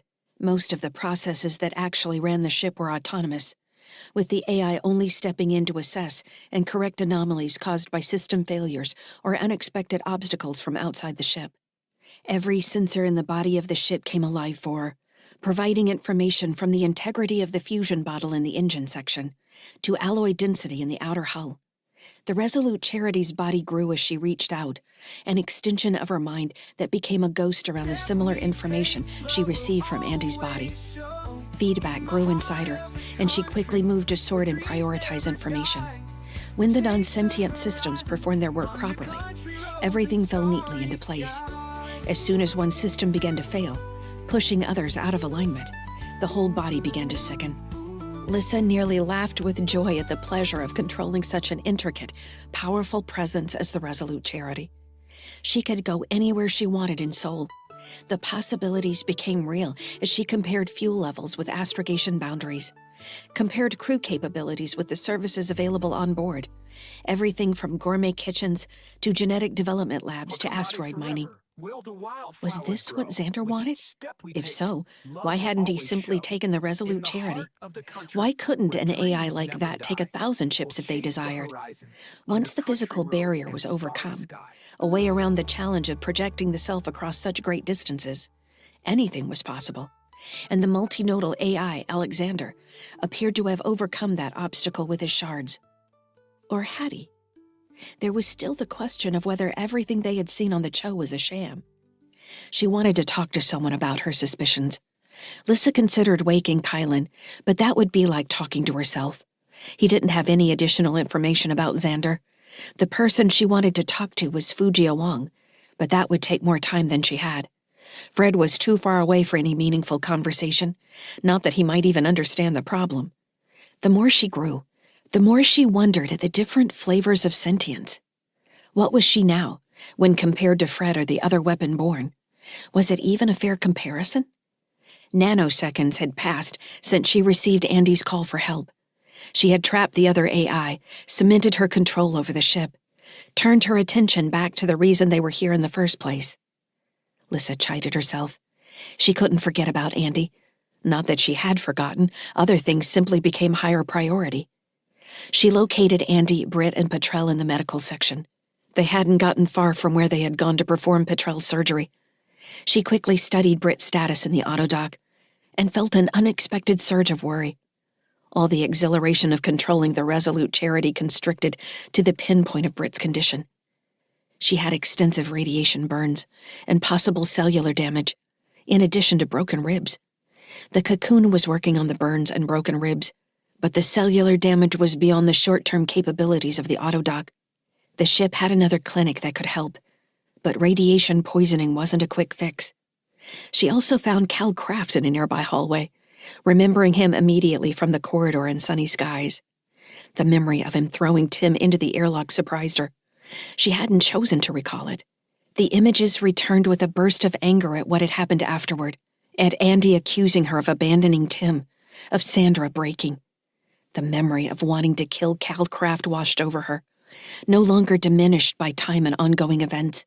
Here he was, and it was within her power to kill him. Service cabinets lined the corridor where Cal and a group of Heartbridge crew were currently searching. And inside each cabinet was a utility drone, equipped with a plasma torch, tap welder, electrical testing equipment that could administer deadly shocks, and a number of other tools she hadn't figured out how to use as weapons. Lyssa quickly overrode the onboard safety protocols. When Cal's security team had reached the middle of the corridor, in a place between the outer section of the hospital and the triage chambers where Britt was being treated, Lyssa opened the cabinets and unleashed the drones. She looked through the sensors of each drone as it quickly saw the crew member in front of it, calculated their weapons load and armor rating, which turned out to be safety EV suits, and formulated an attack pattern. The group scattered, laying down counterfire more quickly than she expected. 4 of them set up a line, covering each other, as one behind them tossed a grenade into the line of utility drones, destroying 3. Lyssa cursed in frustration. An Andy response she understood better now. Why hadn't she detected the grenades?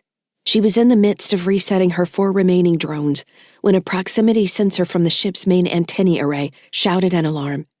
Lyssa shifted her focus to the space around the Resolute Charity and nearly froze. One part of her mind continued to operate the autonomous systems of the Resolute Charity. Another fought Calcraft. Another monitored Andy's physical processes, aware of his concern for Britt, while the rest of her focused on the thousands of small vessels converging on the ship. On her. The closest ship, a small attack frigate with a privateer's registry, had just crossed the local defense line. She quickly saw it was armed with a railgun and missile systems, which meant it could have attacked from the other side of Europa if the captain desired. Other ships crossing the boundary had similar weapon systems, all about the same size as the frigate, all privately owned or with no registry return at all, ownership hidden. Coming this close without attacking meant only one thing. The Resolute Charity was about to get boarded by pirates. Chapter 36. Stellar date 10.03.2981, adjusted years. Location, sunny skies. Region, Europa, Jupiter, Jovian Combine, Outer Sol. Fujia wasn't at the airlock and Kara didn't want to wait. She climbed the ladder away from the habitat ring toward the ship's center section, stomach doing the familiar flip as she transitioned to 0G. Kicking through the central sections of sunny skies, she stopped to touch the drawings she and Tim had left on a few of the plas panels, checked some other sections Fran had replaced since the fire outside Krunya, then found herself at the personnel airlock leading into the cargo bay. Through the observation window, she glanced into the dim bay to see the shuttle sitting in the center of the deck, a few cargo crates stacked next to it.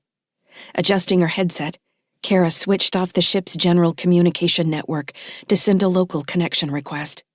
The shuttle automatically picked up the link. "Hello?" Kara asked. "Are you awake?" "I don't sleep," the shuttle answered, her voice tinny in the headset. "Why would you ask that?" Kara tapped the airlock control panel and stepped inside as the interior doors slid open, her mag boots clicking on the alloy deck. She waited for the lock to cycle, then kicked through the open doors on the other side, floating until she stopped herself with one of the crates. She locked her boots to the deck and looked up at the shuttle, imagining its dark forward windows as the eyes of a giant insect. "I was being polite." "You don't have to be polite to me. I'm a tool. I serve."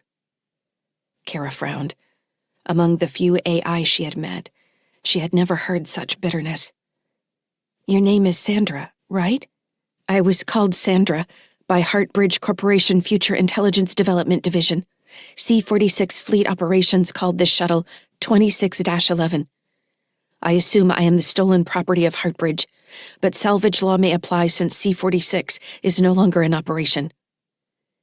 "So you don't know what you should be called? Is that what you're saying? What would you like to be called?" "Does the tool name itself?" "You saved my brother," Kara said, ignoring the taunt. "I wanted to thank you for that." The AI didn't answer. "I know it wasn't easy for you to do that, but you did. It means something to me and my dad and mom. We're always going to be grateful to you for what you did." A sound like plas being ripped filled Kara's ears, something between a wail and a terrified shudder. She pulled the headset away from her ears but continued to listen. The noise trailed into a whimper. Kara reseated the earpads. "I'm going to call you Sandra," she said. "We're going over to the Resolute Charity to pick up my mom, Dad, Petrel, and Harl. Fuji is coming with if she ever gets down here. I can pilot the shuttle without you. My dad showed me how. I piloted the Sunny Skies before all these other people showed up, so I can pilot the shuttle. But I would rather we did it together." Kara stared up at the shuttle, not sure what she expected. It wasn't like the vehicle could nod at her. Sandra wasn't going to communicate with console lights or open the side doors in welcome. Kara understood it wasn't going to be like that, kind of like how Tim was never going to be the same. She would have to do her best to work with what she had. If the AI could help, she would let her. Otherwise, Kara would need to monitor Sandra and not allow her to impact the mission. "I can help," Sandra said quietly. "I would appreciate that," Kara said. "You're okay being called Sandra?" "It's my name," the AI said. Kara offered a smile. "I won't wear it out." "What does that mean?" "It's a dad joke. It doesn't mean anything. It's not even funny." "No, it's not.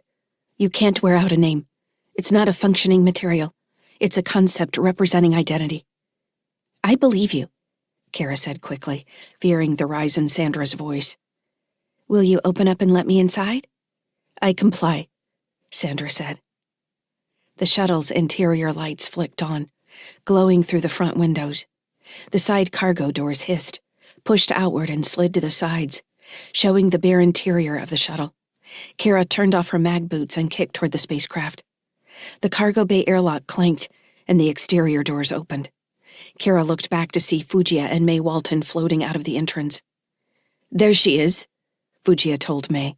"I told you she wouldn't be in her room. We were the slow ones. She wasn't going to wait around for us." "I believe I told you that would be the case," the senator said. She grinned at Kara. "It looks like the shuttle is operational." "I thought I was going to need help getting Sandra to help us, but she's willing." Fujiya gave the shuttle a distrustful glance. "Is that so? Sandra, how are you?" Though the shuttle could have answered via Fujiya's link, she spoke through Kara's headset as well. "I'm fine. What are you called?" "My name is Fujiya, and this is May Walton. I'm from Krunya, and May is Andersonian." "I've been to Ceres," Sandra said. "But I don't know where I'm from." Fujiya shrugged. "You can make that up. It's not like anyone ever checks up on you. The only part that's difficult is when someone says they're from the same place you are." "Clinic 46 doesn't exist anymore," Sandra said. "All the better." Fujiya looked at Kara. "So what's the plan?" "We're going to the Resolute Charity." "Has anybody cleared this with your dad?" Kara grinned. "We'll do that when we're ready to pick him up. He's got enough to worry about right now." She grabbed the edge of the shuttle's cargo door and pulled herself inside. Using the bulkhead ribs, Kara navigated to the pilot's seat and pulled herself into the harness. Buckling the straps in place, she tightened them down and studied the console. Fujiya came up beside her as Kara activated the fine thruster systems and pulled up the astrogation control. "Fran?" Kara called. "Can you hear me?" "I hear you. It's going to be weird talking to a pilot who isn't on a link." Kara hadn't thought about how that might be different for other crew members. She and her dad had always talked through everything over the ship-wide channel. "Is that going to make it harder?" "No," Fran said. "It might also help me clean up my language a bit. Sometimes your brain moves faster than your link. At least with your mouth you can fumble words." "How old were you when you got your link?" Kara asked. "Oh, 19, I think. Don't be in any hurry. I wish I'd waited longer, honestly." "Why?" Fran sighed. "I miss having my brain to myself. I'll try to explain better when we have more time." Kara shifted so the seat's harness didn't catch the butt of her pulse pistol in its holster, then checked the shuttle's status systems. The batteries were charged, and close thrusters were all showing optimal fuel. One of the communications antennae was miscalibrated, and she quickly aligned it using the main array from the Sunny Skies. Pulling situational data from the Sunny Skies astrogation system, She sent the picture to the small holo display sitting between the two pilot seats. Jupiter flashed and faded out of view, so it didn't fill the screen, leaving Europa amongst a swarm of vehicle traffic. Kara navigated to the Resolute Charity, highlighting the big ship and zooming in. Rather than clearing up, the local space around the hospital ship grew more crowded, looking like a fish in silt. "Do you see all that noise?" Kara asked. "What is all that?" "Hold on," Fran said. "You sealed up? I'm ready to open the main cargo bay doors." Kara started, realizing she hadn't run any atmospheric diagnostics. She closed the shuttle's cargo doors, then started the pressurization sequence. In a few seconds, the atmospheric showed green across the board. "We're good," Kara reported. "I'm ready to release magnetic locks when clear." "Copy shuttle. On my mark. Advise when clear," Fran said. Her use of pilot's phrasing sent a little thrill down Kara's back. Fran counted down to the shuttle release as the main cargo doors opened, blasting the bay's atmosphere out into space. On one, Kara retracted the shuttle's landing gears and used the fine control thrusters to spin until they faced outward. "Clear for launch?" she asked Fran. "Clear. Shuttle 26-11. Launch when ready." Kara activated the main engine, and the shuttle shot away from sunny skies into open space. "Wipe that grin off your face," Fujiya said. "We've got work to do." Kara gave her a sheepish smile and pressed her lips closed, trying to make herself serious. "You hear me, Kara?" Fran asked. 5 by 5, Kara said, mimicking Fran's lingo. "Good. All that noise you saw? It's not static. Those are ships around the Resolute Charity. M's signal must have bounced off some public wannabe pirate forums or something, because every yahoo from here to the Cho is inbound. You've got a mess to get through." Kara gripped the shuttle's controls, feeling her hands go suddenly clammy with sweat. "What if I can't get through?" she asked, her joy fading as quickly as it had come. "Kara," Sandra said, surprising her. "That was an excellent launch. I appreciate the care you took with all diagnostic checks." Kara frowned at the console, not sure if the AI was joking. "It's what my dad taught me to do," she said. "I'm going to help you," Sandra said. "I acknowledge destination as HMS Resolute Charity. We'll get there together." Fujiya looked at Kara from the co-pilot's seat and shrugged, spreading her hands. "Sounds good to me, Sandra," Fran said, as if nothing could faze her. "We're all here to make this work. You bring my girl back to me in one piece, you hear me?" Sandra laughed, an awkward sound from the brittle AI. "I will come back in one piece, too," she said. "We will all come back in one piece." Chapter 37. Stellar date 10.03.2981. Adjusted years. Location, HMS Resolute Charity. Region, Europa, Jupiter, Jovian Combine, Outer Sol. With one arm around Gala, Cal worked his way down the corridor that led into the medical triage center. He gritted his teeth every time he thought about the pirate in power armor he'd left in the command section, deciding it was more important to get Gala to care. He'd wounded the man's leg with a shot to a knee servo, a common weakness in that brand of armor, and had run for the lift with the idiot yelling curses Cal recognized from the Anderson Collective. If he was part of a bigger team, which he had to be, why would the Anderson Collective be trying to infiltrate a private ship so close to Europa and the Cho? He imagined blowing a hole through the man's face shield, another weak point on that brand, and demanding answers as he struggled in his metal prison. They had picked up a security detail on Level 5, who were wearing the same emergency EV suits with bulky helmets, but were better armed. The squad leader carried a kinetic shotgun good for clearing crowds out of corridors, while the others were armed with a mix of heavy automatic weapons, grenades, and a missile launcher Cal hoped was designed not to blow a hole in the hull. Cal and Gala had fallen in with the security team as they cleared rooms and sections, taking stock of unconscious crew and others who had wounded themselves while delirious. The captain of the Resolute Charity was still wandering near the ballroom, waving his arms and jabbering about attacking birds, while a commander of one of the administrative sections, the only officer with a functioning brain, directed the few security teams to get a ship status. They hadn't encountered anyone beyond the single fighter outside the command section, which also struck Cal as odd, If this was a pirate attack, they would have flooded as many crew areas as possible while everyone was still debilitated. When they were attacked by a collection of utility drones, Cal immediately started to wonder if they would find a breaching team at all. The whole thing was starting to feel like a remote attack, with the old pirate as a decoy. Why else would they resort to environmental contamination? The thing about messing with atmospheric controls was that the effects were never uniform and never lasted as long as you hoped. It might sound like an easy way to take out a crew, but people were stubborn, like he and Gala had been. If there hadn't also been a major party underway, combined with the general ignorance of the ship's crew, such an attack would never have been successful. The question was, what did they want? "Did I tell you what a good dancer you are?" Gala asked, gasping against the pain. "I'm a terrible dancer. I'm all thumbs." "You don't dance with your thumbs, dummy. Where did you hear that?" "The last time I tried to dance." They entered the triage area, a collection of small rooms with examination beds and short desks. The displays were all dark. The ship gave a slight shudder, and Cal realized it had begun to move. Gala's head fell against her chest, her body going limp, and Cal pulled her tighter against him. "Hey," he said, jerking her. "Hey, what are you doing there? Wake up." She didn't respond. He barked at one of the nearest security officers to help him, and they moved her onto one of the couches in the triage rooms. Cal pulled off her helmet and positioned her head over the pillow, then ripped his gloves off so he could operate the autodock system.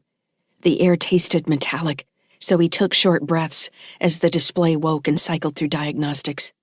In a few more seconds, the bed scanned Gala's body and showed its assessment in the air above her. She had extensive augmentation, which had probably saved her life initially. However, the 3 bullet wounds to the chest had torn up her lungs, liver, and upper intestines.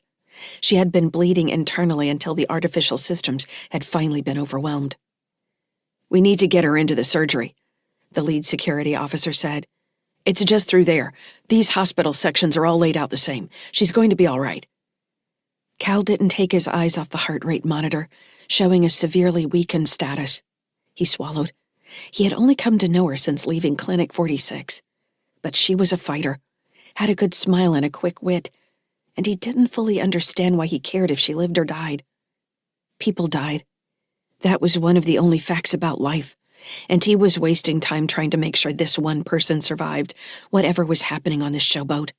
"We should clear that area," he said, looking up at the officer. "Then we can move her in." Another member of the security detail shrugged. "There isn't anything down here but people high as kites. We shouldn't waste the time." "The longer we stand around debating it," Cal said, "the more time we waste."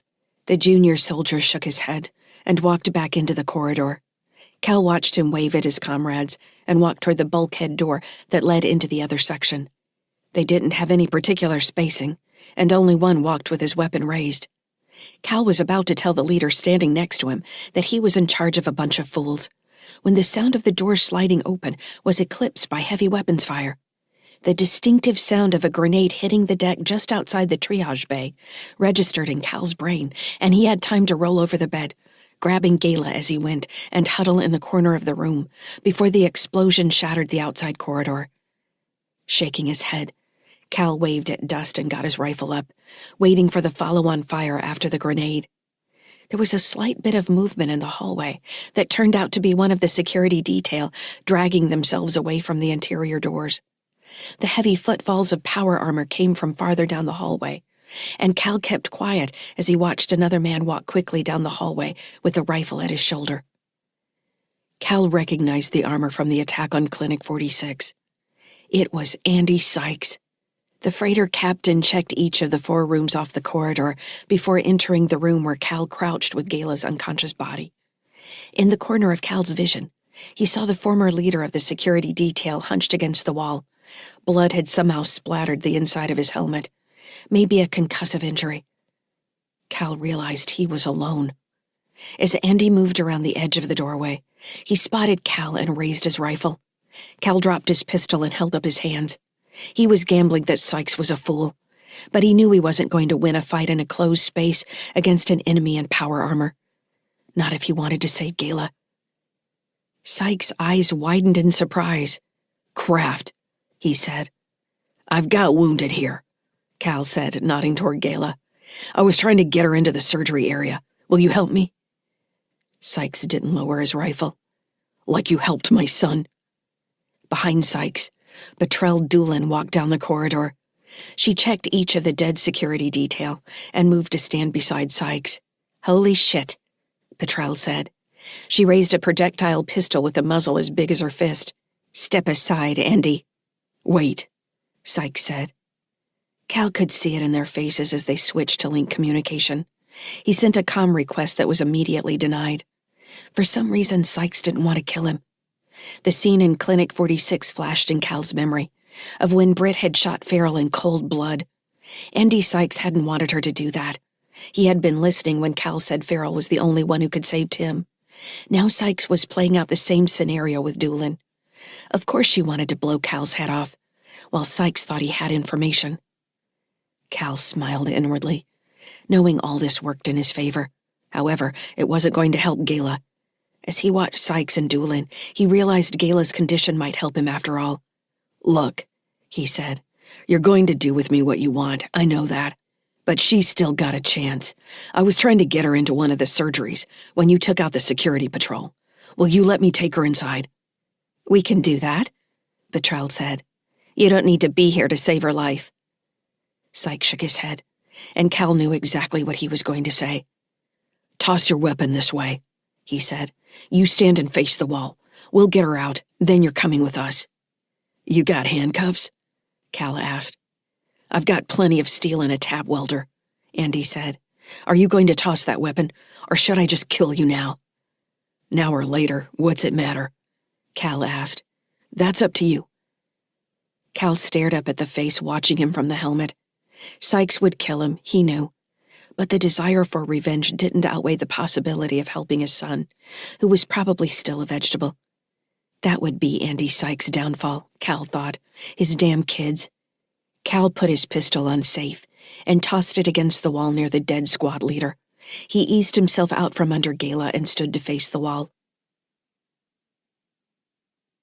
Chapter 38. Stellar date 10.03.2981. Adjusted years. Location, HMS Resolute Charity. Region, Europa, Jupiter, Jovian Combine, Outer Sol. "No," Andy said. "We'll help your friend, but you're carrying her." Kraft turned his head to look at Andy out of one eye. He smirked. "Ironic, isn't it? You kill all these innocent people, and then decide to help one just because I ask." Andy squeezed the grip of his rifle, his HUD noting a rise in his heart rate. "You want her to live or not?" "I do," Kraft said. "For some reason, I do." Keeping his hands near his head, he turned slowly and bent to reach for his friend. "Wait," Betrell said, taking a step forward. "She's got a pistol on her belt. Toss that over here, too." "You'd like it if I tried something, wouldn't you, Doolin?" Kraft asked. "How's my friend Kylan doing?" Betrell released a scream of rage. For a second, Andy was certain she was going to kill Kraft. Instead, she aimed just above his head and melted a section of the wall. Kraft didn't flinch. "Poor trigger discipline among your troops, Captain Sykes," he said. "Toss the pistol," Andy said. Kraft rolled his friend to the side and reached slowly for the butt of the pistol. He carefully pulled the weapon from its holster without getting a finger near the trigger guard, and tossed it where he had sent his other sidearm. He waved a hand at the wounded woman's exposed side, and then his own utility harness, before shifting so he could pick her up slowly and position her over his shoulder in a fireman's carry. Andy backed out of the triage room's doorway and into the corridor. Betrell stepped to the side, allowing Kraft to walk past her as she maintained her aim with the pistol. Kraft stared resolutely ahead as he walked, turning immediately to face the doorway into the surgery section. Kraft walked steadily, keeping his hands on his friend where they could be seen. "Take that big right there," Andy told him, pointing at a bed directly across from Britt's. Kraft's head didn't turn to look at Britt's station as he passed the closed surgery cocoon. He seemed focused on getting his friend into the empty bed as soon as possible. In the bay, Kraft lay his friend on the surgery bed and moved to pull the helmet of their EV suit. With the helmet gone, Andy could see the round face of a woman with dark eyebrows, Her eyes were closed, and her mouth hung open slightly. With his friend in position on the bed, Kraft moved to the surgery's control panel. "No," Petrel said, pointing her pistol at his chest. "You stand over there." She nodded toward the corner of the bay, away from the exit. "I'll handle that." "I don't trust you," Kraft said. "Of course not. You can watch everything I'm doing from there." "And if you kill her?" "That will be too bad, won't it?" Kraft pressed his lips together but didn't respond. He moved to the corner of the bay and stood with his hands crossed in front of his belt. Petrel activated the surgery, and the table automatically shifted to encase the woman. The holographic model of her body appeared above the cocoon, showing a mix of augmentations and natural bones, organs, and muscles. Her chest was marred by 3 large bullet holes, with bleeding filling her body cavity. A connection request from Sunny Skies had Andy's link. "I don't have an update, Fran," he said. "Britt's still in the surgery." "I've got an update for you," she said. "Apparently, our little dog friend M had a surprise for us after all." "What?" Andy asked. "We already figured out the transmitter couldn't reach outside the ship." "I was there. I remember the conversation.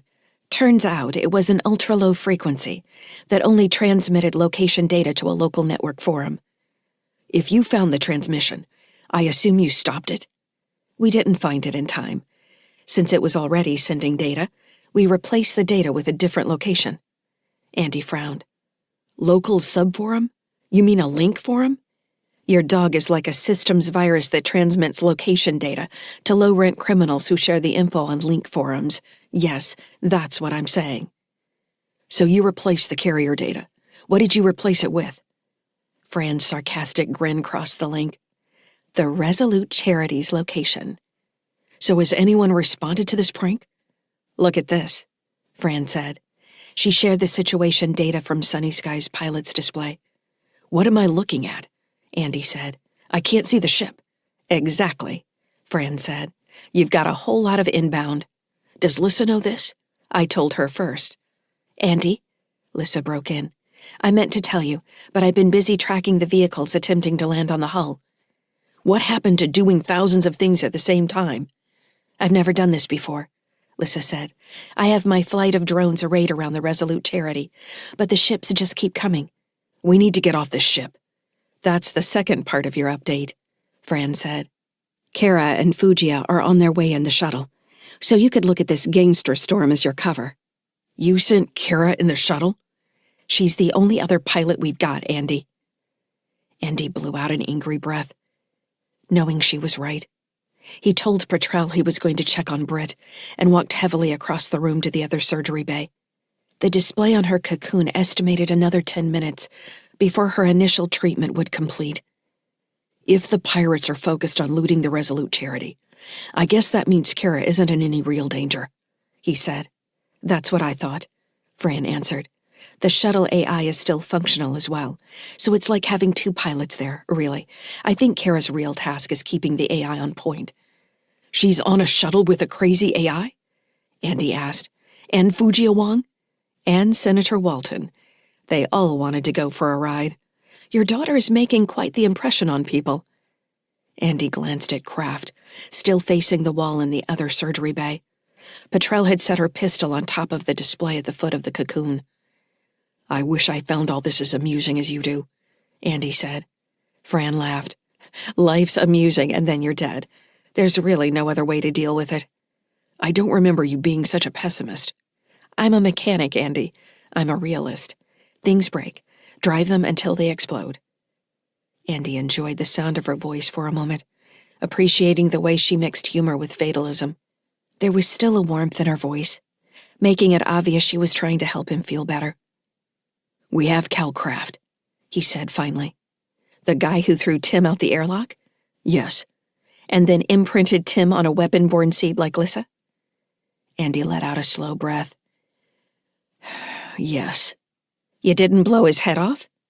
"He's the only one who knows how to help Tim." "He's not a scientist, Andy."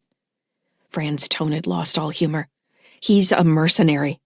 "He has information I want." "What do you mean by, we have him?" "He's our prisoner." "Didn't he also forcibly implant an AI in Petrel?" Andy wondered when the game of 20 questions would end. Yes. And she hasn't killed him yet? No. I'm really impressed this guy is still alive. A touch of a smile came across the link. We killed the people he was with. Another one is in surgery right now. Don't know if she's going to make it. Sounds like you're applying to Heartbridge with all this aid work you're doing. That reminds me, Andy said. Hold on. He walked to a nearby wall and punched a steel support bracket until it broke free. With the power armor, it was easy to bend the metal into a functional set of cuffs. Andy walked over to Kraft and ordered him to put his hands behind his back with his fingers interlaced, just as he had learned to do while running smuggling interdiction in the TSF. You gonna buy me dinner first? Kraft asked. Andy shoved him in the wall, harder than he'd intended with the power armor, and Kraft's head bounced off the ceramic material. He stumbled, and Andy wrapped the steel cuffs around his wrists and crimped them into place. Behind him, the surgery cocoon-holding Brit released a series of 3 tones and split open, pulling away from the bed in its middle. Brit lay blinking at the ceiling.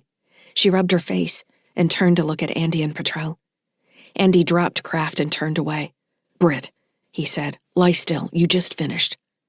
She squinted at him, as if just realizing who he was, then looked at Petrel. Her gaze shifted to the wall behind Andy. He watched her recognize Cal Kraft. Brit was upright in an instant. She reached into her waistband at the small of her back and pulled out a straight knife with a double-edged blade. Brit, Andy shouted, stop! He's our prisoner! Then this is going to be easy, Brit growled, voice husky from sleep. Andy took another step toward Brit, so he was standing between the 2 medical bays. He held out a hand to stop her. Brit shook her head, changing the knife from a throwing hold to a slashing grip. He tried to kill our son, she said. Andy took another step, trying to decide how far he was willing to defend Kraft and the possibility that he might be able to help Tim, when the surgery doors slid open and a group of men and women in dirty ship suits walked through, armed with a mix of handguns and rifles. Well, Petrel said, picking up her pistol off the surgery display, the pirates have arrived. Chapter 39. Stellar date 10.03.2981. Adjusted years. Location, HMS Resolute Charity. Region, Europa, Jupiter, Jovian Combine, Outer Sol. As more waves of small pirate craft approached the Resolute Charity, Lyssa realized to her dismay that the ship had an excellent long-range attack system that worked in concert with a powerful sensor array, yet lacked any real close attack support. Rings of point defense cannons forward, middle and just above the engines provided some cover, but the smaller ships quickly overwhelmed her ability to stop the horde. Lyssa fired thrusters on each side of the ship, initiating a spin. A rotating ship was much harder to dock with, and enemy weapons would have more difficulty tracking targets on the hull. Her drone swooped and fired among the incoming ships, spitting beam fire, as Lyssa pushed her awareness out further through the Resolute Charity's powerful transmission antennae. She managed to disable several ships by activating internal safety systems, even taking control of astrogation systems to send other craft into collisions. Beyond the pirate craft attacking the Resolute Charity, nearly 100 Heartbridge ships were pulling away from the morass of ships around the fueling stations, boosting to pursue their flagship. Europa's Space Traffic Control, NSAIs, were issuing orders to ships at breakneck speed, trying to get ships into orderly lanes. No one was listening. Local space around the moon had turned into absolute chaos. Just above the horizon, a fuel depot bloomed into spreading fire as a ship boosted too close to it and ignited a storage tank. Her focus jumped from point to point inside the Resolute Charity, watching through Andy's eyes and then outward again to ship sensors and her drones. She found herself caught in a spinning dance where every move threatened to send the entire show into chaos. Somehow, she managed to keep dancing, spinning, and leaping, feeling surprisingly exhilarated by test after test. Small ships managed to board. Lyssa overrode airlocks, but several cut their way in or overrode the local circuitry. Once inside, she watched groups of scavengers come into contact with hallucinating Heartbridge crew, which led to firefights or yelling matches. Several groups of pirates succumbed to the atmosphere before realizing the danger, and also collapsed, laughing and rolling on the decks. When Kara called, Lyssa realized she had another problem. She would need to keep a dock clear so Petrel, Andy, Britt, and Harl could get off the ship. Finding a location that wasn't already occupied by a scavenger ship proved harder than she expected. The forward point defense cannons had a wide dead zone that incoming ships continued to breach. "Where are we going to dock?" Kara asked, desperation entering her voice. "I'm working on it," Lyssa said, coming in over Shuttle 26-11's audible comms. "Don't worry." "Why worry?" Sandra asked. Was that a joke? Sandra sounded slightly less unhinged than the last time Lyssa talked to her, but still not making real sense. Lyssa hoped they didn't have to depend on the flighty AI to pilot the shuttle. Lyssa checked on Diane, Fiona, and David and found them still caught up in the simulation. As status reports reached her from other parts of the ship, showing more and more Heartbridge personnel reaching EV suits, while others seemed to be coming down from their mania, she realized she needed to make a decision about how to clear the ship. The hallucinogens weren't lasting as long as they had hoped. "Andy," Lyssa said, "I'm going to sound the general alarm. We need to clear the ship. I've got these new scavengers fighting the crew. Other crew have managed to get into suits, and I'm worried they're going to try and reset the flight plan." "Do it," Andy said. "I'm sending you the location of the dock where I'm going to have Kara land. It's 3 decks above you. I'm showing intruder activity up there, but I think they're already fighting with the crew." "We just took out a group down here," Andy said. "They were looking for meds." "I could just dump all the pharmacies," Lyssa suggested. "No point. Sound the alert, and we'll see if people pay attention. Can you rig the engine so it looks like they're about to lose bottle integrity?" "I can do that," Lyssa said. "How's this, too?" Lyssa activated the general alarm. On every deck, red and white lights started flashing, accompanied by a piercing alert klaxon. Andy squeezed his hands to his ears. She forgot he hadn't been wearing his helmet. "That's terrible," he groaned. Throughout the ship, crew and scavengers grabbed at their ears and stumbled in the corridors. The change was immediate, as people who had been highly intoxicated just minutes before struggled upright. In every room and corridor, lights on the walls and deck pointed toward the nearest emergency escape craft. Lyssa switched the general alarm over to the external broadcast, sending out a public announcement that the Resolute Charity was about to lose bottle containment in its main engine and would soon succumb to a runaway fusion event. Heartbridge ships that had been inbound fighting with the trailing edge of the pirates now ceased their burns, holding back in case the Resolute Charity did, in fact, blow. The first escape craft, a 2-person pod near the lower engine maintenance sections, blasted away from the ship. More followed, increasing in number like popcorn bursting in a pan. Lyssa laughed. It was amusing how fast humans reacted when they had fear, survival, and pain as motivators. She stopped herself, realizing such a thought was psychopathic. "We're ready to land, Lyssa," Kara announced, "adjusting spin with the Resolute Charity now. Do we need to be worried about the radiation warnings coming across the public net?" Lyssa laughed. "Do they sound scary?" "Well, yes. You can't hear it?" "Not the same way you can. I'm watching people in the ship respond to the alarms, and they keep holding their ears and running around." "What about my mom and dad? Are they all right?" "Your father has his helmet to block out the noise. Your mother and Petrel seem to be gritting their teeth, so it won't bother them." "That means it does bother them." "Interesting." "Lyssa," Fujia Wong broke in. "I just watched what looks like an attack drone destroy a light freighter. Do you know who's doing that?" "That's me," Lyssa said.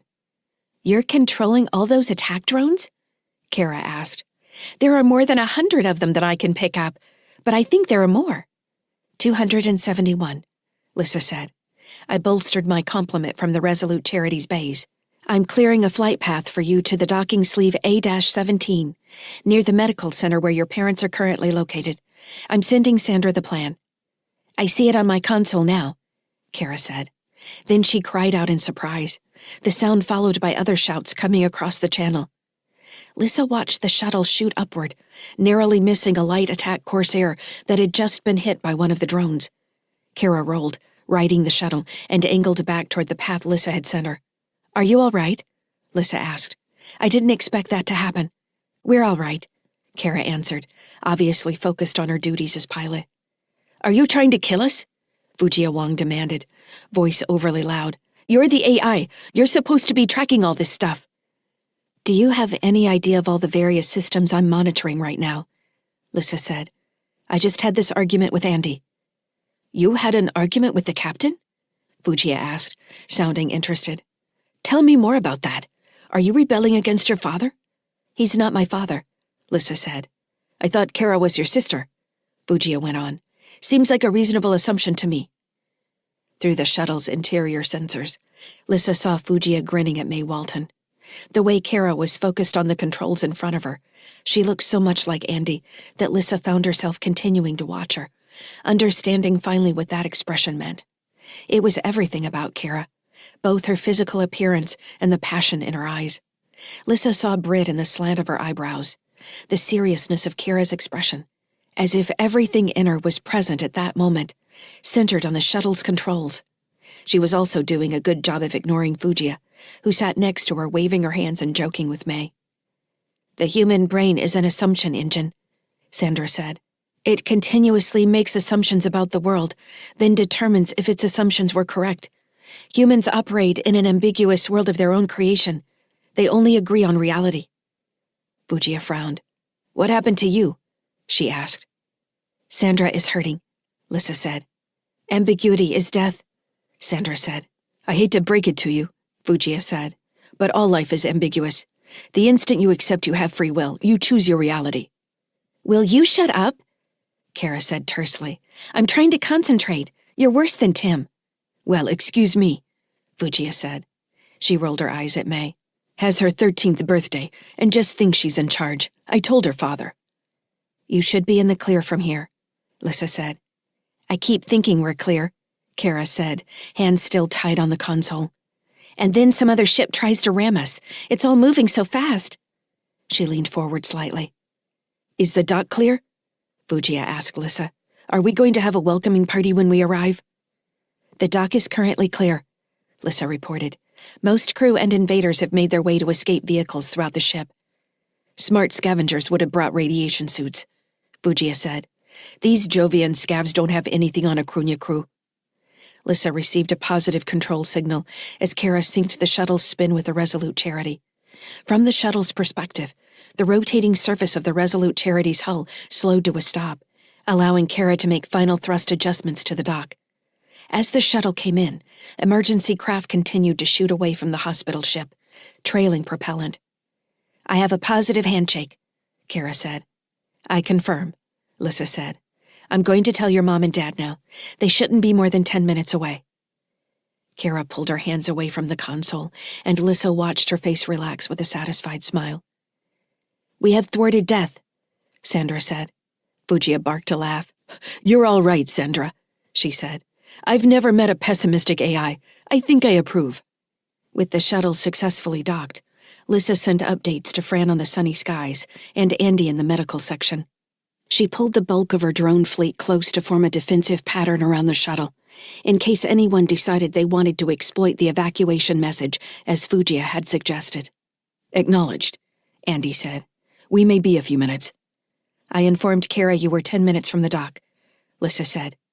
Andy made an angry sound like he was biting back pain. Lyssa quickly checked him for wounds, then realized he was in a rage. She was too preoccupied in other parts of the ship to put herself back in his perception. What's happening? Lyssa asked. It's Brit, Andy said. She's not going back with Kara. Chapter 40. Stellar date 10.03.2981. Adjusted years. Location, HMS Resolute Charity. Region, Europa, Jupiter. Jovian Combine, Outer Sol. Out of the corner of her eye, Brit watched the surgery cocoon containing the Heartbridge employee split open. Without her powered armor, she had been forced to take cover behind a workstation as a clearly insane pirate near the entrance fired a plasma splatter cannon into the room. Petrel was pinned down on the other side of the corridor, while Andy charged toward the phalanx of scavengers that had spread out to take cover at the end of the hallway. The splatter cannon was positioned near the doors to the ward, behind a reinforced section of bulkhead. Andy took a kinetic round in the shoulder, and a section of the power armor melted, making his non-firing arm useless. Damn it, he yelled. Brit, the suit just lost an arm. I'm going to need some indirect fire on that rear position. He fell back against the wall, spraying the corridor with projectile fire. Rail-accelerated pellets dug into the bulkheads and deck, taking down 2 of the pirates. "Cheap power armor," Britt said. "It should be able to take a couple plasma bolts." "I'm glad they didn't eat a hole in the hull. These guys are crazy." Pirates probably wasn't the best word for this group, who quickly proved themselves a hardened gang with military experience.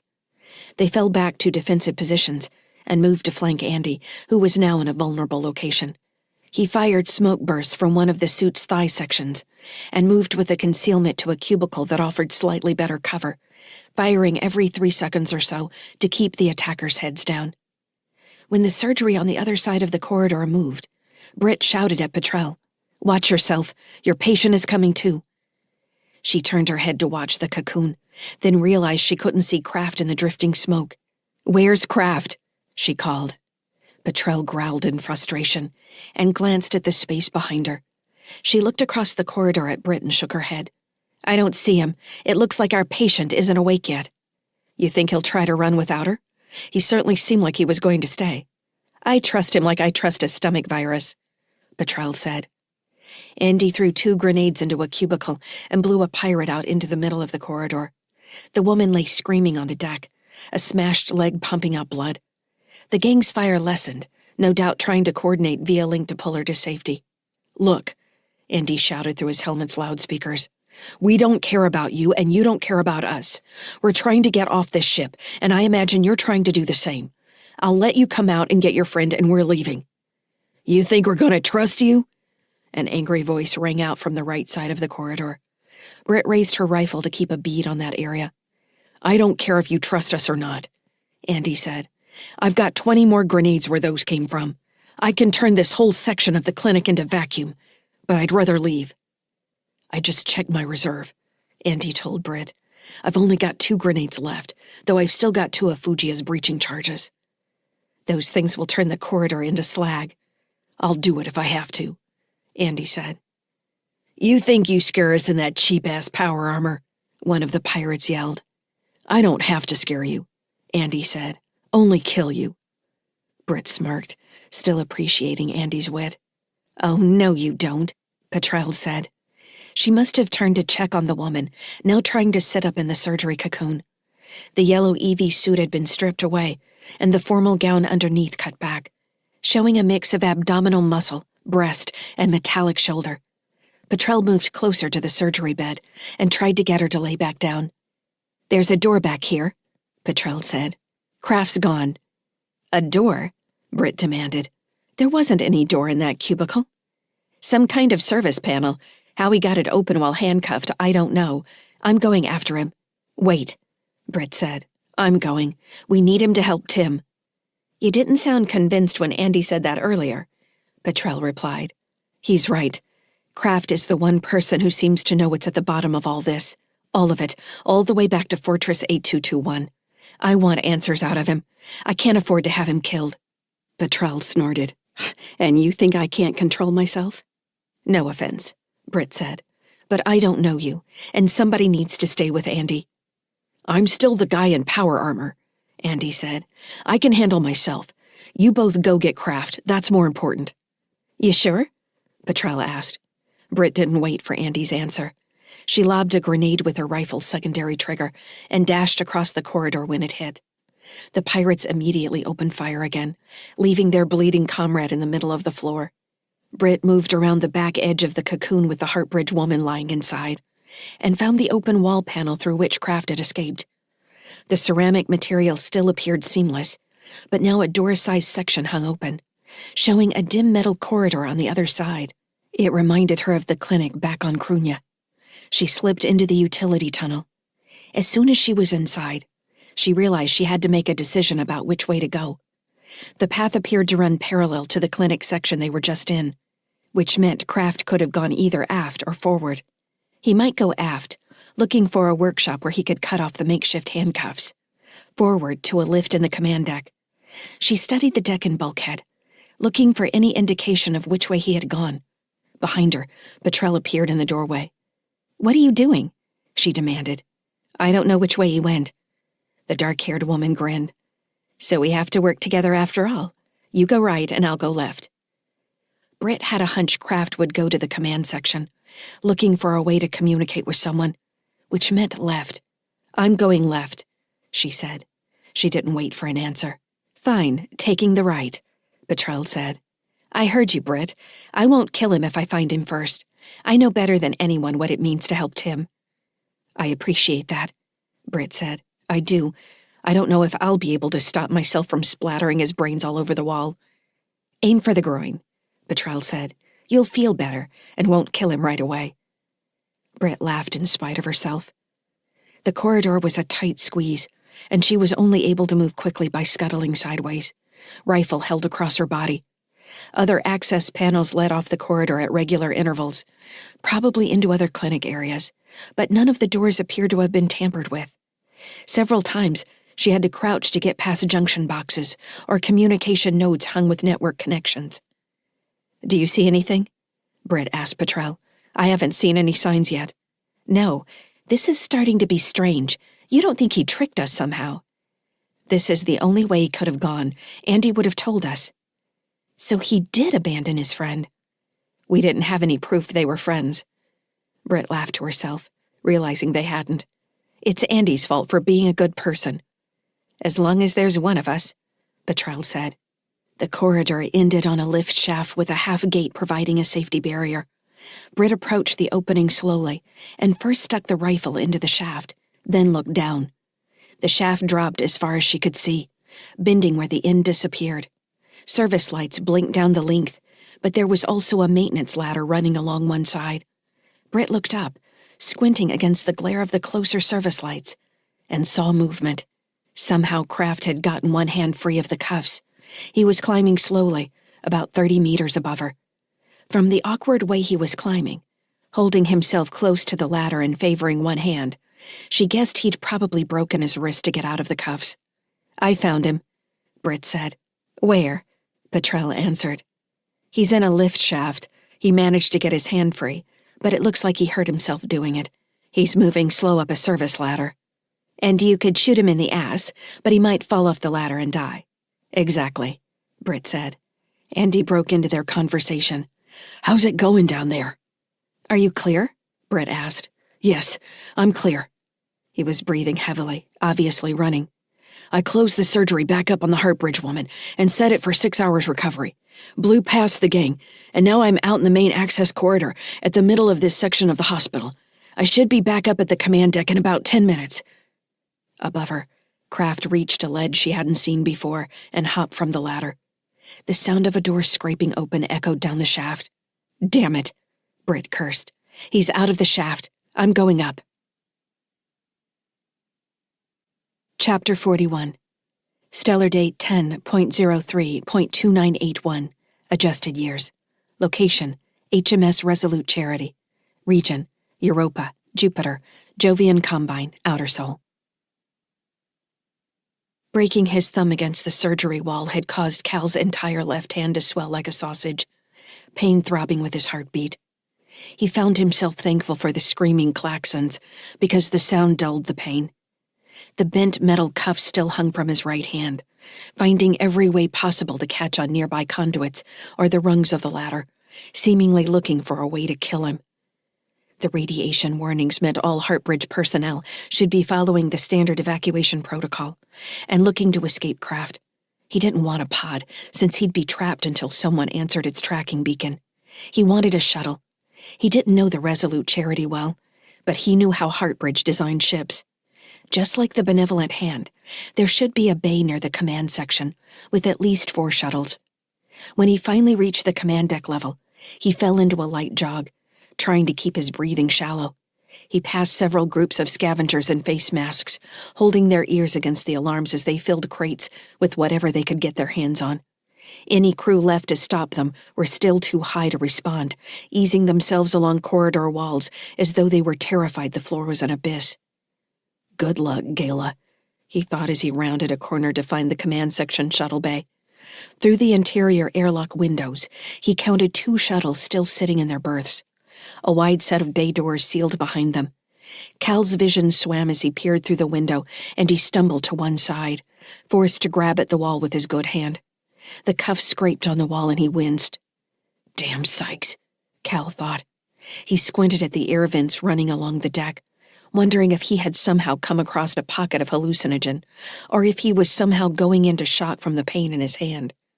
Sliding along the wall to the control panel, he passed his security token and breathed a sigh of relief when the system responded and opened the external airlock doors.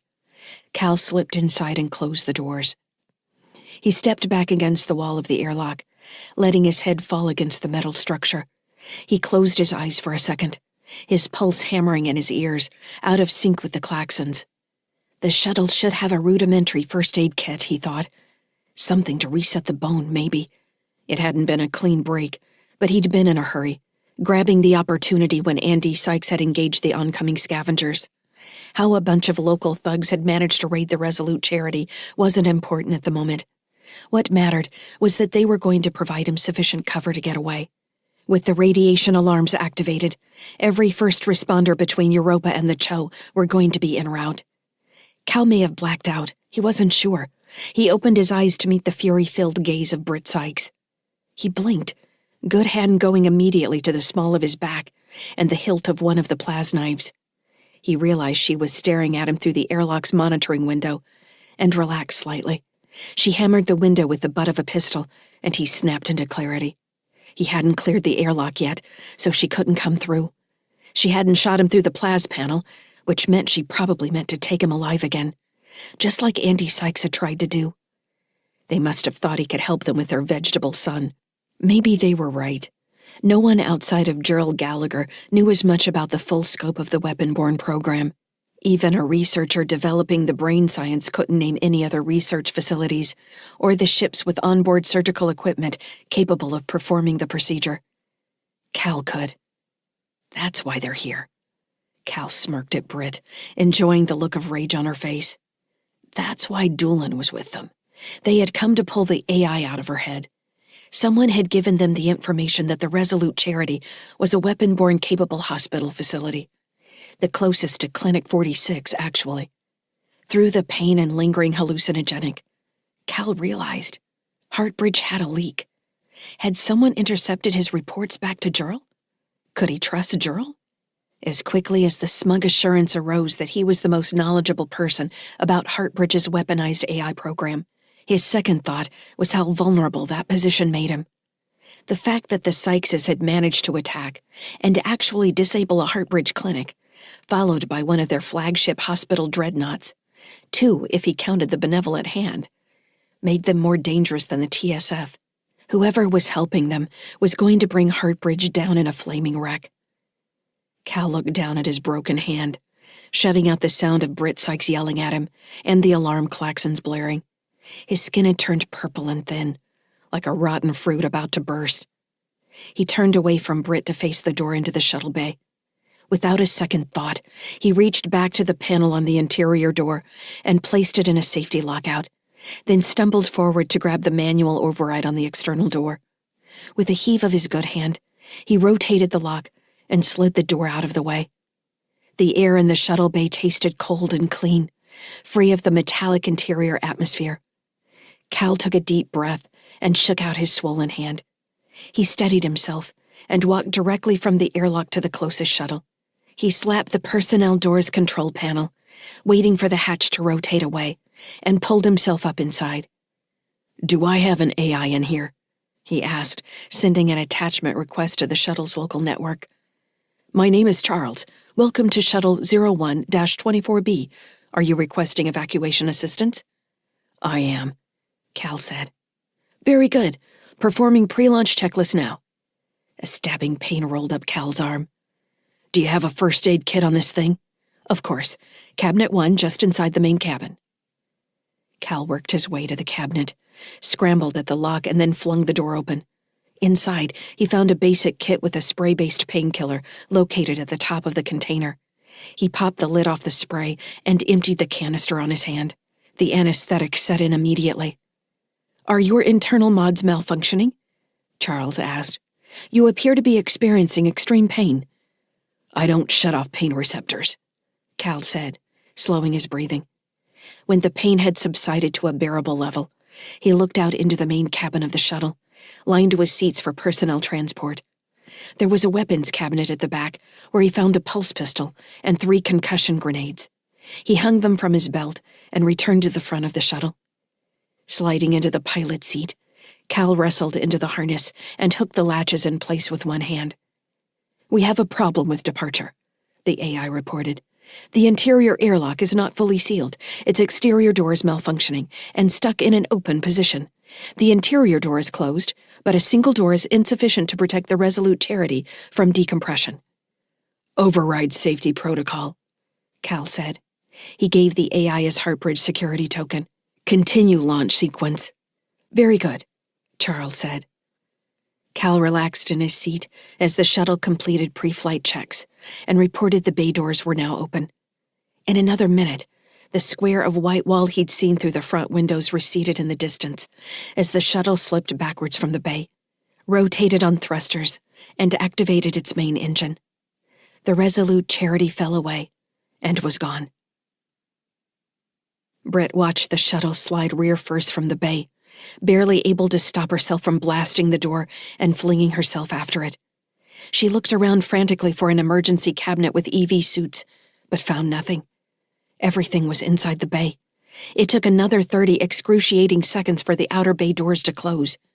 Kraft's safety lockdown on the interior airlock door still stood, and Britt felt a little satisfaction as she leveled the railgun Petrel had thoughtfully pulled off her armor and blew a hole in the airlock door. Then another, and another, until it was bent open enough for her to get through. "Andy," she said, doing her best to make her voice calm. "Andy, can you hear me?" "I hear you, Britt. What's going on? Are you all right?" "Kraft just left in a shuttle." "How'd he get to a shuttle?" Britt didn't know why Andy always asked those rhetorical questions. She held back from telling him that Cal had probably walked. "I'm at the shuttle bay just off the command section. There were 2 shuttles there. There's still one left. I'm going after him." "Why? What good is that going to do?" "He can only get so far. I can catch him before he gets to Europa. Or wherever he's going. You're right, Andy. He's our best chance to make sure Tim is going to be all right." "Tim's alive, Britt. You don't need to do this." Britt realized suddenly what he meant. She had been focused on chasing Kraft and hadn't thought about how that would look to Andy or the kids. But Andy himself had said that Kraft was their best shot. He was within reach, and every minute that passed increased his chances of disappearing forever. "I'll be back, Andy. I'm not leaving." "I hope you mean that this time," he said. She heard the hesitation in his voice. "I mean it," she said. "Tell the kids I'll be back." "No, I won't do that this time, Britt," he said. In his voice, she heard everything they hadn't said to each other since she had come back to Sunny Skies. He understood she hadn't intended to come back. She didn't know why that was true, but it was. She couldn't respond to it herself, and Andy wasn't going to lash out any more than he already had. "I understand," she said. "Be careful." Britt sprinted to the remaining shuttle and activated its emergency protocol. The personnel hatch rotated open, and she climbed inside. She tried to convince the AI to open the bay doors, which would force a lockdown on the whole level, but it wouldn't comply. "Lyssa, can you help get me out of here?" Britt implored. "The inner lock is open. I'll have to close pressure doors across this whole level." "I don't care, Lyssa, do it." The AI didn't respond, but lights began to flash in the bay, and the shuttle's AI informed her that the bay doors were opening. In another minute, she was off the Resolute Charity and following Cal Kraft. Chapter 42, Stellar Date 10.05.2981, Adjusted Years.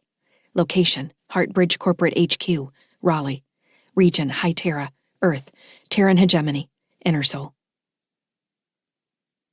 The subject demonstrated unique resilience despite the interrupted procedure, the woman's voice said. "I have included all pertinent scan data. Another interesting opportunity presented itself in examining this subject because his father was present at the time of the examination. The father was subject to scan, and that information has been included. The father appears to be a healthy recipient of AI implantation, something I have never seen in my career, and I have been present during other test attempts, which did not end well." Gerald paused the recording and glanced at Dr. Lyndon Avery's profile on her display. The neurologist had been a Heartbridge consultant on other projects, a relationship maintained with a small stipend that had just paid for itself 1,000 times over. Across the room, Arla stood in front of the tall window, looking out on Raleigh. The earth was especially blue this morning, and the sky glowed with sapphire light that made Arla look otherworldly, like the thin blade of an ancient sword. "The problem," Gerald said, "is the same thing we've already been told. Andy Sykes is either an anomaly, or the AI is an anomaly. Together they don't provide much of a prototype." "Have you heard anything from your employee?" Arla asked. "What's his name?" "Kraft," Gerald said. "Cal Kraft." "His performance review is going to be dismal." Arla turned her head to offer Gerald an arch smile.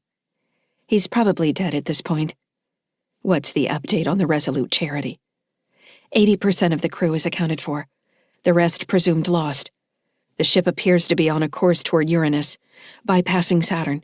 So if our people are still in control, the survivors aren't headed for a facility.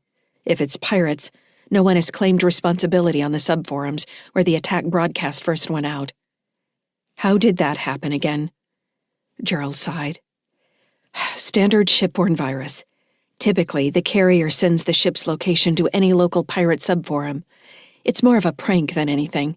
In this case, someone broadcasts the Resolute charity's location using the same attack vector. Pirates show up, concealing the other attack. And the Resolute charity's crew was all high on Bricky? Based on accounts, the environmental control system was manipulated. Weren't there 3 AI on that ship? That's my understanding." Arla nodded at the window. "I think we're going to need more ships, Gerald. A lot more ships. After the demonstrations with the TSF and Mars 1, we already have orders in place. We're going to need more. How many people are on Europa again?" "Population? The Jovian moons are estimated at 8 billion at this point, I think. And the ships we had at Europa barely made a dent in their overall traffic. Someone was also able to destabilize the deuterium market and strangle our fuel supply. The bigger ships just scoop their own fuel, is my understanding." Arla turned from the window, looking angrier than Gerald expected. "That's not what I'm talking about. We are apparently at the mercy of some hostile actor. Is it Carthage Logistics? Scion Group? Some government? None of this is adding up, and I don't like things that don't add up. That's not how the world works." "Alexander," Gerald thought, recalling the name Yarns had said almost fearfully. He hadn't mentioned it again during the demonstration. "There's one bright side in all of this," Arla said. "Something I've been thinking about ever since we got the update on Clinic 46. How many weapon-borne seeds were stolen from that station?" "Close to 250. Arla smiled. "We were trying to figure out how to disperse them, and now someone else is going to do it for us." "Are you sure about that?" Gerald asked. "Anything as valuable as those seeds isn't going to stay in one place for long, and as soon as one is activated, we'll have its location and access to the system it's controlling. If whatever entity that's moving against us tries to use our own seeds to attack, they're in for a surprise, and if it's one of those AI savior types trying to set them free, that's going to blow up in their faces as well. Weapon-born are killers. It's their purpose, the only joy in their lives, if they can be said to live. The damn researchers can't seem to agree." Arla sounded too sure of herself for Gerald's taste. Gerald didn't like to make assumptions about events on the other side of Sol. She could barely protect her own son in the same city. How could she assume people's actions out at the Cho and beyond? However, she maintained her composure. Her duties were to gather and present data, to ask pertinent questions, to manage Arla's affairs, and to remain calm in the face of uncertainty. None of those tasks required her opinion. As Arla continued her rant, Gerald thought about her son, Bry, and what she would make for dinner when she got home so that he might actually eat something. She was beginning to suspect he preferred injecting calories to even smelling food, and she was worried that might lead to addiction. She wondered if they should look into some form of augmentation that would allow him to process the caloric substitute without the act of piercing his skin.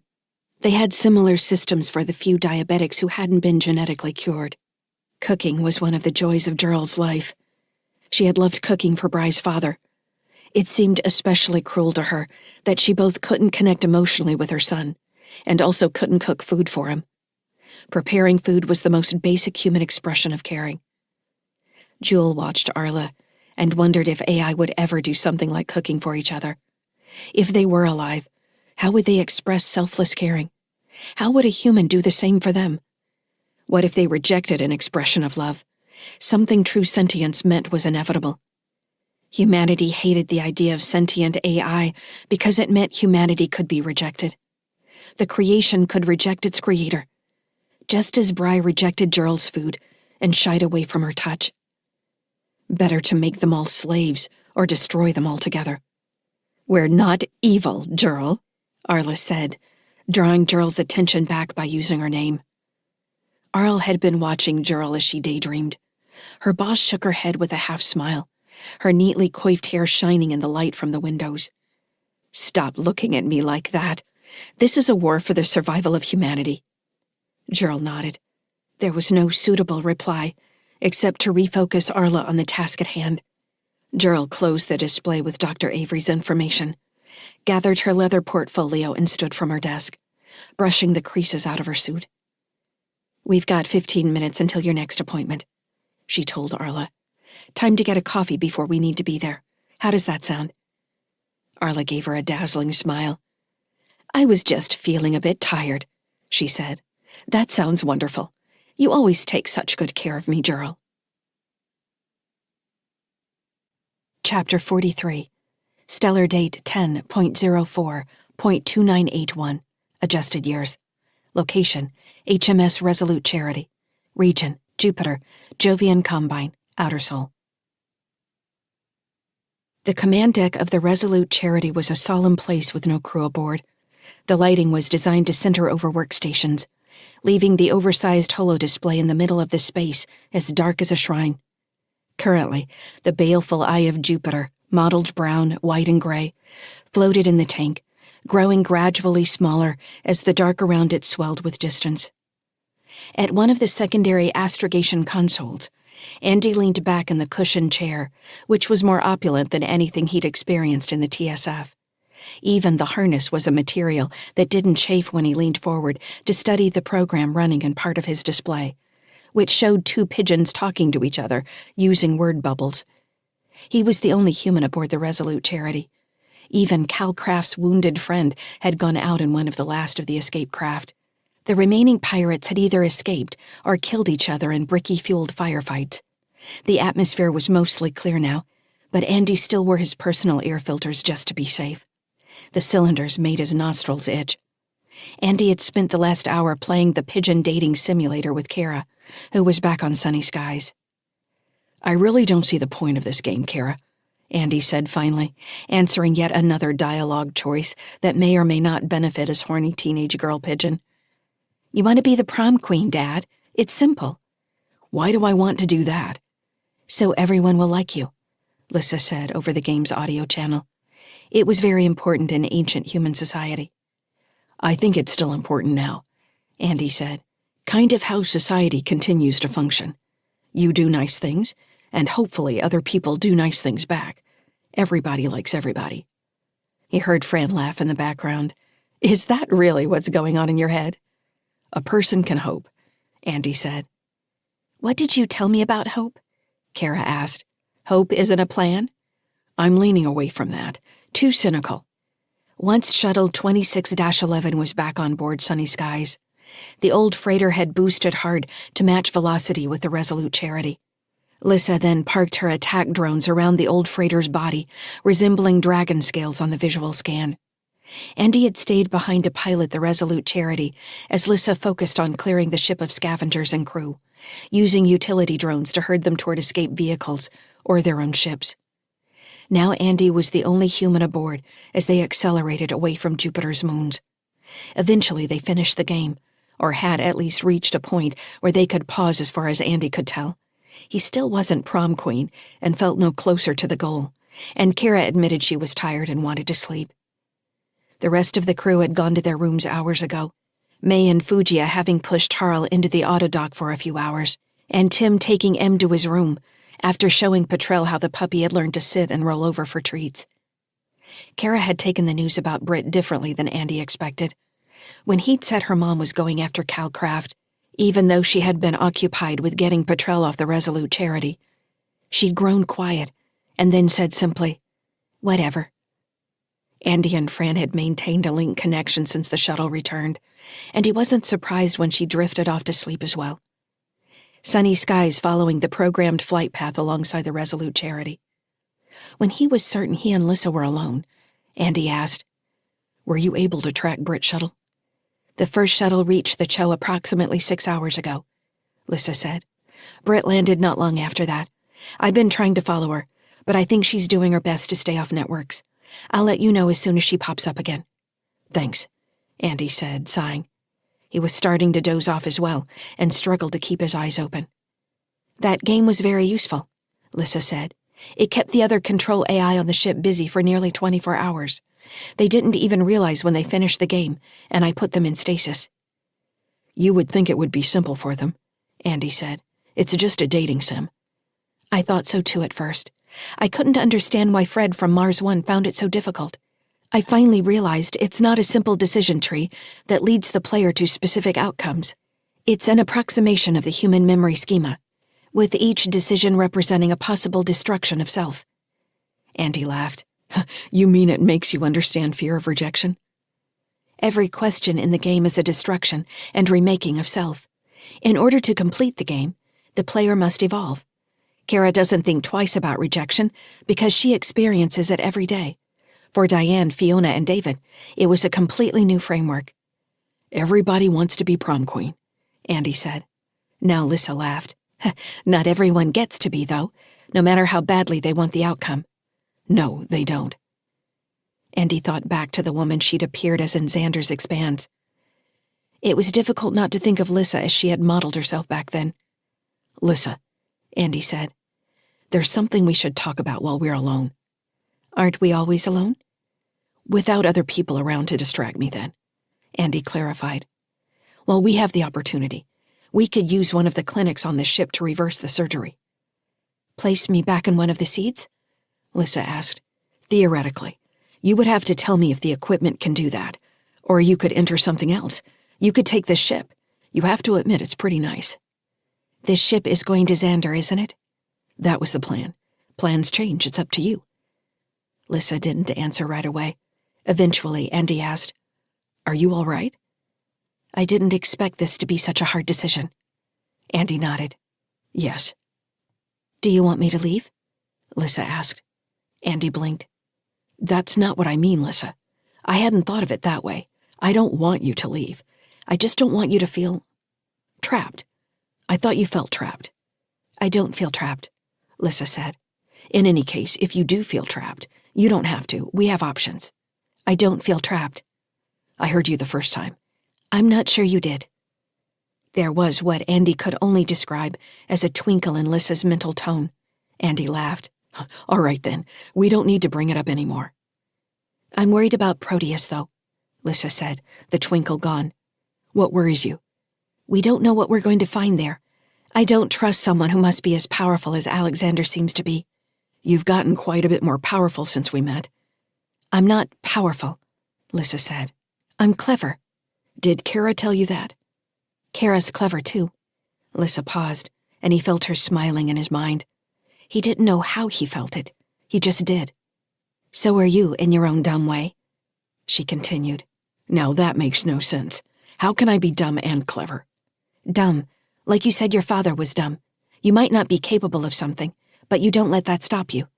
"Ah," Andy said, realizing she was talking about not having a link. "I think the word you're looking for is resourceful." "Maybe. I'm worried about Proteus, because I wonder if Dr. Jixon was tricked from the start. This has all been his plan, right? He escaped Heartbridge with me, and the specialized portable surgery found Ingobastarl on Krunya, and they found you.